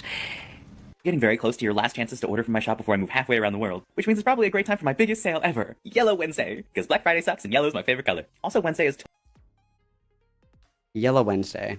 Sounds a little problematic, I think. totally a yellow day. I don't know, but that means 18% off my entire coffee shop, filled with handmade beaded jewelry and art, all made Did we say 18%? 18% off of like $3,000, by I me guess. specifically, and free international shipping on all of my chokers and choker gift sets, where you get matching choker, earrings, and a keychain. Chokers that tie in the back with a ribbon, making them fully adjustable and size inclusive, by the way. And as if that one... Guys, does your choker have a size inclusive string? Yes or no? Please respond. Enough, because I'm also crazy. This sale is going to last from today, Wednesday, November 26th, all the way to next Wednesday, December 3rd, and every order placed during that time frame will be automatically entered to win a free custom choker, also made by me. And because this has been like my craziest year yet, I'm like 5 orders away from having had 1,000 since May, and I'm still working on the ones from August. This isn't going to be a receive your order in time for the holiday sale, but it is going to be a probably last chance to get your name on the order list before I move all the way to England. But every order will ship before I move, and I promise no one will get forgotten. So please go check out all the things in the clicky thing that you click on, like, share, leave a comment so more people see this, and of course, thank you so much. Oh my god, you have no idea how much this means to me. I love you so much. You guys, it's so okay, love you, free. bye. Yellow, yellow, yellow, yellow. Yellow, yellow, yellow. I mean, clearly I like this color a normal amount. It's fun. I don't know how to do packing videos. It's not really my thing. But someone ordered 2 chokers, and they wanted me to do a packing video, so if this is terrible, we're blaming Sydney. Well, still thanks Sydney for ordering either way, though. I have 3 orders. The phrenology is just so interesting to me. It's giving Humpty Dumpty had a great neck beard. That's what it's giving me. Just going out today, so we might as well pack all of them. First is this custom unicorn choker that took me way too long because of supply delays, but it turned out so cute and I'm a little bit in love. Then we have one of the few remaining pentacle chokers from my Halloween collection. Again, I am so upset the Halloween collection didn't get the recognition it deserved. And a few of those designs are still available, but there's only 1 spider left, so get it while you can. And then of course, Guys, I'm so mad that people didn't like my fucking Temu beads. I'm so mad. Sydney was the first person to order 2 of my newest flower designs. I know I said that every new Sydney. design is basically my favorite until I make something else, but these ones are definitely going to stay a favorite for a while. And then of course they all get ribbons to tie them with, and then they all go in little golden bags because yellow's my favorite have the adjustable strap color, and gold is just fancy. This is yellow. worth $1 million. It's currently doing weird things to my skin tone because all I have is an overhead in this window. But then, of course, they all go in little envelope things because that's how you mail them. But The heckin' millennial quirky chungus sense of humor just takes me out every time. It's like getting shot in the head. they also get color-coded handwritten thank you notes. I hope you can read cursive because that's the only way I can write. And then I write the address in the same color as the thank you note so that everything matches. But I'm not going to show you that part because that would be doxing, and that's bad. And then I take them all to the post office. And I am so glad that I have such a wonderful post office filled with wonderful postal workers, because the only person I see more than... Do you guys think that you would like my content if I said all the time that I am doing a heckin' stream? And it would be super phenomenal if you guys could give me a few little donos here and there to make sure that I can live my dream of entertaining other people, because I'm really good at it. I'm actually the best at it, if you want to be honest about it. And like, when you look this good, how could you do anything other than talk all day and get paid for it? You guys should pay me. Okay, love you, bye. Like, would you, yes or no, do you want to die when I talk like that? Yes or no, do you guys want to die if I talk like that? Because I think that I would punch myself in the face till I was dead. Personally. I'm gonna play this video now. It's like if Trump was a white girl that went to college in like 2011. You know what I mean? That's kind of what it feels like to me. That's kind of what it feels like to me. You know what I'm saying? You know what I'm saying? You know what I'm saying? than them is my roommate, and I am a huge people person, so maybe I should get out more. But thank you, Sydney, for telling me to do this. I hope it wasn't too scuffed, and I hope you like your chokers. Okay, love you, bye. Also, if you want to order and you want me to pack that order on camera, just ask me to. I have to make $2,000 in 2 weeks, so please.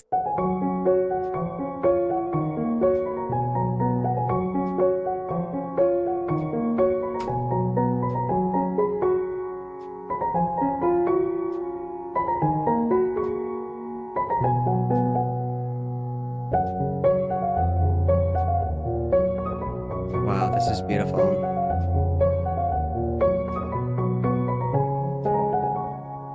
Lol cow impression. I think my Tyler one was good. Who are we doing next? Give me another one. I'll do impressions for you guys because I love you. Give me another one.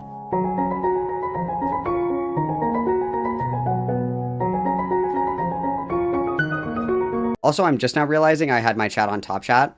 I was like, damn, tough crowd tonight, guys. Tough crowd tonight, guys. It's because I was on top chat, not live chat. My bad, guys.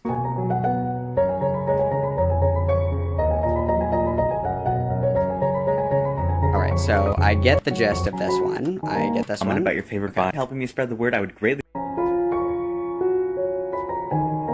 If you wouldn't mind helping me spread the word, I would greatly appreciate you. You know, like, share, do all the things, maybe leave a comment about your favorite Vine. Because starting this Wednesday, November 26th, and ending next Wednesday, December 3rd, all of my handmade beaded jewelry will be 18% off, and something I'm calling Yellow Wednesday, because Black Friday sucks and I like yellow. But for people who don't live in the US, this will also be the only time in my shop's history where shipping on all of my chokers and choker gift sets will be free for international orders. I would love to do free international shipping on the whole shop, but doing it on the bracelets, earrings, keychains, and stuff like that, I would genuinely lose money, so this is the best I could do. And as yet another added bonus, every single order placed within that time frame will be entered to win a free custom choker made by me, which ties in the back of the ribbon, making it fully adjustable and size inclusive.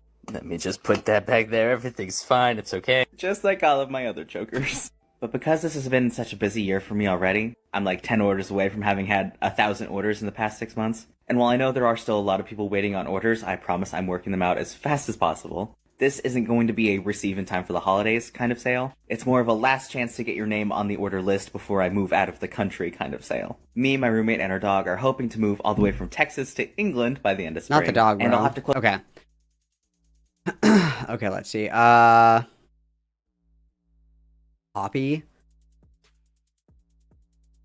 I don't know if I can do Poppy. Okay.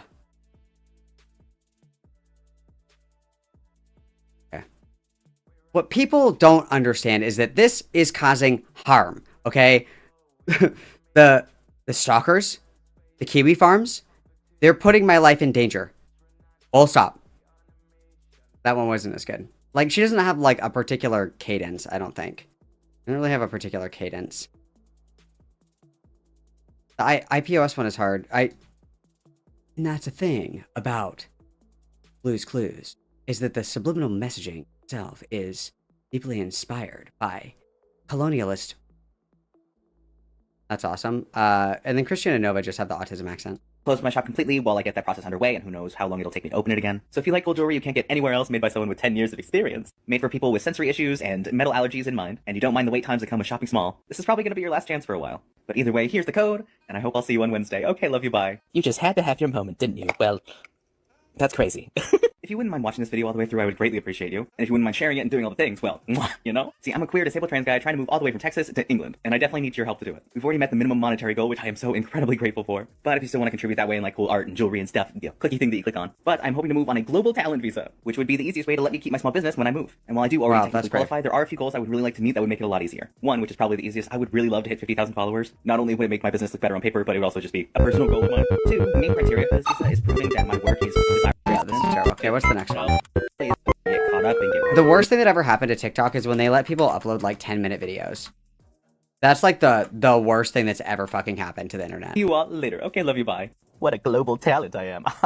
Every single person who encouraged me to have a villain era should have warned me how fucking stupid I would feel. I've just been trying to have a standing up for myself era, and there were plenty of people encouraging me to go full Joker, which is ridiculous because if I'm going full supervillain, Dude, Tyler Jonkler Catastrophe would go fucking insane. That would be fucking awesome. I want Tyler the Jonkler. That's so cool. Gonna be Megamind. He gets it. But for basically my entire life, most of my suffering could have been avoided if I had just called people out on their bullshit. Being a crash out has never actually been allowed for me, so I've always just put my head down to fucking handle it and just tried to move on. But every single time I do that, it just leaves me broken, almost homeless. It just keeps fucking happening. So why should I have to act like the bigger person when we all know I'm just the better one? So for the new year, I was like, you know what? Actually, I'm just gonna stop keeping my mouth shut. You did me dirty, you can deal with the consequences. That's not on me. Really, all I did was put a name to the situation that you guys already knew about. World famous artist who lived in England who was supposed to hire me and then didn't at the last minute. Completely ghosted me even as my entire life fell apart. Still hasn't apologized even a year later. Fuck you, Stuart Semple. But even just that tiny step of naming someone makes me feel so fucking stupid and ridiculous. What do I think would even come of that? What do I think is gonna happen? I screwed over so many other people and nothing came of that. Y'all should have fucking warned me. Maybe I only ever took the high road because it felt less embarrassing. Either way, I am so fucking due for some good karma. Check out the shops if you want. Dude, I'm permanently evil. I'm always evil. Yeah, correct. I'm always evil. Okay, love you, bye. Okay, love you, bye. Wow, look at all these chokers that we shipped, guys. These suck. These suck. These are ass. These are ass. I was like, what's on my leg? It's my cat. I'm sad, and it's stupid, and I want to eat cake on a stick that isn't the size of a fucking quarter. Why are we all just agreeing to pay multiple dollars for a single bite of cake that happens to be on a stick? And before anyone says that is one bite. That is one single bite of cake, just because you take Dude, I hate cake. I hate cake pops because I'm fat, question mark, okay. smaller Cool. bites of it. Doesn't make it more than one bite. That's like eating a whole donut, one quarter of the donut at a time and thinking you're better than people. You're not. This is the United States of America. We have the technology to make things bigger for fun because we want to. If I can get a cookie the size of a fucking pizza, I should be able to get a big cake pop. This isn't why I'm crying, but I'm crying all the same. And if I want to eat a big piece of cake and not have to use a fork, that's my right. I should be able to eat my feelings and have fun doing it at the same time. That should be allowed. I know it's stupid. I know it makes no sense. But the fact that we haven't made big cake pops already is fucked up and evil. I'm allergic to him. I can't pick him up. I'm sorry. I'm allergic to him. I cannot pick Just him up. make them bigger. It's not that hard, probably. I don't know. I'm not a baker. I just want to eat a big cake pop. And don't you dare make them $40. That would be more fucked up and also more evil. Just take a whole piece of cake, ball it up, put it on a stick, and dip it in chocolate. And all of my problems, well, they won't be solved, but they'll probably be a little bit easier to deal with for a few minutes, probably. Okay, love you, bye. This is stupid and I'm tired and sad, but it's your problem now. Today marks 3 years of me getting to go to the post office for a living. And to celebrate, I did actually go to the post office. But it's also Valentine's Day, so I also brought them chocolates. My roommate is the only person who sees me in person more than they do. But anyway, I'm pretty sure if you built a time machine, went back in time to child Tyler and told him that he'd be almost 26 years old, putting beads on a string and painting stained glass hummingbirds for a living, he'd probably kick you, because obviously he was supposed to be Hannah Montana. I really dropped the ball on that one. But at least some of the hummingbirds are magnets. Those mushroom charms are just the ones that you can get, excuse me, at like fucking Hobby Lobby and Michael's. They're not particularly interesting by any stretch of the imagination. They're boring. They're boring. They're very boring. I think everything about Tyler is just very odd. Just very, very odd. Like, I don't know. Just like absorbed the worst personality traits of the worst influencers that you could fucking imagine, which is crazy. And Bree, thank you so much for the big 20. I appreciate it greatly. Yeah, I've been neglecting you guys. So, and my wife is away, so I figured I have to occupy my time. I have to take my time back somehow. Thank you very much, Bree. Everybody, witness, please. Very kind of you. Very kind of you. Very kind of you. I don't know, Tyler's just very interesting to me. Very interesting to me.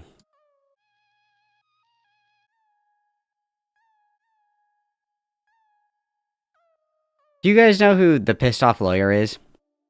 Do you guys know who Legal Tweets is?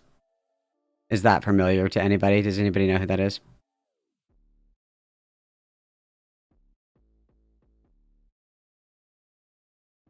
I gotta see if I can find this.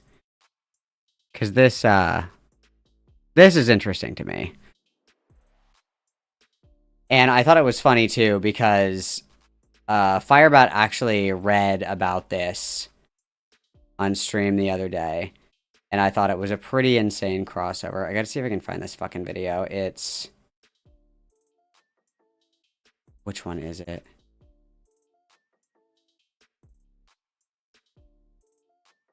Damn, was it really this long ago? Came out? There it is. Got it.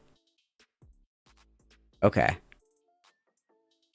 So, and then I gotta see if I can find this post. I sent it to Oliver. I know that I sent it to Oliver. I just have to see if I bookmarked it. I've been getting better about bookmarking things, or at least trying. Get better about bookmarking things. I just have to find it.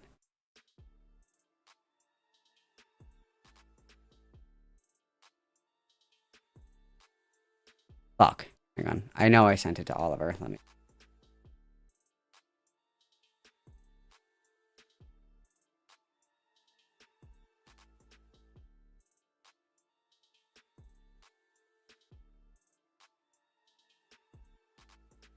Got him. Okay.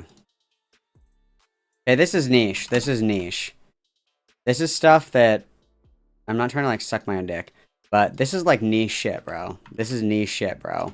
I think that this might be exclusive coverage. I don't think that anybody's talking about this. At least not anybody that's... I don't know. Like, commentary doesn't really dip their toes into this kind of stuff. So, allow me to set the stage. Allow me to set the stage.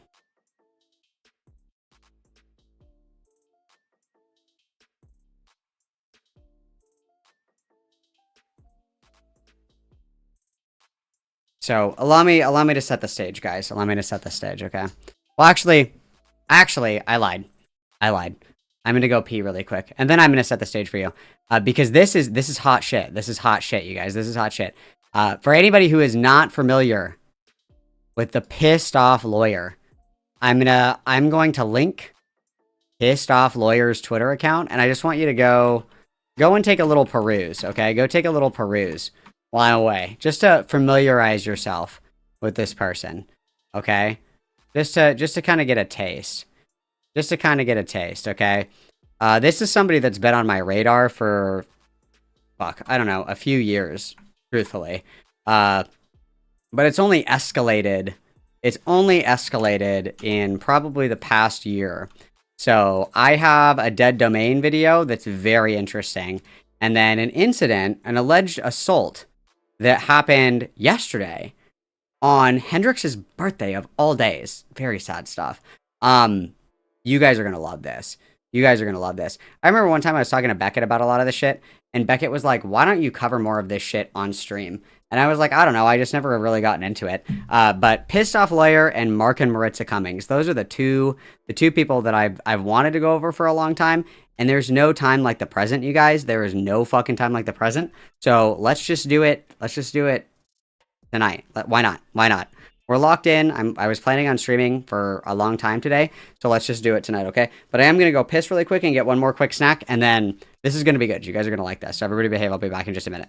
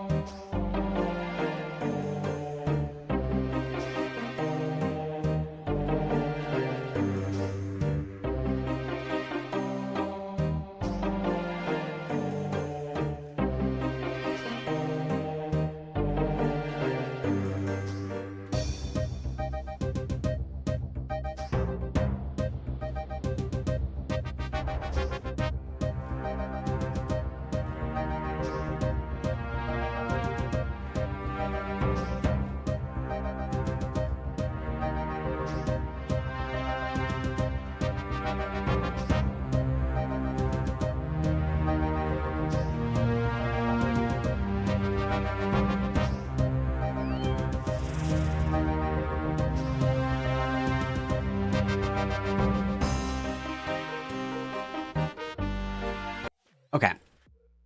So, let's lock in and then crash out. So, I gave you guys Pissed Off Lawyers Twitter.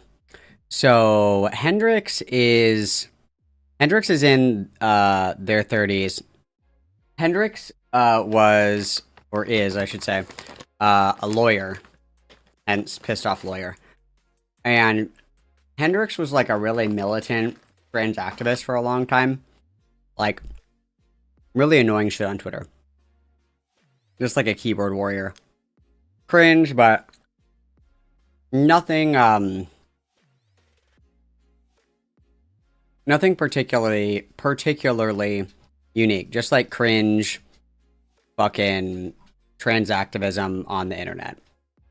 Hendrix also has like the most insane fucking crazy eyes you'll ever see in your life. So this is what Hendrix looks like, or looked like. Well, they still look the same, who cares? So this is Hendrix. Hendrix has like insane crazy eyes. So Hendrix was like this militant trans activist type for a really long time. Hendrix then came out as like, Hendrix would like talk shit to J.K. Rowling on Twitter all the time. J.K. Rowling would respond and they would go back and forth for like fucking ever. Hendrix then at one point like befriended a TERF somehow. I don't remember how. And then started having like positive things to say about TERFs, like being a little bit more open to gender critical ideology and shit like that, you know? Even though these people would say like horrific fucking shit to Hendrix. Hendrix didn't really seem to mind as long as Hendrix had friends. And there's a lot of alienation between Hendrix and like the online Twitter trans community, which is where Hendrix mostly lives. And so Hendrix then came out as D-trans. And this went on for a little while. And then Hendrix said that they weren't actually D-trans. They were just pretending to be D-trans to infiltrate all of these D-trans spaces. And that it was all just a joke or whatever, but they still are like gender critical. And then a couple weeks later, they came out as actually D-trans. And started dating the TERF nurse, like all this weird shit. And Hendrix has been, kind of does like what's common in people that are like very radical detransitioners, where they do the 180 heel turn into a new identity, which again is not, you know, super unique or whatever. It's just, it's something that happens where, you know, you have a really poor sense of self. Somebody with a new, you know, jingling, fucking fancy ideology comes in front of you, opportunity for friends, connections that you otherwise feel like you don't have. So you 180 heel turn to this new ideology and like fucking burn down everything behind you. So Hendrix does this. Hendrix starts like having positive conversations with J.K. Rowling, shit like that. Okay. Hendrix also has been, you know, very outspoken in being a lawyer. Hendrix is from Detroit. Brags about being from Detroit all the fucking time. Like, I'm from Detroit. I fight people. I don't give a fuck. You know, I've fought men, blah, blah, blah. Like, I don't give a fuck. Hendrix also posts, like, pictures all the time, brandishing firearms, saying, I wish the trans genocide would come faster, crazy shit like this.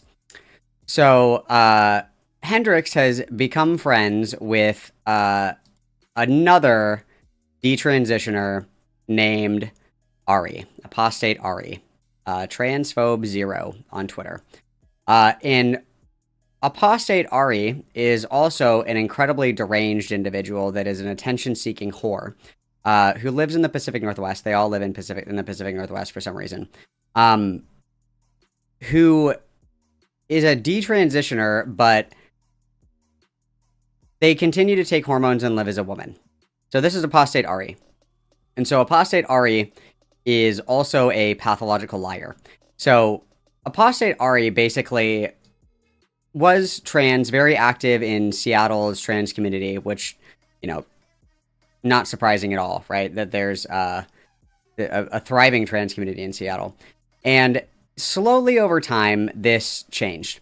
So Ari originally claims that they were sex trafficked by an older person when they were a minor, and this is speculated to be a lie.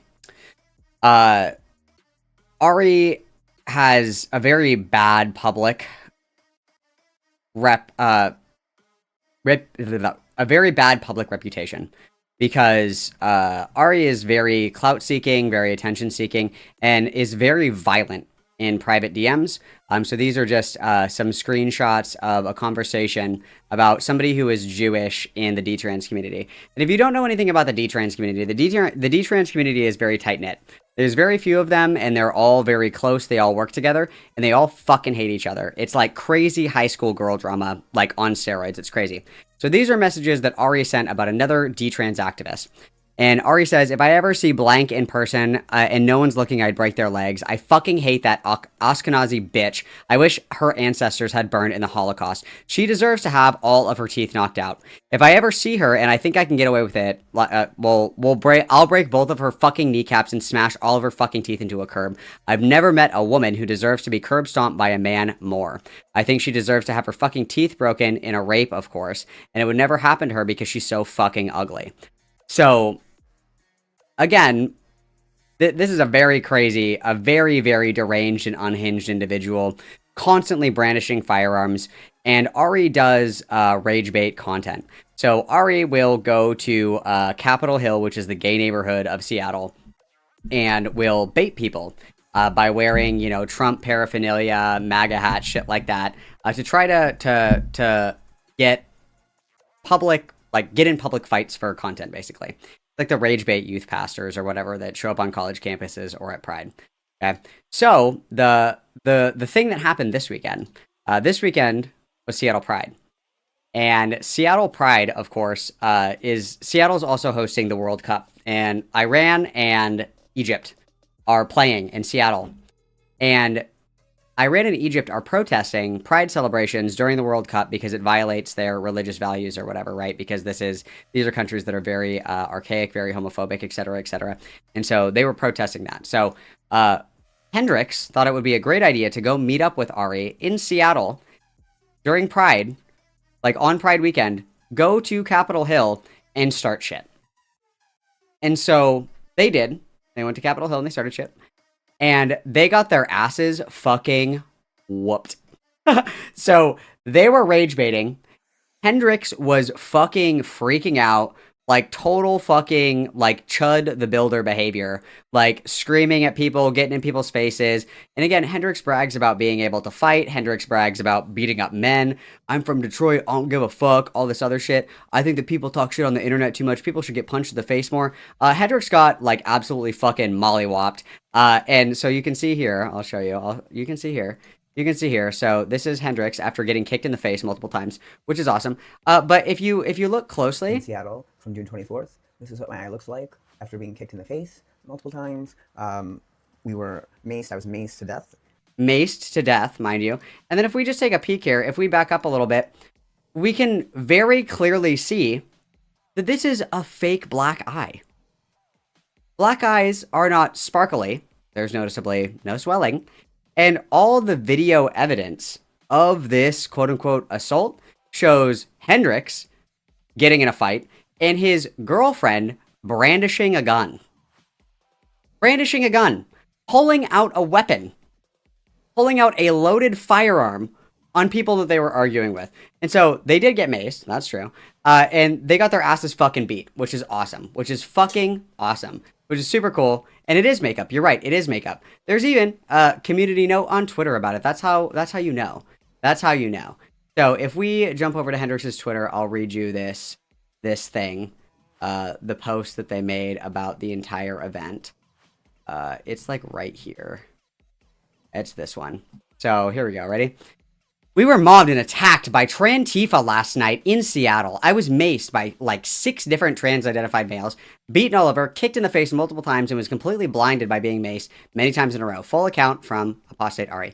Last night, we were peacefully recording video footage in a public space, and we were subjected to a vicious, unprovoked physical assault by a group of masked Antifa agitators. The video footage shows that nobody is masked, by the way. The attack was swift and coordinated. One individual delivered a forceful kick to Hendrix's face. Both of us were sprayed in the eyes and respiratory system with chemicals, irritants, causing intense burning, temporary blindness, respiratory distress. My hat was forcibly taken, along with portions of my recording equipment. Hendrix's phone was outright stolen. Obviously not. Hendrix had their phone and was tweeting immediately after. I was thrown to the ground and slammed onto the gravel on my knees and immediately surrounded by multiple assailants who continued to spray me at close range. The assault left me in fear for my life. Okay. Law enforcement responded. Blah, blah, blah, blah, blah. One of the officers expressed concern that they would be called one day to aid in the recovery of a deceased, dead gay man's body from Cal Anderson Park. So tests have determined that this is all just like a total fucking lie. This is all just a total fucking lie. This is all a total fucking lie. Okay, so the video footage that exists right now, shows Hendrix's girlfriend putting somebody in a chokehold and pulling out a gun on these people. Of course you're gonna get fucking maced if you pull out a gun, dipshit. And obviously, if people see that you have a gun, you're gonna get fucking mobbed. No shit. Like, being in public 101. So, we have a fake black eye going on, and obviously we're grifting this to shit. Clearly. So, I thought it'd be interesting. Dead Domain did a couple of interviews with Hendrix, kind of in the peak of,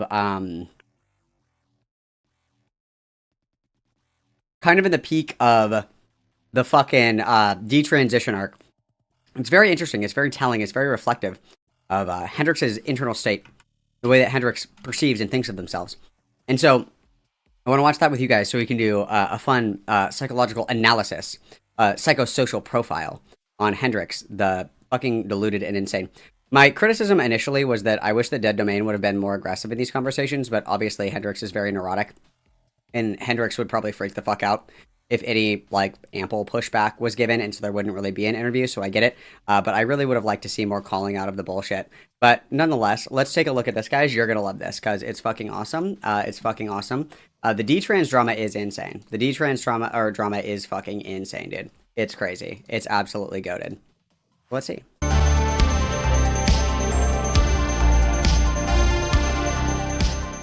In 2025, I don't have a lot of time for what some people might call Twitter drama, which is largely why I haven't spoken about the constantly developing controversy in the niche trans and gender critical side of Twitter, the Pissed Off Lawyer. In the last year or so, an account called The Pissed Off Lawyer, a trans masculine lawyer who has worked for years in the queer community, announced she was detransitioning after being on testosterone and hormone treatments for many years. From people I had spoken to, she was a longtime queer activist who even offered free legal help for trans people looking to change their... Hendrix also lies all the time about their background. Originally, Hendrix said that they were, you know, that they'd been doing gay activism for like decades, that everything was fine, kosher, awesome, everybody was very supportive. And then later it was everybody hated them and were super mean to them because they were a lesbian, and that's why they transitioned, was internalized misogyny or homophobia or whatever the fuck. Like, it changes, it depends on the flavor of the day, is what Hendrix will say or report about their past. So their new thing is that they were groomed into transgender ideology because they were a lesbian when they were younger, even though, what, like 15, 20 years ago, trans quote-unquote ideology wasn't even like a fucking thing. So that doesn't make any sense. The whole thing... it's just, it stinks. The whole thing fucking stinks. Their names legally for free. A member of the community who proudly advocated for progressive causes. So, what happened? Why does her feed now look like this? Soon after she announced her detransition, she received pushback from the trans community for simultaneously getting friendly with TERF and D-trans accounts. Here, the story becomes a constant storm of backstabbing, accusations, outright lies, and blind social media backlash. I will be doing my best to sum up and get to the heart of the controversy, because as I followed and dug into it, what happened to the Pissed Off Lawyer isn't just an example of how predatory right-wing and reactionary movements like gender criticals are, but more simply a story about how social media is rotting all of our brains. Hell yeah, For most of this video, I will be using her legal name Hendrix, which she still goes by. And as of recording, I have been able to confirm the pronouns she uses are she, her. Which and Hendrix also said that they were gonna continue taking testosterone and shit. I don't know. I can't keep it straight. They change their story like every fucking day. They were gonna stay on testosterone. They were gonna keep their legal name. They were gonna change their name back. Like, I fucking hate this bitch. It's been a long time since I've been doing that. Oh, the other thing that I totally missed as well is I mentioned, you guys were probably wondering why I mentioned the Egypt and Iran thing. So today, Hendrix posted, no, it was yesterday, sorry. Antifa is a violent criminal organization that almost killed me on my birthday. 2 days later, on June 26, I defiantly marched with the Iranian community in Seattle. So... I'm a lesbian that loves lesbian and gay rights and women, and I love the LGB community, fuck the T, but I still love the LGB. I'm going to march in protest with Iran. In Pride Month, I'm going to support regimes and, you know, politically motivated countries that oppress women and the LGBT community, because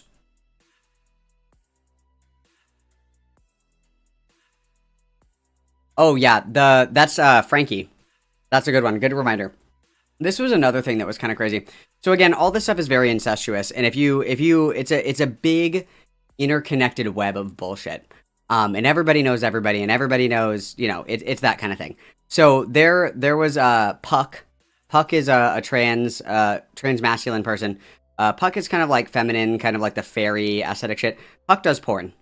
And then there's Frankie, and Frankie is like a butch lesbian T-boy butch kind of vibe going on. And Frankie got outed as an alleged rapist, saying that they would like rape TERFs and shit like that. It was quite unsettling. But Hendrix remained friends with Frankie and was in spaces where Frankie would talk about this and never said anything about it. So that was the first fracturing with Hendrix's relationship with the trans community, was people calling Hendrix out for their association with Frankie, who was outed with screenshots. Obviously, if you take what Frankie bragged about in these Discord servers as like fact, right? Which I would say it's probably true. That because Hendrix defended Frankie, everybody fucking flipped on Hendrix. And then Hendrix started crashing out and saying like crazy transphobic shit to everybody. Like Hendrix said that Puck was a girl because Puck like does porn. Like Puck looks too much like a fucking sissy. Like this is like female, like shit like that. And so everybody got mad at Hendrix. And that was what caused the initial fracturing and the kind of weird relationship Hendrix had with the trans community. Which might seem like an odd thing to preface, but a large part of this story has to do with how public Hendrix has been with changing the direction she was heading in, leading to a place where it seems like nobody can trust her. There are probably plenty of people who have only heard bits and pieces about this story, but don't have the whole context, which is why I want to give as comprehensive of a look as possible. That doesn't mean I'm going to be going through every bit of drama and every account Hendrix has beef with, because honestly, it's just not important. For example, she's been attached to adjacent controversies like being in a Discord server with a trans man who joked about deceiving a TERF. Yep. Into having sex with him and then shared pictures of that person. But that's not important to bring up, except to say it's another in what will be a long line of questionable and outright bad associations for Hendrix. Again, I don't want to go into every side issue she's been associated with. I'm not looking to do a drama piece or a hit piece. What started as a journey of personal conflict for Hendrix, beginning the process of detransitioning, quickly became a case of being welcomed with open arms by TERFs, gender criticals, and other anti-trans activists on Twitter. And as more prominent trans and detrans accounts alike took notice, Hendrix became a kind of digital Thunderdome.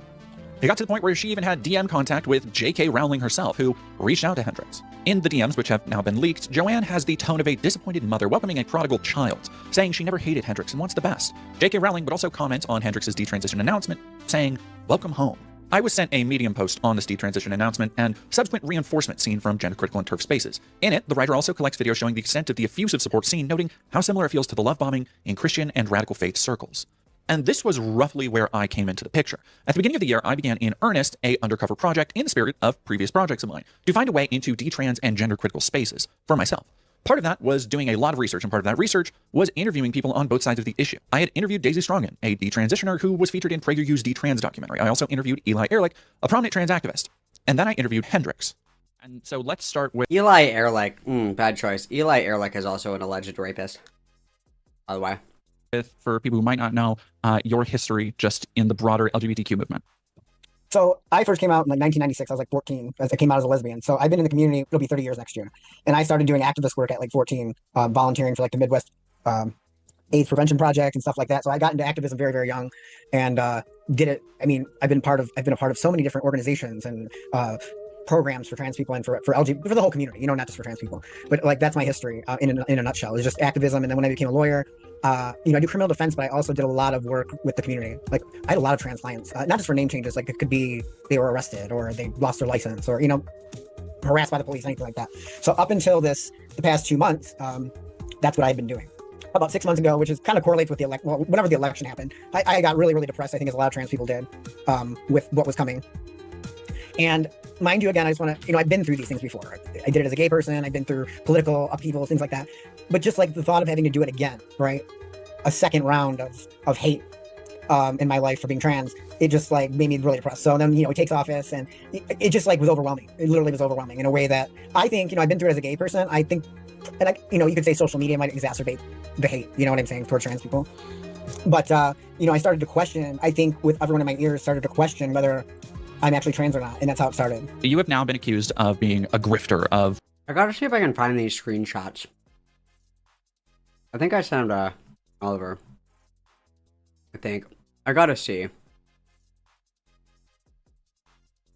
Because we actually had a bet that Hendrix was gonna detransition. We actually had a fucking bet, which is awesome. The trans drama is so niche. The trans drama is so fucking niche. But it's gas, dude. It's fucking gas if you can get into it. I'm only quote unquote into it because I'm only into it because like I have ran in these communities for a long time. So I know all of these people. Or know of. I shouldn't say that I like know them, right? But I can find these fucking screenshots.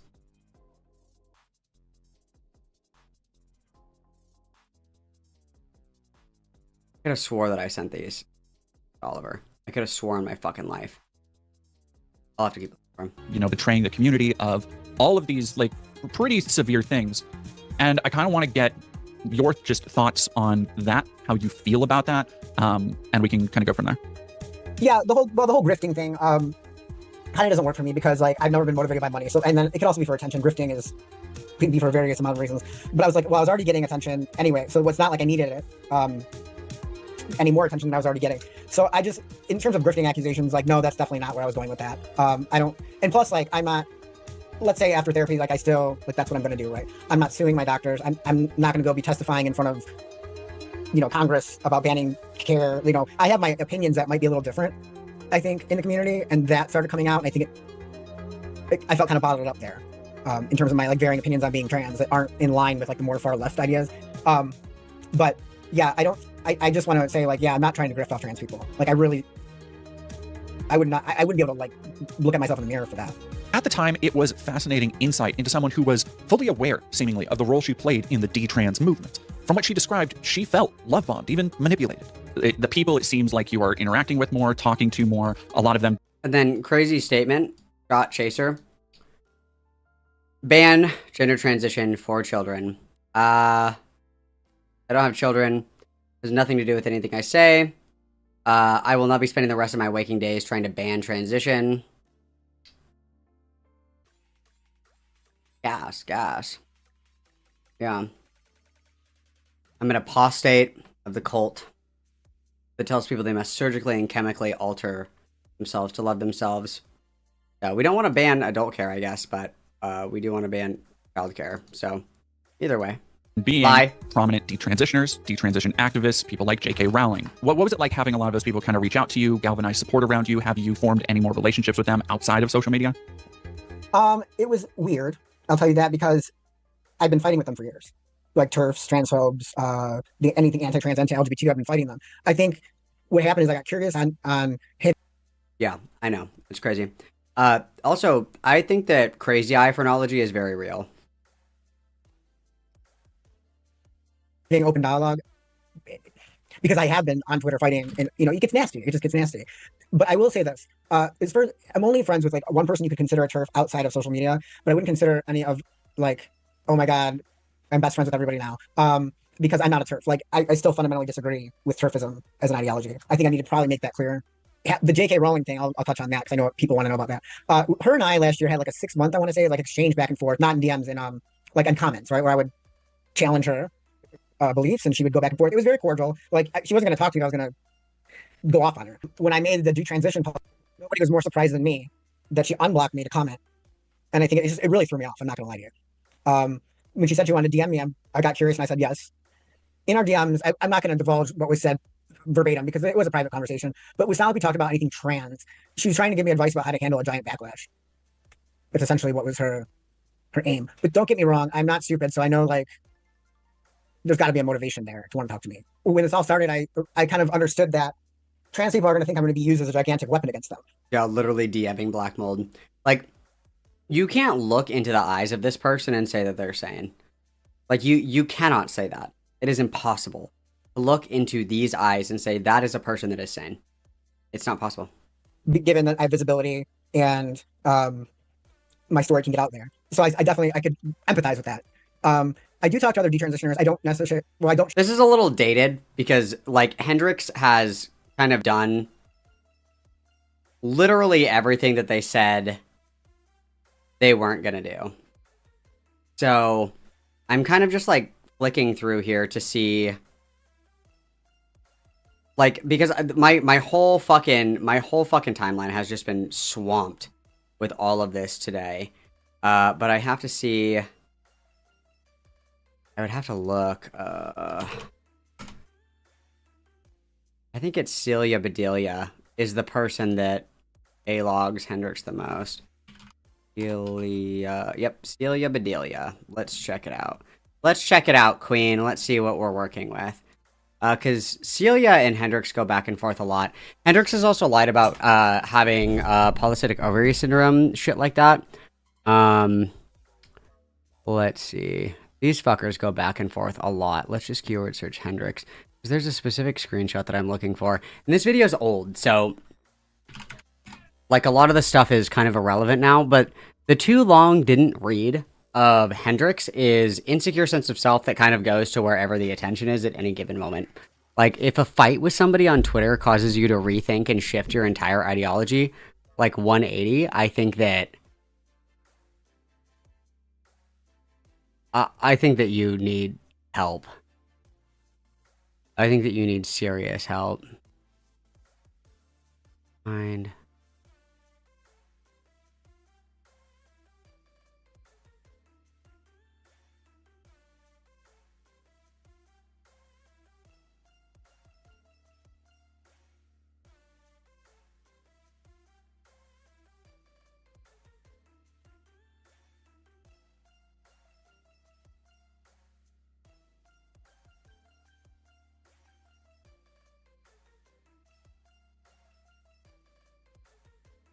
It would probably be easier if I got all this stuff, like, put together. It'd probably be easier to go through if I had everything saved. I kind of just felt like, I don't know, bringing this up off the cuff, but...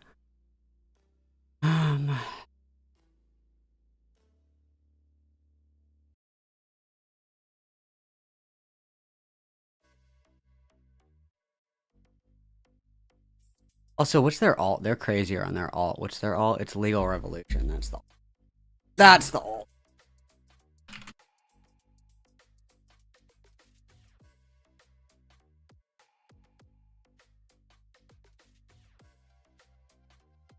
This is their alt. This is crazy.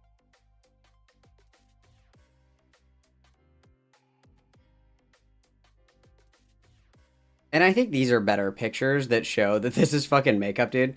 Like, look at this. This is clearly makeup. Look at this. This is clearly makeup.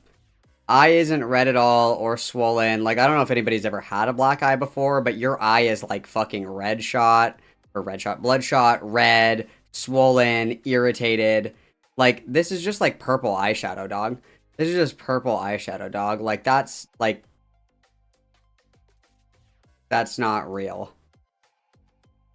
It's not real.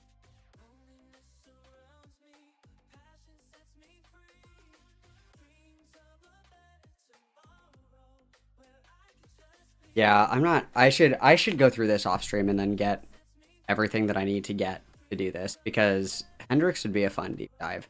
But I need to get all my shit. I need to get all my shit together. And it would take me for fucking ever. I should message Oliver and ask if he...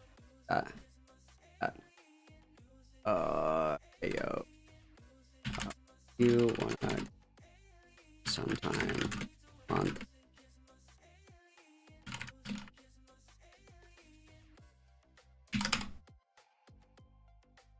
Because Oliver actually knows Frankie. Like, they like talked and shit. I never really like have talked to any of these people. I just kind of like observe. I don't really engage with a lot of people. Like, I have been really removed from trans spaces for, I don't know, like 4 or 5 years maybe. I'm in the know because I read a lot of it, and I know of a lot of these people from, like, the people that I know or whatever. I don't really engage in any of these spaces, but I know who these people are. And some of them even back in the day, I did talk to some of these people, not all of them, but some of them. So it would be fun to get all this shit together, because there's a couple of people. Where's my notepad? There's a couple of people, because we got, like, I'm trying to think of the best ones that I have. We got Mark and Maritza, or Mark Maritza. This one's awesome. We've got Skylar Kurgel. We've got Victor Markov.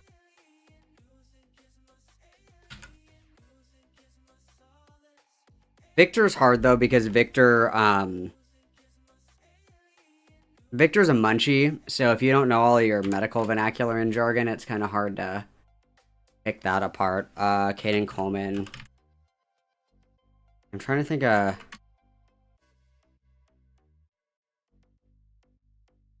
I think those are like the biggest, and Hendrix. These are like the biggest ones. These are like the best ones. It might be worth kind of picking through some of this stuff and getting everything prepared. And going through all this on stream. I have wanted to make a video. When I used to do prepared content back in the day, way back in the day, when I used to do that kind of shit. Because it was before streaming on YouTube was a thing. So I would do a lot of prepared content. I have wanted to make a video on Mark and Maritza for the entire time that I have had a YouTube account. Because they are so fucking interesting. They're like the most interesting people ever. They have like detransitioned and retransitioned between the two of them at least 20 times in the last 10 years. Which is awesome. Which is absolutely fucking awesome. And like a lot of these spaces I used to be really active in, but the problem is that they're so redundant and they're so superficial, and there's so many fucking lol cows in these groups, dude. It's fucking awesome. Fucking awesome. It's so cool. But these are my best. These are my personal cows that I would be willing to share with you. I would be willing to share my pet cows with you guys. The Mark and Maritza lore goes back decades. The Mark and Maritza lore goes... I think that... Hang on. I think that I still have my schizo document. Hang on. I'm pretty sure I still have my document.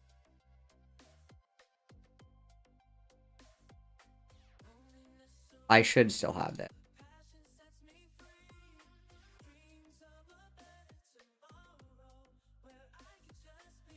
Yup. Got it. So these guys go back decades. Back before YouTube was a thing and like live streaming was a thing, people would do like the call-in shows, like call-in radio. You know what I'm talking about? These fuckers were doing these live stream like call-ins weekly, almost daily, I think, in like 2004. These people have been around for a long fucking time. And their detransition shifts are fucking insane. They go from, you know, like radical trans activism to straight untempered religious delusion. In like the course of a day. The best thing that happened, and Mark used to go, I don't know if it's Mark or Maritza now, I have no idea. Mark and his wife at the time, Lena, who is a trans woman, who also goes through these detransition periods, they were scheduled to go on CNN Argentina and talk live about like trans shit. They detransitioned before the interview and they didn't tell anybody, and they went live on CNN Argentina and gave this whole fucking thing about how trans people are possessed by demons and shit. Like, while it was live, and they had no idea they were going to do it. Like, these people are fucking crazy. Notably, Mark debated Calvin Guerra as both Mark and Maritza. Which is fucking awesome. Which is absolutely fucking awesome. Let me see if I can find this really quick. Calvin... I don't know if he scrubbed his... YouTube or not. Or if he still has videos up.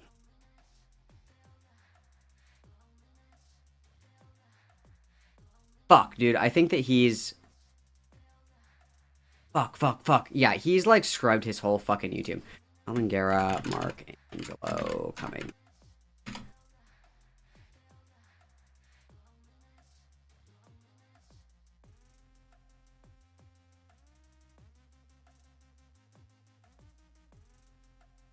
Dude, fuck! Guerra D-Train.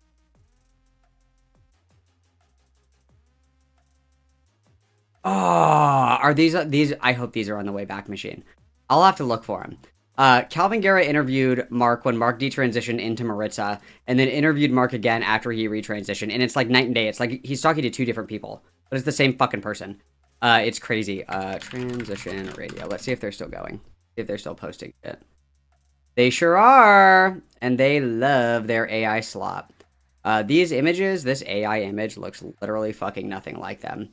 Yep, they're still going. Their next live stream is scheduled for, what, Monday? Tuesday? Mark also makes music. He likes to make these, like, gay little music videos. This is Lina. So, they're retransitioned. They still do this shit, which is crazy. And they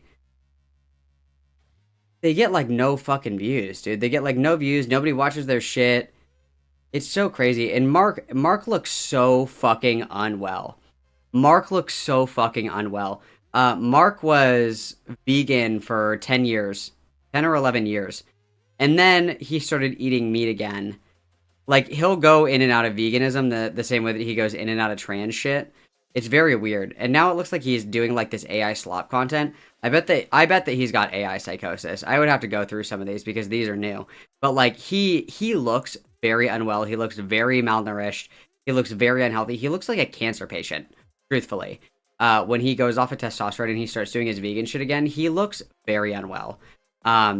It's not good. It's not good at all. And he's just fucking unwell, dude. He is just fucking unwell. Pentagon saw a spiritual threat. So we have to talk about what was happening inside the military-industrial complex while the public was busy looking at shiny discs in the desert. We established 1947 was a threshold, but for a specific group of high-ranking Pentagon officials, that threshold wasn't scientific. It was spiritual. While the public super narrative was being built around Space Brothers and advanced propulsions. Like, these people are just, like, fucking schizophrenic, dude. They live off-grid in, like, a fucking, like, shack in Junction, Arizona. Like, he is psychotic. He is, like, I'm not saying that in, like, oh my god, he's, like, crazy. Like, he suffers from psychosis. He suffers from psychosis. It's awesome. A darker conversation was happening in the basement of the intelligence community. This is where we encounter what insiders call the Collins elite. For this group, the super narrative wasn't ripped from popular mechanics. It was ripped straight from the Book of Revelation. They didn't believe we were being visited by biological entities from another star system. No, they believe like J.D. Vance is believing these days. Like, these people are fucking insane, dude. And it's awesome. So we'll have to do that sometime. Because these guys are awesome. These guys are fucking awesome. Them and Hendrix is great. Hendrix is also really interesting. Skylar Kurgel is a trans guy who was like one of the first trans guy YouTubers. And he's like a total fucking lolcow. He suicide baited on live, and then he's also addicted to meth because he accidentally smoked meth. He said, what did he say? Somebody offered me Tina, and I thought it was a strain of weed. Tina is a street name for meth. And so he smoked a literal crystal and thought it was weed. And there are certain live streams that he does where you can hear it. It sounds like he's smoking meth. It sounds like he's lighting a torch, which is crazy. Victor Markov is trans guy munchie extraordinaire. Literally has cancer, AIDS, Ebola, is paralyzed, is gonna die every waking minute of every single day. Like, just insane munchie. And comes from a very rich family. Very interesting. And then Caden Coleman is a black trans guy. Calls himself a seahorse dad. That's a colloquial, like, community phrase for trans guys who give birth. And call themselves seahorse dads because male seahorses are the ones that give birth. Chronically about to get kicked out and evicted. Has 2 kids that he never sees. He pawns off on, like, random people that he meets on the fucking internet to watch his kids. Very strange. Recently lost custody of one. It's like, I don't want to work. Pay me. No formal education or training in anything. But it's like, I'm an expert as a black trans guy. Hire me for like $2,000 to be a DEI speaker. And then it's like, I'm super confused as to why I'm not getting any work? Question mark. Very interesting individual. All these people are really interesting. So I'll have to dig into that. But the good news is that I feel I feel awake still. It's like 10:30. I slept in today. I'll probably stream for a few more hours, I think. But I'm gonna veg and I'm gonna draw. So I'm gonna turn off my camera and kind of disappear into the night. But what we're gonna do is we're gonna switch over. And we're gonna do, apparently Firebat has been crashing out for like the past hour and a half. Apparently. I'm told this is happening. So, we're gonna do that. In the time that I've been streaming, we have another 400 fucking years of Firebat content. Surprise, surprise. So, you get Malcolm all day, bruh. True. So apparently Firebat's been crashing out for like a good couple of hours. So, let's switch over to that really quick. We didn't even get like the intro screen or nothing, dude. We're just fucking going. We're ripping it. Hang on.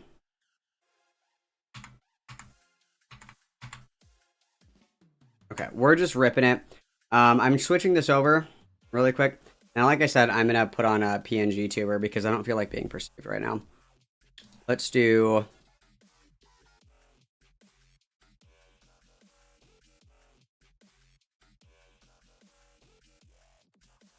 I'm going to do this one for right now. I'll find a better one. Because we've kind of reused the PNGs. So, but we've been crashing out for a few hours now. I have the chat open. Heads up. Again, we're not tapping the glass. We are not getting into the animal enclosure. If I see you in this fucking chat, you're banned. Period. End of discussion. Okay? So, leave Firebat alone. The best cats produce their own milk. Let's speed this up a little bit so we can play catch up and let's lock in the lesbians. All right, hello. Hope everyone's having a fantastic morning, afternoon, evening. So I got some news, guys. So I have some very disturbing news. Very disturbing. Very depressing. The most bullshitty thing I think I've ever seen on the web. So for those who don't know, I have been being harassed and bullied by Femyoy. She's been encouraging people today to come into my live stream and harass me, and she's been just being absolutely paying the pill. And then later today, Femyoy's literally in her room, like telling me, "Oh, you're disgusting. You're the worst human being in the world. You need to leave your wife." And like, I'm being like really cool about this, by the way, really chill, laid back. I just want to show you guys this, just because I'm tired of this. So I got two things. So for those who don't know, earlier this evening,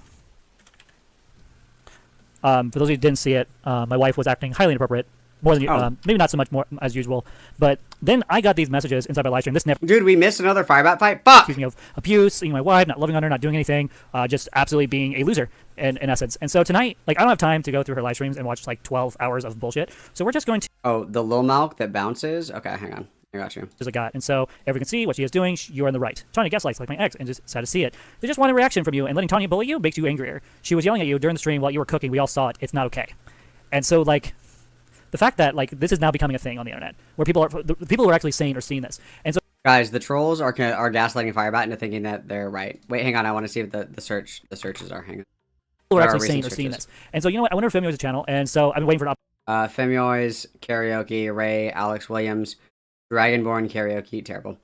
Doctor Who, The Mistress karaoke, Family Guy, True Crime, Climate Change, Nightmare Before Christmas karaoke. Opportunity for like this for a very long time, and I reached out to Femyoy's. Hello, everybody, and welcome. Oh, wait.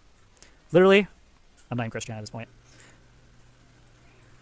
This is what my thing is. I said, you literally can't deny the truth anymore. Why are you so cruel? Even when she is exposed, not just by me, but by the great exposer, you still make me evil and her the victim. So this is what this person does. She'll literally take my wife, Sarah Faye, doesn't matter who it is, basically anyone who knows me, and will make them out to be these victims.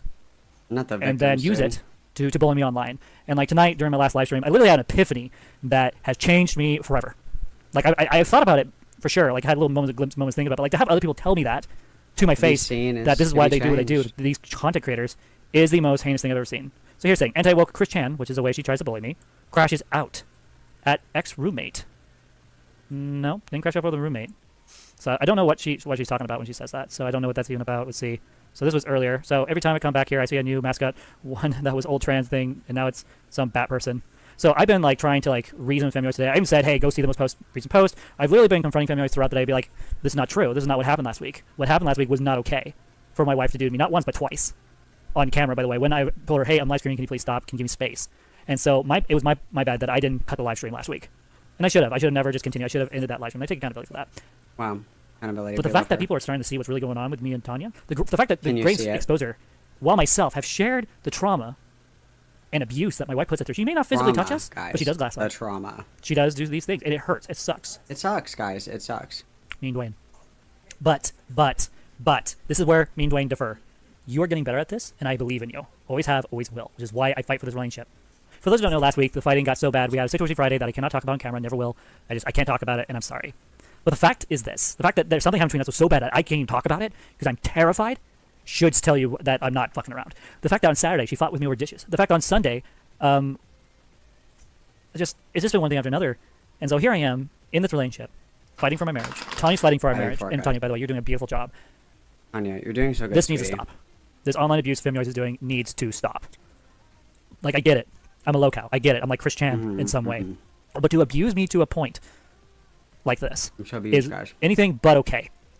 It's I fucked spend up. a little bit of my day, not much, but some of my day, blocking all of her people, especially the ones that are like cheering her on. And then there's the fact that Femnoise is literally telling people, hey, go to Firebat's channel and go troll him.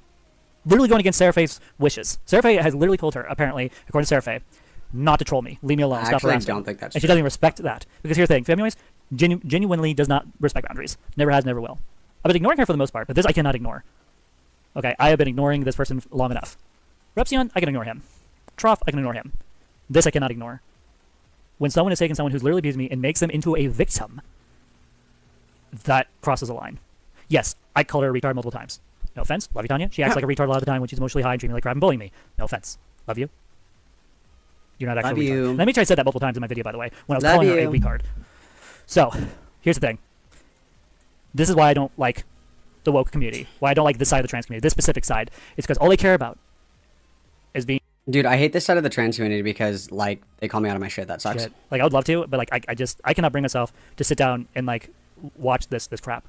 And so, like, the mere fact that I'm literally sharing with Femnoise, it was further up in the comments, but unfortunately it's gone enough that's moving on. I'm literally showing you guys this is what's really happening, and that people are seeing it, and that nobody cares. Especially, well, sorry, people do care. That's a lie. People do care, hence those messages. But the fact that commentary channels cannot see what's going on. Dude, it's like a single person agreed with me, therefore I'm totally justified. Awesome. On top of that, the fact that I have shown that I cook, that I clean, that I take care of my home, that I feed our cat, that, I mean, there's a whole lot of things I do. The cat is eating better than everybody else in the house. Good job. Take care of the baby when she's home. At best her ability. Even then, Claudia, no offense. Don't take this way, please. We're going to say something offensive, I'm sure. And I have to step in all the time. My wife literally tonight said to me something that I did not, was not okay. Baby's crying. You guys heard it on camera. Crying. And I said this to her, I think off camera, I hope I did. Where I'm like, hey, you need to pick up the baby. You need to rock her. You need to talk to her, soothe her, sing to her, something. And she goes, oh, it's okay for the baby to cry like that. How am I? Oh boy, here we go. Oh boy. I personally brother. have a really hard time. Also, it's a fucking baby. It's going to cry sometimes. Yes, she was in by the baby the whole time. That doesn't soothe the baby. She needs to be soothed. Yes. This kid is going to be spoiled fucking rotten. For no fault of its own. No fault of its own. This kid is fucked, dude.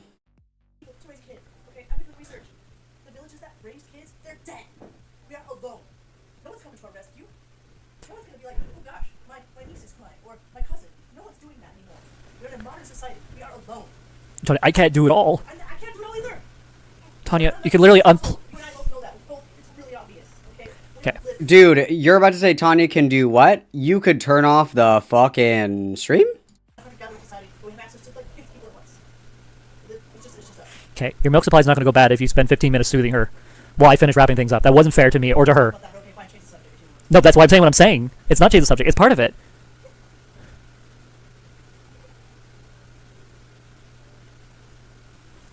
This is what I'm up against. What I need is support. Not being harassed. Not having trolls coming in and telling me that Femnoise is making a video. Not being told that there's a picture, I need to go look at it.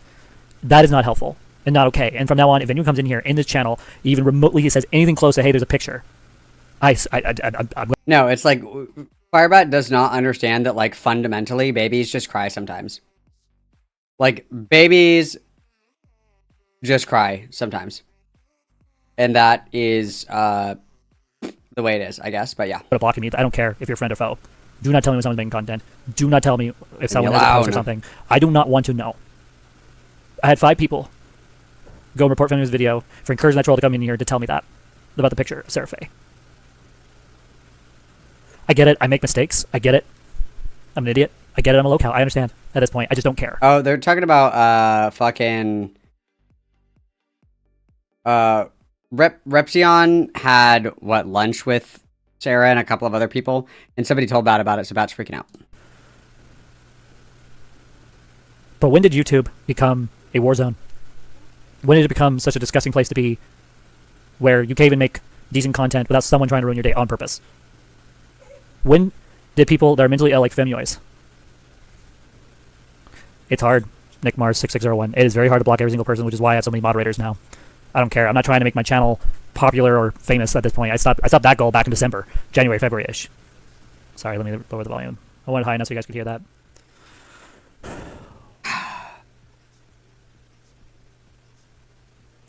If anyone should be running,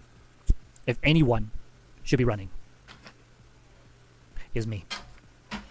Yet, despite the fact... Yeah, we're running all right. I choose to willingly endure this shit. I willingly choose to be here because I know without me, my wife would have a really hard time by herself. We're having a hard time, just the two of us raising our daughter while trying to manage, like... Well, it's really just Tanya that's raising the kid, to be real. We're trying to adjust. And despite that, what makes you losers think? What makes you losers think that either Tanya could raise the baby all by herself, plus work a full-time job? It is hard. What she needs is love and support. Well, then love and support her instead of fucking streaming for 15 hours a day, maybe? I don't know, just thought, maybe. Support. Not me walking away. And truth be told, I'm not going to walk away because that's the coward's way out of a relationship. That's the coward's way out of fatherhood. And I know plenty of people, meaning my own biological father, who did that. Walked out of the relationship with my mom because he didn't want the responsibility to be a father. And you guys think I'm going to be stupid enough to be like my dad? You guys are crazy. You guys are on crack. If you think I'm going to leave my daughter with my wife. I am so scared at times of my wife with baby. That I genuinely... Dude, I'm so scared that my bitch wife is going to kill the baby because gestures vaguely. The wife actually knows how to burp the kid. Got it. Cool. I genuinely fear her sometimes. But despite my fear, I remain and I will continue to fight for my relationship. Because that's the right thing to do. It's what a good trans wife would do. Or husband, or whatever you want to call me at this point. And despite the fact that I no longer practice sexual deviancies, I no longer am doing things that are cis-related, I've thrown all my toys away, I've renounced my fetishes, all of them. The ones I put on my site are just ones that are lingering at this point. People seem to think I'm still the same person I was. You are correct. I need to stop using degrading language. I shouldn't do that, especially when I'm angry. You're right. It's something I need to work on. And like everything else, I'm working on it. But here's the thing. Here's the thing, guys. See this right here? Literally someone that I don't even really know. I think I've seen once or twice on my channel. They just want a reaction from you, and letting Tony bully you makes you angrier. The fact that these commentary channels are using my wife, using Sarah Faye, to get me angrier is wrong on so many levels. The fact that everyone can see what she is doing, you are in the right. The fact that multiple people in this chat, including one of my own moderators, are literally telling the truth, sharing it. Like, how can Femuoys ignore that? Many months ago, when most people were hating How can you ignore that this random fucking person on the internet that probably isn't even a real person agreed with me? What the fuck? That's fucked up. I give her that. But this, I did nothing to get that response from people. I am trying so hard not just to take care of my home, take care of my wife, take care of my baby girl. I'm also trying to take care of myself. Okay, I have developed some new health issues that I'm not going to talk about on the web. One of them led to me almost going to being and remaining in the hospital. Luckily, it was just bloating. Really, really bad bloating.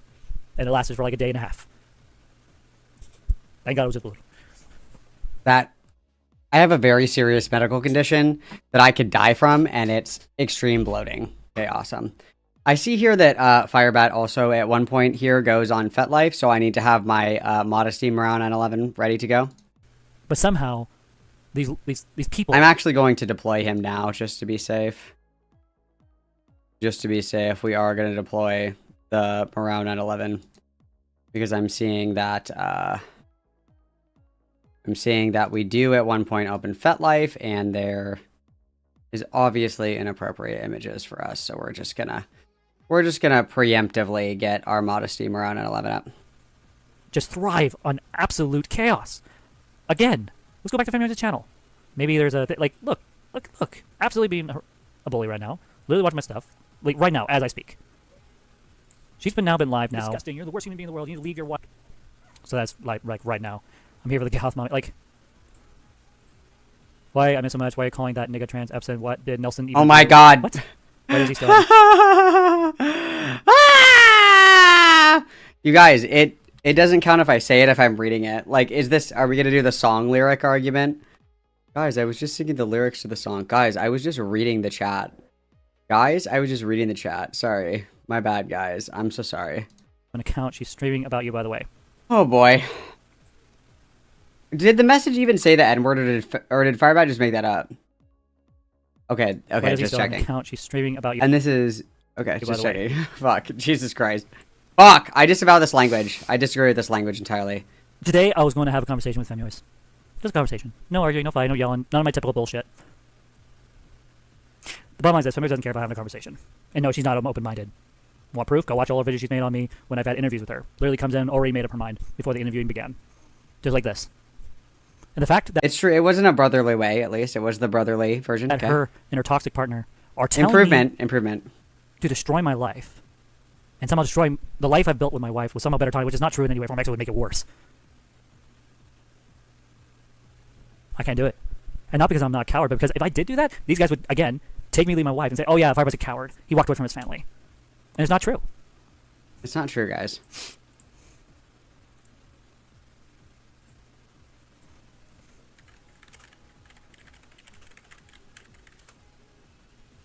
Dude, gas, yes. False report. Live. Yep, that's awesome. That's awesome.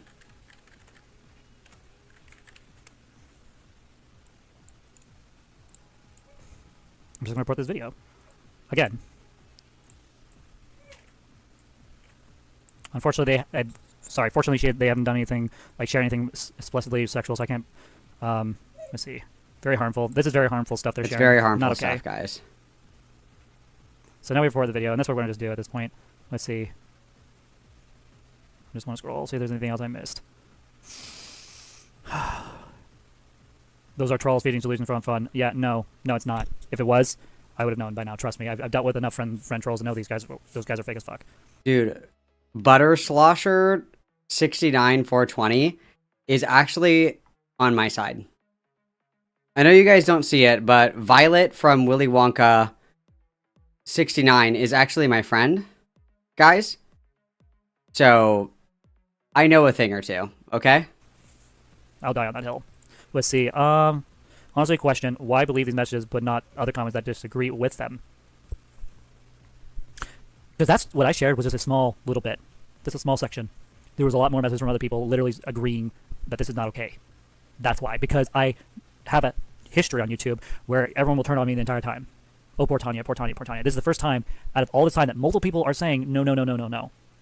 Some of these people have been consistently following me even more closely than Femios. Yummy Waffles is one excellent person who's been following me for a while. And you know what? I enjoy the fact that for once in my life, people are being supportive, which is what I need. I need support, not harassment. That's why Nick Mars 6601. When you've been bullied enough by these commentary channels and their trolls, I literally know when they're in here. Literally didn't even have to go look earlier. Literally knew one of them was one of Femios people. Okay, I've been watching on and off. Literally, Oompa Loompa Gooter 123 he has my best interest in heart. I just want to be clear. Until past couple weeks, for sure, for months, 8 months, I've been studying Femios, studying every little thing. You're very welcome, SD Retcon. I have abandoned you guys for a long time, and my wife is out of town, so I figured, why not? Catching every negative comment, every time someone's called her out. Like a hawk. And my wife even admits it in her video that, like, I watch these channels like a hawk. It's because I want to take these channels down. All of them.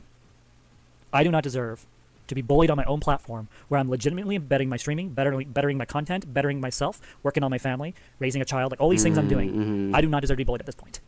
And despite the fact that I've asked this person to please leave me alone and continues to harass me directly and indirectly, literally came into my Discord a little bit ago saying, who here likes rape? How is that okay? I will not. Wait, who said that? That's not funny, guys. I shouldn't laugh. That's a very serious subject. Ago, saying, who here likes rape? Wait, What? Used to harass me directly and indirectly. Literally came into my Discord a little bit ago saying, who here likes rape? How is that okay? Dude, that's so crazy. That's so I completely disavow. I will not condone that type of behavior. See, Repsion, the reason I can even tolerate his existence is because of the fact that, well, he's not bullying me. He's giving commentary and sharing his feelings and thoughts. What Femio is doing is straight up bullying. Well, that's what I'm saying. If 9 people say one thing and one person says another, why believe the one? Except this is not the one. This was a whole bunch of people. People are finally waking up. People are finally seeing what the truth is. And the truth is I'm doing my best, and my wife is not being as supportive as she should be. And I'm tired of it. Wife, be more supportive, please. I'm tired of it. The fact, out of all the fights I've had on camera, last week was the first time on camera, and I can't believe I even said it, I said I wanted a divorce. You know last time I said that word was 2 years ago.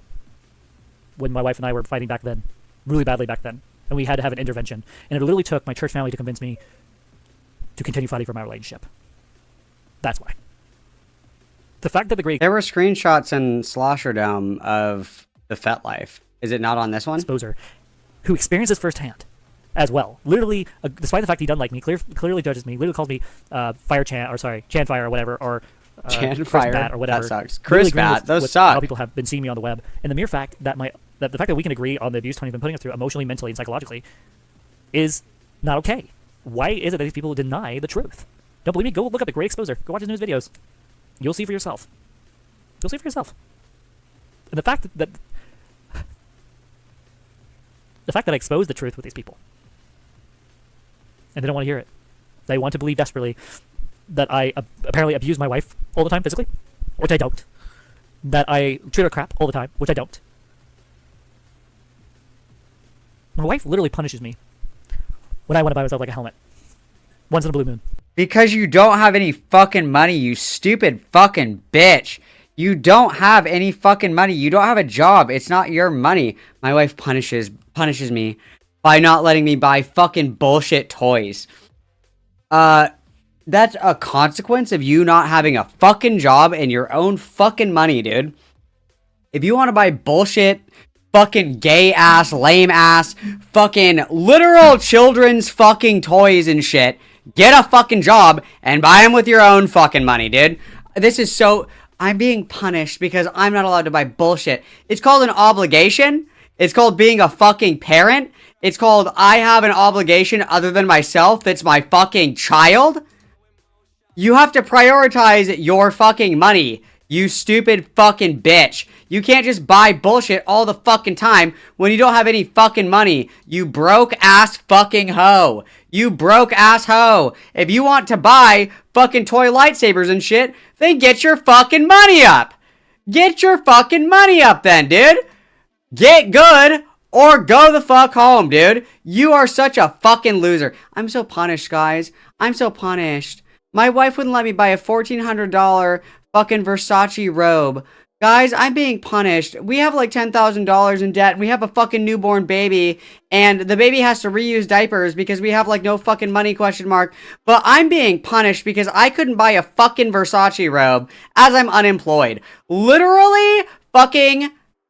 Dude, fuck you. What a stupid fucking bitch. Hang on, I'm downloading this. I removed the background off of this blueberry. I'm gonna put the blueberry on as my PNG, but I should animate it. Sorry, I didn't mean to crash out. Literally the day I bought it, she tried to guilt trip me and make me feel bad because I bought something I've been wanting for a while anyway.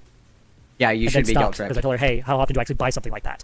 Not very often. All the fucking time, you stupid fat fuck! You literally just bought a gaming chair. You literally just bought these fucking stupid fucking headphones. You literally are talking now about trying to upgrade your fucking PC. Like, where's our list? Where's our list? Where's our list? Show me the list. Show it to me, Rachel. Show it to me, Rachel. Show it to me, Rachel. PlayStation Plus, some bullshit. Sonic screwdrivers, some bullshit. Darth Raven helmet, some bullshit. Mandalorian toy thing, some bullshit. A movie, bullshit. Clothes, bullshit. Go-karting, bullshit. Gaming chair, bullshit. Headphones, bullshit. Settlers of Catan, bullshit. Catan, whatever. Like, dude, fuck you. You buy yourself dumb shit all the fucking time. You're an adult now. You have hit the grown-up, like, at record speed button because you have a fucking kid. Which means now your priorities are getting shit for the baby. Your shit doesn't fucking matter anymore, dude. Your shit don't fucking matter anymore. Time to grow the fuck up, dude. Time to grow the fuck up, dude. The time for childish things has moved on, okay? Fuck. And I'm tired of it. Now, my wife have had conversations about this stuff. And you need a pump. Like, I want nothing more than Firebat to literally have to survive on their own without any assistance from fucking anybody for a month. Or 2 months even. And let's see how that goes. See, you can go vlogging. I've asked her to give me space, and I'm still doing things for her. That's the type of person I am. You guys, I helped my wife this one time. Am I not, like, the best person ever? Oh yeah, if I was a piece of shit, would I do this? Gives a thumbs up to a disabled person.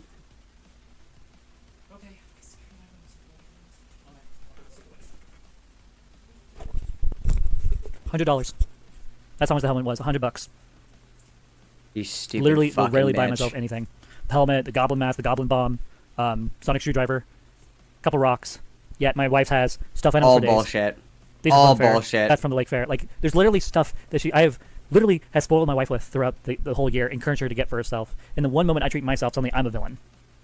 Until she realized that she needs to shut the fuck up and have been spoiled. Just because you're financially irresponsible does not mean that you, like... It's like, oh, well, I try to get my wife to treat herself all the time. It's like, dude, she's trying to be fucking responsible for the money, and here you are being like, oh my god, like, please let me buy some bullshit.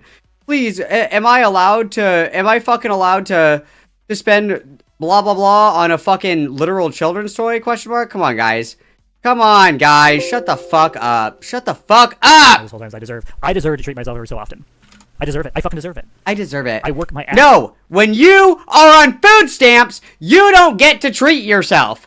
When you are on food stamps and you have a fucking kid, you don't get to treat yourself. That's not how that fucking works, dude. That's not how that fucking works, dude. Sorry, your priorities are different. Your priorities are different now, dude. You don't get fuck you money for you. That's not how this works anymore. You have graduated. You're fucked now, dude. You're fucked now, dude. That's off. For those who don't know, I can't hold a job. That is painfully clear. We know. But one thing I did and have been doing is while I've been working or not working, I've always made sure there's a roof over head. Even if I have to do odd job for friends, work my ass off, sell my goblin helmet, my helmet, my goblin helmet, the Firebat green goblin helmet. I sold it to my best friend. I was wanting to sell him my sonic screwdrivers. For those of you who don't know, these are kind of like relics to me. These are really cool things that I love to death. And I was wanting to sell it. My belongings, none of her stuff, none of her extra tech, none of her shit, just mine, to keep a roof over her head. And somehow I'm the bad guy. Oh, and we're doing the fake fucking crying. And I'm the bad guy. I'm the one that's in trouble. I'm the one. I'm the one who's... Because all I wanted was one $100 children's toy. As we're on fucking food stamps. I just wanted one $100 child's toy. Awesome. And I'm tired of it. So what's your current occupation? Full-time mother. Full-time at-home wife. Yeah, and we can't even fucking do that right, dude. And we can't even fucking do that right, dude. We almost fucking choke the baby, like, every single fucking day. Dude, this is gas. This is fucking gas. Oh my god, I fucking hate this bitch so much. Cook. Janitor. Janitor. Laundry person. Laundry person. Shopper. Shopper.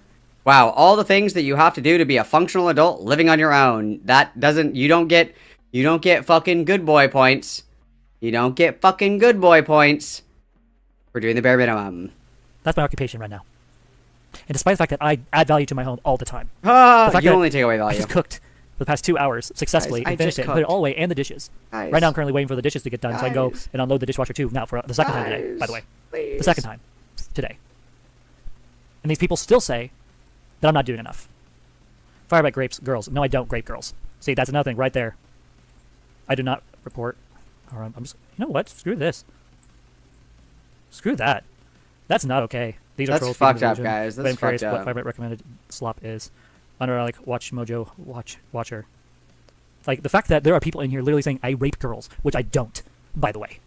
You've literally admitted on several times that you have in fact raped, but okay, go off. Like that's type of discussing this chat has in their chat. It's so fucked up, guys. So what's the current? Let's say twice. Twice what? twice question mark. Like, what do you mean by that?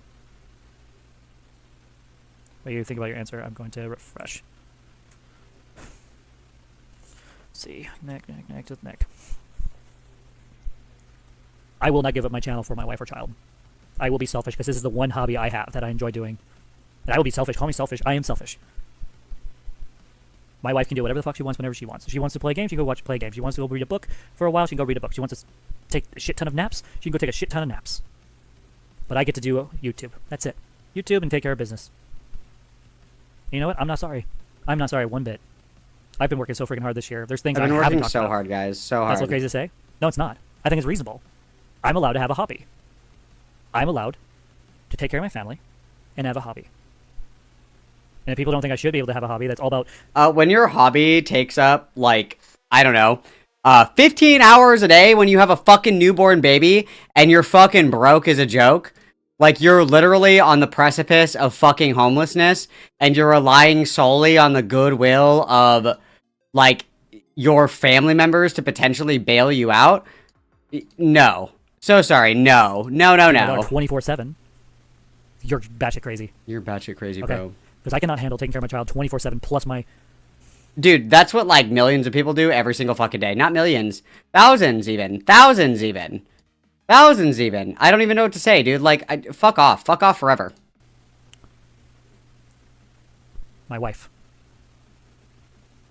Honestly, the past couple weeks of doing the OBS has been helpful. Releases stress. It's been so helpful, guys. I've been really encouraged by all the positive comments I've been getting and interactions. I don't care if you guys are trolling me or not. I do appreciate the positive feedback. I don't care if you actually like me or not. I just care that you're stroking my ego. Awesome. Well, you said you wouldn't give up YouTube for your wife. No, I won't. I will never give it up. This is my passion. Everyone has something that they're called to do. I genuinely believe at this point I'm called to disprove and treat and deal with people like Femios. People say I'm a threat. I'm not. I haven't been for years. My only crime was punching my wife in the arm and headbutting her. That's the only thing this year that I've done. The only thing that I've done in this last year, guys. I only headbutted my pregnant wife and punched my pregnant wife. Like, come on. Wrong. Period. But a lot of your hobby involves you complaining about your wife while she's in the room. True. No, it's not though. If you actually go watch my videos, Dude, my hobby is actually bitching about my wife. That's awesome. Not really complaining about my wife that much. Feeling this that video, one. and then partially in the last live stream. Nice try though. You can't expect your partner to be emotionally regulated in that situation. Okay, so this has been an ongoing issue before even I was doing stuff like this on YouTube. So no excuses. My wife does not get an excuse pass for her behavior. Just like I don't get an excuse for my bad behavior. That's double standards. Not okay. Would you be relaxed if her hobby was talking shit about you on stream for hours a day? Except I don't talk shit about her hours a day. In fact, most of the time when she's home and I'm home and we're live streaming, we actually do a lot of funny things. Are you fucking retarded? Like, are you seriously mentally retarded, sir? I don't think that they've had one day without a fight in the past 2 weeks, I think. Are you so mentally retarded you didn't even watch? Let's go back to my last live stream, the one before last. Let's do that, guys. Let's just do that for a second. Oh, the cooking one? You guys argued during that one too. Bad I really am, and see how much shit I talk about my wife. Let's see. You make the French chicken and 4 carrots. There's more than enough. And this will be our snack bag. We are trying to eat healthy around here. At least I'm trying to encourage a more healthy lifestyle. We really don't know. We tend to like eat out a lot, or just eat like canned food. And so now since we have the money for it, I am doing everything I can to eat healthier. And so sleep is the way to go. Yeah, look at you. We've done now. Thank you for making your rare appearances, Honey Bunchkins. Oh, Spanish. Oh, here you go. So where am I talking shit about my wife? We're in here. Wow, here's a 5-second clip of me laughing and having fun with my wife. Therefore, she could never be abused. Based. I'm talking about my wife. Look at me being supportive, being myself on camera, having fun, and she's joining me in this video. So what the fuck are you talking about? Come on, Stetsy, let's go. Let's go a couple rounds on here. Prove to me that all I do is talk about my wife negatively all the time. I'd be willing to bet that what do we have here? Let's see. Hang on. I would be willing to bet. Let's see. Let's be generous. Let's say the 25th. 8 hours and 11 minutes. I would be willing to bet that at least 4 hours of this is talking shit about Tanya. I'd be willing to bet. I'm waiting. Stetsy91. I'm waiting for you to prove your point. Because if you can't prove your point, shut the fuck up. If YouTubing was badly impacting your child, you wouldn't stop. No, I wouldn't. I would learn to. Oh my god. If it was negatively impacting your child, would you stop? Nope. But I would do anything for my wife and kids, bro. I would do fucking anything for my wife and kids, bro. I would do anything for my wife and kids except the bare minimum. Help her cope, or I would help her learn how to adapt. Or I would adapt do YouTube when she's not here. Isn't that what I basically have to do at this point? Is if my wife's asleep, I'll do YouTubing like she is right now, or maybe she's not asleep right now. Never mind. I just saw your phone. Sorry. Oh, so that's a lie? Hi. By the way, before I even did this video, I let my wife know ahead of time to prepare her that I need to talk about this. And so she's... Babe, I'm about to live stream and talk mad fucking shit about you. Heads up. Fully aware that I'm talking about this, and transparency is support, and I appreciate that. Also warned you that I was going to... Okay. Okay. Okay. I love you too. Well, I guess I'm sorry for not warning you, because I could have sworn I talked about that too before you started this live stream. Okay, so we lied again. Awesome. Oh, and in a way I did. I just didn't directly say it. That's fair. Okay. I mean, it is what it is. So, here's the thing. Sturtsy91, I don't appreciate you coming into my channel like that and saying shit that you don't know nothing about. The fact that, like, right here, like, I'm not even talking shit about her. I'm actually enjoying our company. When my wife is not bullying me and we are both able to... I don't even enjoy my wife's company anymore. Okay, divorce? I guess have our good moments. Because here's the truth. We are both locals. It's not one. It's not just me. Your wife isn't a locale. Everything that there is on this channel, every video, is backed up by my wife. She literally joins my live streams as my guest, for fuck's sake. And hangs out on it with us. A lot of the time. And the fact that she does that means she fully believes and supports my goal, which is to be a YouTuber. So, interesting point. Thank you. Thank you. Thank you, NickMars661. I'm to a point where I got nothing to hide. I'm not going to lie about anything at this point. I have no reason to. And I'm not afraid to say it as it is. Now, I'm not going to tell people Hello, don't fucking bad smile. Because that's fucking pathetic. But I will say this. On what I'm saying right now, and you go to her channel and see what stuff she's saying, you make your own call. You think she deserves to be removed from YouTube? Okay. Report her. You think she's right and I'm wrong? Then go watch her stuff. You'll enjoy some of the shit she's been saying about me. I don't. I don't like being bullied online. I don't.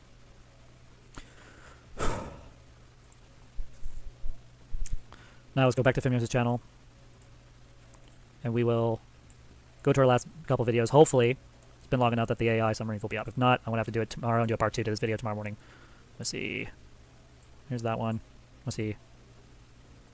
Let's see, guys. Let's see. We'll report this video. Check it out. Let's just see. Hateful and abusive content, which it is. I'm sorry, whether she likes it or not, it is abusive. Let's see. It's definitely. We're still harassment. Yeah, definitely harassment. Sorry. No.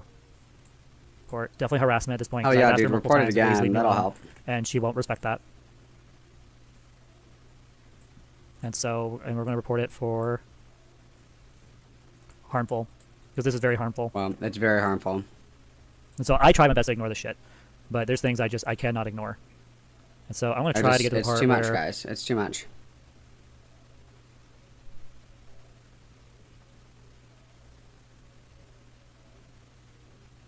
Maybe it's this. Should be around here. Hey, my wife. Well, what if I didn't do like the fucking dishes and then she got mad at me? You, buddy. That's you. That's you. That's literally fucking you. That's your fault. Yes. The OBS that mess up, that was on me.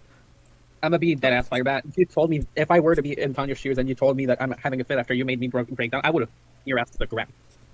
Hell yeah, dude. Grown a hand a level, you would be a pulp. Oh, I'd love to see you try. We need a reality check so bad, dude. We need a reality check so bad. Luckily, your nose is big enough that I can take my hand and grab it and twist it. So I'd love to see you try violence. By the way, that's violence, by the way. That right there, you hear that? That's fucking violence. Actually, I can report this for violence. I actually can report it for that. For once. Violent. Because that's violence. How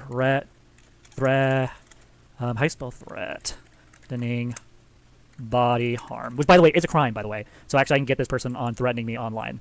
That's threatening body harm. Dude.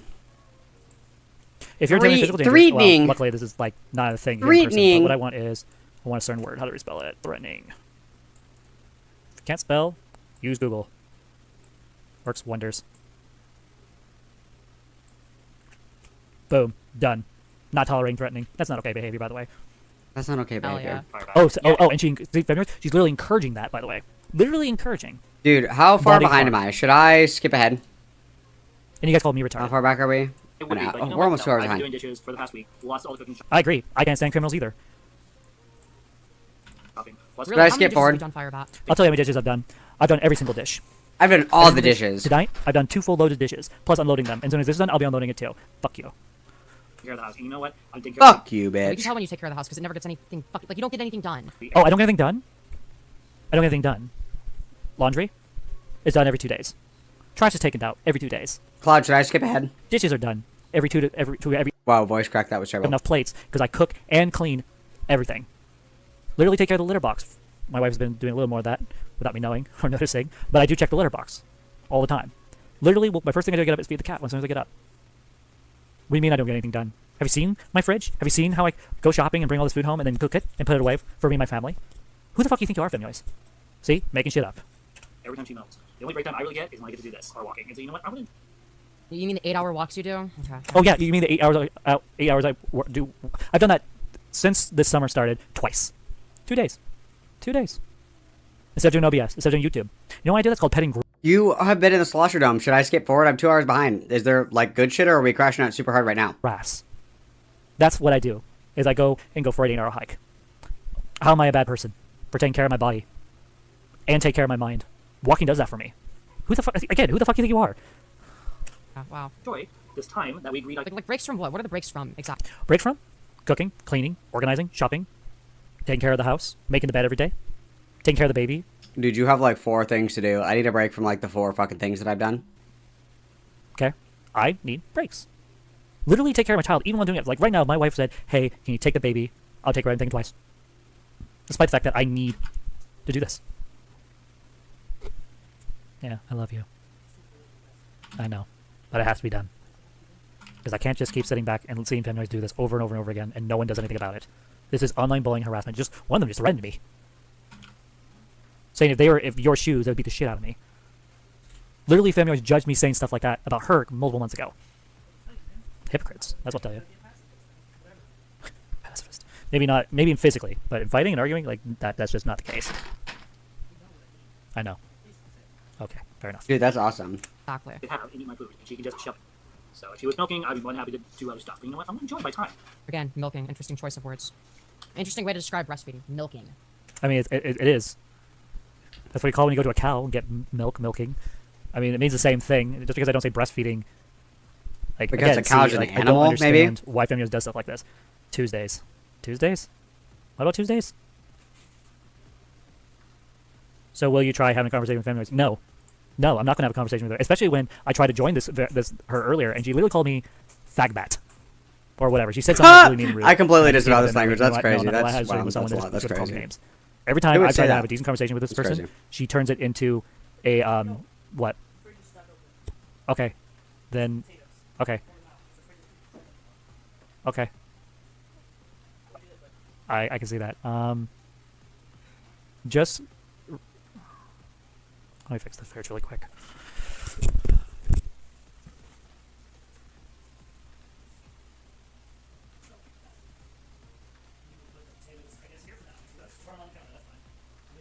Hell yeah.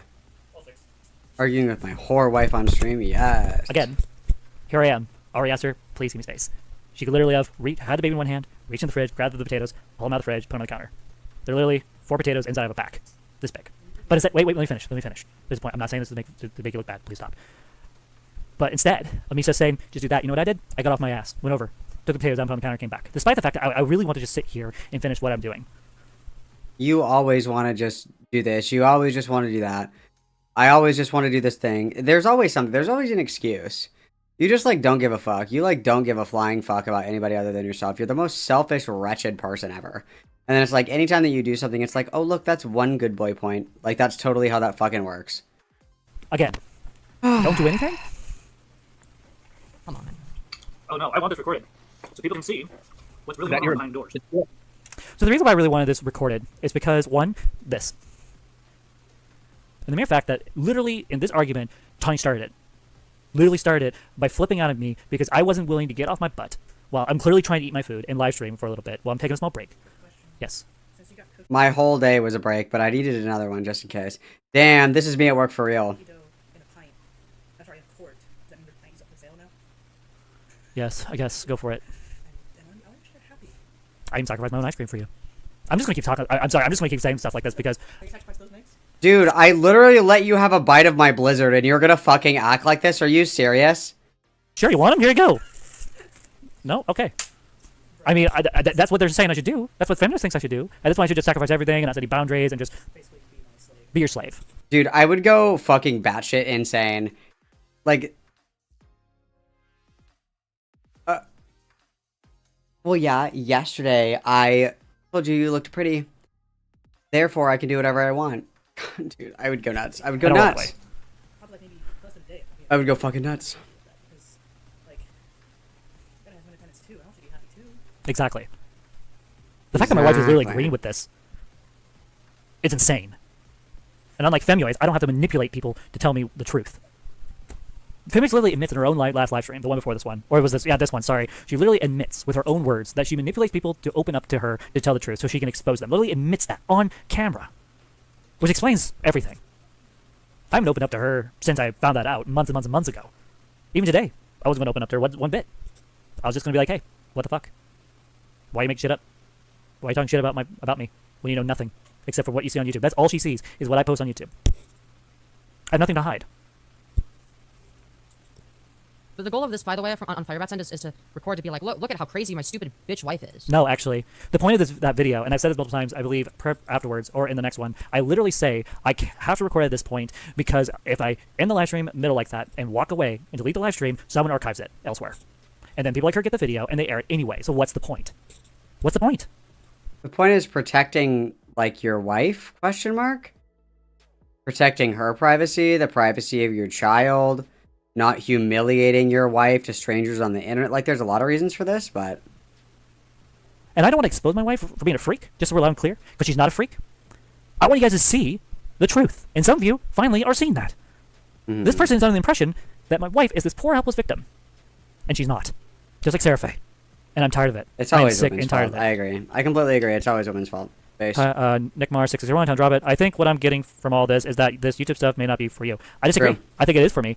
I think what isn't for me is being harassed online and bullied. It's obviously not for you. Like, we cannot handle being on the internet. All the time.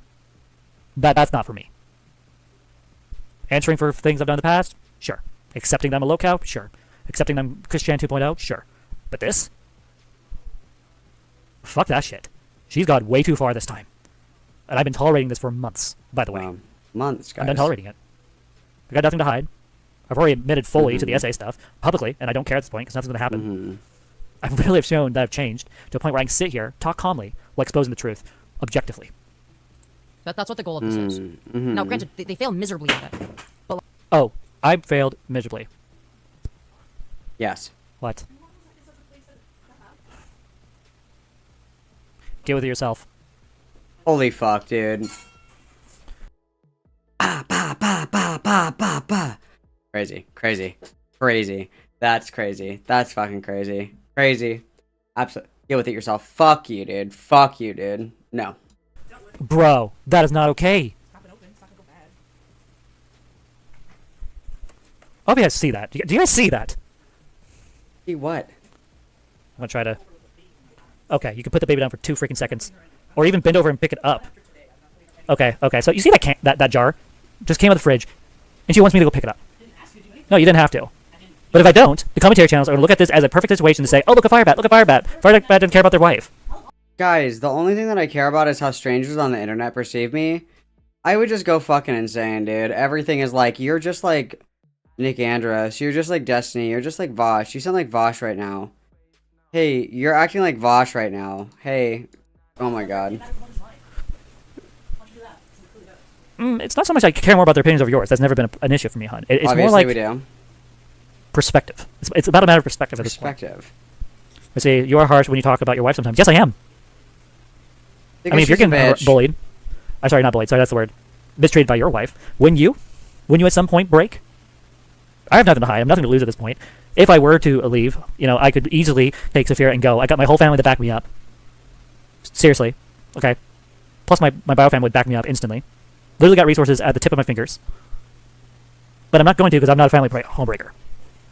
So I really talk about the truth. And that's what my channel's all about. I hate when I'm a homewrecker to my own family, question mark. That's the thing. Is telling the truth, showing the truth, being the truth. What's wrong with the truth?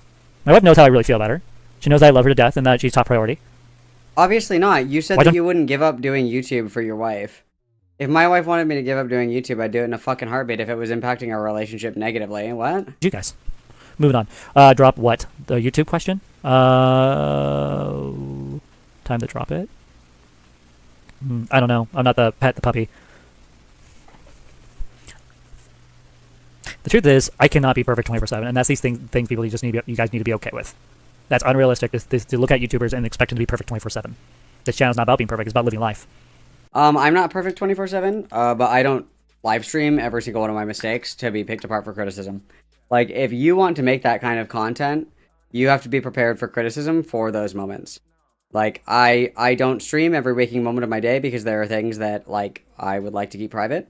If I did stream every single fucking minute of every single fucking day, I would imagine that there would be a lot more criticism about, like, things that I do, or, like, even if it's nothing that's, like, bad or problematic or whatever the fuck, like, people are just gonna pick and, like, make commentary on things that are public. I would just not stream those things. Reality, showing it. And that's what I'm going to continue to do until either A, I die, 2, YouTube kicks me off, or 3, my wife divorces me, and even then I'll probably keep doing YouTube. Because this is what I love doing. And I'm not stopping. I love talking to myself. Awesome. No matter what. Now, let's get back to Femyoys. Let's get back, guys. Like, you know, that goes for anything Firebat does. I don't even know it. No, it's not. Like, not being. When parenting is hard work, Firebat, yeah. Honestly, Firebat is whinier than the baby itself. I'm gonna be honest. True. At least the kid has a good reason to be fucking crying. Literally. There's no good reason for the baby to cry. The baby just cries. It's just how it is. That's just what she does. Yeah, and that's why you freak the fuck out every time the baby cries, and you're like, holy fuck, my wife is gonna kill the baby! As it's just, like, crying, and it's, like, a literal fucking baby. Like, babies just cry. Me? I also have a valid reason to be upset. Fuck you. Like, I'd be crying if a creature that looked like Firebat, whose head was the size of my entire body, was, like, holding me and creepily smiling, and shaking me violently. I'd be fucking terrified. True. When do I ever shake my child violently on camera? Literally every single time you hold the baby, you're, like, giving it whiplash. Never. Is that a gentle rock? And the fact that most of the time I can soothe my child just by rocking her slowly. Well, we're not rocking slowly, and the baby's crying because the baby wants you to, or the baby stops crying because the baby wants you to stop. Like, oh, the baby is learning very quickly. If I just, like, shut the fuck up, this gagungular freak won't fuck with me. Or bouncing in a certain way. While singing a lullaby, most time my baby will go from very loud crying to silent. What the fuck are you talking about? The baby wants you to stop. Or on crack. Like, absolutely on crack. Literally, my videos speak for themselves. Dude, I love crack. And these people can't even handle the truth. At this point, I am now convinced now more than ever that they just do this for content. They don't care about me. They don't care about my wife. They don't care about the baby. Okay, if they did, they wouldn't be recording any of this. To be clear, I think that it's very evident, and I'm not going to pretend to be more important than I am, and I know that Femyaz and other people that cover Firebat probably feel the same. I'm not going to pretend to be more important than I am. I obviously know that there's nothing that I can particularly do to change the outcome of this situation. I care in the sense that it, one, exposes and, like, shows and critiques this behavior to demonstrate why this behavior isn't okay, and then 2, it also serves as, like, archival because Firebat deletes everything, and last but certainly not least, to offer somewhat of some kind of, like, hey, Tanya, you're not fucking crazy. Firebat is, like, fucking deranged. Like, those 3 things, like, can coexist with making slop bullshit on the internet because, like, your reactions to shit is fucking hilarious. So I care to the extent that, like, I don't want, like, anything crazy to happen to anybody. But I also, like, yeah, like, I don't give a fuck about you. True. Yeah, that's correct. And the fact that all they could say is cruel things. Everything that comes out of that bitch's mouth is cruel. Why do people tolerate people like Femyos? That's what I'm trying to understand is why. If I were to leave YouTube in my own regards, it would be because I'd be so fed up with YouTube itself. Allowing vile creatures like this on the web, who literally shit talk, make shit up, and encourage discourse between me and my wife. This is not okay. I'd be scared. How much of this is left? Star Trek fan. I'm not even close to fucking catching up, bro. I'm like 2 hours behind. I'm scared what's gonna happen is we're gonna clap the video. And I've been wanting to get up and pee for a second, but what's gonna happen is I'm gonna get up and go to the bathroom, and then as soon as I get up, the video is gonna be gone. Even if I end this live stream, delete it, I know it. So the deal with that is you could just, like, not do these streams to begin with, but no, that's not an option. Yeah, no, it's not an option for me. Again, I love what I do. My wife is going to learn to respect my boundaries, and I'm not going to delete. It's like I love what I do, and my hobby is just sharpening unsharpened pencils for hours on end. I'm not gonna give up my hobby. I love what I do. It's like, okay. My content because, oh, she can't handle the boundaries. She's going to learn. Just like I learned to set boundaries. And now, look, she's respected them. Look, how about that? Look about that. See? For Firebat. Wow, how about that? Any adult personal agency for the matter, of course. And use this as No, a not at opportunity all. to hold myself accountable, but also hold her accountable in a peaceful way. And so I'm not going to be hiding behind. That's a really good idea. I agree. It was a good idea, and I'm glad I did because people are finally seeing what's going on. Like, this is literally me normally. Yep, with that's my what's wife. happening. Literally being peace, talking calmly, holding my shit, holding her accountable, and that's how she acts on screen. I would not be surprised if the Great Exposer was going to make a video talking about this very thing, and he would agree, yes, this is what happens in my relationship, except it was worse. The fact that I have better... Wow, I love being on the side of the abusive ex that pulled a knife on my fucking wife to win an argument that doesn't matter. Cool. Okay, cool, do it. Better Tanya, by our relationship, is a living testimony of Tanya's ability to change. So here's the thing. I can talk shit about my wife because she knows that I believe in her, and because I'm truthful and honest and blunt. I mean, that's fine. Like, I'm just gonna get this up because this is what's gonna happen. If that happens, we're just gonna go to kick. That's fine. That's completely fine. Let me get this in because I'll put the link in the chat. Like, let's just pretend that does happen. Okay, cool. I'll just go stream on Kick. I don't give a fuck. Whatever. And then when like everything fucking backfires and blows up in Firebat's face because it's like documented that we're false reporting shit like on live stream. And it's one thing, in my opinion, to do it like, you know, like a smaller creator, pour moi. But when you do it to bigger creators that have like ambassadors to YouTube, you're barking up the wrong tree. So that's what it means to be the Firebat, is to be honest and blunt to the point. When you feel like your wife has hurt you, you talk about her flaws in front of her online. Yes, yes, I'm allowed to have feelings. I'm allowed to talk about them. It's no different than Femyoys. Literally knowing when I'm online and talking about me and talking shit about me. Except unlike Femyoys, I'm not saying my wife is an evil human being and making shit up about her. I just say it as it is. That's the difference. Firebat is going too far this time. Check what she was saying on her stream literally right now. What? What? What? Firebat. What? Check it out. Wait, what? Firebat is going too far this time. Check out what she was saying on her stream literally right now. Okay, okay, alright. I'll go look. Let's go look. I don't know how long ago that was. Dude, let's go to her most recent live stream. Well, Firebat, you need to get permission from a person of color like Doll of Envy before you could say that. Yo, true. Yo, true. It's okay. She sucked enough BBC. She's absorbed the melanin. Firebat is now a true Aryan general. Yo, true. The guy he cheated on his wife with gave him a pass. Is the solution very harmful? This is harmful or dangerous acts? It's so harmful, guys. Yeah, Femyoys. This is very dangerous stuff you're doing, and not What's okay fucking behavior. dangerous about this? Is Miss Piggy like blocked? They're not timeout. Crap. Who blocked you? Was it unhide user and channel? I'm sorry, I'm unhiding them for a second. Unhide. Sorry about that. Miss Piggy, could you give me like a timestamp roughly? Harmful stuff they're sharing. Online harassment, and I'm encouraging harassment as well as bullying my channel. Oh no, you wouldn't want to hurt the channel's feelings. Not okay. Jesus fucking Christ. Yeah, because these are my viewers, and you're literally sending your trolls in. I'm literally trying to make better content and move on That's from their ass. crazy. And you literally sent your trolls to harass me and encourage me to go look at the picture you shared with Seraphi in it intentionally, which makes Crazy. me wonder: is it because you want me to? I don't even say it out loud. You know what I mean? So now we record the video, and that's what we're gonna just do at this point. Let's see. Let's go. That's what we're gonna do, Try to go dude. backwards. Let's see. Femyoys studying every little thing. You've been studying me? What a fucking creepy thing to say. Yeah, what a is that fucking not what you've been doing this whole time? freak. Studying True. me, watching every video, analyzing every piece of video. Except unlike you, I'm not gonna spend hours and hours wasting my life following your ass. That's literally all you've I been don't watch doing. every little video you make of me. 9 out of 10, most of them, I ignore it and move on. Like this video and the video for this, yeah, of course I'm not gonna ignore it. Especially when it involves my wife and my child. No, I'm not surprised because like you have tried skinwalking me on several occasions and failing miserably, mind you, because you're stupid as shit. And Oh, I'm stupid apparently. Yet True. here I am, calm and collected. Interesting, very interesting stuff. That doesn't The fact make that I you could be smart. calm while being serious.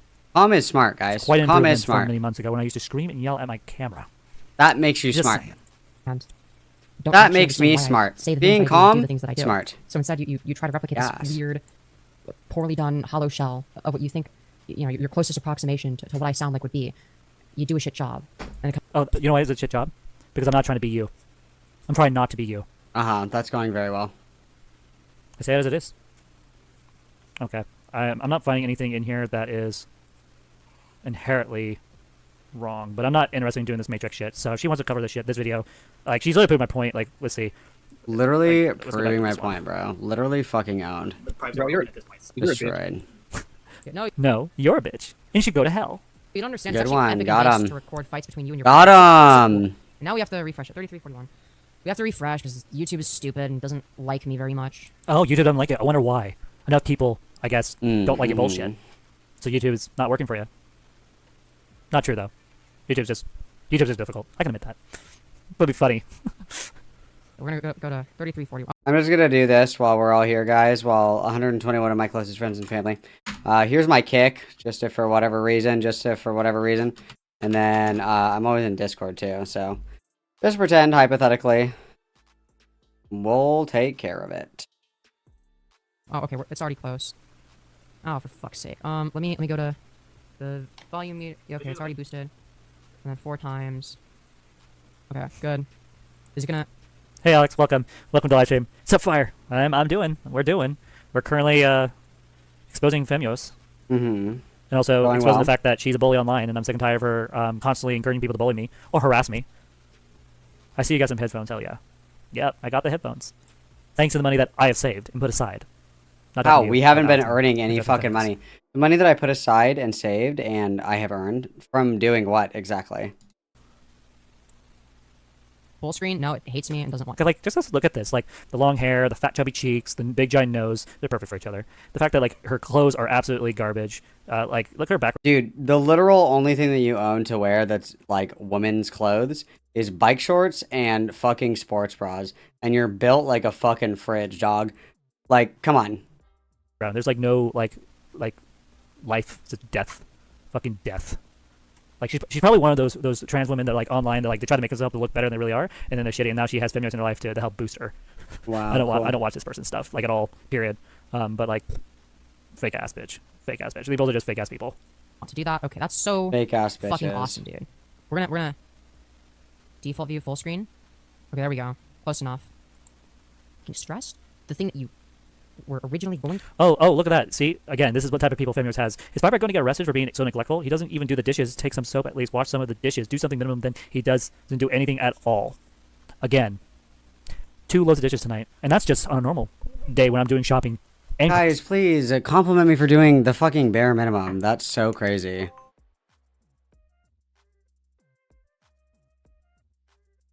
Dude, what the fuck?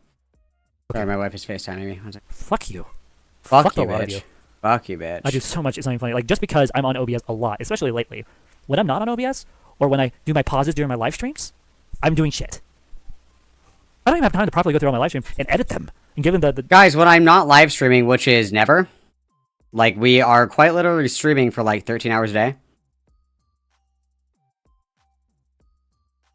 Okay, hang on. I am gonna go and, my wife is calling me because she's not home and she wants to snark me. Just kidding. She probably wants to say goodnight. I'm gonna call, my wife back really quick. I'm gonna slow this down and leave it on. Give me 1 second. I'll be back in just a minute. Actually, I don't want to risk it because what's gonna happen is we're gonna fucking delete the video. So we're gonna do this. I'll be back in just a minute. I'm just gonna call my wife. Give me 1 second.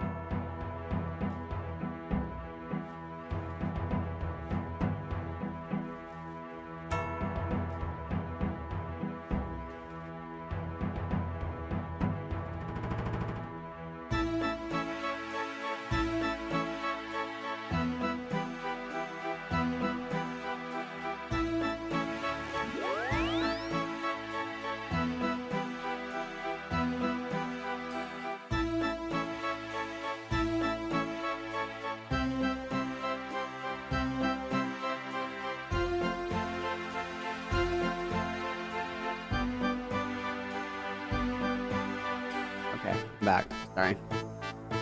Bitch wives. Bitch wives. Bitch wives. Okay. The time and energy that I can to do them correctly. Whoa, whoa, whoa, whoa, whoa, whoa, whoa. Snake Nasty. What the heck? Hey, Firebat. Quit deleting your channel. There's Snake Nasty. Yes.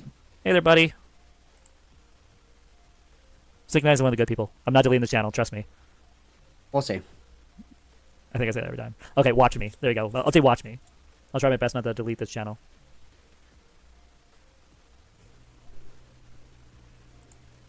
To do, and then you just decide, I don't feel like it, so you have to do it now. Like, No, it's just common sense. So in this house, this is the rule I've made for me and my wife, and my wife actually agrees to these terms, especially after the fight we had. If you see dishes and they need to be done, just do them. Just take the dishes, put them in the dishwasher. It takes 2 seconds. Wife could have done that. All she's doing is put the milk away. She could have just opened dishwasher, grab 2 dishes, put them in. Done. Problem solved. Problem avoided.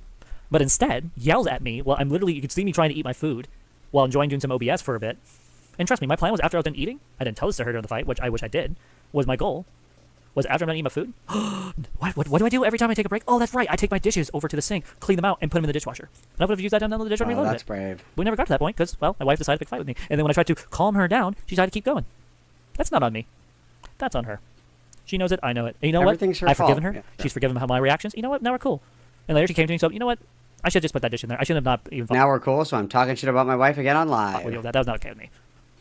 That's why I married her, because she is self-improvement of herself. She works on herself. That's why I have chosen Shredding Fireball as my bride. Because I don't want someone like Seraphe who never improves. I don't want to keep waiting for someone that's never going to improve. She does.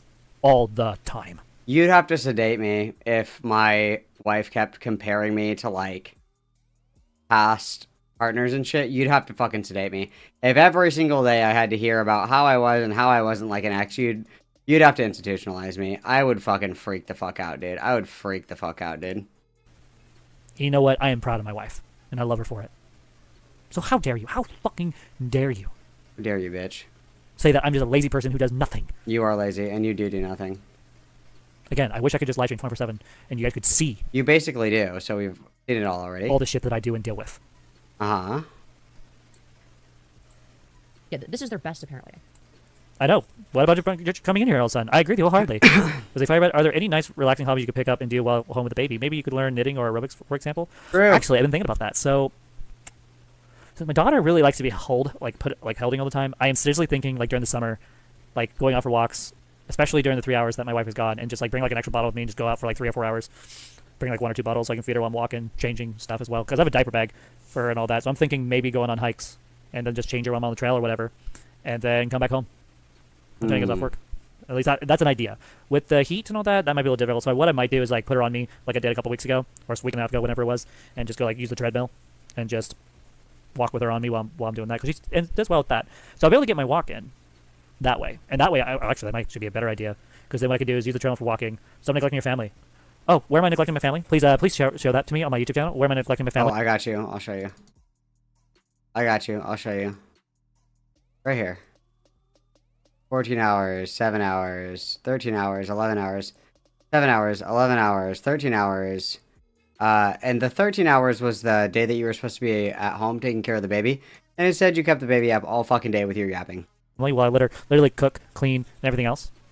I'm actually giving my wife space right now while she's relaxing while the baby's in the crib asleep. So I'm giving her space while I talk shit about her. Awesome. Stop streaming. That's not neglecting my family, by the way. No. Fuck you. I'm done listening to fools like you. Come to my channel, tell me what to do. Get off my channel, you garbage. I'm tired of garbage. Garbage. Yes, I do the dishes when I see them. Every time. My wife's a witness. I do them every time except for the one time. And then the time before that. And then the time before that too. But... Now, if the dishwasher's full and running, what I do is I rinse my dishes off, put them in a nice little pile on the counter or in the sink. And as soon as the dishes are done and I'm able to, I unload them as soon as I can. Sometimes I put it off for the day, and then I unload it and reload it. Nice. Even just hanging out in the park in a shady spot, watch dogs and birds and read a book or something. That would be pleasant. You know what, Jim from Mars? That is the most intelligent thing I think I've heard all night. Thank you for that. There's a reason why I made you a moderator. I appreciate you. You'll see, time in nature is very helpful in trying times. I agree. That's why I like going on my 8-hour hikes. If it weren't for the fact that my child is I can't go out for like 8-hour hike because that's 2, 4, 6, 8. We don't have 4 bottles, but if I could, trust me, I would totally do that. Put her on me, strap her in, Hopefully the weather's in decent condition and walk all about Dion. I would do it. Wow, it's almost like babies are like just like existing and like there and like not like they require constant attention and care for the first like what year or so that they're alive. Like that's crazy. If only we could have foreseen this. If only somebody I told might us. just do it. Just see if I can.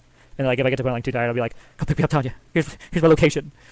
Like I want to do something like that at some point. That's one of the things I'm looking for with my baby girl is like her being old enough that I can take her on these adventures with me. Baby girl. And Minecraft. Definitely Minecraft. The mere fact that I can be chill while covering Femios is absolutely barfing. This is chill. Got it. Yep. BS. It's such mind rot at this point. It's so dumb, guys. We know that their worst is worse than this by a lot, so maybe they're not wrong. The tools that I'm using to cope and I'm crashing. Tools that you're using to cope and manipulation is a fat ass.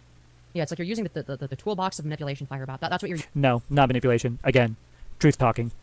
Saying as it is. I'm done playing games. I'm just gonna be blunt. People can't handle my bluntness. Get off my channel. Can't handle my truthfulness. Get off the channel. Can't handle the. Get out of here, guys. I can just straight up say I raped Seraphe on camera and not give a fuck and move on. Move on with your life. I'm done trying to explain shit.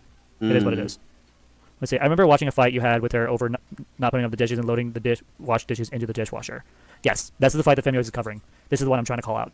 So, this is what happened step by step. I had literally gone shopping, like I did today. I had finished shopping, came home, put all of it away, except for the stuff I was using. Started cooking. Cooked the stew, which you guys saw, that takes about an hour and a half, and it's really hot in this tiny studio. Like, this is just nobody's fault but your own. The fuck do you mean it took you an hour and a half to make a stew? Like, maybe an hour and a half of cook time if you are not, like, fucking stupid. But yeah, sure. Got it. Got it. Okay. Apartment. Makes this apartment get really hot real quick. So what ended up happening is when I got done with my cooking, and it was all ready to be eaten, I decided to not unload the dishwasher and reload it. So what I did is I sat here with my food. I was going to eat it. My wife goes over there, sees the dishes on the counter. And instead of asking me, hey, are you going to deal with the dishes? Just calmly ask. She decides to attack me and yell at me because I didn't put the dishes away in there. That's like not what happened at all either, by the way. Calls me a hypocrite. Despite the fact that the dishwasher was full and had just stopped running during like the cooking, somewhere in the cooking it stopped washing. So because I didn't do all my cooking and then immediately just go to the dishwasher, I decided to sit down and enjoy the fruits of my labor. Suddenly, I'm an evil human being for that. I called her out. Guys, I'm so evil because I said that I was going to do a chore and then I didn't do it. Guys. Doctor peacefully. Tried my best to de-escalate it. At one point, got overwhelmed and asked for space. She didn't give it.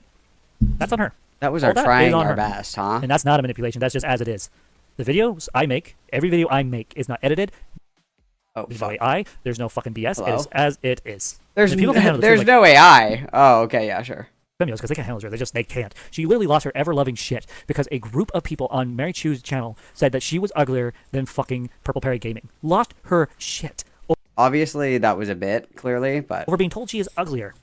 Now who's pathetic? You don't see me over here going, oh no, I'm uglier than Samuel. Because I don't care. So, time and nature, covered that. I remember watching you fight the dishes. Okay. So let's continue with this fem slop. Let's keep going, guys. And after this video, we're going to go back to continuing to ignore her fucking existence. By the way, she's been live streaming, by the way, forever, like 12 hours with this video. And then the other video she was doing, like, she's been, like, doing this all fucking day. So are you. And she judges me for spending my time doing less than this. Like, who the fuck are you to judge me? And I'm able to handle this and take care of my family. Fuck you. I'm proud of We're literally not able to do either of those things, but yeah, sure. myself. I can multitask with this. Fuck you. You're using every manipulation tactic you can. That's what you mean by oh, I'm doing everything I can. It's like, well, yeah, you kind of, sort of, just not. No, not manipulation. Why am I doing this manipulative? How is it manipulative to me actually being calm on camera while trying to reason with my wife? How is that manipulative?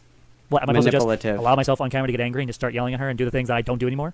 With the exception of Sunday? With the exception of, like, literally earlier today. Fucking retard. Not in the way that you would think. Is that at the end of the day, despite my failures, I love you.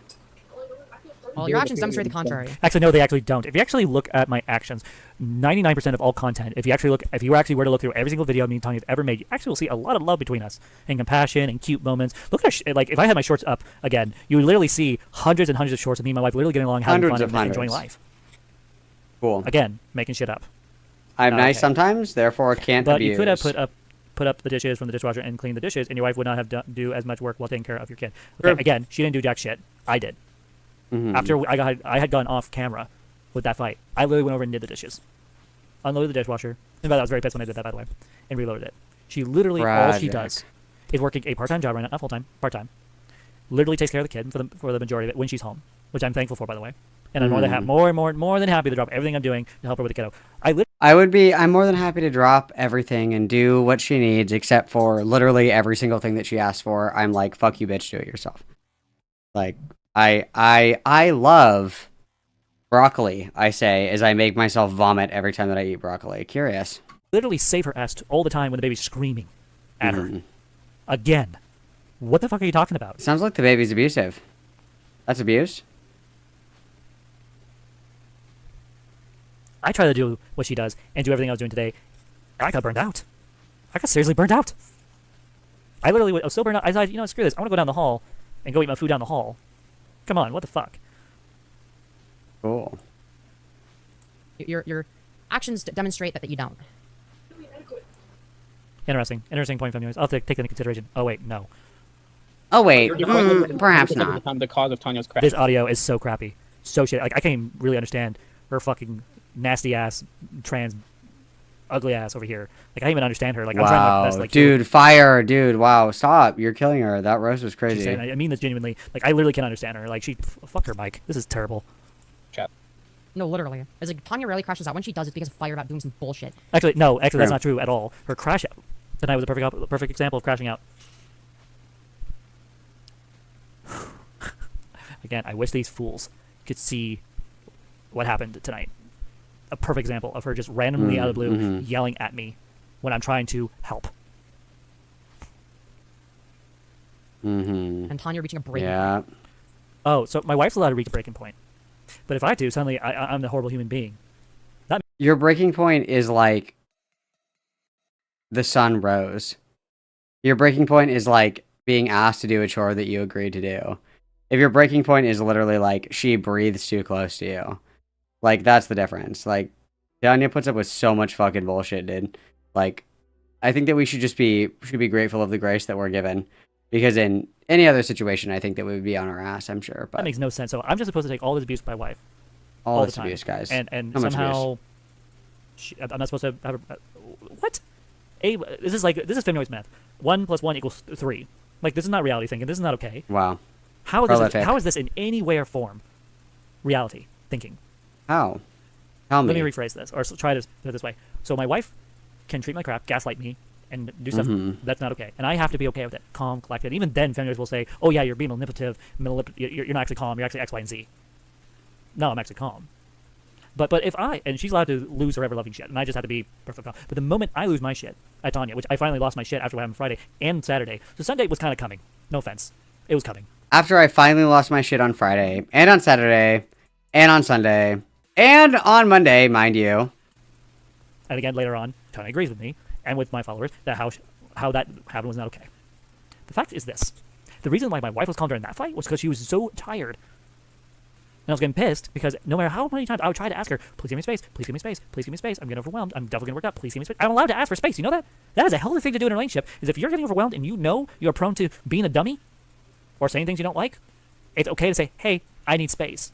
It's literally taught in... That's totally how we're asking. We're not like, give me some fucking space, shut the fuck up. True. We're just like, may I please? No, yeah, that's totally what's happening. Got therapy. Set boundaries. And this is a boundary I've tried to set with my wife more times than I can count. Fuck you. Yeah, like a real apology isn't just saying sorry and then doing the same shit over and over again and hoping... So my wife can say sorry and she can repeat her stuff over and over again? Again, hypocrisy. Not okay. For different results. Okay. Maybe this time they won't get mad at me if I do the same shit. It's like, what? She doesn't think you're inadequate. Be careful. I don't think you're inadequate. Yeah. Well, the person who's inadequate here, Firebat, is you. Oh, I'm inadequate? Oh, wow. So apparently, despite the fact that I'm leaning into my strengths, I'm focusing on bettering myself, the fact that I'm literally managing my home successfully. Poorly. I'm inadequate. Yes. Interesting. I think a lot of my fans and my wife would say quite the opposite of what you're saying. I think my church family, my bio family, my foster family, those who actually know me in real life and actually know all of me, not just what you see here online, would disagree with you with prejudice. With prejudice. Folks don't think you're inadequate. I know. Nice. Yeah, well, What? Femi says she thinks that kids should automatically transition. What do you think of that? I'm not going to talk on that. Being cooped up in such a small space would be challenging for anyone. Weren't you guys going to maybe divide the space with some curtains? I would love that, but curtains is not going to change anything. Like, my wife, when she is in her moods, there's nothing I can do to get her to stop, except either to walk out of this apartment or go and hide in a room down the hall. When I say a room, I mean the billiard room and or the library, until I'm calm enough to come back and sit and talk to her. The fact that I'm the one that has to leave every single time sucks. Especially when you're butt naked in your own home, and you have to quickly get dressed so you can leave. I hate that. And she's fully dressed. Explain that conundrum. Wow, I hate having agency and choice. I hate when I'm unsatisfied with the result of something, and I have to do something about it. I hate that. I hate that. It's so fucked. It's so I love fucked. how February just like has this delusion that like, oh yeah, Firebat is just completely evil, based off YouTube videos I've made. Like, this is how delusional this freak is. Is that off my own videos as this made up opinion, which actually that proves my point even further. She's actually not open minded. I love how she's like, oh yeah, I like to take pride in how open I am, and I like to like be peaceful and like have conversations when I go talk to people. No, you don't. Go watch the interview with the Seraphe admitting. Go to that video and tell me how open-minded you were going into that. Oh, right, you weren't open-minded at all. You didn't even try to understand me. You didn't even try to hear me out. You literally went from one thing into the next. What is... I just... Like, you admitted it, so I don't understand. Fuck you, Femiois. Fuck you, Femiois. Fuck you in the ass. Inadequate. Fuck you in the ass. That I've ever seen. Oh, wow, I'm not even a human being. I'm not even human. You know how degrading that is? Humiliating to be reduced to... That actually hurts. I am a human, for fuck's sake. Barely. So, Tanya deserves so much better. Our church family Oh, she deserves better. Oh, yeah. True. No, I agree with you on that one. I've also told her that billions of times. I ask her all the time, why are you with me? You could do so much better with someone else. I love the manipulation tactic 101. Where it's like, why are you with me? I'm such a piece of shit. So they overcompensate. And they're like, oh, no, you're actually perfect. Don't say that, babe. Got it. Got it. You know why she stays with me? Because she loves me as much as I love her. Mhm, That's why. true. Something you'll never understand. Because you can't help yourself with toxic fucking ass people like your boyfriend. Let's say what it is. Your boyfriend. Got him. What it is. That's not a trans woman. That is a fucking young male ass wannabe goth. That's fucking crazy, dude. You're looking at the wrong camera. This is the camera we should be looking at. That's fucking crazy, dude. God, back in my day, goths actually knew how to dress in style. This is not a fucking goth. Oh my god, fake goth. You don't even like My Chemical Romance, you fucking poser. Some of my closest friends are goth. Bitch, you don't have any friends. You talk all the time about how you don't have friends. My closest friend is the single, solo, poly hijabi that checks every diversity box, so I'm right in every argument. This is not goth. This is not goth, guys. The way you look Fake here- goth. Here, Fake goth. I'm literally in this part of the video. I'm literally trying to comfort my wife. Literally, I'm trying to love on her. Let her know she's loved, despite the fact that she is crying. Trying to help her. Guys, I'm literally just trying to help. This is what feminism does. It could still just let you each have some privacy and solitude within the space without having to leave. And like that's the other issue I deal with. This apartment, like, it is super high ceiling. Like, you guys don't understand. Let me show you see, these are our walls, right? That's our ceiling. Like, it is super high, and like, love vaulted again, ceilings. like, I'm trying to save the last of my fun money, so if I want to take Tanya on a date or something, I can pay for it. I have a better idea. Why don't you save your fun money, and instead of buying stupid bullshit, you set that money aside and you save your fun money so you can get a 2-bedroom apartment. At this point. And honestly, I want to make sure there's enough money in the bank that, like, at least on my side of things, that, like, if Tanya needs extra money for one of her bills, I can help with it. So I'd love to do something like that at some point. Maybe I should add that to the wish list. Add curtains. Like, maybe get myself a curtain system. I mean, I could, in theory, make this work. I just have to rearrange a couple things. Curtains that may save my relationship or children's toy. Really hard choice. In the living room to make it work. Which I have a couple ideas. I could make it work. You might be onto something. Let me think about it. Thank you for the advice. I'm gonna Gotta be honest, ponder more. Yeah, you being honest. Like, when are you ever honest? You're never honest. You're lying all the fucking time. You're literally hated by a lot of people in the trans community because on your there's like videos of people like literally hating on you because how much of garbage of a human being you are. You call me evil, yet here I am, not being any of the things you've told, in any way or form. Like what? Examples? Again, the fact that I'm calm. Okay, Rosemary, got it. There used to be a time where I used to react to the shit really badly. We're doing that right like, now. Really, really badly. If you say it enough, you know, it'll be true. The party's final and most important command was to disregard The evidence that you saw with your own eyes. Whatever Firebat sees through their own eyes has to be fucking terrifying as a mindset to have, but the mindset that justifies rape. How, I never justified rape. Never once have I ever said, oh yeah, it was okay for me to rape Sarah Faye. Never once did I say that. I mean, we did say that actually a lot in the cope phase. In the cope phase, yeah. We did say that a lot, actually. In any video, in any context. All of them.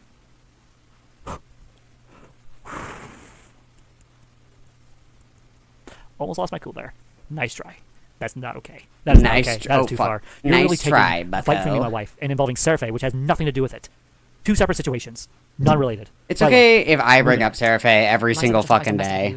Every minute. When have I ever justified domestic abuse?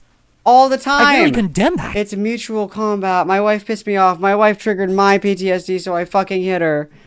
That's justifying abuse. I don't think we know what justifying means. I literally just judged the fuck out of Dwayne, aka the Great Exposer, for pulling a knife. I literally got angry on screen hearing that.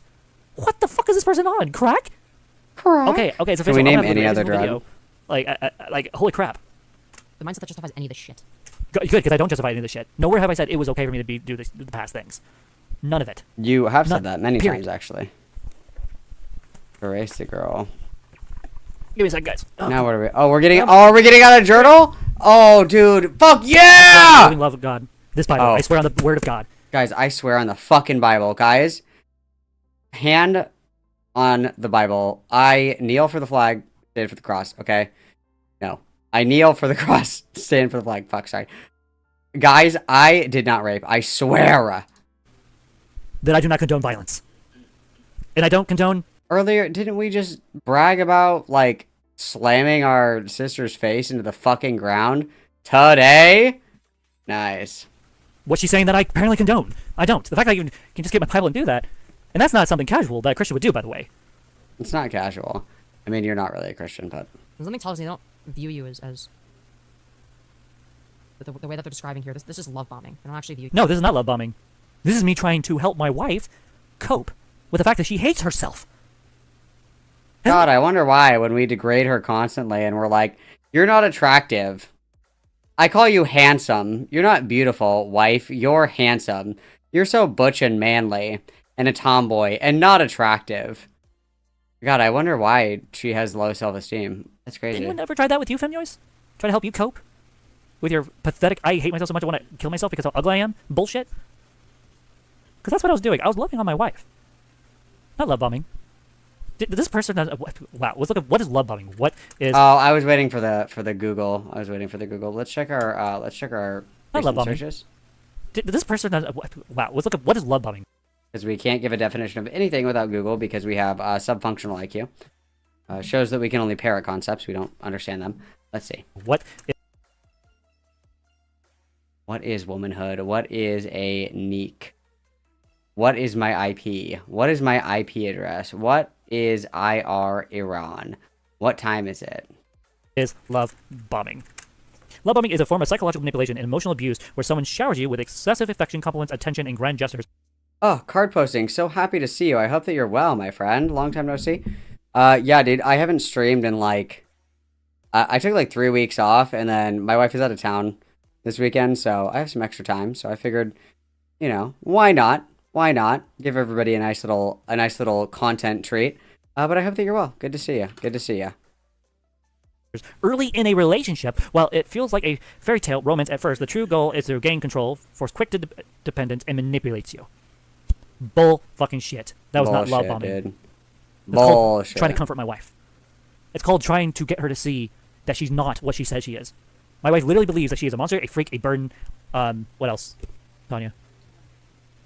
Literally believes that she is a mistake. Please list all of the negative characteristics that you have, wife. Thank you. Literally believes that she deserved to be abused by Dwayne and by her dad and neglected by her mom. Literally hates herself so much that she tried to kill herself within the first year and a half of our relationship. And I'm love bombing her? I literally have, if you actually look at my cooking videos, you literally will see, like, I have things on my walls to help remind my wife that she is not those things. That, oh, guess what? I wrote, you're hot as fuck on the mirror, and sweet tits, fat ass, every day for validation for my wife, so I actually can't abuse her. Got it. Her past doesn't define her. It's like this entire time to try and encourage her to be a better version of herself instead of being a fucking victim all the time.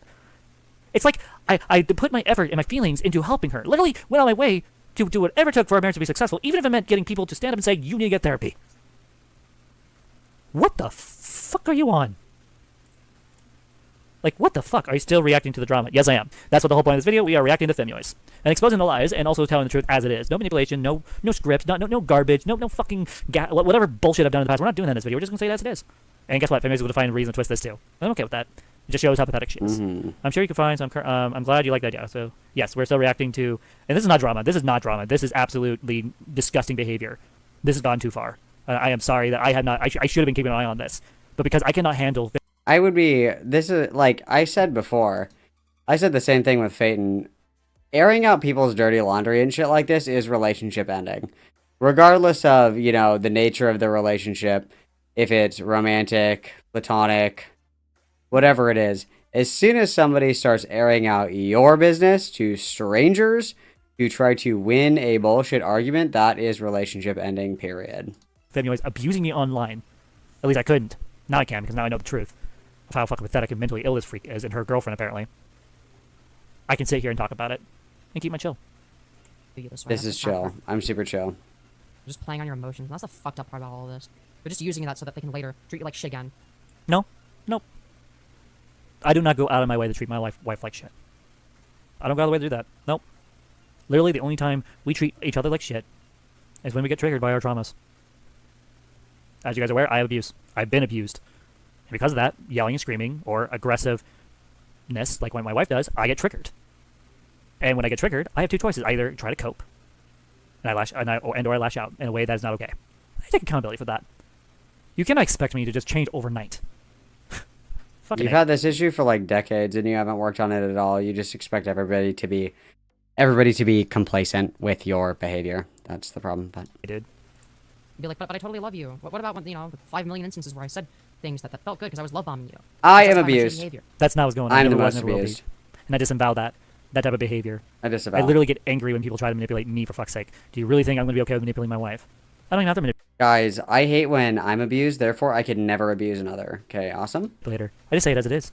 I just say it like it is, guys. It's just the truth. It's just the truth. Yourself, it's like a truck that has been rotted through and there's holes in it and it has so much rust, it's never going to move again. How I see you? Just a normal working truck with a couple holes in it. I was proud of that analogy. Like, I was absolutely proud of that. I'm super proud of the analogy to compare my wife to a busted down fucking truck on the side of the road. Awesome. Like, because that's how my wife looks at herself. She thinks she's like this basically truck that's rotten and like rust all over the place, and like I just see her as a truck that has a couple holes in it. How many holes? Important question. Watch what Femi does. How many holes? Hold on, wait. I'm gonna replay that real quick. Hold on. Much rust. Truck that has been rotted. The way you look at yourself, it's like a truck that has been rotted through and there's holes in it and it has so much rust, it's never going to move again. How I see you? Just a normal working truck with a couple holes in it. It's great and all, Firebat, but your previous conduct would suggest a completely different view. No, it wouldn't. My actions are that of someone who is had enough. Sorry. Sorry, dude. That's just how simple it is. It's that fucking simple. And only someone mentally retarded as you could take something so simple as this. Me literally telling my wife how I see her. Literally giving you a picture of how I see people through my eyes. You are a rotten truck, Femnoise. You are a fucking rotten truck that's full of... Dude, don't say that. That's so... You're a rotten truck? Dude! Oh my god, don't say that. Stop. Femnoise isn't a rotten truck. She's only a truck that's slightly rusted with just a few holes. Oh my god. Rotten dildos in the back of your bed. That's you. Rotten dildos on the back of the bed, dude. You literally had dildos suction cupped to the inside of the shower that you shat in regularly. Nice. Your channel speaks for itself. All of it. Well, mine has a bunch of holes in it. Has a leak here and there. Maybe 1 or 2 rotten dildos in the back, if being honest. You are beneath me, Femnoise. You and everyone like you are beneath me at this point. Again, the fact that I can sit here calmly, say this with a straight face at the camera, for me... I'm very calm right now. That's growth. Compared to past thing where I would get angry and throw something around. Guys, what kind of car would I be? Am I a truck? Am I... What car gender am I? Guys, please assign me a car. Please assign me a car. Am I a... And then the condition of the car as well. Am I new? Slightly used? Fair condition? Like, Talk to me about my Carsona, guys. Give me my Carsona. Around the room, which is fucking retarded. God, I love therapy. I wish I did this sooner.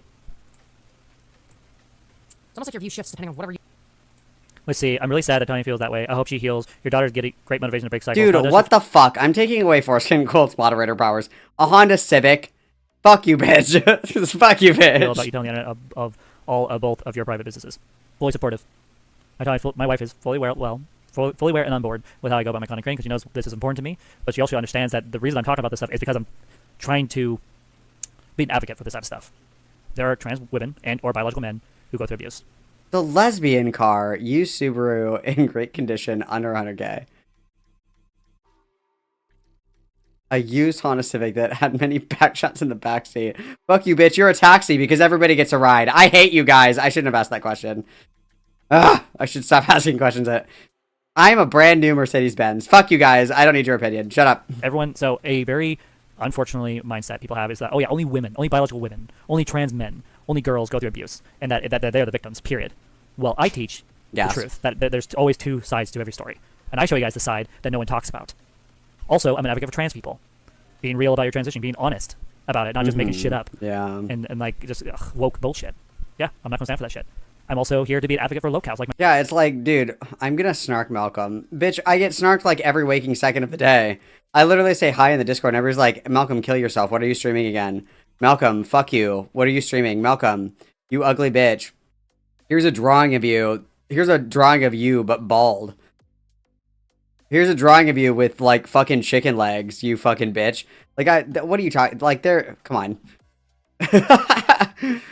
What are we talking about here? Myself, people who needed love and support and protection, and instead have people like Femios on the internet bullying them to a point where they fall mentally apart. Literally, I've seen some videos of people who were actually pretty great, and then they ran into a channel, and because of how weak-minded they were already, with a lot of mental issues, worse than my own, like Chris Chan, boom. That's why I'll never be like Chris Chan. Boom. Never. Never. Never. That is so... Dude, you guys are so mean. You guys are just so mean to me. You are so mean to me. I can't believe you've done this. I can't believe that you've done this. Fucked up. This is fucked up. Many times, how many tries, you'll never succeed in turning me to Chris Chan.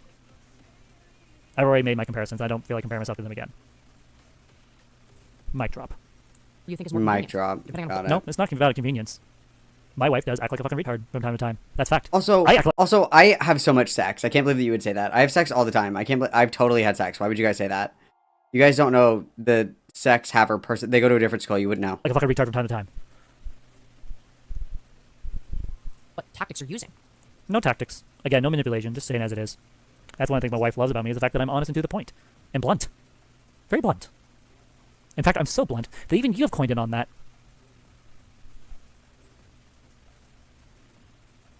Also, this is one degree of separation from the other people view you as the shitty thing, but I view you differently. I see you the way that nobody else can. I think it'd be so cool if I could just get, like, we could just have, like, one compliment. That'd be so nice. Dude, I love having sex. Stop. I do it all the stop. I'm doing it right now. That's crazy. Stop. Okay, she's talking about... Wait, I didn't... What? When did I insinuate that? It's, everyone looks at her this way. That's how she sees herself, you fucking retard. Everyone else around her sees her as this wonderful person doing her job. And she does. And she is. Period. Where did I say that no one else sees her the way I see her? That's not what I said. That's not what I insinuated, you fucking retard. God damn it. It's very, very reminiscent of that. Something that I've been told, by the way. Yeah, yeah, that's probably because you really are. No offense. Oh, wait. I mean offense. Dude, it's gone. Where did it go? Well, what? Because you had someone that called out you on your bullshit and you couldn't handle the truth? So you left their ass? Because they held you accountable? Like, I literally seen your answer online. As soon as you're actually doing something really wrong and people call you out, you lose your shit. Every single time. Pathetic. Me, when people call me out... My cat will eat the Starburst and throw it up. Especially... It's fine. Malcolm, here's your compliment. I like your big head.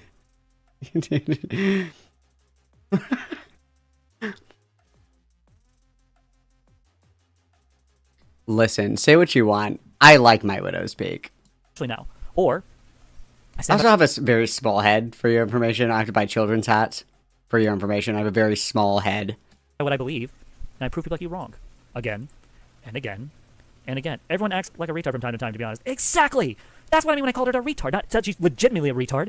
Unfortunately, some people like Femios don't understand that. Yeah, that, it is the least. It is one of the. No, not one of the. It's just the least flattering attempt at a compliment. It's fucking horrific. Oh, yet my pathetic attempt at a compliment worked. Made her feel better about herself. That's all I care about, is make her feel better about herself. Not so that I can go back. My favorite thing about you is that you do things for me. Great compliment. Great compliment. I'm not saying it's a flaw. I do have a small head. I have a small head. An embarrassingly small head. But it sucks. I can never find hats that fit, but it's fine. Later and to tear her down during a fight. That's not why I do that. I want her to feel good about herself because she deserves it. Again, you should shut the fuck up, watch the great exposure videos, and literally hear how much abuse she's been through her entire life. She's been told that she is nothing more than a burden. I told myself that I wasn't going to eat this whole bag of Starburst minis. There weren't that many in here. I lied. Crazy. That bitch arc, let's go. You better bet. I'm going to do whatever it takes to make sure my wife feels like she's loved. Unfortunately, I suck. I'll have just an almond for lunch tomorrow. I'll be fine. At that when I am angry.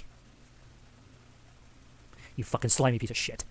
And the fact you're taking my negative moments and turning it into a tool to pierce, undermine, dehumanize me is gross. Oh my god. I compliment the mods all the time. Shut up. And disgusting. And repulsive. I genuinely hope you die one day of rabies. Or get cancer. Die of rabies or get cancer. This is the Christian behavior that we were talking about earlier. My favorite Christian virtue is telling people that you wish they would die. That's awesome. Or go out in public and someone murder you. Because you are such a garbage piece of human. How fucking dare you? Rubs my belly. Ooh, Starburst. Weaponize. Me trying to help. Dude, these are making my fucking stomach hurt so bad, but they're so good I can't stop eating them. My wife like this. Help, I'm fucking fat. Dare you? You know who truly evil is you. It's always been you. See, I was a low cow and I acted like when I was a dummy on screen. I can admit all that. Mm-hmm. But you cut the cake. And then the cake you cut turns to rot. Kind of like that one guy with the rotten ability. Dude, that's awesome. That you got your cake, and then it started to rot. Cool, nice. Good In one. Ghost Rider, the first film, just touches something and rots and dies. Or is it the It's second like one? Ghost Rider. The second one, sorry. You're just like Ghost Rider. That's you. Everything you touch, every video you watch, literally is nothing but rot coming out of your mouth. Take a shot every time you say rot. This is awesome. I realized that months ago. Another reason why I don't take anything you say seriously at this point. Especially about me. I'm very calm right now. God, I think the only time I would ever be so angry at your reaction screen is if I ever hear this bitch say something bad about my wife. Like, I would lose my loving shit if she actually were to say something evil about Tanya. Now, calling her out, that's one thing. But call her evil and her disgusting, it was like, I would lose my shit. At this point, if someone did that. I would literally say mean things on the internet if you said that. And that's not what I'm saying in any way or form. Say, rabies is such a scary disease. Yes, it is, and I hope Femioid gets it. I hope one day... I hate this person. This person is garbage. At least Repsion can be objective. Say things ridiculous, and then move on. Ridiculous. In the video. But this person doesn't even try, doesn't even do it. She just continues and continues and continues and continues. Yeah, let me tell you what you think of you. Yeah, good point. Yeah, it's like... 17 months and 10 hours, mashallah, sister. Big fan. Good to see you, David. Hope that you're well. Everybody with displays. The only thing that would make this more gas is that if we did this at a Walmart McDonald's. And honestly, that's what's been pissing me off the most about our relationship, is that you see yourself so poorly all the time. And it eats me up alive, and it pisses me off. It makes me so fucking mad. It does piss me off to see my wife talk this way about herself. I'm allowed to be pissed about that. I'm allowed to be... Your issues and your insecurities make me feel mad. Have you considered that? Unhappy with my wife literally looking at herself as if she is garbage in a relationship, when she's not. No, it's the fact that you're still breathing. Yeah. I don't think you actually care about Tanya's well-being. I'm gonna be honest. The same.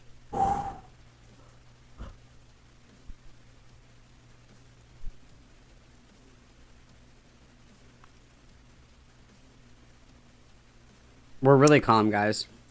I don't care about my wife's well-being. True. Sonya, you don't really say anything, but you can if you want. Did I not just tonight care so much about your well-being that when you wanted to overeat on some food, literally was encouraging you not to? Dude, I care so much about you. I was like, don't get fat, fatty. Oink, oink. That's me caring about your well-being. To help you because you know you overeat things all the time?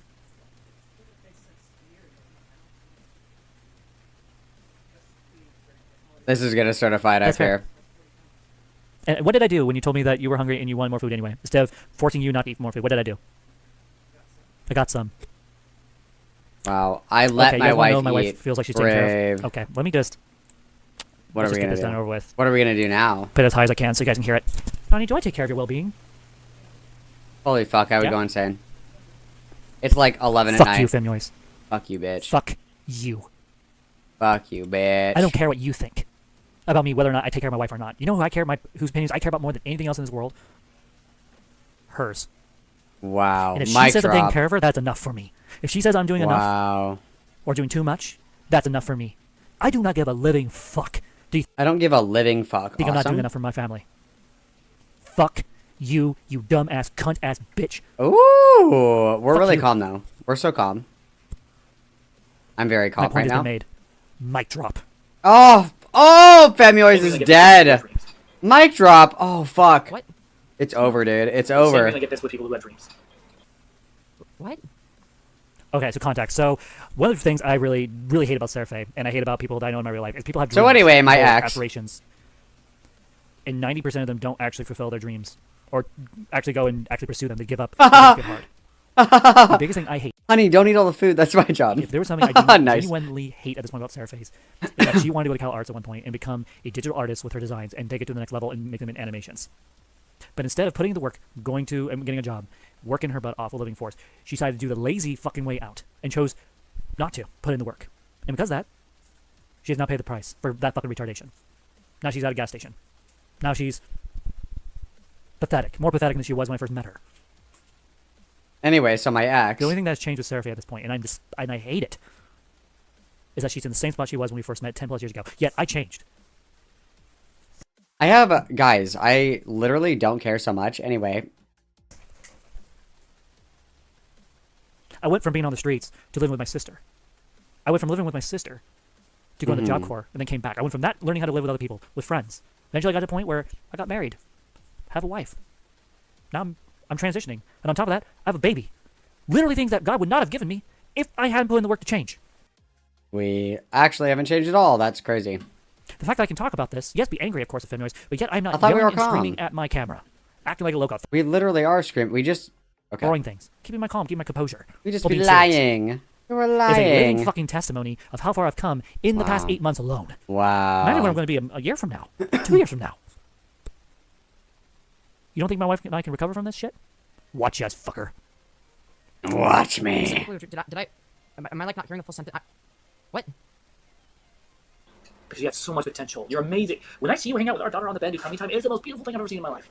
It is. It absolutely is. When I get to sit here, I'm doing OBS. You literally see me in all my OBSs. When The new Blair Witch footage looks fucking crazy, dog. This looks so scary. I see tummy time with my daughter and my wife, literally I'm sitting there watching them, and I think it's the most beautiful thing I've ever seen in my entire life.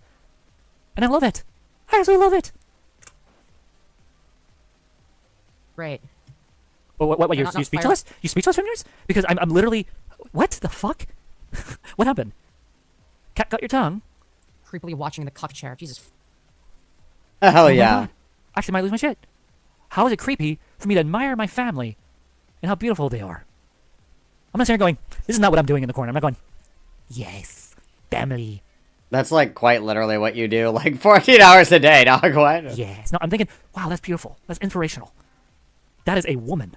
That is my child. Name a That woman is for my a family. dollar. I helped create this.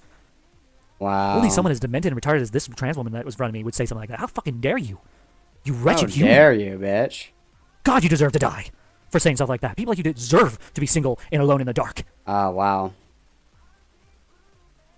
I'm not trying to be combative, just asking to ask a couple questions. What if maybe she's telling you what you want to hear because you've threatened to leave and take the baby away from her? No. I understand how being but no, that's not the case. But that's my wife. Just casually. Let her go to slave, dude. Oh my you tell me what god. I want to hear because I threatened to leave you and take the baby. No. She said what I'm thinking twice. So that debunks that. Totally debunked. Right there. Debunked. Owned. There we go. Does that answer your question? Jim from Mars.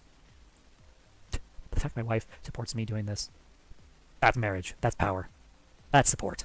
And I'm not gonna let That's- this bitch that's talk art. about my marriage like that. Whew. Let's continue with this slop. Fucking Christ. Hmm. You are my sunbeam. I did not give you that name lightly. When I give someone I love a nickname, it is unique to you and you only.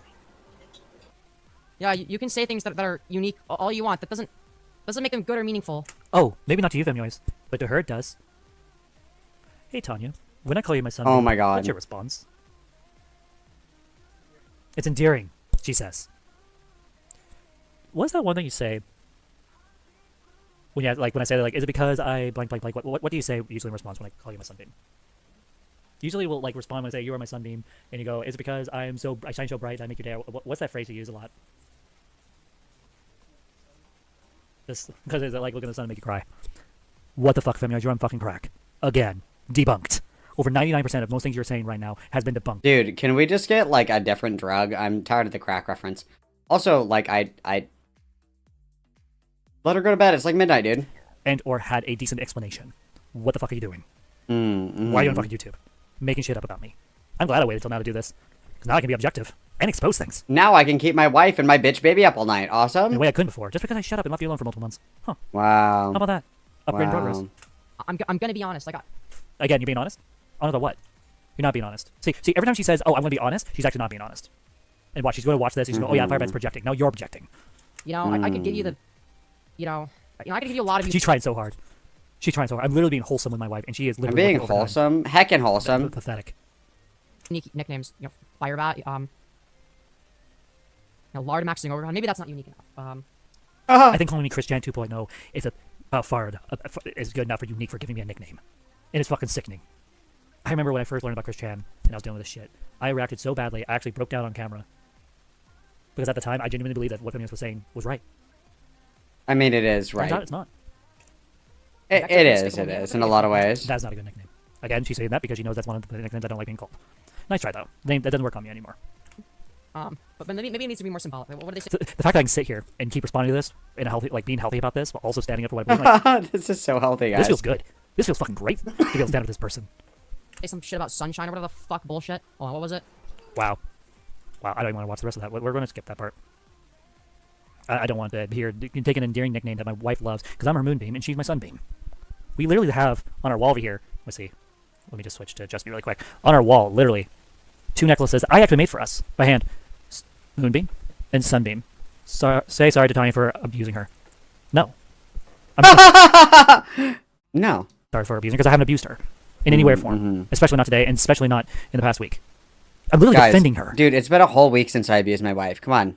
Despite the fact of what she's been doing. What the fuck are you on?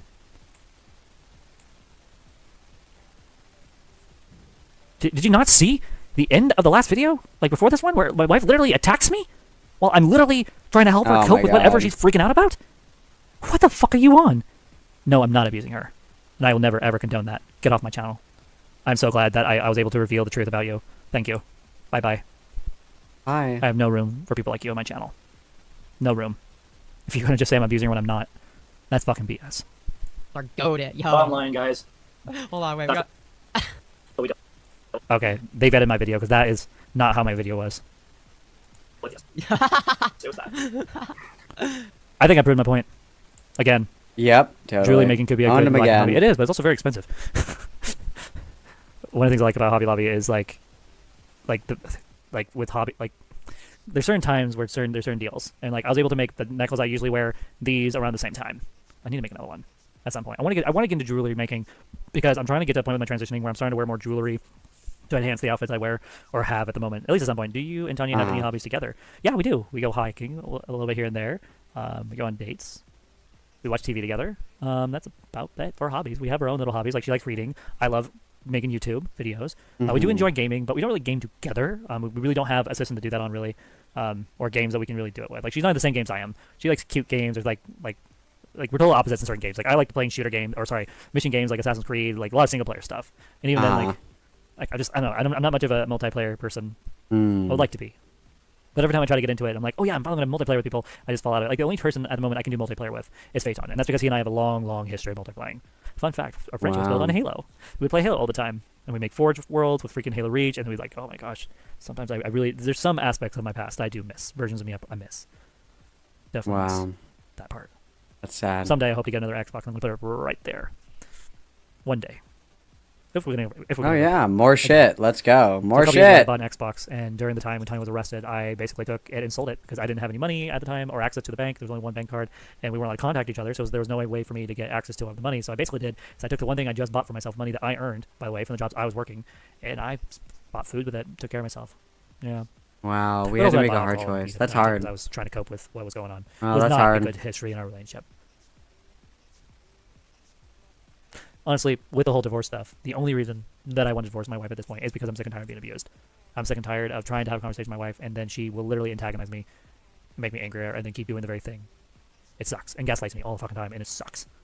That's the only reason I want to leave her at this point. But here's the thing. I waited a long time. I had 4 women I could have married, and I walked away from them because they weren't the one. Tanya's the one. I know she's the one because every prayer I have prayed has been answered by God. Everything I've ever wanted has been given to me. Everything I wish to achieve. Run what back? What part? What was the punchline? What was the punchline? I had 4 women I could have married, and I 4 walked women. away from them because they weren't the one. Tanya's the one. I know she's the one because every prayer Here? I have prayed has been answered by God. Everything I've ever wanted has been given to me. Everything I wish to achieve is becoming a reality right in front of you guys' eyes. A lot of you are too blind. Yeah, we do antagonize each other. That's a thing. That's definitely a thing, especially if we're both heated. That's why we're going to do a couple therapy to work on that. But boundaries are a thing, and my wife does not respect boundaries, period. When I do call her Wow, out, she likes true. to, turn on me and go, well, you don't respect boundaries, therefore I don't respect boundaries, which, by the way, is not okay for either of us to be saying that. And we both know that. We're both fully aware of that, and that's why I'm trying my best to work on it, especially if we're going to raise a kid. We cannot be having that behavior with a daughter. Oh, go back to sign the Xbox? Fuck. Everything I wish to achieve is becoming a reality. That's the only reason I want to leave her at this point. Waiting for myself money that I earned, by the way, got from the it. jobs I was working, and I bought food with it, took care of myself. Yeah. But also I bought alcohol and weed at the time too, because I was trying to cope with what was going on. Was not a good history in our relationship. Not the buzzballs, dude. Honestly, with the whole divorce stuff, the only reason that I want to divorce my wife at this point is because I'm sick and tired of being abused. I'm sick and tired of trying to have a conversation with my wife, and then It's further back than that. What? Will you just tell me what I fucking missed? Will you just tell me what it was? she will literally antagonize me, make me angrier, and then keep doing the very thing. It sucks, and gaslights me all the fucking time, and it sucks. That's the only reason I want to leave her at this point. Learned the word gaslight earlier this week. But here's the thing. I waited a long time. Okay, I got That's a you. thing. That's definitely a thing, especially if we're both heated. That's why we're going to do a couple therapy to work on that. Wow, brave. But boundaries are a thing, and my wife doesn't respect boundaries, period. And when I do call her My out, wife she likes sucks to, anyway, so. turn on me and go, well, you don't respect boundaries, therefore I don't respect boundaries, which, by the way, is not okay for either of us to be saying that. And we both know that. We're both fully aware of that, and that's why I'm trying my best to work on it, especially if we're going to raise a kid. We cannot be having that behavior with a daughter. The fact that I'm the one to say, we get therapy and work on this, or I'm done.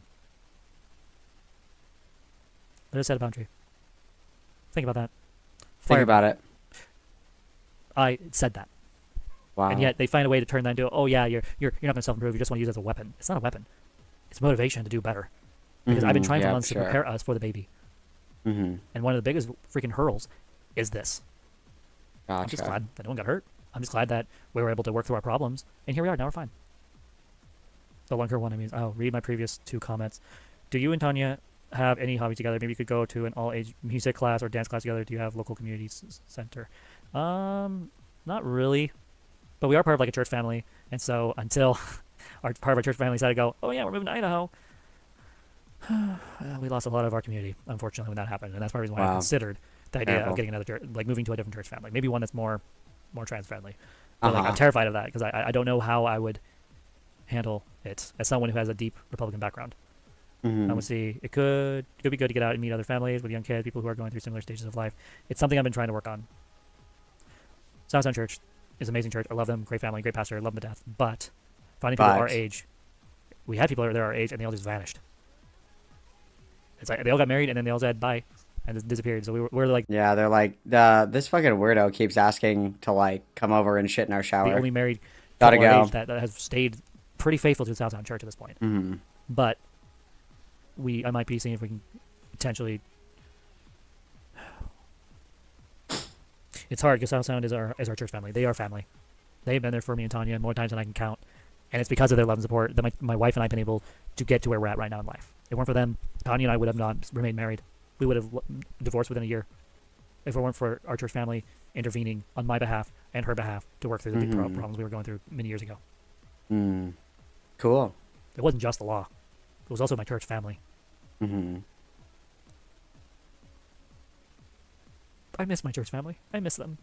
Oh boy. Oh boy. Here we go. There was a time where we could call Trish and John and be like, hey, we're struggling. We're fighting over something ridiculous. What should we do? And they're gone. We can't just go to their house, sit down, and have them mediate while me and my wife act retarded in front of them, vulnerable and retarded, and fight in front of them. I don't have a safe place anymore therapy's to do that. for. So I'm forced to do it all myself in the privacy of our home. So, we are definitely crashing, guys. We are crashing a little bit. Ooh, sorry. Oi. Okay.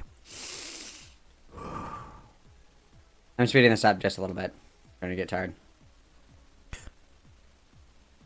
Sometimes in life, things have to get dark before they get better. Oh, jeez. Things are getting dark. That's the truth. Especially with our marriage right now and the fact that we're adapting with our beautiful girl. But you know what? It's at the end of every dark tunnel, there's a light at the end of every tunnel. Journey's end and lovers meeting. So it doesn't Brave. matter what Femina says. It doesn't matter how much bullshit she says. At the end of the day, at the end of the tunnel, me and Tanya are going to get through this, whether people like it or not. And one day, I'm going to be able to look at YouTube like this and say, I told you so. Not today, not tomorrow, probably not a month or 2 or 3 or 4 or 5 from now. I stay in my relationship to own the haters, actually. But one day I will be able to look at this camera and say, I told you so. Uh-huh. But until then, I'm going to continue to do what I am doing, and I am not going to stop. Community is really important, and losing it is hard. I think you can find more of it if you spent more time together out of the house and offline. I agree. I agree with that. The problem is, how? Who? When? Where? It took me 4 years after moving to Olympia to connect to a church. Just connect to a church. And all the people I had outside of church that were part of my community. Well, you had to find one where the drain could pop off so you could shit in there. That's crazy. Have either backstabbed me, betrayed me, and have moved out of my life. Thanks to fucking retarded commentary channels manipulating them into playing victim. I hope maybe one day they'll realize what happened. Probably not. Sarah will never change. That is a fact. But my wife, that will. And you know what? I'm going to be part of that. I'm excited for the day that my wife and I can sit back, smile at each other, and have little to no nasty fights. The likelihood of that is probably not going to happen. But one can dream, right? One can have hope. That's such a fucking terrifying outlook on your life and your relationship. At one point, we'll be able to have one not nasty fight. Like, me and my wife fight sometimes, but it's not nasty. Like, fights are going to happen. That's normal. Like, you're different people. Conflict arises. Disagreements can escalate. Don't really have nasty fights, though. That's kind of not normal, but okay. That's all it is. Community center, library, park, book clubs, classes. I mean, I could probably do some research into that. See if there's any in the area. Hey, so Tony, would you be open to that? Look into, like, book clubs or a community center of some type, or, like, maybe look into if we can find some sort of free classes. Things that we can do offline. I think it would be a good idea. I'm honest surprised I didn't think of this sooner. Dude, let her go to sleep.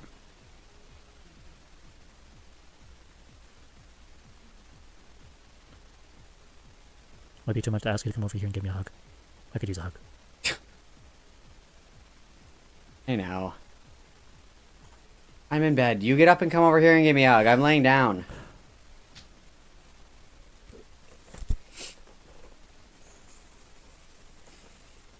I just want to say that I know tonight was really hard to hear. This is so fucking pathetic, dude. I thought you were going to put a shirt on.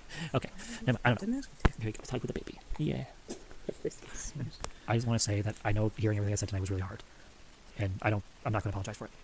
But I want you to know that I know that I said some really fucked up stuff, but I'm not going to apologize. 4 steps forward, 2 steps back.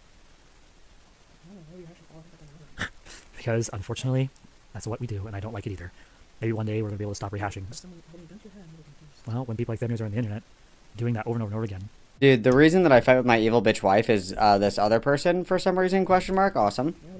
I'm not okay with that. I can't ignore it anymore. because it's not just someone just being funny or making content because it's funny. Zafira, you farting in your sleep again. This is a psychopath. Okay. Who is hellbent. No, she is. Yeah. I want to talk to you, wife, about our relationship. Anyway, so this streamer. Point. But the fact that she has not once but multiple times to try to get you to leave and destroy our marriage. I know. I have a hard time. I've been ignoring her for the most part until recently, and that's because I cannot, in good faith, just sit back and just let her make shit up about me all the time. Like, yes, don't get me wrong, she's helping, my case at this point, but like, Firebat's almost 30. What type of human being would I be if I didn't stand up to things like that? Like, how am I supposed to help make the world a better place if I be a coward and not stand up to bullies like that? There's standing up, and then there's literally saying everything I've done wrong. Yeah. Probably very brief statements that, oh, but despite all that, she's still a good person. Like, great. Yes. You listen to 20 things I've done wrong. Where are the 20 things I've done right to balance it out? Okay. Fair point, but let's be real. Is there 20 things that I can mention? Holy fuck. Are there 20 things that I even really like about you, wife? I don't know. There should be, but there isn't. I don't have 20 good things to say. But I have things good to say. Tanya, let me explain. You're not a failure. Please stop. You know you're catastrophized. Okay, I'll try to make up 20 things right now on the spot. Number 1. You're amazing doing your hair. And you're amazing being natural and being the person God made you to be. That's technically 2, right? I feel like that's 2. 3. You're really good at making her fall asleep and stay asleep. Congratulations, you're better than that. 4. When you are giving someone a compliment, a compliment should never be something that is beneficial to you. Like, it should be something that highlights, like, part of their personality. Like, you could say, I like that you're a really good listener. You're always there for me. Right? Like, that's a quality or a characteristic. I really like that you do this for me. I really like that you do the dishes. I really like that you pick up after me. I really like that you fuck off when I'm watching TV. Like, that's not a compliment. You're projecting your inner thought process and your internal perspective of somebody when you're like, oh, I actually only value the things that you do for me, not you as a person. Yes? 4. It's really the only thing I do differently. You're a lot more observant with certain things than I am with the baby. That I'm not going to talk about on here. 5. You inspire me to do better. 6. You support my channel. 7. You enjoy my cooking. Can you give me a compliment me, please? You like my YouTube channel. How in the fuck is that a compliment? What are we talking about right now? This is crazy. 8. You encourage me to continue to love on you and spoil you. 9. You comfort me when I have a bad dream. 10. You are supportive of my decisions with YouTube despite not always agreeing with my decisions. Thank you, M. Dally. It's what I'm here for. Are we on 10? You just said 10. Okay. 11. You tolerate my bullshit. I mean, it takes a strong... These are not compliments. This is so fucking 7. stupid. You don't let me get away with shit. So that's sorry. 13. Your smile is everything. Let's see. Am I 12? 13. Okay, 13. 14. These are fucking dog shit compliments anyway. Your smile? Nice. Dude, this is so crazy. Remember I said earlier we've never had an original thought? We just cannot conjure a single thought. You're an amazing cuddler. You know how to get me to relax up. 15. I love the style how you dress. You have an amazing dress style. I mean, you do. It's very simple, tomboy, for sure. But you're great. 16. Your confidence in who you are as a woman. There we go. Confidence That's a in your compliment. belief systems that you have is amazing. There, so we have 1 out of 17. 16? The strength to leave your toxic ex and your dad behind. That took balls. Okay. 2 out of 17. 18. Oh, wait. Are we on 17 or 18?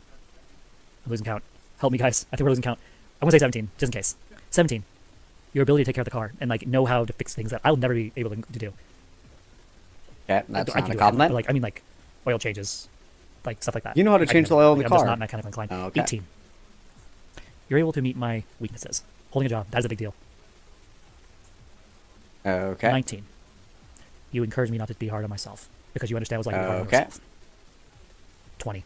Self-improvement is inspirational. It encourages me to keep continuing what I've been doing, improving myself, improving this channel. 11. Or sorry, 21. Whoops. Uh-oh. I'm losing Okay, the so count, that's guys. I think 2 I'm out of getting 20. 2 out of 20? Your resilience. I know you think you Okay. don't have it, but you're fucking resilient as fuck. 3 out of 21. That's a crazy win-loss ratio. There was a time in our relationship where you would scream at the top of your lungs, I will never change. Yet here you are. There was a time when you told me I would never be able to have a baby and never be a mom, yet here you are. This is Perfectly like a right. conversation that you have in And private. it's amazing. 22. You inspire me to take you on dates, to keep our marriage alive. You encourage my Mm, creativity, okay. not diminish it. We're still at 3 out of 23. Don't Is have that to where we're continue. now? I can do this all day. Mm-hmm. 23. We also can't count. Your We story can't telling count. Make mine look like shit. 24. You once said you wouldn't know how to help me if I was suffering. You didn't know how to react when my mother-in-law died. But you have changed in that department. I was crying over your death in a dream. And you immediately then grabbed me when I was crying. That's all I've ever wanted. While I'm crying, can that make me feel weak for it? Also, like, I'm gonna suck my own dick real good real quick, okay? I need some sloppy toppy since you guys are snarking me so hard, okay? I am such a good romantic gift giver, okay? I am unbeatable in this department, okay?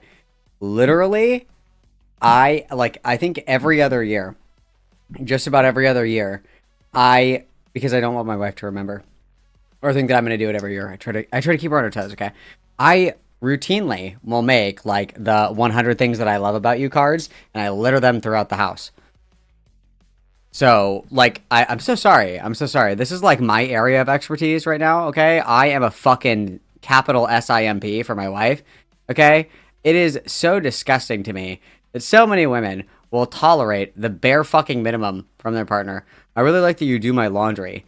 That's not a fucking compliment, okay? If your wife is not your morning and evening star, and from memory, from just closing your eyes and seeing your wife, your beautiful morning and evening star, you cannot conjure endless things to compliment her on. Not things that she does for you. You are a fucking bozo loser. And it's so sad. It's women of the world need to unionize. Like, there is no fucking reason that women need to put up with this bullshit. 24, your patience. Wow. There's times where your patience has been put to the limits. I get it. I understand. I know you don't think, again, you don't believe you're patient. You are very impatient. Because I know I'm difficult. I don't deserve you. That's my only thing true that Femio has said, is that I don't deserve you. You don't deserve anybody. No, it's fact. You are a catch. True. Again, when I say this in the most honest of terms. When others see garbage, I see beauty. So, you're garbage, but I don't see you that way, smile. Yes? Yeah, we both could do better. But one wise person once said this in Transformers. While others see... Babe, I'm so in love with you. Let me quote Transformers at you. Garbage, I see potential in beauty, or something along those lines. From Transformers, Age of Extinction. Wow. When That's he's so talking about Optimus romantic. Prime and Prime. Dude, I'm wet right now. That's crazy you would say that. My heart has a boner. I'm in love. Humans are terrible human beings, and they're evil. They're all bad. You got your... 24, 20, or 25. I forget which one we're on now. This fucking low IQ bozo literally cannot even count.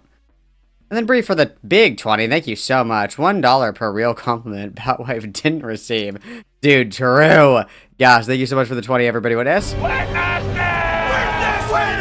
Alright, dude. It's like almost 1 a.m. So I'm gonna speed this up a little bit and kind of flick through this. See if there's any more crash outs in here. The fact that you're a million chance person. Because you're a decent... Femnoise. Fuck you, commentary channels. Fuck all of you. Fuck you guys. Tell me the rules. I break them and modify them. Oh, cool. Yes. With that being said, it is 11:08 at night. This, and I'm pray about it. If I want to cover more Femnoise's Discord, I'm probably not. Probably not. Unstoppable object. Subscribe button. It's crazy how we say the same thing for like 5 fucking hours. It's crazy. It's crazy. List. I will watch all your guys' videos first. How about we just go rollerblading when it opens? I think it opens like near one, right? Something like that. Yeah, let's spend more money on I'm thinking, bullshit. We get up, take care of baby Bat, give her a bath. Bat's gonna pick her up around 8. Then we'll go to church, and then what we will do is we will, I guess, hang out here. I think tomorrow, I think it'd be a wise idea for me to stay off YouTube tomorrow and just cuddle with you and just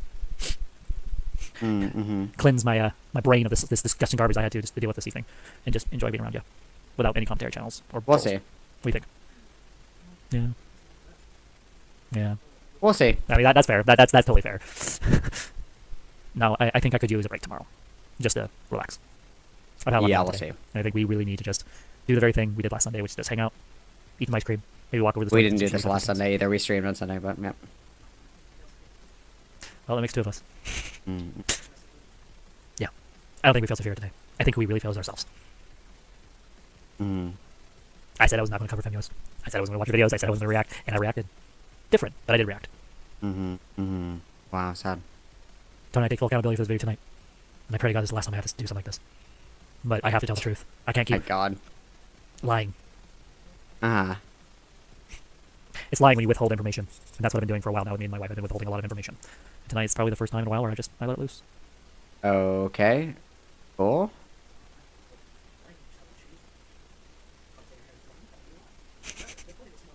Tim. Evening 11K, I just took a long nap. Or in this case, a low cow. Jim from Mars, if I said anything tonight to you that was mean or cruel, I apologize. Yeah, I love it. It's like this natural, like, tiny little... I strained it up too much. I have reserves about your relationship with the family. Not one of the ways I cope with commentary. That's why you guys continue to love support. You guys being loving and kind. Same shit. Boring. Hongshu. And then, like, go skating. Hongshu. Here, like, my wife's like, this is what happened with the whole information. You start dying, it's, go. And all the YouTube video we should do. You remember when we did the that could be a good video doing, is like, I make like a 3 people have some genuine good destruction. Thank you, Jake. This is not a good behavior. You don't at this point. Because it's not about YouTubers literally calling her out for what she is. I thought we were going to bed, dude. Person. Just join the I can't even say that face. I thought we were going to bed, dude. I use it for my channel. Through all these. Yes! This is new! This is fucking new! Oh, yeah. hell yeah. We're more doing spam reporting. Let's go. Oh my god, fuck this bitch. We're doing this. So YouTube is developing a new thing where I can report the user and all the videos showing the abuse. Oh my god, I'm going to have a field day. Dude, this is so awesome. This doesn't just give you, like, the scarlet letter. True. Fuck you. Awesome. Okay. Bullies tells her people to harass Cyberbullies. Me between me and my wife makes things my Discord. That's what she does. Perfect. The fact that I just came up, fuck you, you fucking bitch ass cunt face. Wow, fucking I hope this actually does something. If it actually does, I'm gonna lie my shit off. Let's see. And then we're gonna do it again. We're gonna do it again. This is awesome. Cool, you're fucking cooked, dude. Let's see. Harassment, privacy. I mean, this is a privacy issue. This I'll deal with on my own because there's things she's been sharing from FatLife that goes against YouTube standards. Impersonation, violent threats. That's definitely a thing. Okay. Dude, this is fucking awesome. Mic drop. Mic drop. Let's see. I would argue true community members to consider doing the same. Yeah, no, do it. Like, seriously, if you guys like my channel and you're like genuine fans. And then this stupid fuck is fed posting on main. Got baited into like engaging in targeted harassment and brigading. That's fucking awesome. Cool. At this point, I would encourage it. I don't care. Like this behavior. I'll even copy and paste if it lets me. Oh, it's too long. God darn it. Oh, wait. I could just copy. Like, I'll just give you guys the blueprint of what I just used. Cool. Copy and paste, guys. Awesome. Go ahead. Copy and paste this. Copy and paste it, dude. Next path. You know what? No, we're not gonna see. I don't want to see it. Okay. That's an exception. Okay. Cool. Okay. Hongshu. You know what? But like, I'm doing whatever. This is the question for you. Does that? And if so, what should I do? Because I'm not leaving YouTube. That's not gonna be a thing. Shit, I'm done with leaving YouTube. People talk about holy fuck, go to bed. Okay. Okay, Jesus Christ. We made it to the end. Holy fuck. Jesus Christ. Oh my god. I didn't realize the commitment that I was making. Holy fuck. Holy shit fuck. Holy shit fuck, guys. Holy shit fuck. I didn't realize. Wow. Okay, hey, guess what? We had awesome fun. Nobody else is streaming right now, so I can't even fucking raid anybody. This is my kick. Just in case. Nothing's gonna happen, I'm sure. But just in case something does happen, I will still stream. I'll just stream on kick. Whatever, dude. Who gives a fuck? And I'm in Discord all the time, too. I doubt anything's gonna happen. If it does, like... if it does, coming off of the back of the I Love KP shit, I feel like it will be, a pretty smooth ride getting everybody to nuke this bitch in the sunset, so, I don't know. Inshallah, you know. Peaceful. God wills it. Whatever happens will happen. Wow, guys. Just about 12 hours. Just about 12 hours together, you guys. What would happen? Well, it's like if it's false reports and shit like that, sometimes YouTube's like moderation algorithm will like respond to like spam by not having a human look through it. Sometimes it just automatically does it. But it's the time that shit like this does happen, it usually gets reversed if you can prove that it's false. And obviously we can prove that it's false. But anyway, just, you know, just in case. If something does happen, we'll just stream on Kick, or we'll hang out in the Discord. I don't give a fuck. We'll make it work either way. I don't care. Day's fault. God wills it. We'll figure it out. Well, guys, 12-hour girl time. We haven't done this since the Lily Orchard stream. 12-hour girl time. We have not done this since the Lily Orchard stream. Isn't that crazy? Isn't that crazy, guys? Wow. Wow. Anyway, I'm going to try to go to sleep. I'm gonna try to go to sleep, guys. But guess what? I love you guys a lot. Thanks for hanging out with me. I appreciate all this quality time that we got to spend together, you guys. It was so awesome. It was so fucking cool. I had so much fun, girly pops. I will come back. I'm not gonna say when or where because then you guys get mad at me if I lie. Or shit happen. Whatever. I'll come back eventually. Okay, I'll come back eventually. But guess what? I love you guys lots. Thanks for hanging out with me. Thank you so much. I'll see you around. Okay. Hug, kiss, kiss. XOXO, Gossip Girl. I'll see you later, alligators. Bye bye.